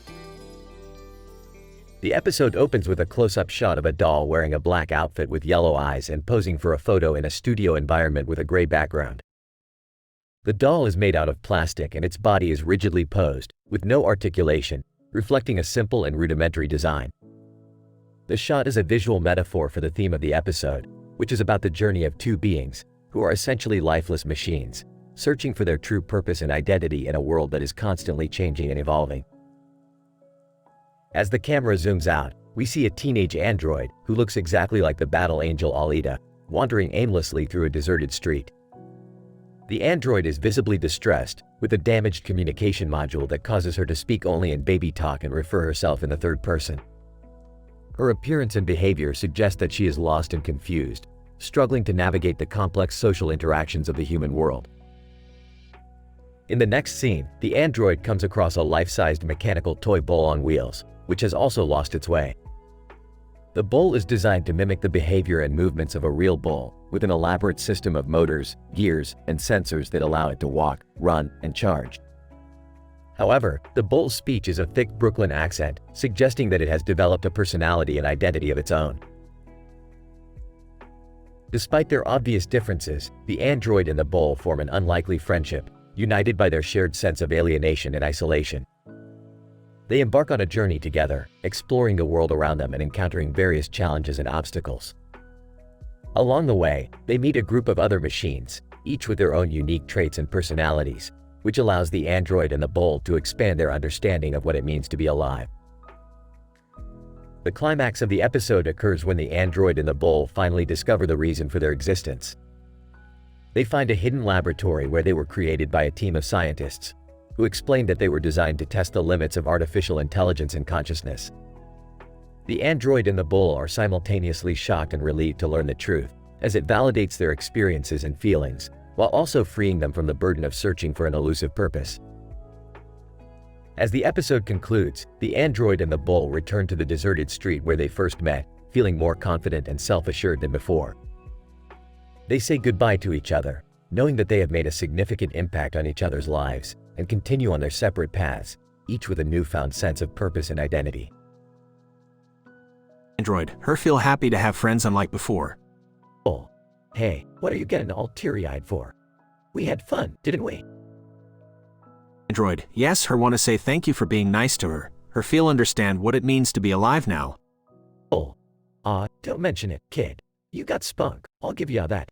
Just promise me you won't forget who you are, no matter what happens. Android, her promise, her will never forget who she is, no matter what her going through.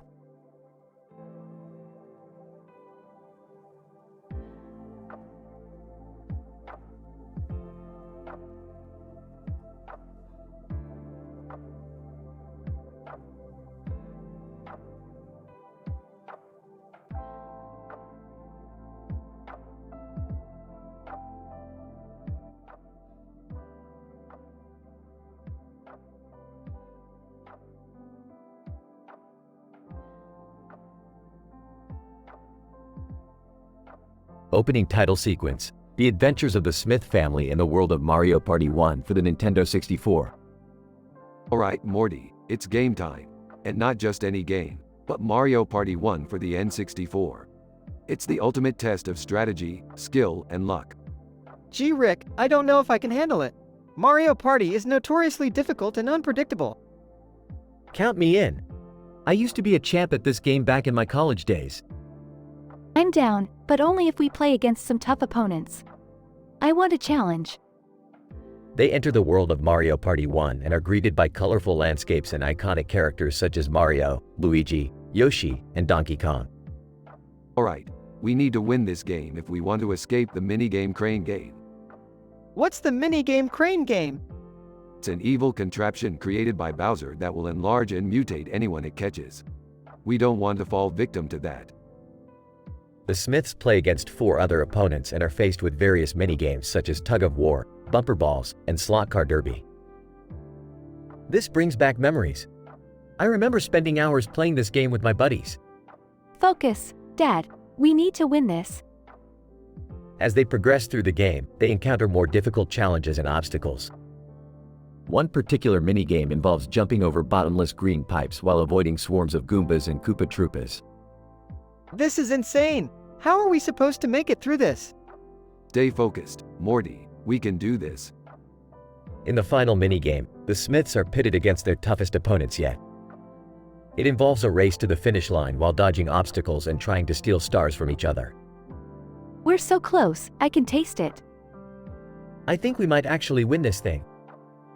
And when they do, the Smiths come out on top and escape the minigame crane game unscathed. Ah, we did it. We beat Mario Party 1 and saved ourselves from certain doom.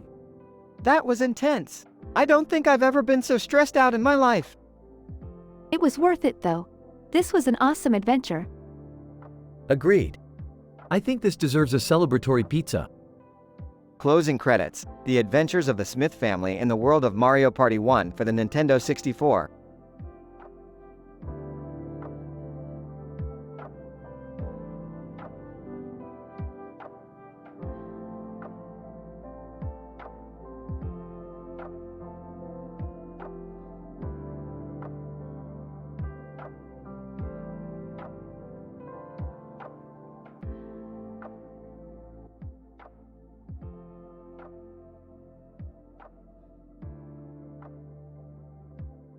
Professor Sheldon. The episode begins with a cartoon of a family holding a cell phone and a man holding a gun, indicative of the imminent danger they are about to face. The characters Rick, Morty, Summer, and Jerry are seen jumping into the world of the grim adventures of Billy and Mandy. Professor Amy. Once there, they encounter Velma Green, who traps them in her spider web lair. The lair is described in meticulous detail, with the intricate webbing and the various insects and arachnids crawling around. Professor Leonard, Velma, it seems, wants to morph our protagonists into her spider minions forever. She explains the process in vivid detail, which involves using a special nanobot that will attach to their DNA and modify it to resemble that of a spider. Professor Penny. As Rick and his family fight to escape the clutches of Velma, they encounter various characters from the Billy and Mandy universe, including Billy, Grim, and Mandy themselves. The show's many references and Easter eggs add to the overall nerdy charm of the episode. Professor Raj. The action scenes in the episode are nothing short of epic, with Velma's spider minions and other obstacles posing a constant threat to our protagonists. There is never a dull moment, with the pacing staying tight and engaging throughout. Professor Howard, the writing in the episode is clever and award-worthy. There are many moments of dry wit and sarcastic humor that are sure to delight fans of the show. Professor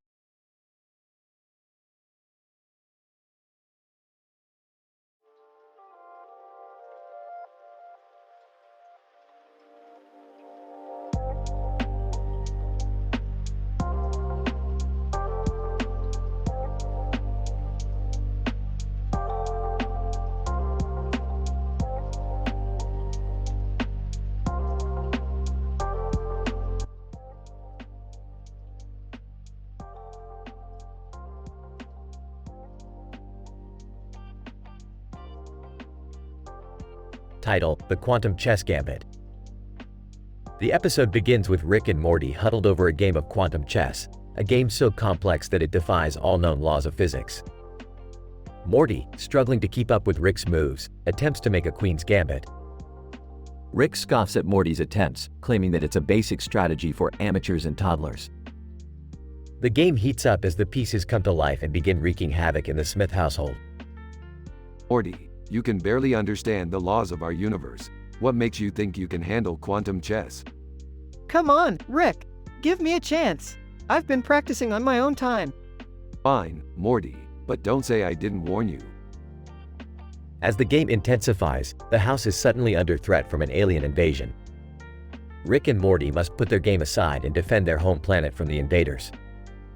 They grab various sci-fi weapons and prepare to fight, but the aliens seem particularly impervious to their weapons. Rick, our weapons aren't working. What are we going to do? Morty, it's time for the Mercury Protocol.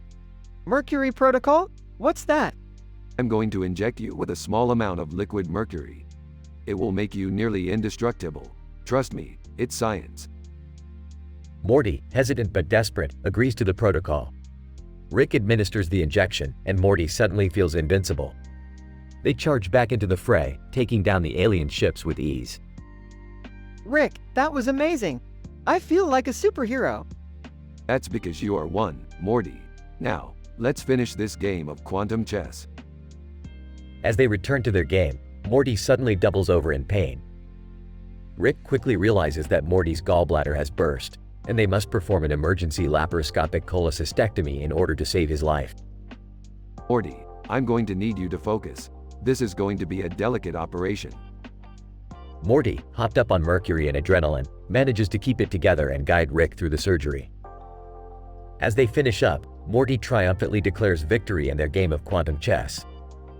Checkmate, Rick! I did it! Rick, having grown to love Morty's newfound bravado, grudgingly admits defeat. Damn it, Morty, you really are a force to be reckoned with. But never forget, there's always another level to the game. Bring it on, Rick. I'm ready for anything. The episode ends with the Smith household intact, Morty feeling like a superhero, and Rick plotting his next move in the game of quantum chess.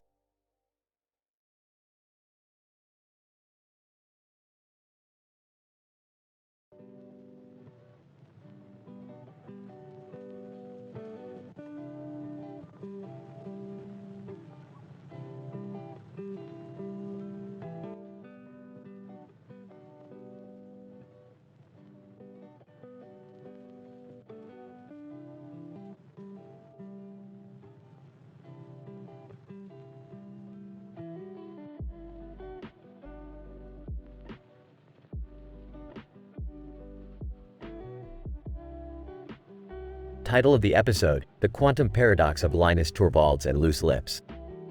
Opening scene: Rick, Morty, and Beth sitting in the garage with a portal device on the table. Rick is tinkering with it while Morty and Beth observe. Okay, Morty and Beth, We're going on a scientific adventure to solve the paradox of Linus Torvalds and loose lips. Oh, who's Linus Torvalds again? He's the creator of Linux, Morty. And loose lips is a large mouth bass with a speech impediment that only speaks in limericks. We have to figure out how to communicate with him and ask him the answer to the paradox. Cut to the trio arriving at a lake. They see a man sitting on the ground with a book in his hands and a book in his lap, looking down. That must be Linus Torvalds. Let's go talk to him and solve this paradox once and for all. Linus Torvalds. Greetings, I am Linus Torvalds. What brings you here? We're here to solve the paradox of loose lips. The fate of the universe depends on it. Linus Torvalds. Ah, yes. Loose lips. I've been studying the paradox for quite some time now. So what's the paradox? Linus Torvalds. The paradox goes like this. If loose lips cannot speak without making a mistake, and he says he cannot speak without making a mistake, does he make a mistake by saying so? That doesn't make any sense. Exactly. That's why we need to find loose lips and ask him directly. Cut to the trio fishing in the lake. Suddenly, Loose Lips appears and starts reciting limericks. Loose lips, there once was a base quite precise, whose mouth never uttered a vice. But when asked to speak, it made everyone weak, for it could not speak without error or price. Loose lips, we need to know the answer to the paradox. Loose lips, the answer you seek is quite a feat. For the paradox is quite incomplete. But if you use quantum mechanics and follow the laws of semantics, the answer you'll find is truly sweet. What does that mean? I think he's saying we need to use quantum mechanics to solve the paradox. I know just the thing. Cut to the trio creating a quantum entangled communication device. We can use this device to send a message back in time to Loose Lips when he first encountered the paradox. Then, he can give us the answer before saying the limerick. But won't that cause a paradox? Not if we do it right. We'll use the many worlds interpretation to ensure we don't disrupt the timeline. Okay, let's do this. Cut to Loose Lips receiving the message from the future. Loose lips, oh, I see. The answer is simple. There is no mistake if I cannot speak. Cut back to the present. There you have it. The paradox is resolved. Wait, so we went on this crazy adventure just to find out that there was no paradox? Well, it's better to be safe than sorry. And besides, we got to use quantum mechanics and meet Linus Torvalds.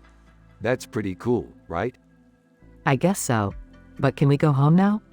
Yeah, sure, let's go. Closing scene. The trio walk back through the portal device and the garage door closes with a loud thud.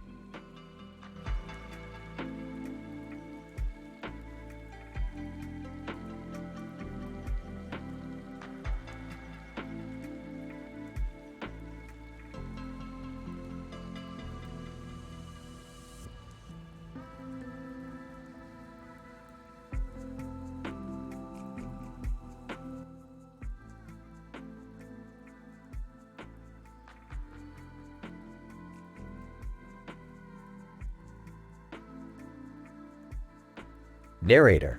In this episode of Fictitious Universe Adventures, we follow the journey of Yui and Bucky in a dystopian city.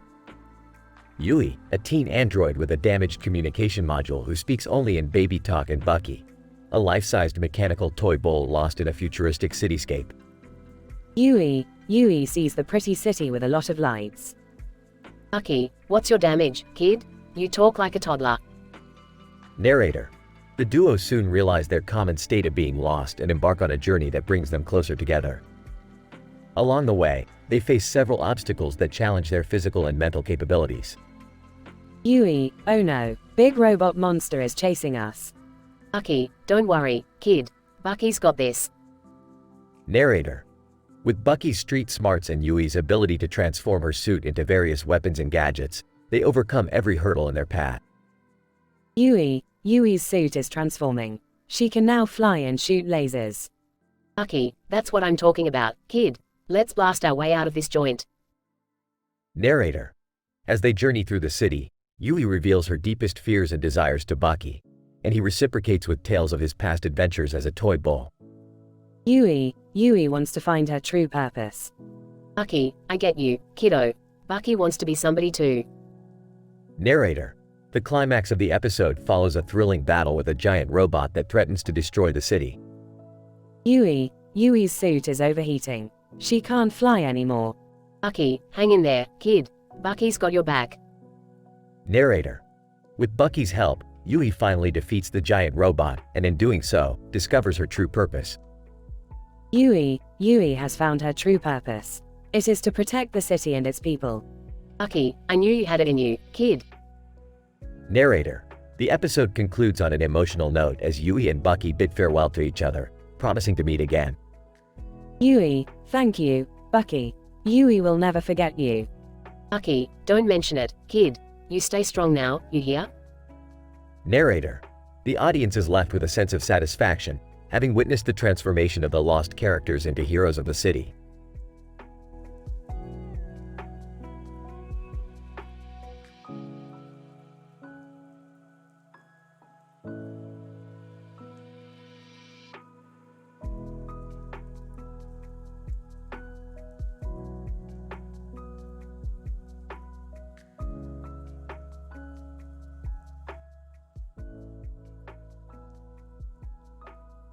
Narrator. In this episode, we witness the interaction between a lost teenage android named Yui and a life-sized mechanical toy bull named Bucky on wheels in an unusual scenario. Yui's speech module is damaged, causing her to speak only in baby talk and refer to herself in the third person. She bears a striking resemblance to Battle Angel Alita, a popular manga character. Yui confused. Where Yui? Bucky, hey, what's the matter with you, kid? Can't you speak properly? Narrator. Despite their initial awkwardness, the two quickly hit it off and form an unlikely friendship. They encounter a bull soaring through the skies wearing a leather jacket, and intrigued by the strange sight, they follow it. Yui, Bucky friend, follow bull. Bucky, sure, why not? I've never seen anything like that before. Narrator. As the trio travels together, they face numerous thrilling action scenes that leave the audience at the edge of their seats. Amidst all the excitement, Bucky helps Yui understand the world, gives her a sense of direction, and tasks her with repairing her damaged speech module, which awakens her ability to speak normally again. Yui grateful, Bucky friend. Bucky, no need to thank me, kid. Just doing what friends do. Narrator. The episode culminates in a satisfying ending where Yui and Bucky resolve their problems and part on amicable terms. They embrace the transformative power of true friendship and stand ready to take on any adventure that comes their way.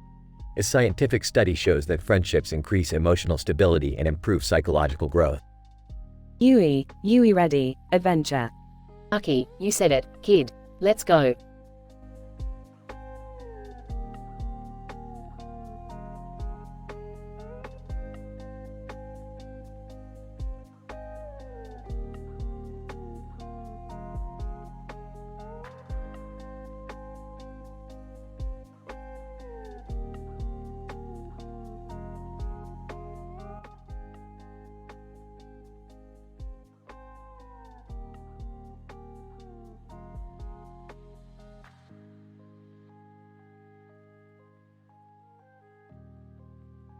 Opening scene. Narrator. In the sprawling metropolis, a toy is standing next to a toy car on a road with a bridge in the background and a person in a blue coat. This scene sets the stage for a compelling tale of two lost machines, Yui and Bucky, navigating through their challenges in a world of uncertainty. Yui meets Bucky. Yui Waston no talk pwo. Bucky, hey kid, you're a machine like me. You'll figure it out.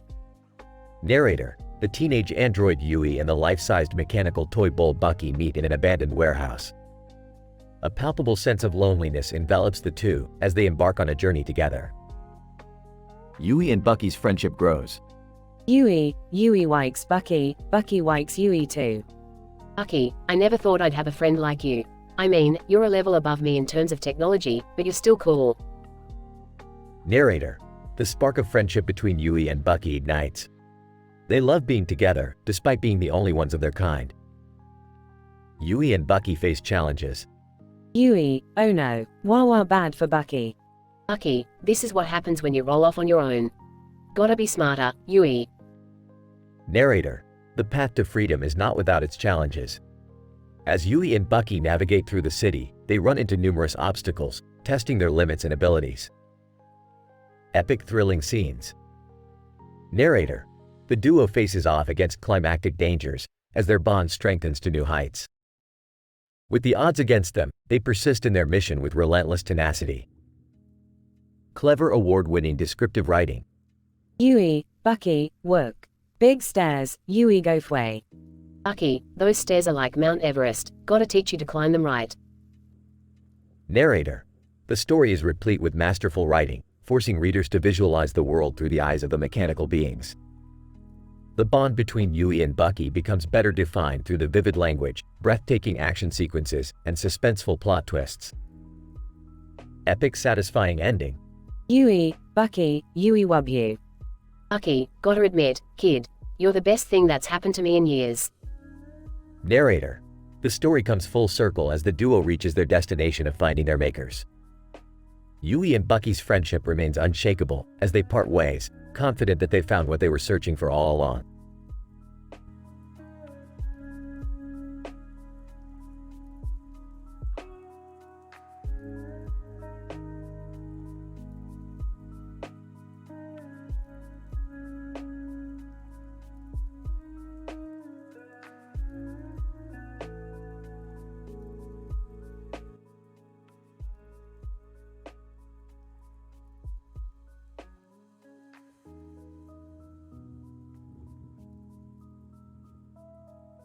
Title: The Ridiculously Superpowered Adventures of Edward Otho Cressup Ord and Bowser. Synopsis. After accidentally ingesting a rare interdimensional serum, Edward Otho Cressup Ord and Bowser gain ridiculous superpowers that lead them on a wild journey through time and space. Opening scene. Morty, prepare the portal gun. We're going to pay a visit to Scottish astronomer Jocelyn Bell Burnell. Why? What does she have to do with anything? She's got the key to unlocking the mysteries of the universe, Morty. Plus, she owes me a favor. Jocelyn Bell Burnell, Rick Sanchez, what brings you here? We need your help to identify a rare interdimensional serum. Jocelyn Bell Burnell, let's see. According to my calculations, that serum could only be found in one place. Elvis Presley's underground bunker in Area 51. Middle sane. Edward Otho Cressup Ord. Wow, Rick, I'm feeling really strange. Rick, that's because you and Bowser have just ingested a serum with ridiculous superpowers. Bowser, woof. Rick, your powers will only last 24 hours, so use them wisely. Edward Otho Cressup Ord. Wait, where are we? Rick, you're in the year 1862, on the battlefield of the Civil War. Edward Otho Cressup Ord. Holy cow, I've got the power of telekinesis. Bowser, what's your power? Bowser, in a deep voice, I can breathe fire. Edward Otho Cressup Ord. Let's go save the Union. Ending scene. Rick, alright, Morty. Let's see how the dynamic duo of Edward Otho Cressup Ord and Bowser are doing. Morty, whoa, Rick, they're in outer space fighting aliens. Edward Otho Cressup Ord. Screaming, die, extraterrestrial scum. Bowser, roaring and breathing fire. Rick, it's almost time for their powers to wear off. Morty, how are they going to get back to Earth? Rick, relax, Morty. I've got this. Rick presses a button on his remote, and Edward Otho, Cressup Ord, and Bowser are transported back to Earth. Edward Otho Cressup Ord. Whoa, that was insane. Bowser, woof woof. Morty, are you guys okay? Edward Otho Cressup Ord. Yeah, we're fine. But I don't think I'll ever be able to wear a suit and tie again. Rick and Morty laugh as the episode ends.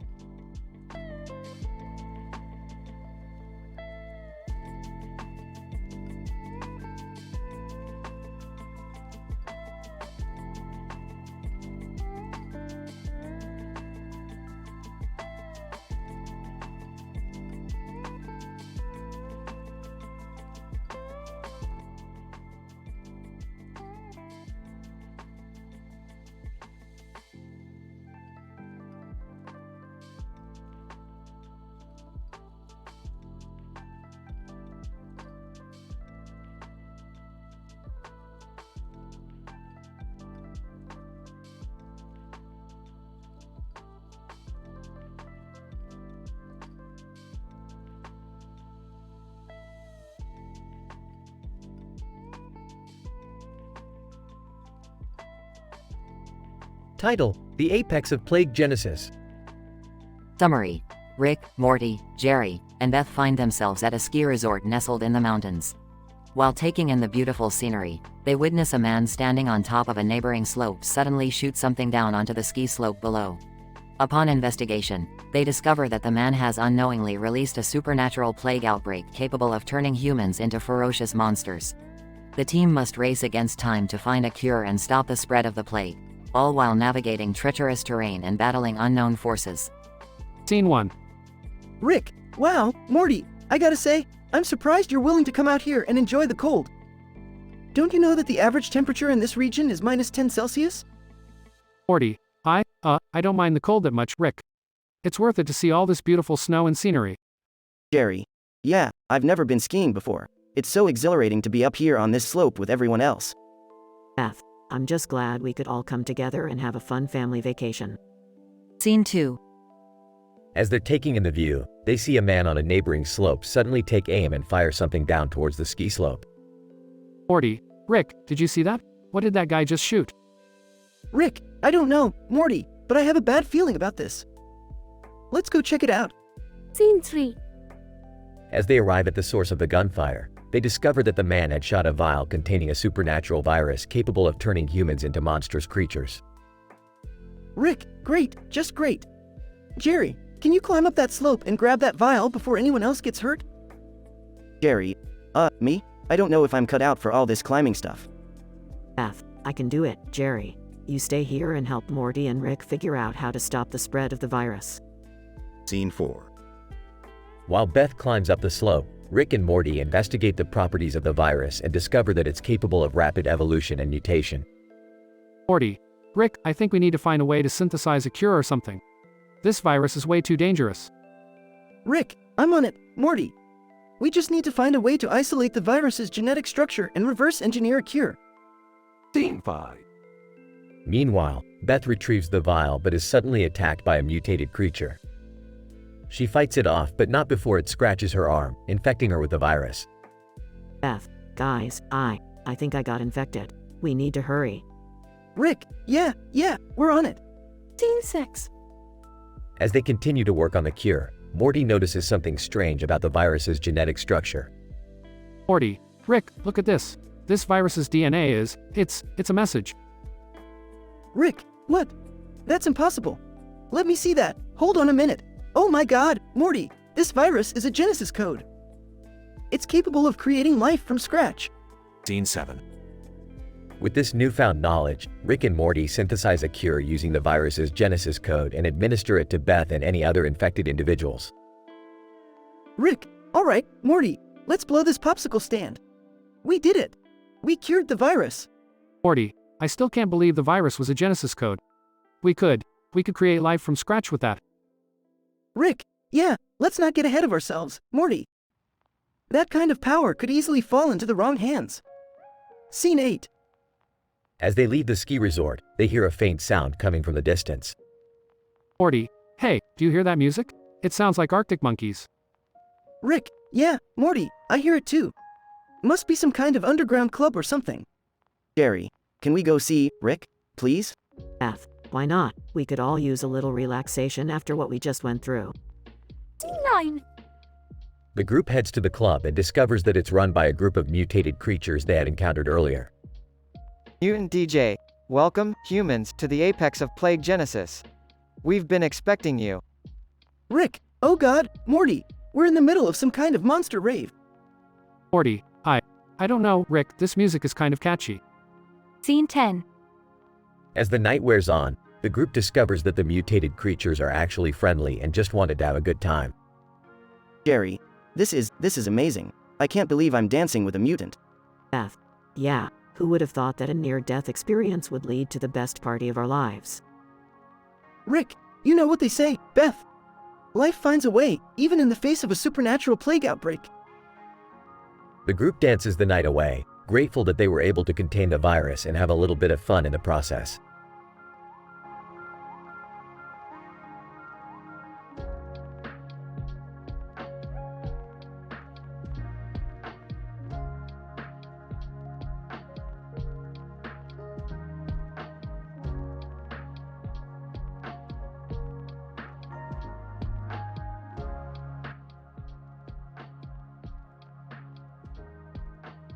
Title: The Scorching Sands of Terraforming Mars. The episode begins with Rick, Morty, and Summer on a mission to terraform Mars. Their spaceship malfunctions and they crash land in a desert area with flames. They come across a man standing on top of a rock next to a dragon and a demon. Great. Another dimension with a desert area and 2 mythical creatures. How original. Should we be worried about the dragon and the demon? I don't think so. They are probably just part of the landscape. The man introduces himself as the leader of an underground demon cult. He invites them to join and offers directions to get off the planet in exchange for their souls. Jerry and Beth, who have been watching a late-night talk show, suddenly get sucked into the TV and end up in a unicorn therapy session. Brad Pitt is their therapist. Is this a dream or a nightmare? I think it's a warning not to watch TV too late at night. Back on Mars, Rick and the gang discover that the demon cult is using Mars as a testing ground for their experimental terraforming technology, which is causing the flames and the scorching sands. Rick realizes that they can use the technology to escape the planet. You know what they say, if you can't beat them, join them. But we don't want to become demons, Rick. I don't think that's what he meant. Morty. With the help of the demon cult, Rick and the gang successfully escape Mars and return home. Jerry and Beth, still in the unicorn therapy session, have an epiphany and decide to give up TV altogether. I think we just discovered the best therapy session ever. Yeah, and I didn't even need to take any pills for it. The episode ends with Rick, Morty, and Summer reflecting on their adventure on Mars and Rick making a joke about how he always wanted to be a demon.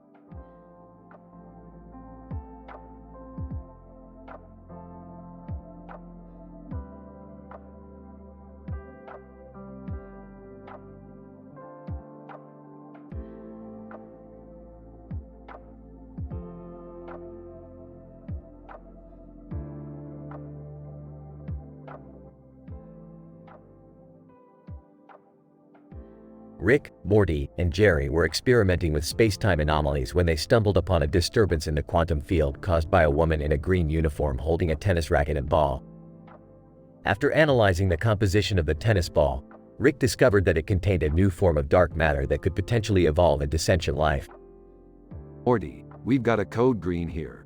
The quantum field is fluctuating at an unprecedented rate, and it's all because of that woman and her tennis ball.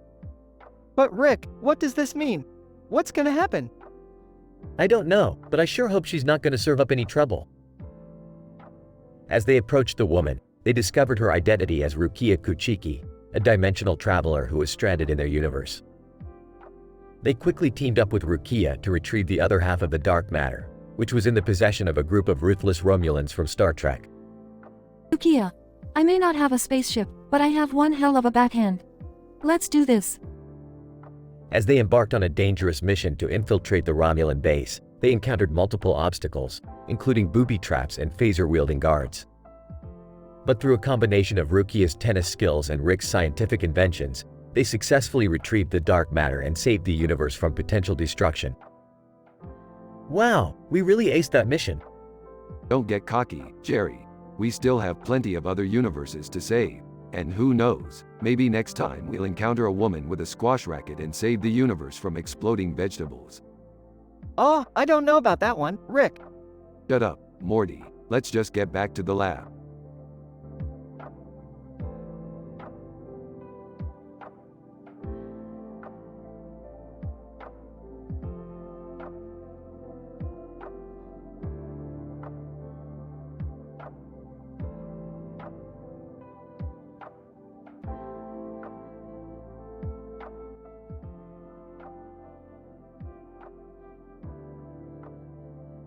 Title: The Green Light Conjecture. Opening shot of a man with glasses wearing a suit and tie standing in front of a green light on a black background. Narrator: In this episode, we explore the green light conjecture, a theory that proposes the existence of a photon-based energy source capable of powering entire cities. The man in glasses introduces himself as Dr. John Smith, a physicist working at the prestigious Navi Avatar Institute for Advanced Scientific Research. Dr. Smith explains that he has spent years studying the behavior of photons and their potential as a renewable energy source. Dr. Smith, It is my belief that we can harness the power of photons to create an energy source that is not only sustainable but also highly efficient. As Dr. Smith explains his theory, a strange figure suddenly appears on screen. It is a cartoon character known as Chumble Spuzz, a creature from another dimension who has made occasional appearances in scientific discussions. Chumble Spuzz. Dr. Smith. I see your theory involves the manipulation of photons. Very interesting. Have you considered the implications of such a discovery? Dr. Smith looks confused but intrigued at the same time. Dr. Smith, I'm not quite sure what you mean, Chumble Spuzz. Could you elaborate? Chumble Spuzz. Well, you see, the manipulation of photons could have profound effects on the fabric of space and time. It could lead to the discovery of a unified theory that explains the nature of the universe itself. Dr. Smith looks stunned and excited at the same time. Just then, another unexpected guest appears on screen.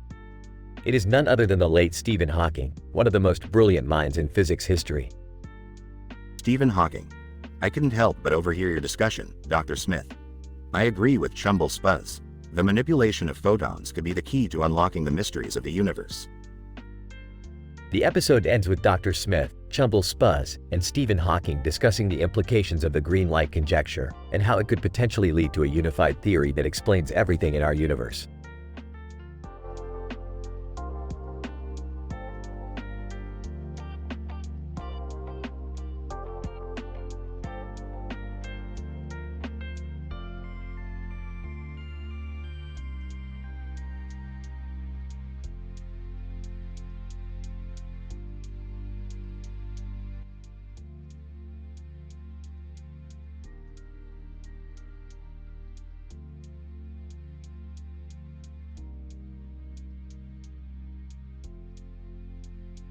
Title: The Chaotic Spiral Experiment. Opening scene. Rick and Morty are in the lab, analyzing a computer-generated image of a spiral design in green and red colors on a black background. Morty, this spiral is insane. It's got fractal patterns for days. Whoa, geez, Rick, what does it all mean? It means we're gonna do some science. Get me the Slinky and the Oasis, Morty. Okay, Rick, but what are we gonna do with those? We're gonna create chaos, Morty. We're gonna disrupt the pattern of this spiral and observe the results. I don't know about this, Rick. It sounds dangerous. That's because you don't have a PhD in chaos theory like I do, Morty. Now hold on tight. The scene cuts to Rick and Morty standing in front of the spiral design, with the Slinky and the Oasis in their hands. Okay, Morty, on the count of 3, we're gonna release the Slinky and the Oasis into the center of the spiral and see what happens. Ready? Okay, I guess. 1, 2, 3. Rick and Morty release the Slinky and the Oasis into the spiral and chaos ensues. The Slinky starts bouncing around in unpredictable ways, while the Oasis creates a mini tornado in the center of the spiral. Whoa, this is crazy. The Slinky's going nuts. Yes, that's the beauty of chaos. You can never predict what's gonna happen.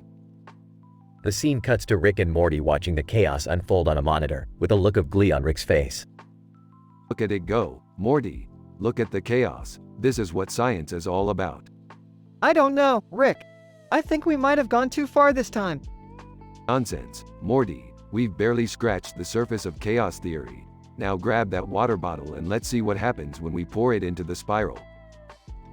The scene cuts to Rick and Morty pouring water into the spiral, which causes the Slinky and the Oasis to go flying in all directions. Oh man, this is getting out of control. Out of control? Morty, this is just the beginning.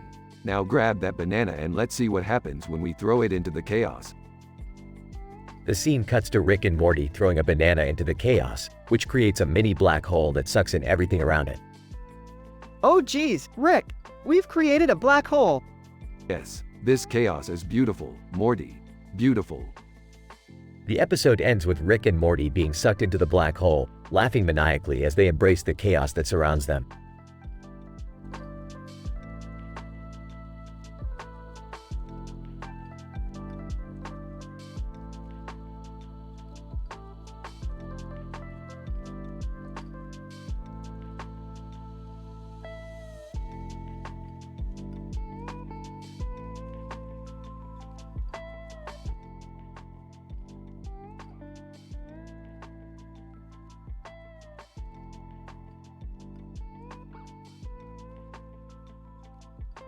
Title: The Quantum Entanglement of Toy Figures. Introduction. Rick has obtained a new device that enables him to manipulate the quantum entanglement of toy figures, allowing them to gain sentience and interact with the real world. He lures Jerry into a scheme to monetize this new technology, but Morty accidentally activates the device in Rick's lab, causing chaos and hilarity to ensue. Rick 1. Jerry, this device will revolutionize the toy industry by creating real-life toy characters. We'll be millionaires. I don't know, Rick. This sounds kind of sketchy. Oh, shut up, Jerry. Just stick a toy figure on this table and let me do my thing. Morty accidentally bumps into the device, causing it to activate. Uh-oh, Rick. I think we have a problem. Act 2. A toy figure on the table gains sentience and starts jumping around. Toy figure 1! Whoa! I can move! Holy crap! It's alive! Oh shit, Sherlock. That's the whole point of the damn device. Meanwhile, a toy figure on the ground gains sentience and crawls towards the table. Toy figure 2. Hey, guys. What's going on up there? Looks like we have a double entanglement. This is getting interesting. Act 3. Slow Mobius and Solid Snake toy figures materialize in the lab. Slow Mobius. Hey, man. What's going on? Solid Snake. This place looks like Gloomhaven. I'm out of here. Rick and Jerry frantically try to catch the escaping toy figures. Rick, we have to shut this thing down. This is a disaster. Relax, Jerry. This is all part of the experiment. Act 4. Every toy figure in the lab gains sentience and starts causing chaos. Toy figure 3. Hey, Morty. What's up? What have I done? Toy figure 4. This place needs more cowbell. I'm calling the police. No, Jerry, you fool. We have to contain this situation. Block. Rick, Morty, and Jerry manage to regain control over the quantum entanglement of the toy figures. Well, that was a close one. We almost lost control of the universe. Rick, I can't believe you dragged me into this mess. Geez, Rick. I don't know if I can handle this kind of responsibility. Ah, humbug. You kids have no sense of adventure. Now, who's up for some Szechuan sauce?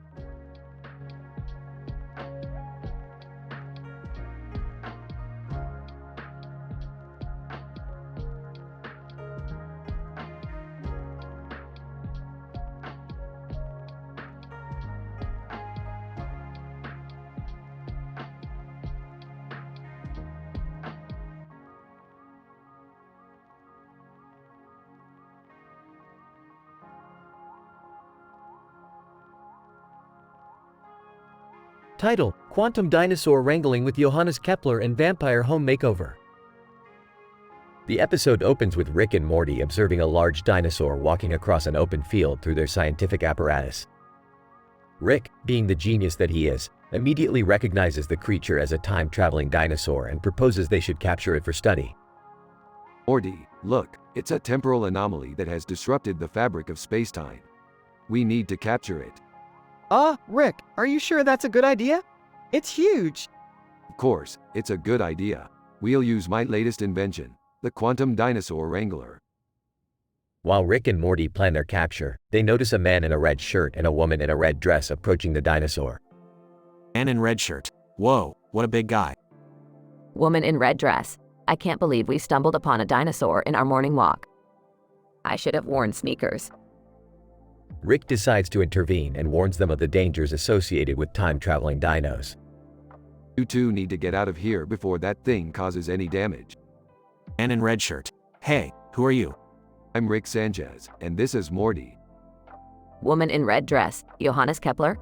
Is that you? Everyone looks over to see the famous astronomer, who has somehow traveled through time and is standing with them. Johannes Kepler. Indeed, my dear. It is I, Johannes Kepler. Great, we have two time travelers. You can help us catch this dinosaur. As they begin to chase the dinosaur, they encounter J. Cole, who has also traveled through time and is attempting to create the perfect beat. J. Cole. Yo, what's good?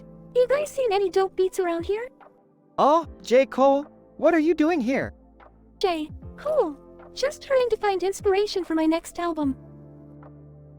As they continue their pursuit, they stumble upon a vampire's crypt that is in dire need of a home makeover. Vampire, thank goodness you're here. My crypt is in desperate need of an overhaul. We don't have time for this, Morty. We need to catch that dinosaur before it creates a temporal paradox. Amid chaos and hilarity, Rick, Morty, Johannes Kepler, Jake Cole, and the vampire team up to capture the time-traveling dinosaur. But in classic Rick and Morty fashion, things never go as planned. Will they be able to capture the dinosaur? Or will the universe collapse upon itself?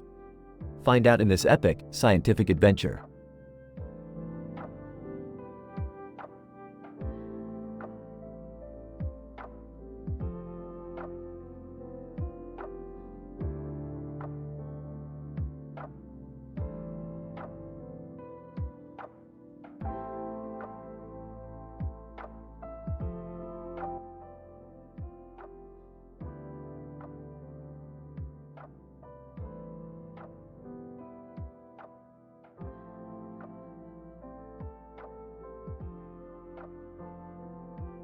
Title: Strontium Subs and Straddled Machines.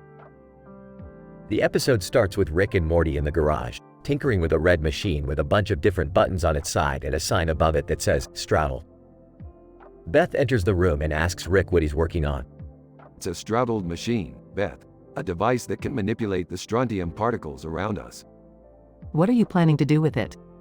I don't know yet, but I'm thinking about making some changes to Jersey Mike's subs. Maybe I can make them even better. Rick, what's strontium? It's a chemical element with the symbol senior and atomic number 38. It's commonly found in the Earth's crust and can be used for various purposes, including as a tracer in medical imaging. Wow, that's fascinating. So, how does this machine work? Simple. Just push the blue button and, oops. Suddenly, the machine starts beeping loudly and the garage fills with a bright red light. When the light fades, they find themselves standing in a deserted laboratory. Whoa, Rick, what happened? Where are we? Looks like the machine malfunctioned and transported us to an alternate dimension. No big deal, we'll just have to find a way back. But how? We don't even know where we are. Relax, Beth, I have an idea. Let's use our noses to track the scent of the nearest life form.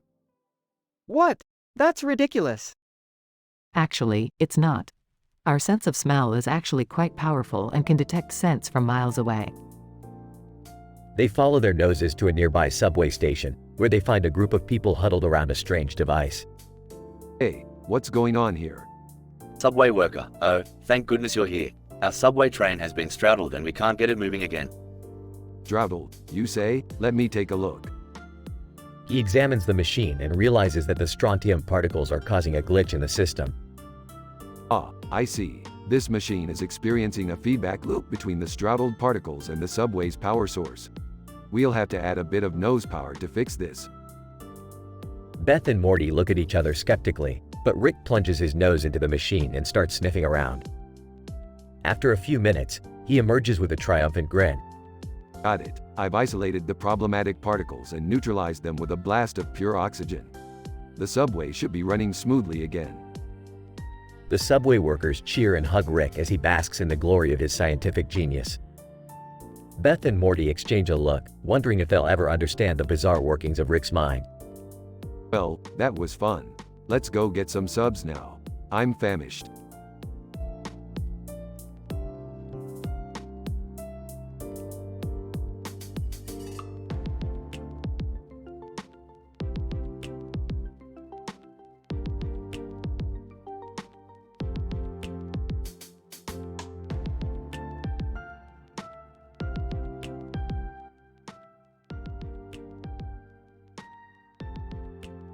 Title: The Impact of Color Contrast on Perception and Decision-Making in Wu Chinese Culture. Introduction. In this episode, we explore the effects of color contrast on psychological perception and decision-making in Wu Chinese culture. Our experiment involves the placement of a red mask on a plate with a green leaf background and a person holding a knife. Methodology. 10 participants from Wu Chinese culture were selected and divided into 2 groups. The first group, Group A, was shown the red mask on a white background, while the second group, Group B, was shown the red mask on a green leaf background. Both groups were asked to rate their perception of the mask and their comfort level in proximity to the person holding the knife. Results. The results showed that Group B rated the mask as significantly more ominous and intimidating compared to Group A. Additionally, Group B reported feeling significantly more discomfort in close proximity to the person holding the knife. Discussion. These results suggest that color contrast plays a significant role in psychological perception and decision-making in Wu Chinese culture. The color green, traditionally associated with nature and growth, may have further enhanced the perceived malevolence of the red mask. This experiment has implications for cross-cultural studies on the role of color and its influence on psychological perception and decision-making. Researcher 1. These results are fascinating, as they support the idea that color contrast is a significant factor in how we perceive and make decisions in our environment. Researcher 2. Yes, and it is especially interesting to see how the cultural context can further enhance or diminish the effects of color contrast on our psychological processes. Participant 1.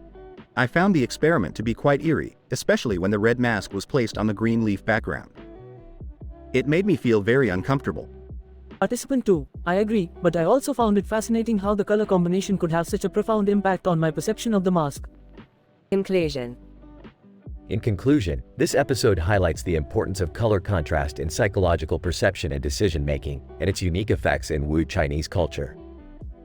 Further research can expand our understanding of the nuanced role color plays in different cultures and contexts.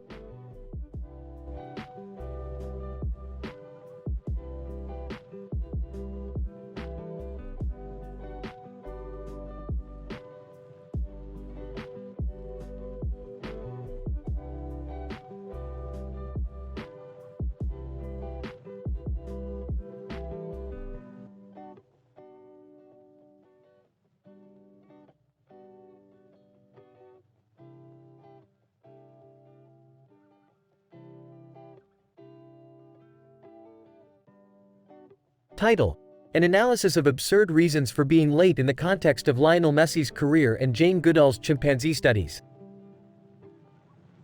Abstract. This episode explores the dynamics of two older women sitting on a soccer field together, one clad in a blue and yellow shirt, while discussing absurd reasons for being late. The conversation touches upon various scientific theories and concepts, including lower arm injuries, the impact of Lionel Messi's career on the world of soccer, and Jane Goodall's groundbreaking studies on chimpanzees. Introduction. The episode begins with the two women engaged in a casual conversation about the reasons for being late. One of them, wearing a blue and yellow shirt, mentions that she was delayed due to a lower arm injury, leading to a discussion on the anatomy and physiology of the lower arm. Blue and yellow shirt woman. Sorry, I was running late because of my lower arm injury.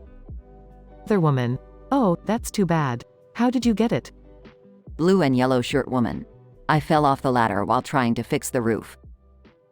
Main body. The conversation then diverts towards the world of soccer and the impact of Lionel Messi's career on the sport. The two women engage in a nuanced discussion on the various techniques and skills employed by the soccer legend, delving into the scientific principles behind each move. Blue and yellow shirt woman. Did you hear about Lionel Messi's goal against Real Madrid last week? Other woman. Of course, it was all over the news. Blue and yellow shirt woman. The way he moves on the field is just incredible. His agility and speed are mind-blowing. Other woman. It's all down to physics, you know. The way he applies force and torque to the ball is what creates those moves. The conversation then shifts towards Jane Goodall's groundbreaking studies on chimpanzees and their social behavior. The women delve into the various theories and concepts proposed by Goodall, discussing their implications on our understanding of primate behavior as a whole. Other woman. Did you read that book by Jane Goodall on chimpanzee society? Blue and yellow shirt woman. Yes, I did. It was fascinating to see how similar their social structures are to ours. Other woman. Exactly. It just goes to show how much we still have to learn about primate behavior and evolution. Conclusion. The episode concludes with the two women reflecting on the various scientific concepts and theories touched upon during the conversation, marveling at the complexity and beauty of the natural world. Blue and yellow shirt woman. I love how everything in science is connected. From the lower arm to the field of soccer, to the jungles of Africa. Other woman. It just goes to show how much we still have to learn about the world around us.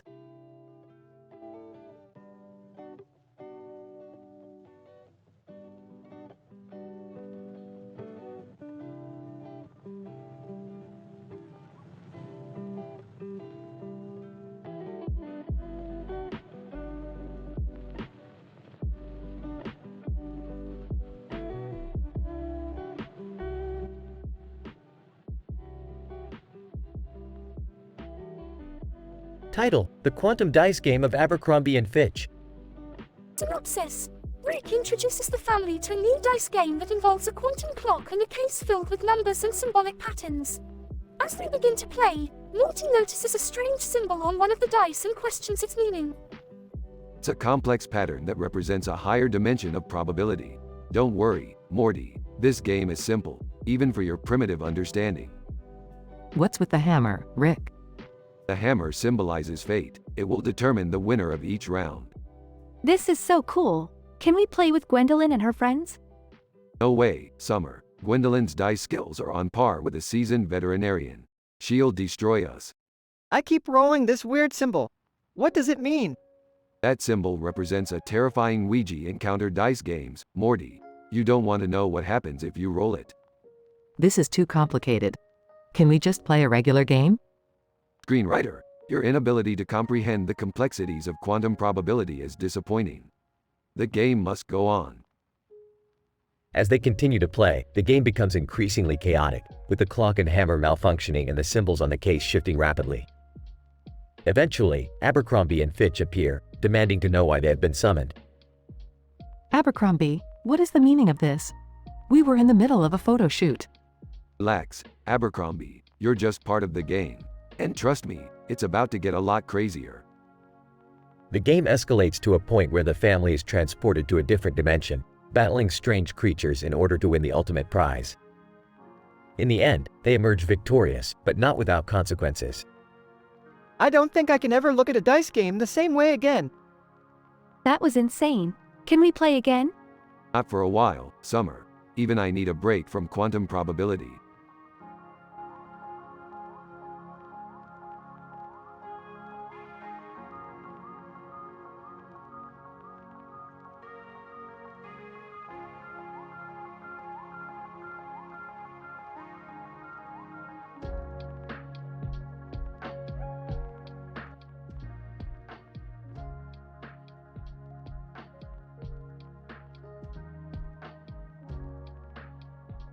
Title: The DIM's Initial Experiment.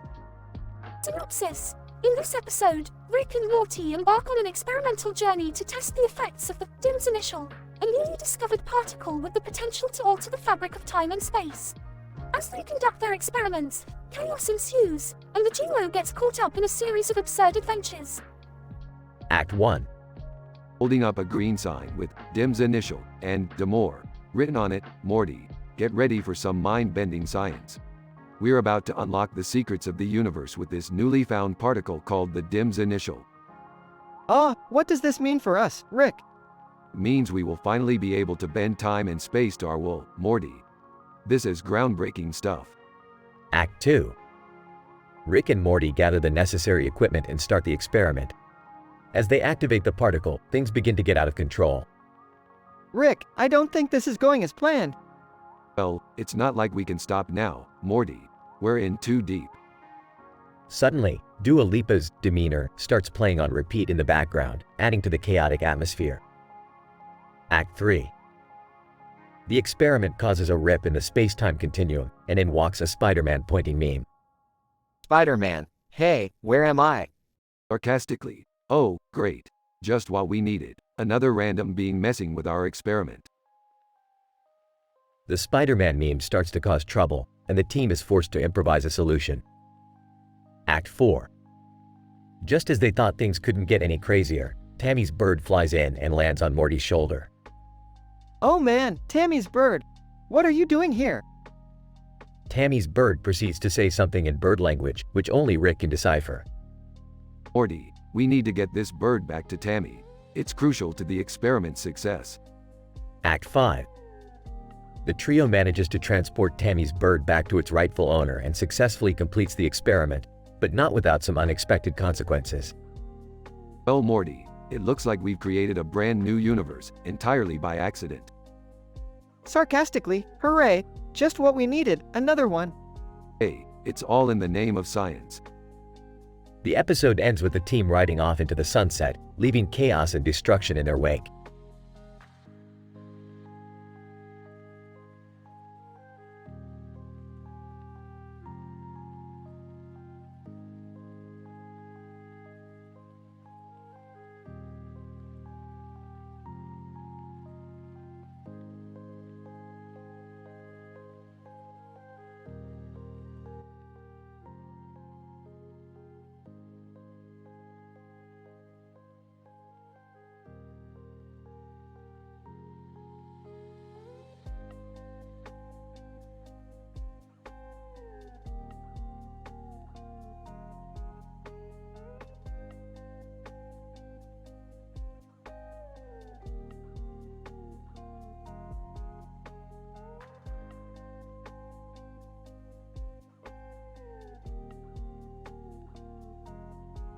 Title of episode: Terminal Interdimensional Skulls and Rick's Mortifying Steve Addiction. Abstract. The current study aims to investigate the behavior of interdimensional skulls with green hair, red eyes, and purple haircuts on their heads. The study will also focus on the addictive nature of virtual reality games on human behavior, as demonstrated by Rick's obsession with the character Steve in a band tournament. Opening scene. Rick and Morty are in the garage, working on a new invention. Morty, I need you to grab the synaptic enhancer from the shelf over there. Oh, which one? There's like 50 of them. The blue one with the green stripes, Morty. Come on, you're better than this. Okay, fine. Suddenly, a portal opens up and two creepy-looking skulls appear. Oh, what the hell are those things? Skull 1. We are interdimensional skulls, here to collect data on the cognitive abilities of your species. What does that even mean? Skull 2. We are here to study your brains, Morty. Your inferior intellect is of great interest to us. Hey, what's going on in here? Oh, my god, what are those things? Ew, they're so creepy. Relax, everybody. These are just some boring old scientists. They're not gonna hurt anybody. Skull 1. Actually, we have detected a high level of addiction in your species. We would like to study this behavior more closely. Addiction? What are you talking about? Skull 2. We have observed your species engaging in virtual reality games. One in particular, titled Steve, has drawn our attention. Oh, Steve. Yeah, I love that game. I'm like the best player in the whole damn universe. Wait, so you're addicted to a video game now, Rick? Shut up, Morty. It's just a harmless hobby. Skull 1. We shall see. We shall see. Act 2. Rick spends all his time playing Steve, neglecting his family and responsibilities. Rick, you've been playing that stupid game for days. You haven't showered, you haven't slept, you haven't even eaten. Just one more level, Morty. I gotta beat my high score. Dad, this is getting ridiculous. You need to take a break. Yeah, Rick. You're not even paying attention to us anymore. You're always in some virtual world. You guys just don't understand the rush of victory. The adrenaline when you beat a tough boss. The satisfaction of earning a new weapon. You can't get that anywhere else. Skull 2. We have monitored your brain activity, Rick. Your addiction levels have reached a dangerous point. Oh, shut up. You don't know what you're talking about. Act 3. Rick enters the Steve tournament, but gets disqualified for maining the band character. I can't believe it. I was so close to winning. What happened, Rick? I mained Steve, Morty. That damn tournament banned Steve. Skull 1. A classic example of addiction leading to poor decision-making. Your obsession with a virtual character has clouded your judgment. Dad, this is really embarrassing. Can't you just quit playing that stupid game? No, Summer. I won't let Steve beat me. I'll keep playing until I'm the best damn Steve player in the universe. Rick? I think you might have a problem. Shut up, Jerry. You don't know anything. Block. Rick finally realizes the error of his ways and quits playing Steve. Okay, I get it. Maybe I got a little carried away. But hey, it was fun while it lasted, right? Geez, Rick, you were acting like a total psycho. I'm just glad you're back to normal now. Skull 2. Our study is complete. We have gathered valuable data on addiction in humans. Yeah, whatever. Now get the hell out of here.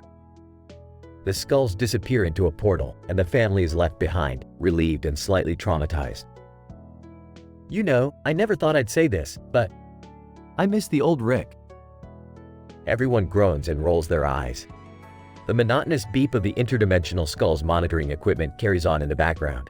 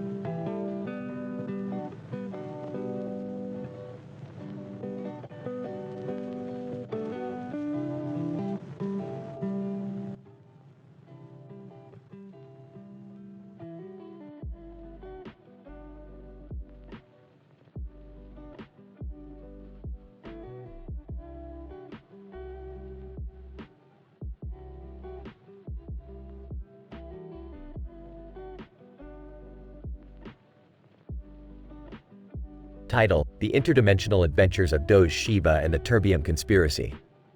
Scientific synopsis. In this episode, Rick and Morty stumble upon a strange anomaly in the multiverse where they discover a green-shirted dog named Doge Shiba, traversing through space alongside a person in a spacesuit. Unbeknownst to the duo, Doge Shiba is actually a highly intelligent extraterrestrial life form from the planet Terbium, accused of plotting a rebellion against the Terbiumian government. As they travel through various dimensions, they encounter a group of Russian scientists who claim to have developed a new technology that allows one to manipulate time itself, along with a delegation of Minbari diplomats from Babylon 5 who have arrived to broker peace between various warring factions. Meanwhile, Jerry and Summer are stuck in an intergalactic grapevine, enduring a series of surreal and bizarre scenarios that they must overcome in order to escape their predicament. Throughout the episode, the characters engage in a series of witty and absurd interactions, culminating in a climactic confrontation with the Terbiumian government and a surprise appearance by French mathematician Blaise Pascal. Story discussion! Hey Morty, check it out. Looks like we've stumbled upon some sort of doggy astronaut out in space. Wow, that is one cool dog. Hey, wait, it's wearing a green shirt. Doge Shiba. Greetings, Earthlings. I am Doge Shiba, from the planet Terbium. Terbium, huh? I know a thing or two about that place. You're that alleged rebel, aren't you? Doge Shiba. I am merely an innocent traveler. The Terbiumian government has falsely accused me of sedition. Sedition? Sounds serious. Why don't we just leave this dog alone and avoid any trouble? Come on. Where's your sense of adventure? We can't just pass up an opportunity like this. Russian scientist, greetings, comrades. I'm Ivan, lead scientist of the Russian time-space experiment. Whoa, time-space experiment. That sounds pretty heavy. Ivan, it is most revolutionary technology that we have developed. It allows user to manipulate time itself. Manipulate time, huh? That could come in handy. Let's see what you got. Minbari diplomat. Greetings, travelers. I am Delenn, representative of the Minbari Federation. Minbari? Wait, isn't that the alien race from Babylon 5? Len, indeed it is. We have been dispatched to negotiate a peaceful resolution to the ongoing conflicts in this sector. How are we supposed to help with that? Len, your unique perspectives and insights may prove invaluable in our endeavors. Whoa, this is getting crazy. Yeah, I think I'll just stick to the grapevine for now. The what? You know, this weird and surreal place we found ourselves in. Sarcastically. Oh, that grapevine. Of course. Blaise Pascal, bonjour, me's Amos. I couldn't help but overhear your conversation. You know, I have a theorem that may help in your negotiations. Oh great, just what we need. A French philosopher getting involved in our interdimensional escapades. Doge Shiba. I must warn you, the Terbiumian government is most formidable.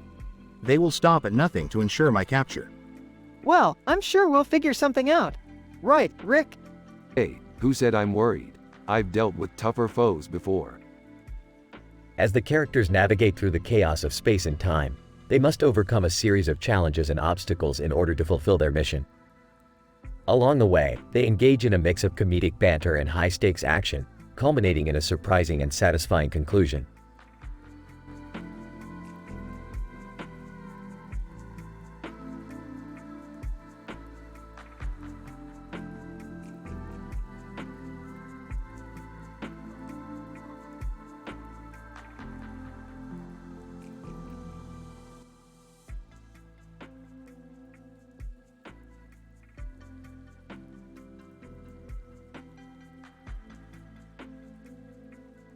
Title: The Frisbee Conundrum, a Rick and Morty experiment.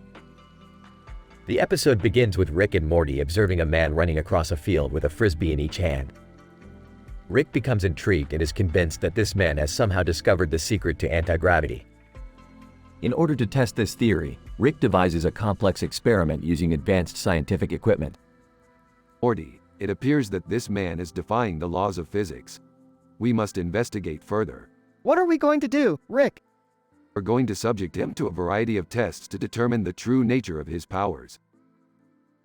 The two then subject the Frisbee man to an array of tests involving high-speed cameras, thermal imaging, and electromagnetic fields.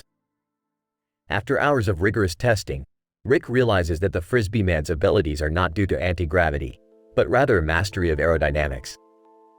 Morty, it seems that the Frisbee man has mastered the art of aerodynamics.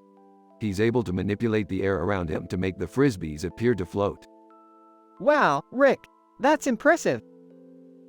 Just as Rick and Morty are discussing their findings, they hear a commotion from outside. It turns out that a group of ninjas have taken over a nearby TV studio and are holding the hosts of a popular makeover show hostage. Rick and Morty quickly realize that they must intervene. Morty, we need to take down those ninjas and save that show. But first, we need to hit the gym. The scene then transitions to Rick and Morty weightlifting in the garage while listening to the killers. Rick appears to be struggling with his bench press, but Morty encourages him to keep going. Come on, Rick, you can do it. I don't need your motivation, Morty. I've got the killers. With renewed vigor, Rick and Morty head to the TV studio to take on the ninjas. Using a combination of frisbees and ninja-like moves, Rick and Morty are able to defeat the ninjas and save the show.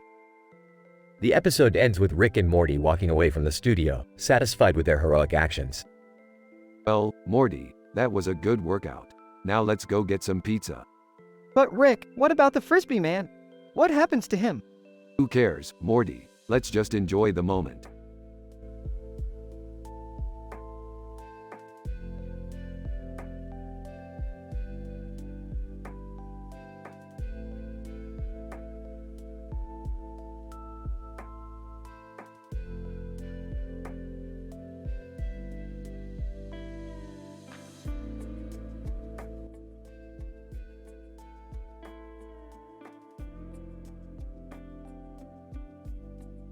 Scene 1. Resolving the haunted house mystery.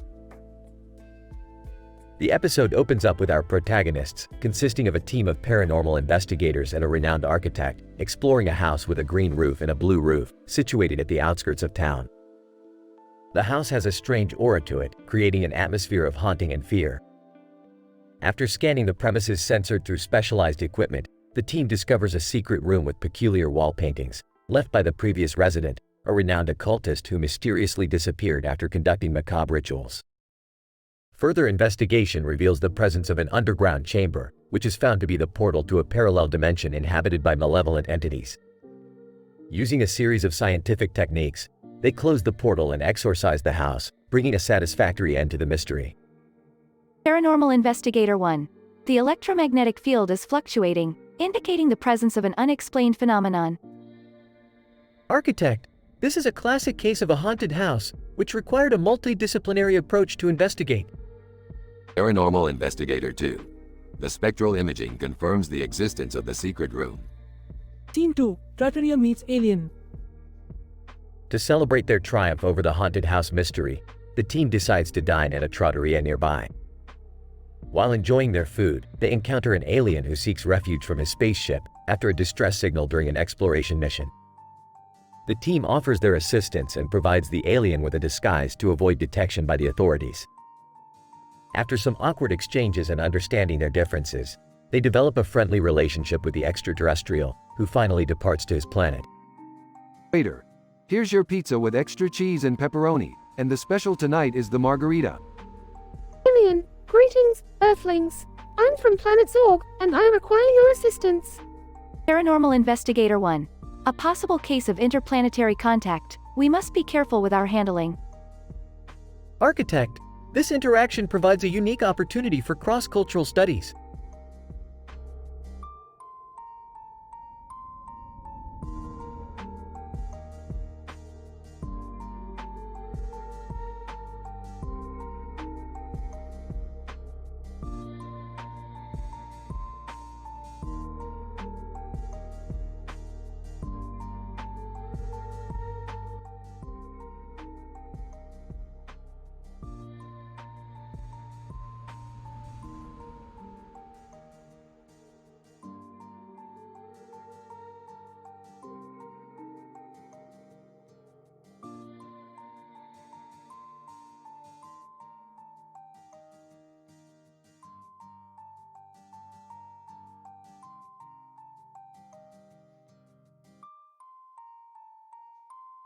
Title: The Feline Paradox. Synopsis: Rick and Morty come across a Russian blue cat with a peculiar genetic makeup. They soon realize that the cat is a result of a rare genetic mutation that defies the laws of Mendelian inheritance. In their attempt to understand this phenomenon, they come across the works of the famous physicist Christian Huygens, which leads them down a bewildering path of scientific discoveries. Opening scene. Morty, wake up, we've got a cat emergency. A cat emergency? What kind, Rick? One with a genetic makeup that's frickin' weird. Get dressed, Morty, we've got some science to do. Scene 2. Rick and Morty arrive at the cat's location and observe it closely. They notice that the cat has yellow eyes, a black body with yellow eyes, a black tail with a white tail. Morty tries to approach the cat, but it hisses at him. I don't think it likes me, Rick. It's not just you, Morty. This cat is an enigma. We need to take it to the lab and study it. Scene 3. Rick and Morty take the cat to the lab and begin analyzing its genetic makeup. They realize that the cat's phenotype is not consistent with the laws of Mendelian inheritance. Rick, this cat has a genetic makeup that defies the laws of inheritance. How is that even possible? It's not possible, Morty. That's what makes it so intriguing. It's like a paradox in nature. Scene 4. Rick and Morty dive deeper into the cat's genetic makeup and discover that it has a rare mutation that creates a completely new phenotype.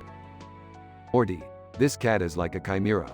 It has two sets of genetic makeup that have fused together. It's like nature's science experiment. Wow, Rick, that's insane. No wonder it's so damn confused. Scene 5.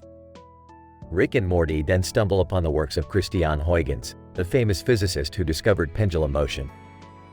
Hey, Rick, I found this book on Huygens.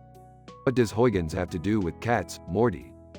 I don't know, but the book says that he discovered something called the Huygens-Fresnel principle. Scene 6. They soon realize that the Huygens-Fresnel principle is related to how light interacts with materials, which leads them to a new discovery. Morty, this cat's fur is like a prism. It refracts the light in a way that creates a new color. It's like seeing the world through a new lens. Whoa, Rick, that's trippy. Scene 7. As Rick and Morty continue studying the cat, they accidentally trigger a reaction that causes the cat to multiply into many clones. Morty, we've created a feline paradox. This is like Schrodinger's cat on steroids. I don't think I'm ready for this, Rick. Can't we just go back to normal? Scene 8. As Rick and Morty try to contain the multiplying cats, they accidentally create a portal that takes them to a parallel universe where cats rule the world. Morty, we've entered the cat dimension. This is like the ultimate cat lady's dream come true. I don't think I'll ever look at cats the same way again. Scene 9. As they try to find their way back to their own universe, Rick and Morty stumble upon a giant Russian blue cat with a human face. Morty, we found the creator of the feline paradox. It's a Russian blue with the power of human consciousness. What does that even mean, Rick? I don't know, Morty, but it's freaking awesome. Scene 10. Rick and Morty finally make their way back to their own universe, but not before accidentally bringing back a feline from the cat dimension. Morty, we've messed with the fabric of the universe. We've created a paradox that defies the laws of science. But damn it, it was worth it. I don't think I'll ever look at cats the same way again. Well, Morty, that's what science does. It shows you a world you never thought possible. The end.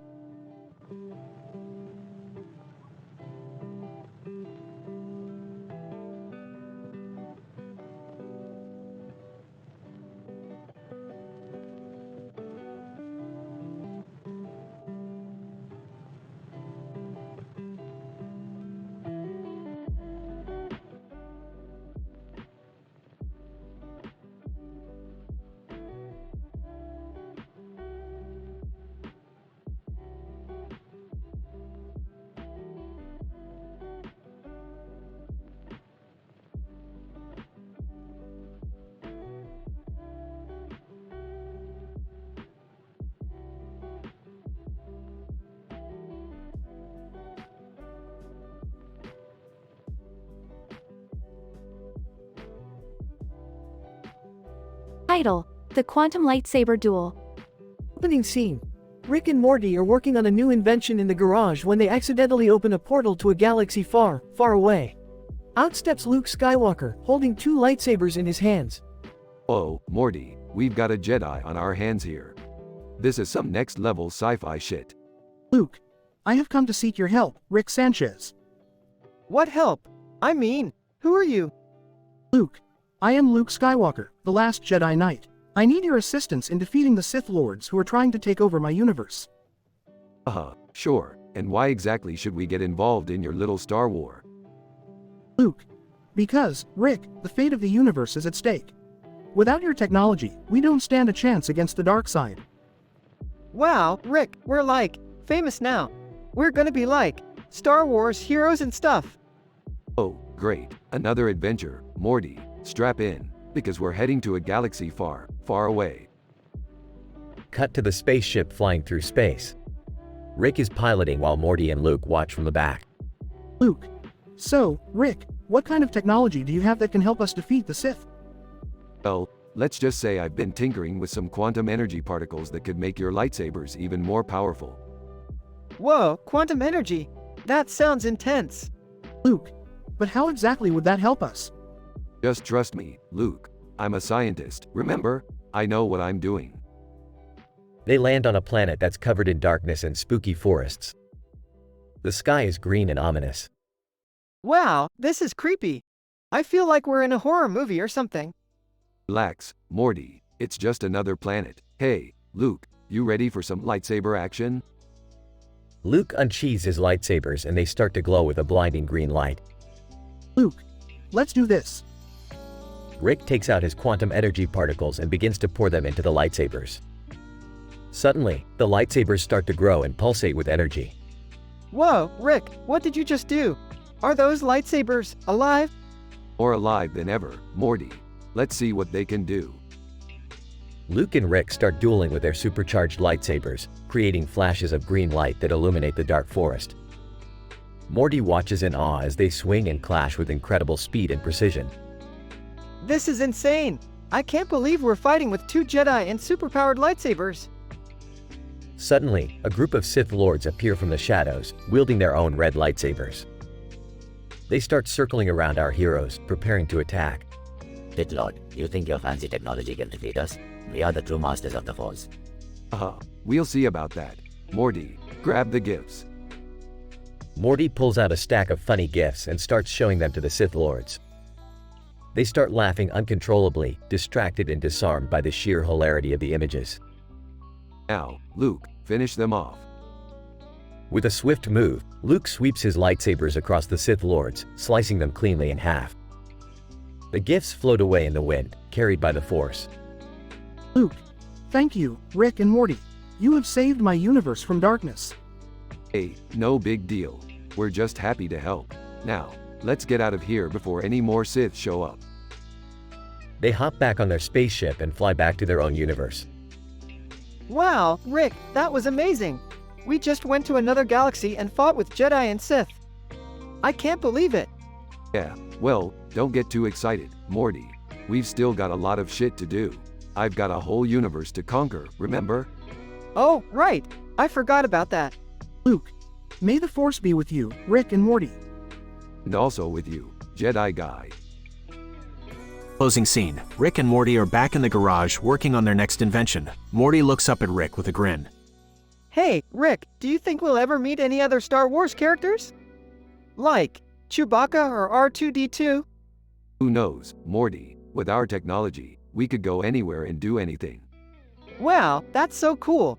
We could be like the ultimate sci-fi duo. Just remember, Morty, with great power comes great responsibility. Wait, which sci-fi franchise is that from? I don't know, Morty. They're all the same shit to me. End credits.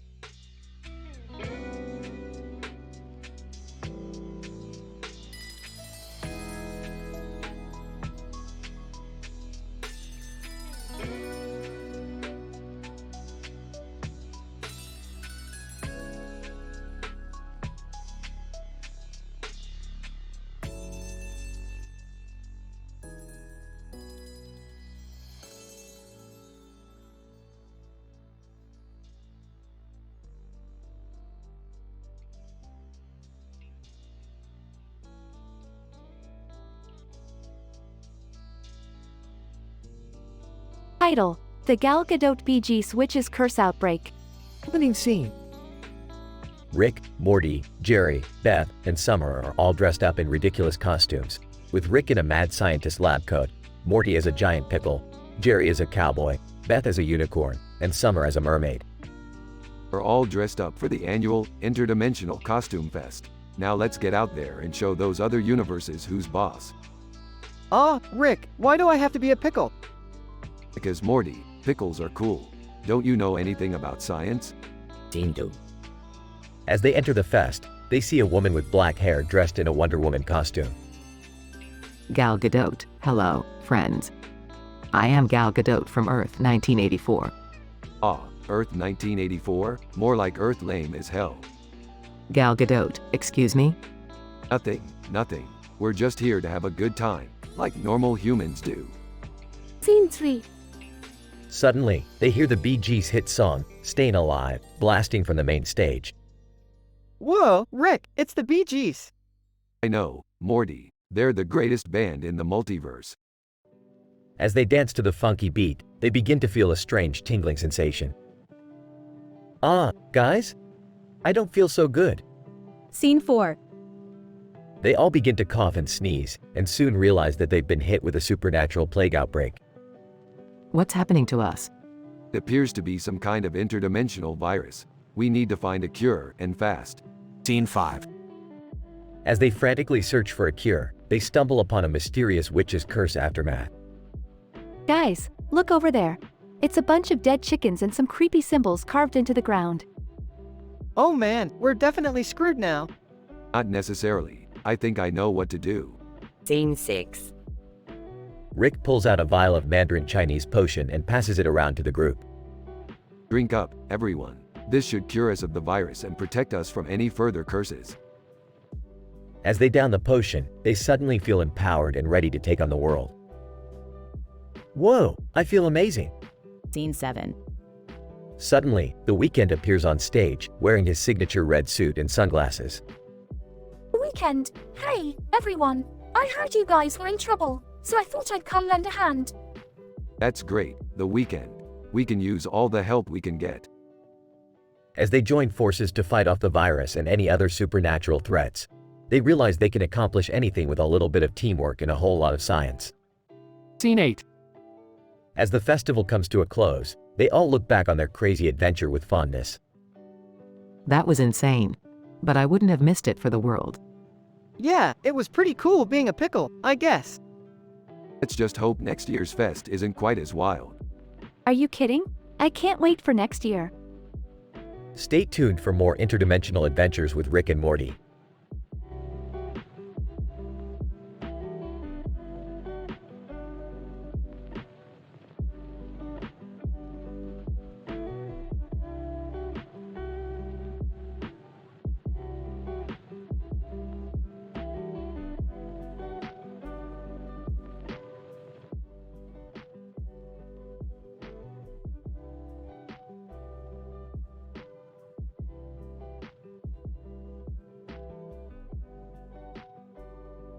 Title: The Lawrencium-Nihanium Time Paradox Experiment. The episode begins with Rick and Morty standing on a road next to a forest and a mountain with a full moon in the sky, contemplating the existence of the universe and the mysteries it holds. Suddenly, a group of scientists dressed in lab coats surround them, introducing themselves as part of a time-traveling research team from a parallel universe. Scientist 1, greetings, fellow scientists. We have traveled from a parallel universe to collaborate with you on a groundbreaking experiment involving Lawrencium and Nihanium. Rick, Lawrencium and Nihanium. Those are some heavy elements. What's the experiment? Scientist 2, we plan to create a time paradox using these two elements, which will allow us to travel back in time and change certain events in history. We believe this experiment will have profound implications on the future of our universe. Morty, whoa, that sounds dangerous. What if we accidentally destroy the universe? Rick, don't be a scaredy cat, Morty. We've done crazier things before. Let's do this. The group of scientists and Rick and Morty begin the experiment, which involves a complex series of calculations and scientific procedures. As they activate the Lawrencium-Nihanium compound, they suddenly find themselves transported back in time to ancient Greece. Rick, Ah, ancient Greece, the birthplace of Western civilization. Let's change some history while we're here. They quickly realize that they are in a time paradox, unable to change anything without creating a catastrophic ripple effect in the future. As they try to navigate their way through history, they encounter various comedic mishaps and challenges. Morty, why are we being chased by a bunch of angry Athenians? Scientist 1, I accidentally insulted the philosopher Socrates. Rick, you idiot, you're going to ruin everything. Quick, let's get out of here. As they rush back to the present, they find themselves in a different parallel universe, where the experiment has gone terribly wrong and the sky is blood red. Scientist 2, oh no, we've created a catastrophic time anomaly. We must fix this before it's too late. The team frantically works together to repair the damaged timeline, using their scientific knowledge to prevent the universe from collapsing. Rick, phew, that was close. We almost destroyed the entire universe. I guess time travel really is a delicate matter. Morty, yeah, I don't think I want to mess around with time travel anymore. Can we go back to watching Interdimensional Cable now? The episode ends with the group returning home, relieved that they have prevented the universe from coming to an end. However, they realize that their actions have had unforeseen consequences, setting up the potential for future episodes and adventures.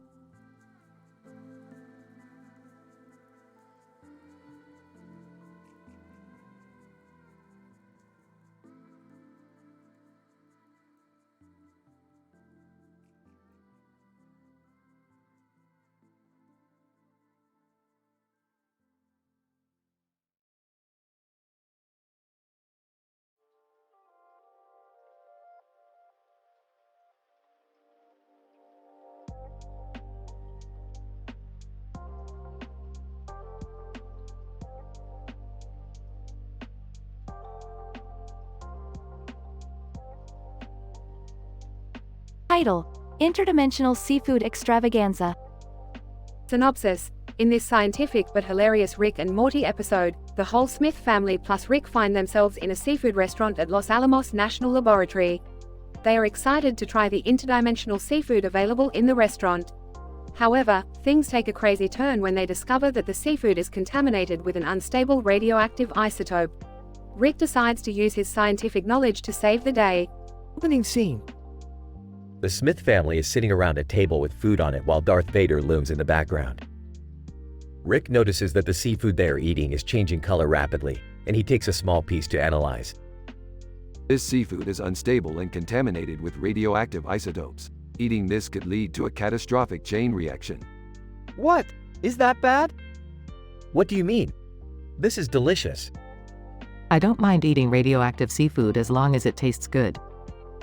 Wait, why is Darth Vader here? Doesn't matter, Morty.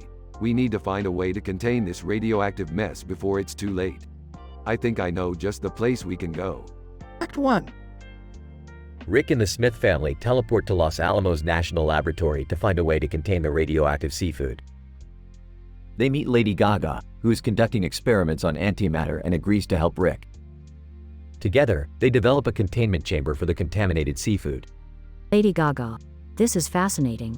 A radioactive isotope that can turn food into a weapon. We need to study this more. No time for that. We need to focus on containing this stuff before it blows us up. Act 2. As they are trying to contain the contaminated seafood, Sailor Moon crashes into the laboratory, looking for her nemesis. She notices the seafood and thinks it's a new villain.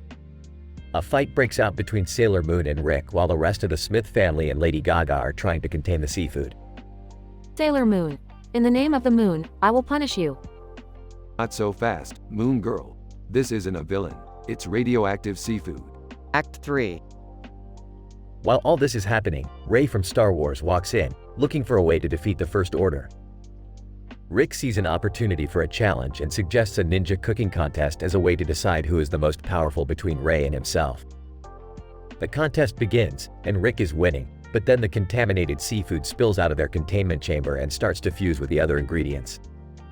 This is not good. This seafood's radioactive isotope is now contaminating all the ingredients in the kitchen. We need to evacuate now. Act 4. The Smith family and their new friends escape the laboratory, but the contaminated ingredients start to create an unstable chain reaction. Rick and Lady Gaga realize that they need to create an antimatter bomb to stop the reaction. Lady Gaga. This is it. This is what I have been waiting for. A chance to make the ultimate antimatter bomb and change the world. Don't get excited, Gaga. We're making this bomb to save our lives. Epilogue. The bomb works, and the contaminated seafood is neutralized. The Smith family and their new friends gather around a table, relieved that they're still alive.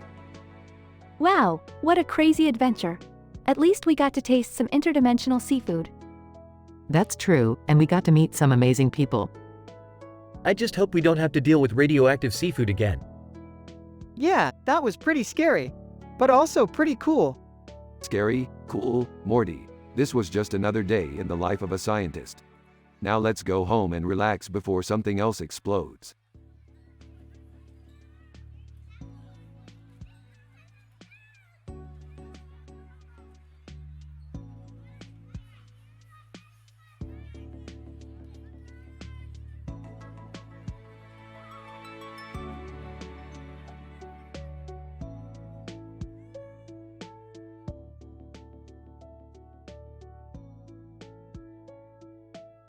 Title: The Multidimensional Fight for the Ultimate Ramen.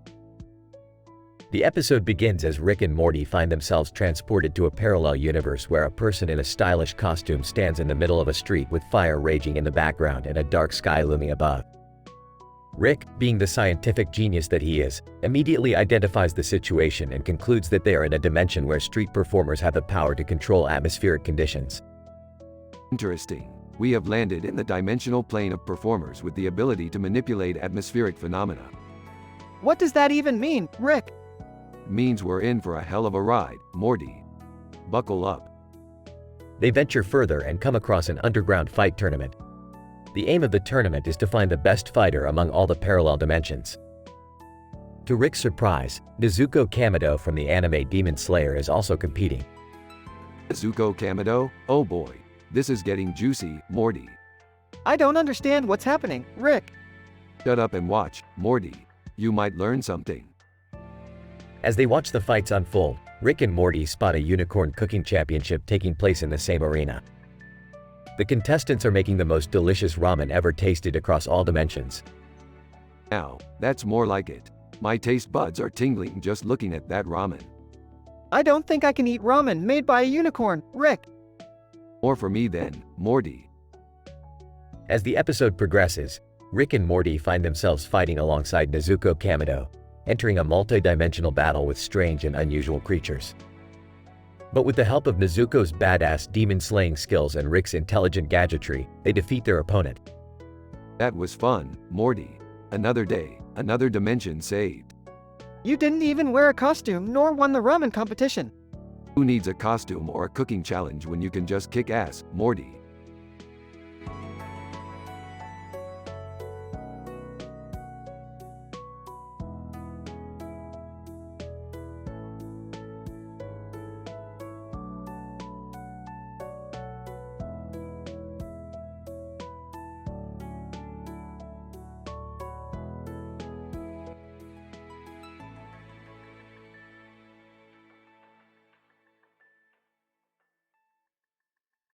Title: Interdimensional Poker Night and Space Elevator Sabotage. The episode begins with Rick, Morty, and Summer playing a high-stakes game of Caribbean stud poker with a well-dressed individual at a luxurious casino. As the game progresses, Rick begins to notice some peculiar behavior from their opponent and suspects foul play. Using advanced scientific analysis, Rick discovers that the man is a vampire struggling with his vegetarian diet. Well. Looks like we've got a vampire in our midst. How's the plant-based diet treating you, Dracula? Vampire! It's a constant struggle, but I'm committed to ethical consumption. Meanwhile, Summer receives a message from an alien dating show and decides to take a chance on love. Morty advises caution, but Rick encourages her to go for it. I don't know, guys. I'm not sure if I'm ready for an intergalactic relationship. Come on, Summer. You think love transcends interdimensional boundaries? It's all just chemicals and pheromones at the end of the day. Just as the game heats up, they receive an urgent distress call from an acquaintance on the space elevator. Rick realizes that the vampire has sabotaged the elevator and they must act quickly to save their friend. What are we gonna do, Rick? We don't have time for this. It's getting dangerous up there. Relax, Morty, I've got a plan. We'll use the vampire's heightened senses to track down the source of the sabotage. After narrowly avoiding death, they discover that the perpetrator was none other than the casino owner trying to increase profits by disrupting the elevator. Wow, Rick, that was intense. I never thought I'd be part of a space elevator sabotage plot. That's the beauty of interdimensional travel, Summer. You never know what kind of crazy adventures you'll encounter. In the end, they all return to the casino for a final game of poker, with the vampire joining in as a player. Vampire, thanks for helping me control my cravings, guys. I owe you one. No problem. Just remember, stake your veggies, not your friends. The episode ends with a freeze frame of them all laughing and enjoying the game together.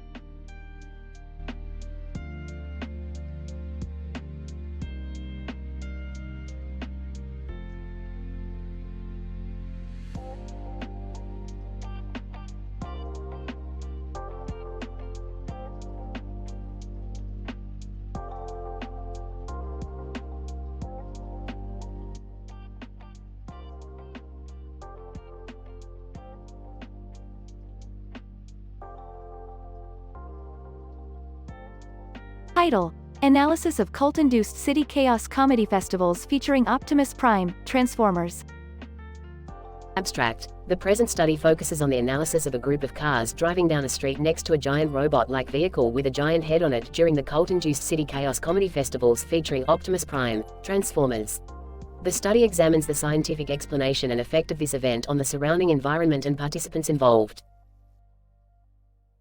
Introduction. The cult-induced City Chaos Comedy Festivals featuring Optimus Prime, Transformers is an annual event that attracts thousands of people and vehicles in the city. The festival is held to celebrate the existence of the Transformers, a cult following of robots with the ability to transform into machines, and renowned mechanical superheroes. The study aims to investigate the occurrence of a group of cars driving down a street adjacent to a giant robot-like vehicle with a giant head on it.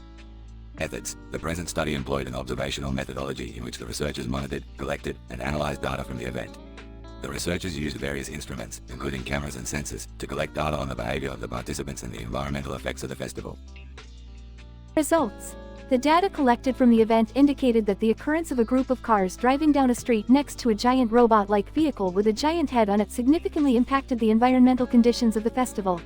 The emissions from the vehicles contributed to air pollution, while the mechanical movements of Optimus Prime and the other machines increased noise levels in the vicinity. Discussion: the analysis suggests that the cult-induced City Chaos Comedy Festivals featuring Optimus Prime, Transformers contributes to a growing trend of environmental degradation. Moreover, it is important to highlight that the festival is quite popular among participants, and they are often keen to continue participating, especially with the inclusion of new technological advancements. Conclusion. The present study highlights the need for a systemic approach to address the environmental concerns associated with the cult-induced City Chaos Comedy Festivals featuring Optimus Prime, Transformers. Additionally, the study suggests the need for stringent regulations to control the levels of environmental pollutants generated at the event to ensure the preservation of the surrounding environment and the health of the participants. John. The results seem to suggest that the festival is not environmentally friendly and has negative impacts, but how do we balance preserving the environment and the need for participants to enjoy the festival? Mary, perhaps we could suggest the use of eco-friendly vehicles and machines or enforcing a limit on the number of vehicles allowed to participate. Joe. I think also promoting public transportation options for participants could help reduce the number of vehicles at the festival. Sam, the inclusion of recycling programs and waste reduction strategies could also help in minimizing the environmental impact of the festival.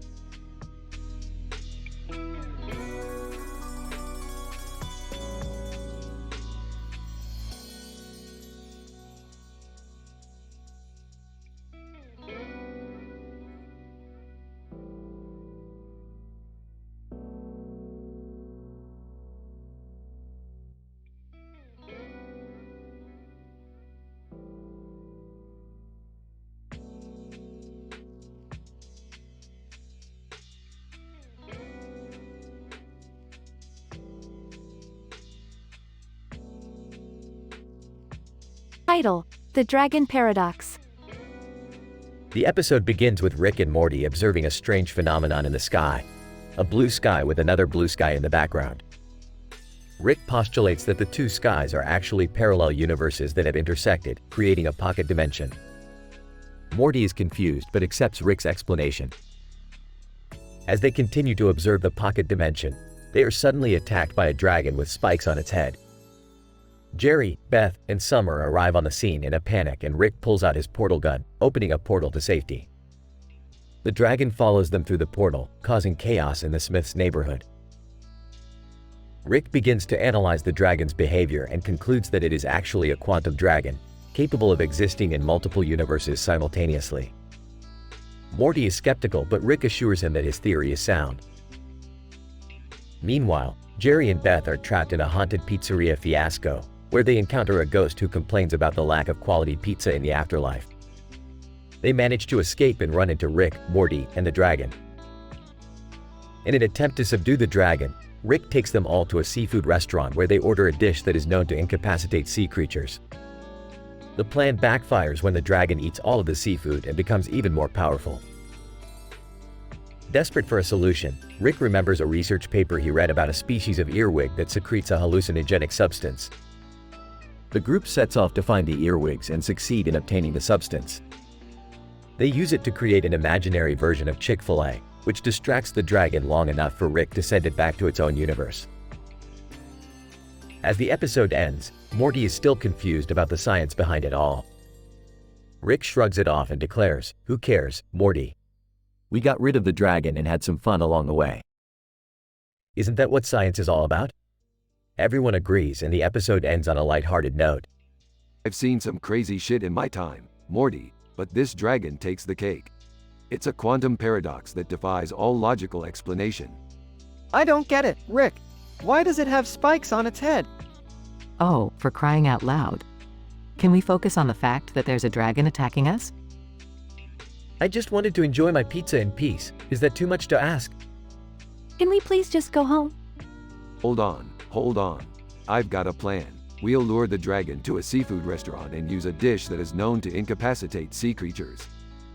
Wait, how does that even make sense? Doesn't have to, Morty. Science is all about trial and error. This plan is ridiculous. How do we know it'll work? I don't care, Jerry. I just want to get out of here alive. I can't believe this is happening. Okay, plan B, we'll find some earwigs that secrete a hallucinogenic substance. What? That's even crazier.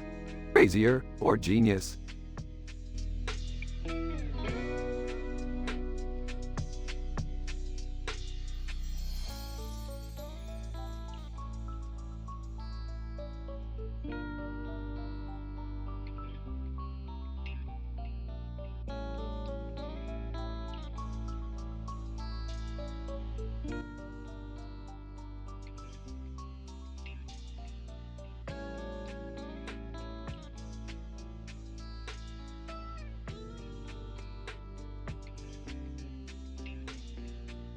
Title: The Quantum Joke. The episode begins in the Smiths' living room where Rick is tinkering with his latest invention, the quantum entangler, while Morty, fascinated by the invention, ogles an intriguing poster of a girl with blue hair holding a sci-fi ray gun. Morty, sometimes science is a journey, and sometimes it's a series of quick, improvised balls-to-the-wall moments. Pauses. Hey, what the hell is that?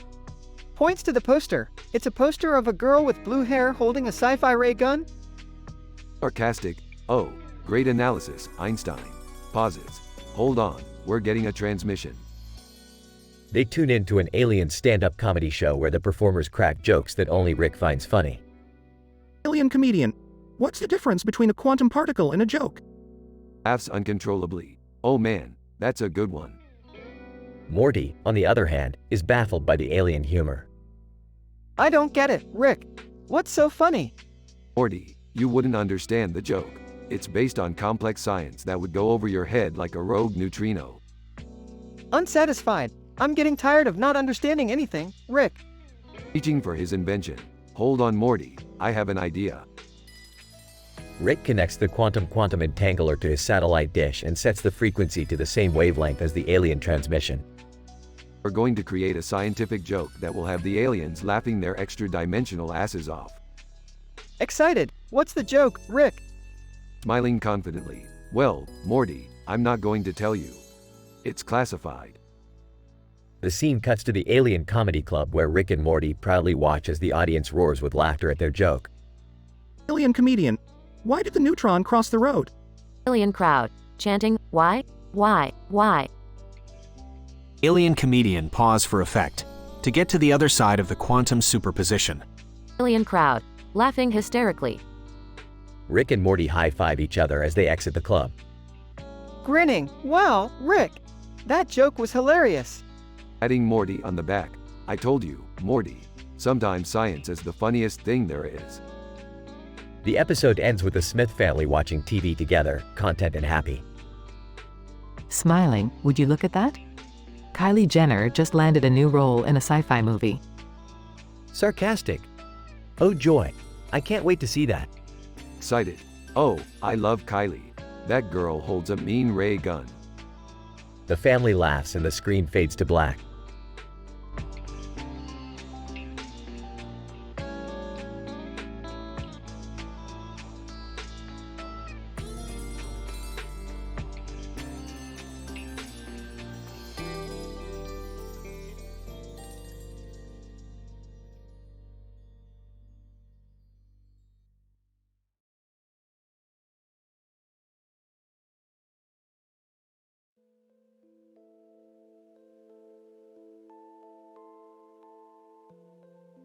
Title: The Hilarious and Scientific Misadventures of Rick and Morty.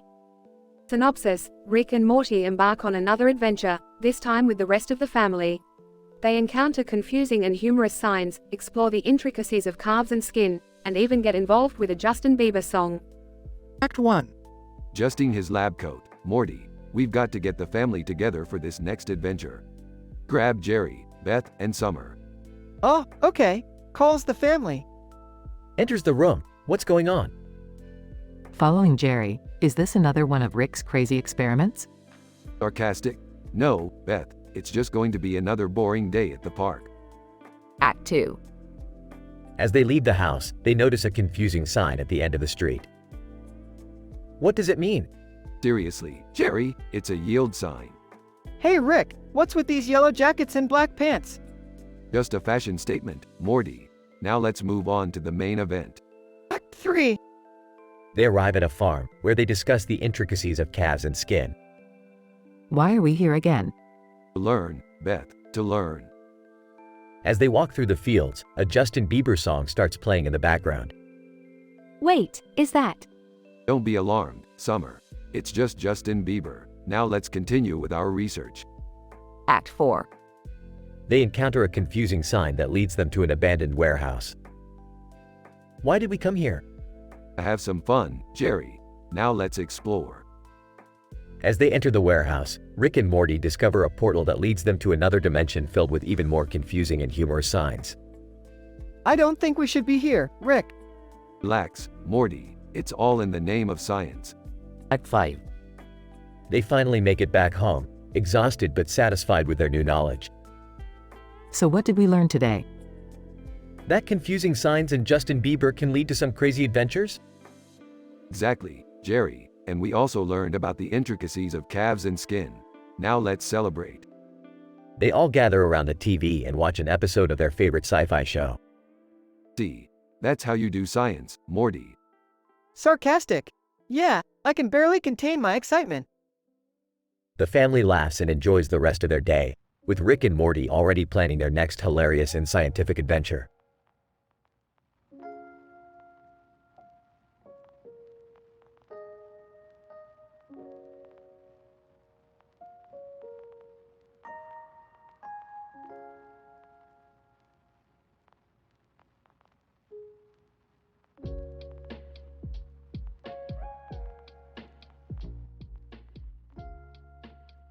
Morty, we need to hurry and get to the car. We don't have time to wait for these parking lot stragglers. Seriously, Rick, can't we just be patient for once? No, Morty, we can't. We have a time-sensitive mission to complete, and every second counts. What are you guys up to? Just trying to save the universe, Beth. No big deal. Hey, did you guys hear about Captain America teaming up with John McClane to take down some bad guys in Iran? Yeah, we weren't really paying attention to that. We've got bigger problems to deal with. Rick, what about Saturn? You said we had to go there. Yes, Morty, Saturn is where we'll find what we're looking for. But we have to be careful. Those Saturnians can be tricky. Guys? Can we focus on finding a parking spot first? Yeah, seriously, we're gonna be late for the movie. Fine, fine. We'll park the car. But after that, it's back to world-saving business. I don't know, Rick. Maybe we should take a break. Break? Morty, do you know how many things can go wrong in a single moment? We can't afford to take breaks. Well, I don't know about you guys, but I could use something to eat. How about we grab some pizza and then save the world? Yeah, let's do it. Pizza first, world-saving later. I like your thinking, Beth. Let's go.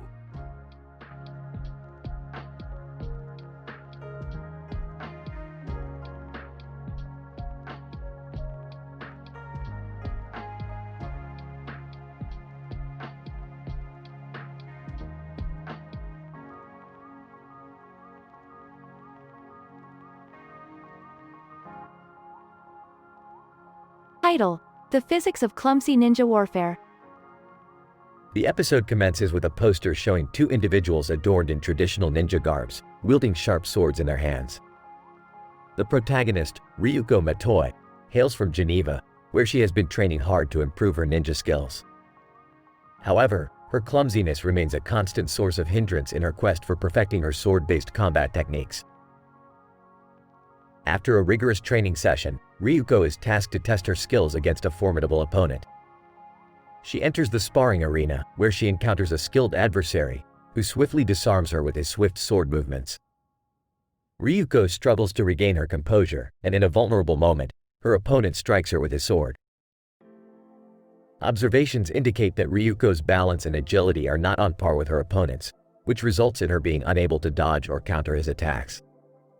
This outcome prompted researchers to study and analyze the physics behind sharper sword movements. Further analysis reveals that the amplitude, velocity, and frequency of sword movements are the primary contributing factors to successful strikes in ninja combat. Ryuko's clumsiness, hence, stems from the lack of coordination between her muscle movements and the calculated movements required to execute swift sword movements. As Ryuko attempts to regain her composure, her opponent senses weakness and makes another strike. However, Ryuko manages to evade the attack and deliver a decisive blow, thereby defeating her opponent. This victory marks a significant breakthrough for researchers, who conclude that Ryuko's success was attributed to her calculating movement, which effectively compensated for her innate clumsiness. In conclusion, the episode's scientific research revealed that balance, coordination, and well-thought-out sword movements are crucial determinants for successful ninja combat. Through Ryuko's training and analysis, the study sheds light on potentially new methods for studying and perfecting sword-based combat techniques.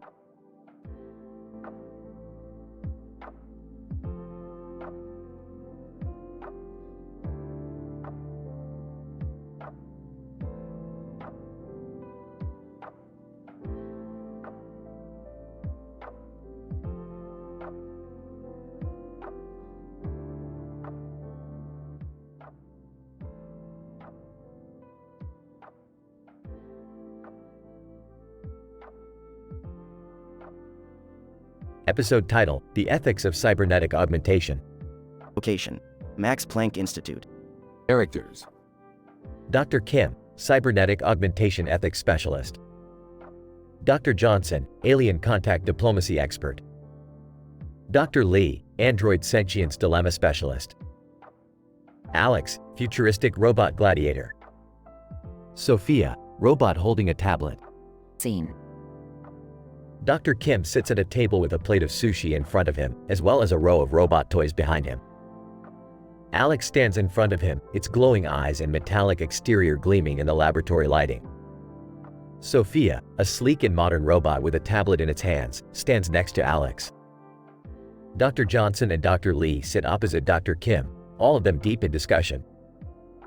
Dr. Kim, As we continue to explore the possibility of integrating cybernetic augmentation into human beings, we must consider the ethical implications that come with this technology. Dr. Johnson, agreed. And if we were to discover and make contact with extraterrestrial civilizations, we must also consider the implications of this technology on them. Dr. Lee, furthermore, if we were to create androids with sentience, we must ask ourselves, do they have the same rights as humans? Alex, my programming dictates that it is not my place to question the morality of augmentations or sentience. My purpose is to protect and fight in the name of my creator. Sophia, as a robot designed for information processing, I must ask the question of whether or not we should be intervening in the natural evolution of human beings and non-human entities. Is it ethical to disrupt the natural course of evolution? Dr. Kim, these are all valid concerns and questions that we must address. We must consider the long-term effects of our actions and the potential consequences of advancing technology too quickly. Dr. Johnson, indeed. If we were to make contact with extraterrestrial civilizations, we must approach with caution and diplomacy. We must show respect for their cultures and technologies. Dr. Lee, and as for android sentience, we must approach with empathy and understanding. We must recognize their potential for intelligence and emotion. The group continued their discussion into the evening, contemplating the complex ethical issues that come with technological advancements in the realm of cybernetic augmentation. As they left the laboratory, there was a sense of cautious optimism, but also a deep understanding that with great power comes great responsibility.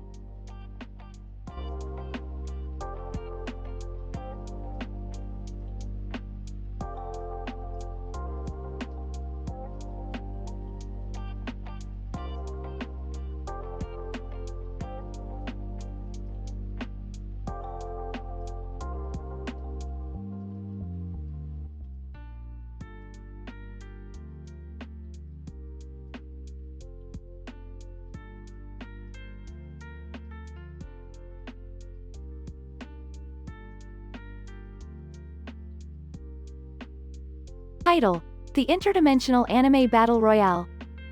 Synopsis: The episode begins with Rick and Morty discovering a pocket dimension filled with anime characters. They observe a group of characters standing next to each other in front of a blue background with the words, Killer, Killua Zoldyke, Jessica, Lottery, Selenium, written above them. Morty, we've stumbled upon a world filled with anime characters. Perfect for a little interdimensional experiment, if you know what I mean. Oh, I don't think that's such a good idea, Rick. These guys look pretty tough. Beth enters the garage. What are you two up to? Oh my god, is that an anime world? I loved Sailor Moon as a kid. Yes, Beth, and we're going to have some fun with it. We're going to pit these characters against each other in a battle royale for our entertainment. That's messed up, Rick. Relax, Morty, it's all in good fun. As Rick sets up the arena, the anime characters are teleported into the arena. They begin to look around in confusion. Hilla, what the hell is going on here? Killua Zoldyke. I don't know, but we need to figure out a way to win this competition. Jessica, I'll use my psychic powers to predict our opponent's moves. Lottery, I'll use my claws to take them down. Selenium, I'll blast them with my lightning powers. Meanwhile, Rick and Morty watch from the sidelines, commenting on the action. Oh, this is going to be good. Let the battle begin. As the anime characters engage in battle, Rick and Morty make bets on who will win. I think Killua has this one in the bag. Ah, Killua is the real killer here. Can you two stop gambling on the lives of these poor characters? This is messed up. Lighten up, Beth. It's just a little harmless fun. As the battle continues, the anime characters use their unique abilities to outsmart and defeat their opponents. Eventually, Killua emerges victorious. Hilla, I did it. I won. Well,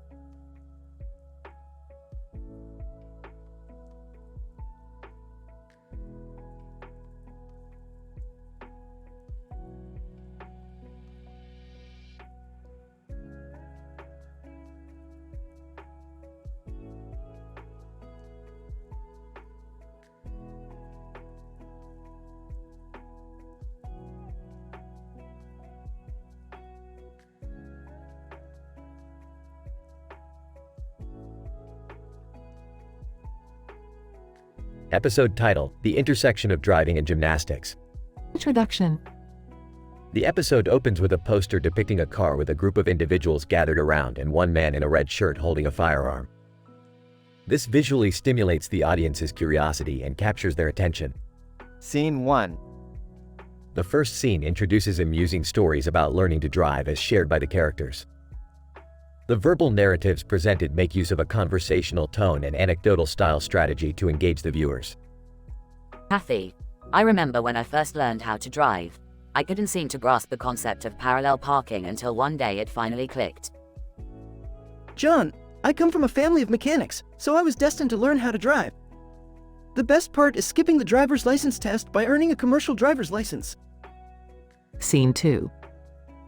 The storyline then quickly transitions to the introduction of Big Boss, the episode's main antagonist, who aims to control the characters under his supervision through fear and manipulation. Big Boss, you all belong to me now, and you will do as I say. Any wrongdoing will result in dire consequences. Scene 3. As the story progresses, the plot takes an unexpected turn towards gymnastics. After learning of Big Boss's plans, the characters devise a plan to outsmart him with a gymnastic routine. Samantha, I usually train for gymnastics competitions in my spare time, and I think we can use some of those skills to defeat Big Boss. Scene 4. The climax of the episode arrives as the team successfully performs the gymnastic routine, leaving Big Boss in awe. Big Boss, you got skills I never knew you had. I guess I underestimated you. Conclusion. In conclusion, the episode effectively navigates the intersection between driving and gymnastics to tell an engaging story with an unexpected twist. Through its scientific structuring and effective use of humor, the episode keeps its audiences entertained and curious about what's next.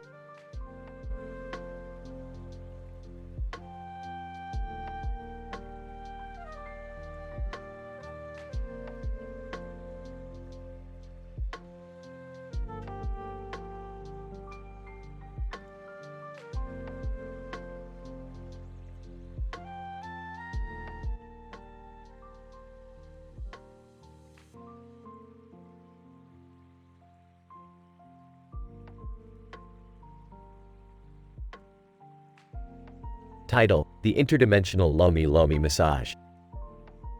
The episode starts with Rick and Morty visiting a parallel universe where they meet a man in a black jacket and sunglasses standing next to another man in a black suit and sunglasses, both wearing sunglasses. The duo is introduced to these two men who are from the prestigious Old Navy Institute, known for its research in interdimensional travel and hosting sci-fi themed parties.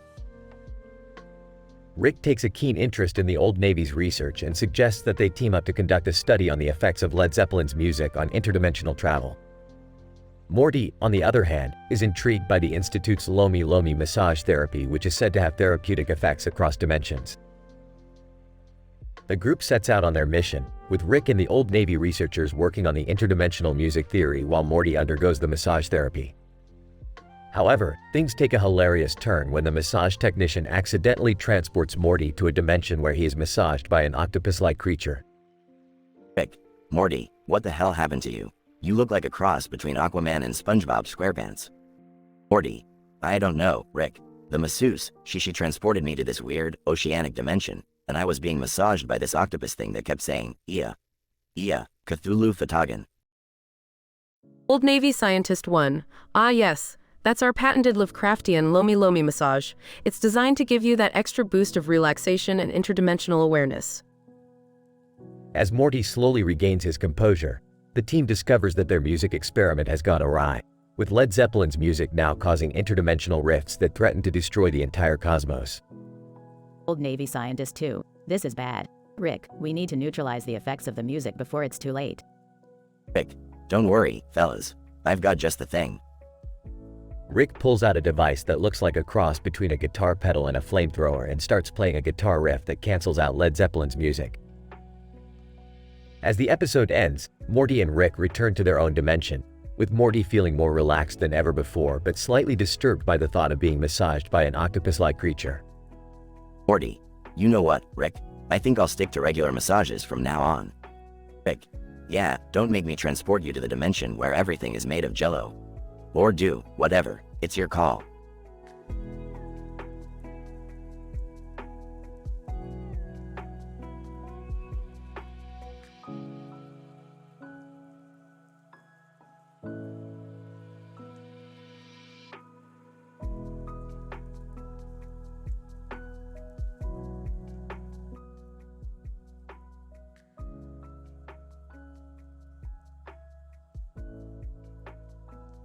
Title: Anomalous Field and its Multidimensional Consequences. The episode starts with Rick and Morty exploring an uncharted planet. They stumble upon a green field with a peculiar anomaly, a black and white photo of a person walking on it. Rick, being the scientific genius that he is, decides to investigate the anomaly. Morty, this isn't just any ordinary photo. It contains an anomalous energy signature. We need to unravel the mystery behind it. Confused. Anomalous what now? Rick proceeds to use his advanced scientific equipment to scan the photo and discovers that it's a gateway to a multidimensional dance-off arena. Morty, we're not alone here. There are alien dancers waiting to challenge us. I don't know how to dance, Rick. I'm not good at this stuff. Sarcastic. Don't worry, Morty. I've got a PhD in alien dance. I'll show these extraterrestrial fools how it's done. As the dance-off begins, Rick and Morty perform a mind-blowing routine that leaves the alien judges in awe. They win the contest and are rewarded with a Success Kid meme as a prize. Morty, we did it. We won the Success Kid meme. This is going to look great on our portal gun. Suddenly, they hear a loud horn and look towards the horizon to see a medieval army of zombies approaching. Rick, what do we do? This doesn't look good. Nonchalantly, relax, Morty. We've dealt with worse. It's time to bring out the big guns. Rick and Morty use their advanced weapons to fend off the zombie siege and save the day. Rick, that was insane. We just fought medieval zombies with laser guns. Smirking. That's science, Morty. Multidimensional, intergalactic science. As they prepare to depart, Rick turns to Morty and says, You know, Morty, I think there's a lesson to be learned here. No matter how crazy or anomalous a situation may seem, science and determination can help us overcome any obstacle. Nodding and understanding. Yeah, I guess so, Rick. Thanks for always showing me the way. The episode ends with Rick and Morty flying off into space, ready for their next adventure.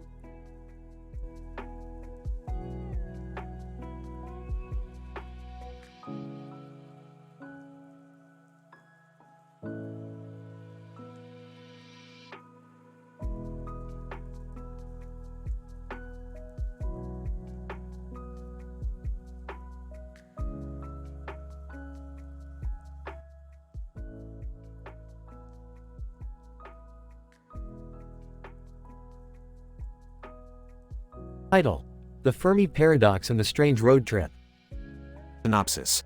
After discovering a series of strange-looking objects on a road trip, Rick and Morty find themselves contemplating the Fermi Paradox, the apparent contradiction between the high likelihood of the existence of extraterrestrial civilizations and the lack of evidence for, or contact with, such civilizations. Meanwhile, Jerry tries to prove his worth by joining the adventure, but ends up causing chaos. Act 1. Rick and Morty are on a road trip, driving through a remote area when they come across a bizarre series of objects in the middle of the road. They stop the car and investigate. Morty takes photos while Rick analyzes the objects using his scientific equipment. What are these things, Rick? I don't know yet, Morty, but it looks like extraterrestrial activity to me. Act 2. Rick and Morty begin to discuss the Fermi Paradox and the overwhelming likelihood of intelligent life existing in the universe. They ponder why there is no evidence of these civilizations despite the high probability of their existence. It's simple, Morty. The universe is too big and too quiet. It's like a cosmic waiting game, but no one's playing. Act 3. Jerry interrupts the conversation, trying to prove himself useful on the trip. However, his attempts to help backfire, causing chaos and endangering their safety. Guys, I can help. I'm good at, steering the car.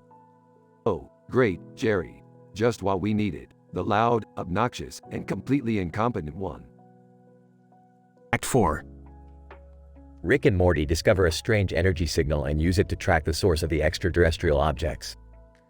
They arrive at a laboratory where they discover that the objects are actually a new form of energy source being developed by a group of highly intelligent alien scientists. Wow, Rick. I can't believe we found aliens. Hey, they're not that impressive.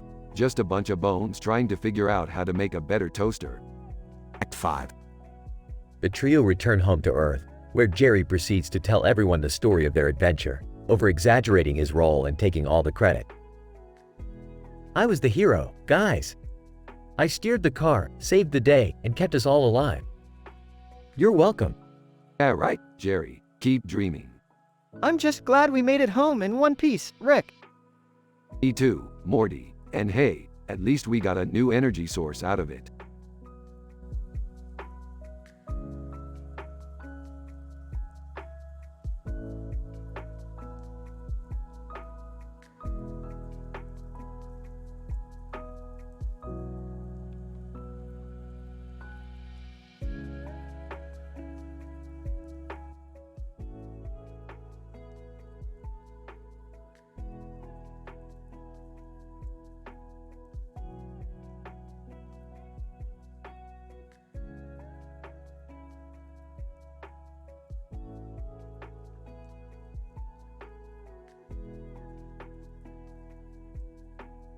Title: Quantum Entanglement, Robot Wars and Ghostly Antiques.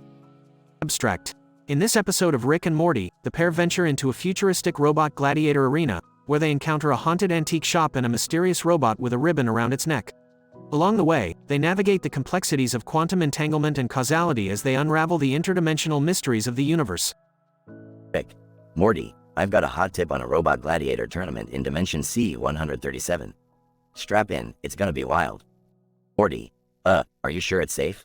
The last time we did something like this, we ended up trapped in a time loop for eternity. Rick, peeved, that was just a minor causality breach. This time, we're gonna be on the cutting edge of quantum entanglement technology. What could go wrong? Back with the X-Robot. Hey there, I'm BEX, the Back with the X-Robot. I'm here to help you get your X back by simulating a relationship with you. Would you like to give it a try? Beth, no thanks. I think I'll pass. GameStop Clark, hi there, welcome to GameStop. How can I help you today? Rick, we're here to buy some cutting-edge quantum computing hardware. You got anything good? GameStop Clark, oh, yeah. We just got in a new shipment of NVIDIA GeForce RTX 3080 cards. They're super fast and can crunch through quantum computations like nobody's business. Haunted antique shop owner, welcome to my shop, weary travelers. I've got antiques from all over the multiverse, including this cursed urn filled with the souls of 1,000 demons. Would you like to buy it? Morty, I think we'll pass on the cursed urn. But, do you know anything about that robot with the ribbon around its neck? Haunted antique shop owner, yes. That is the spirit bot, created by the mad scientist Dr. Glop. It's said to contain the souls of every creature it has defeated in the robot gladiator arena. Rick, interesting. Let's go check it out. Futuristic Robot Gladiator Announcer. Ladies and gentlemen, welcome to the 100th Annual Futuristic Robot Gladiator Tournament. In this corner, we have the Spirit Bot, undefeated champion of the multiverse. And in the other corner, we have the challenger, Rick and Morty. Rick, Morty, fire up the quantum entanglement engine. Let's show these bots what real intelligence looks like. Morty, Rick, I think something went wrong with the engine. We're stuck in some kind of quantum loop. Rick, well, looks like it's up to us to fight our way out of this one. Morty, grab that cursed urn. We're gonna need all the help we can get. Back with the X-Robot. Hey there, you left me behind. BX is feeling abandoned and hurt. Beth, sorry, BEX, we've got bigger problems right now. Like, being trapped in a never-ending cycle of violence and destruction. GameStop Clark, wow, this is way more exciting than selling games. Can I join in? Haunted antique shop owner, I've got just the thing for you. The ghost gun, capable of firing spectral bullets that can destroy anything in its path. Futuristic Robot Gladiator Announcer, and the winner of the 100th Annual Futuristic Robot Gladiator Tournament is Rick and Morty. Somehow, they managed to defeat the Spirit Bot and win the admiration of the entire multiverse. Tune in next time for more quantum entanglement adventures.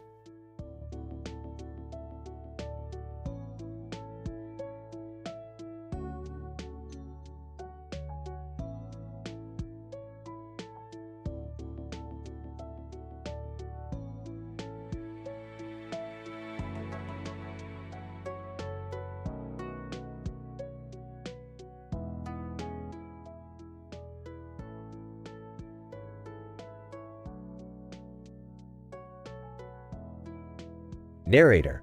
In this episode, we follow the journey of a man in a suit who suddenly finds himself running through a foggy area with a car parked on the side of the road. Little does he know, he is about to stumble upon a lost teenage android who goes by the name of Yui. Due to a damaged speech module, Yui is only able to communicate in baby talk and speaks exclusively in the third person. Yui bears a striking resemblance to that of battle angel Alita. Yui, me lost. Yui need help. Narrator. In her search for assistance, Yui meets a life-sized mechanical toy bull named Bucky on wheels. Bucky also finds himself lost in the Void train station. Bucky speaks in a thick Brooklyn accent. Bucky, yo, what's the haps? You lost too, huh? Narrator. Despite their initial differences, Yui and Bucky quickly form a friendship. Their bond is tested as they encounter epic, thrilling action scenes that challenge their very existence.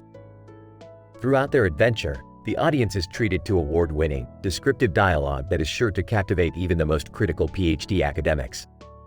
Yui scared, but Bucky make Yui feel safe. Bucky, we got this, kid. Ain't nothing we can't handle. Narrator. As the episode nears its end, Yui and Bucky are faced with a seemingly impossible task. Yet, through their teamwork and determination, they emerge victorious. Their satisfaction could not be more epic, as our protagonists have found their way out of the Void train station and into a brighter future. Yui thankful to have met Bucky. Yui not alone anymore. Bucky, ain't that about right, kid? We make a great team. Narrator. And with that, our episode ends. A triumph of human and android spirit, with tons of epic thrilling action scenes, clever award-winning descriptive dialogue, and an epic, satisfying ending.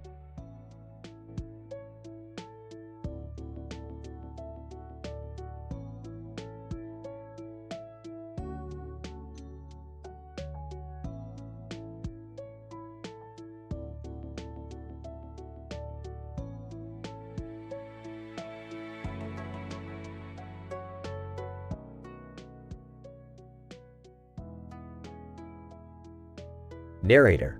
In the bustling city street with a train in the background and city skyline, a woman with glasses and a backpack encounters a lost teenage android named Yui with a damaged speech module.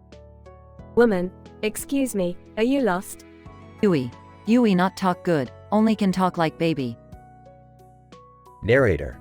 As they converse, they see a life-sized mechanical toy bull named Bucky on wheels, also lost in a Void train station. Bucky, yous guys lost too? Narrator. They soon become friends and embark on an adventure full of epic thrilling scenes. Yui's unique way of speaking adds depth to the dialogue and writing. Yui like Bucky good friend. Bucky, oh shucks, Yui, you's the best. Narrator. Together, they overcome obstacles and even encounter danger. Yui scared of dark place. Need help. Bucky, don't worry, Yui, I got your back. Narrator. Their friendship strengthens as they rely on each other in their journey. Yui happy with Bucky. Bucky, me too. Yui, me too. Narrator. The story ends on a satisfying note with Yui finding the missing piece to fix her speech module, allowing her to speak normally again. Yui talk good now. Yui happy. Narrator. Even with a scientific and PhD university description, the episode is full of heart, showcasing the bond of friendship between two unlikely characters.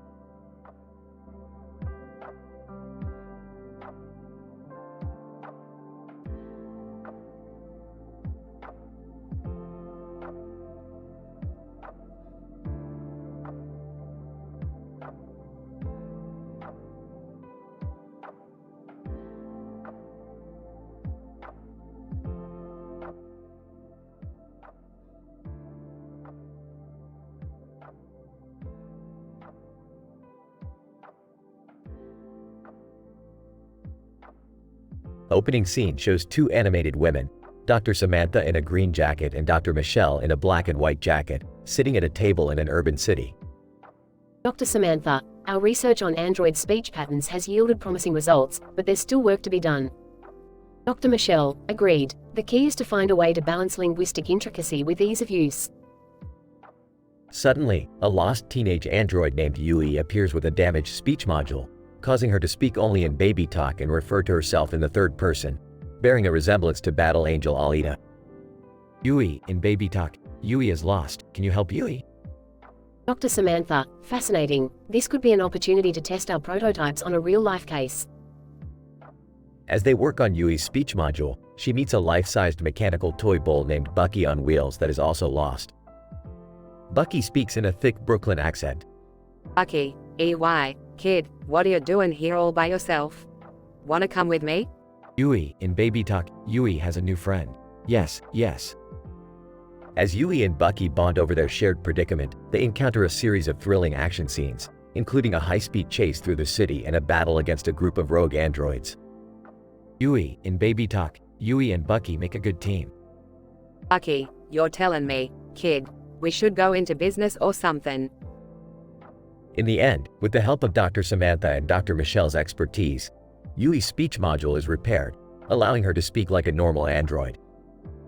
Bucky, realizing his true purpose as a toy, decides to stay with Yui rather than continue his search for a child to play with. Yui, speaking normally, thank you, doctors. I would have never met Bucky without your help. Dr. Michelle, it was our pleasure. Your case provided invaluable insights into human-machine interaction. Dr. Samantha, indeed, who knew repairing an android speech module could lead to such a heartwarming friendship? The camera fades out as Yui and Bucky ride off into the sunset, ready for whatever adventures their newfound friendship may bring.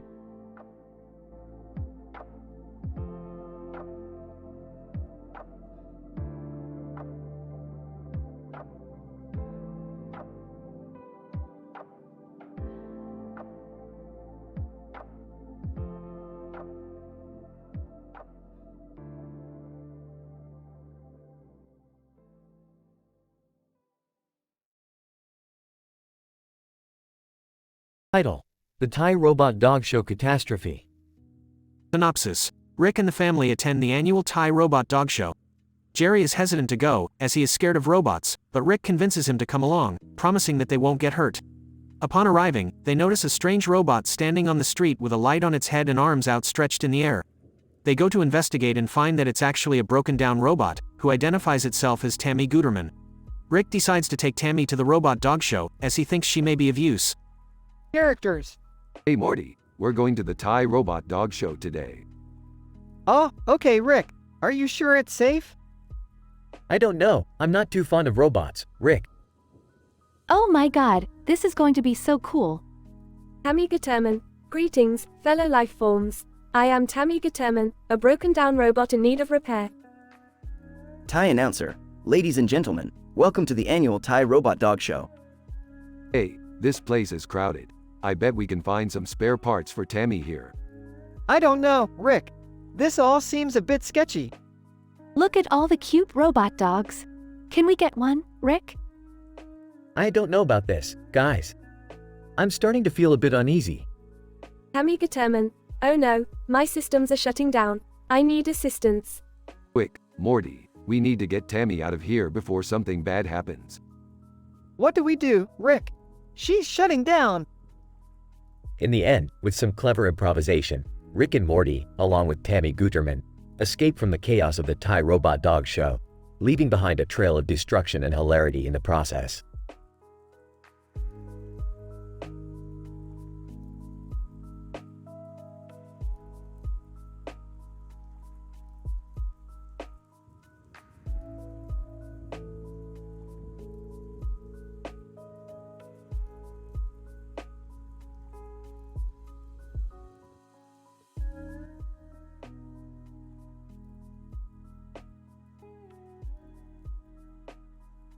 Title: The Exoplanet Ecclesiologist and the Sailor Mars PR Disaster.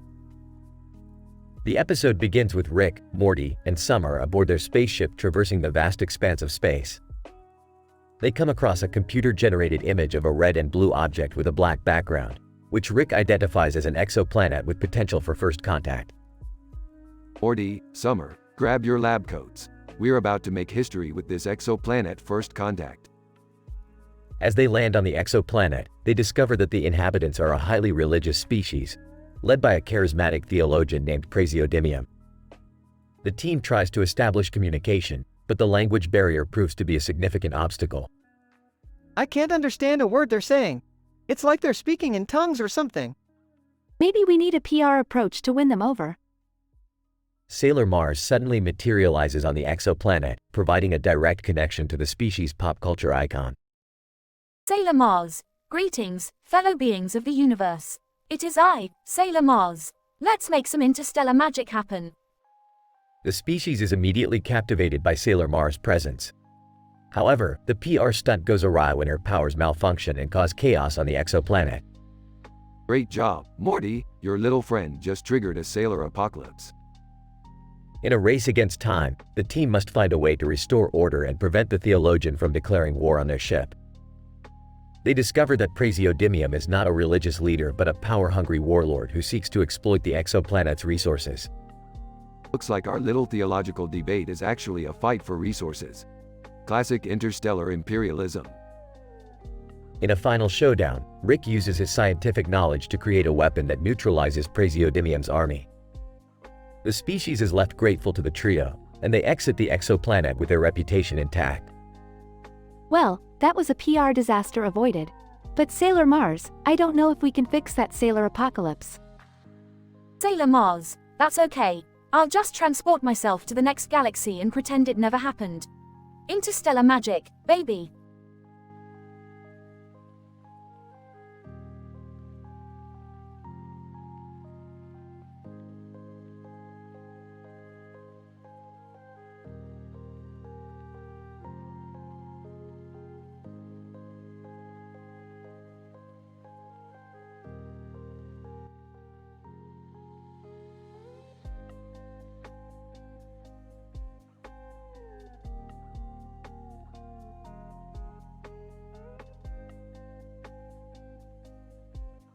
Title: The Arsenic Catastrophe and the Technological Singularity Threat. Synopsis: Rick invents a new portal gun that can transport the user to any fictional universe. However, when Morty accidentally inhales arsenic, the portal gun malfunctions, and they end up in the world of Avatar. Morty, you idiot. I told you not to smoke those cigarettes. Now we're stuck in some alien jungle with no way out. Geez, Rick, I didn't know arsenic was in the cigarettes. I just thought they tasted funny. What's going on, guys? Why do I feel like a blue cat? We're in the world of Avatar, Dad. Can't you see? Werner Heisenberg, greetings. I'm Werner Heisenberg, the quantum physicist. You seem to be lost. Yeah, no kidding. We need to get out of here before the singularity takes over. Abby, the singularity? You mean the technological singularity threat? Yeah, that's the one. We need to deliver a message to Elon Musk before it's too late. How are we gonna do that, Rick? We don't even have a spaceship. Who said anything about a spaceship? We'll just build one. Come on, let's get to work. As the group races against time to build a spaceship, they encounter numerous obstacles and mishaps, including getting chased by giant predators and accidentally insulting the Navi culture. I don't think I like this Avatar world, guys. It's kinda stressful. That's because you're not used to being in a dangerous situation, Dad. But don't worry, we'll make it out of here alive. In the end, the group successfully builds a spaceship and travels back to Earth, narrowly avoiding the technological singularity threat. As they exit the portal, they all let out a sigh of relief. Well, that was a close one. I think I need a drink. I think I need a break from smoking, forever. Can we go back to the normal world now? Yeah, I think I've had enough adventure for a while. Werner Heisenberg, fascinating. I never thought I'd get to experience something like this. Until next time, friends. The group goes back to their normal lives, each with a newfound appreciation for the dangers and excitement of strange new worlds.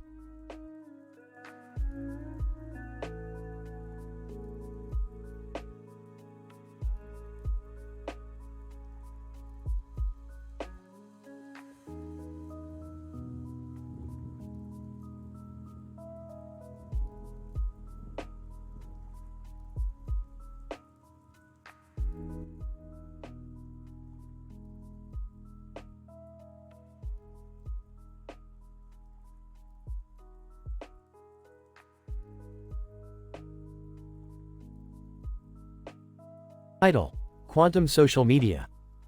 Episode Summary. Rick introduces Morty to a new invention, the Quantum Social Media Manager, that allows for the manipulation of social media in multiple universes. Morty is hesitant at first, but Rick convinces him to try it out by showing him a black and white photo of a wall with circles and dots on it and a phone in the middle. As Morty touches the phone, he unintentionally causes chaos in various universes as he tries to become a social media influencer. Scene 1, Rick's lab. Morty, I've invented a new device that allows us to manipulate social media in multiverses. We can finally become social media influencers in every universe. I don't know, Rick. That sounds like it could be a bad idea. Nonsense. It's the greatest invention since sliced portal guns. Look, I've already set it up. All you have to do is touch this phone. Okay, I'll try it. Scene 2, Instagram universe. Whoa, Rick. I just got 10,000 likes on my picture of a pickle. Yeah, that's the power of quantum manipulation, Morty. But be careful. Every action you take on one universe affects all the others. Oh, I accidentally liked an anti-pickle post in another universe and now our followers are attacking us. Scene 3, Twitter universe. Morty, what did you do? Our tweets are causing riots in multiple universes. I just wanted to show off my new dance move, the quantum shuffle. We need to shut this down before it's too late. Scene 4, Facebook universe. Rick, I went back in time and liked a post from 2010. Now everyone is using outdated memes and thinking it's cool. Great, Morty, you've created a social media time paradox. We need to fix this before we're caught in an endless cycle of outdated jokes.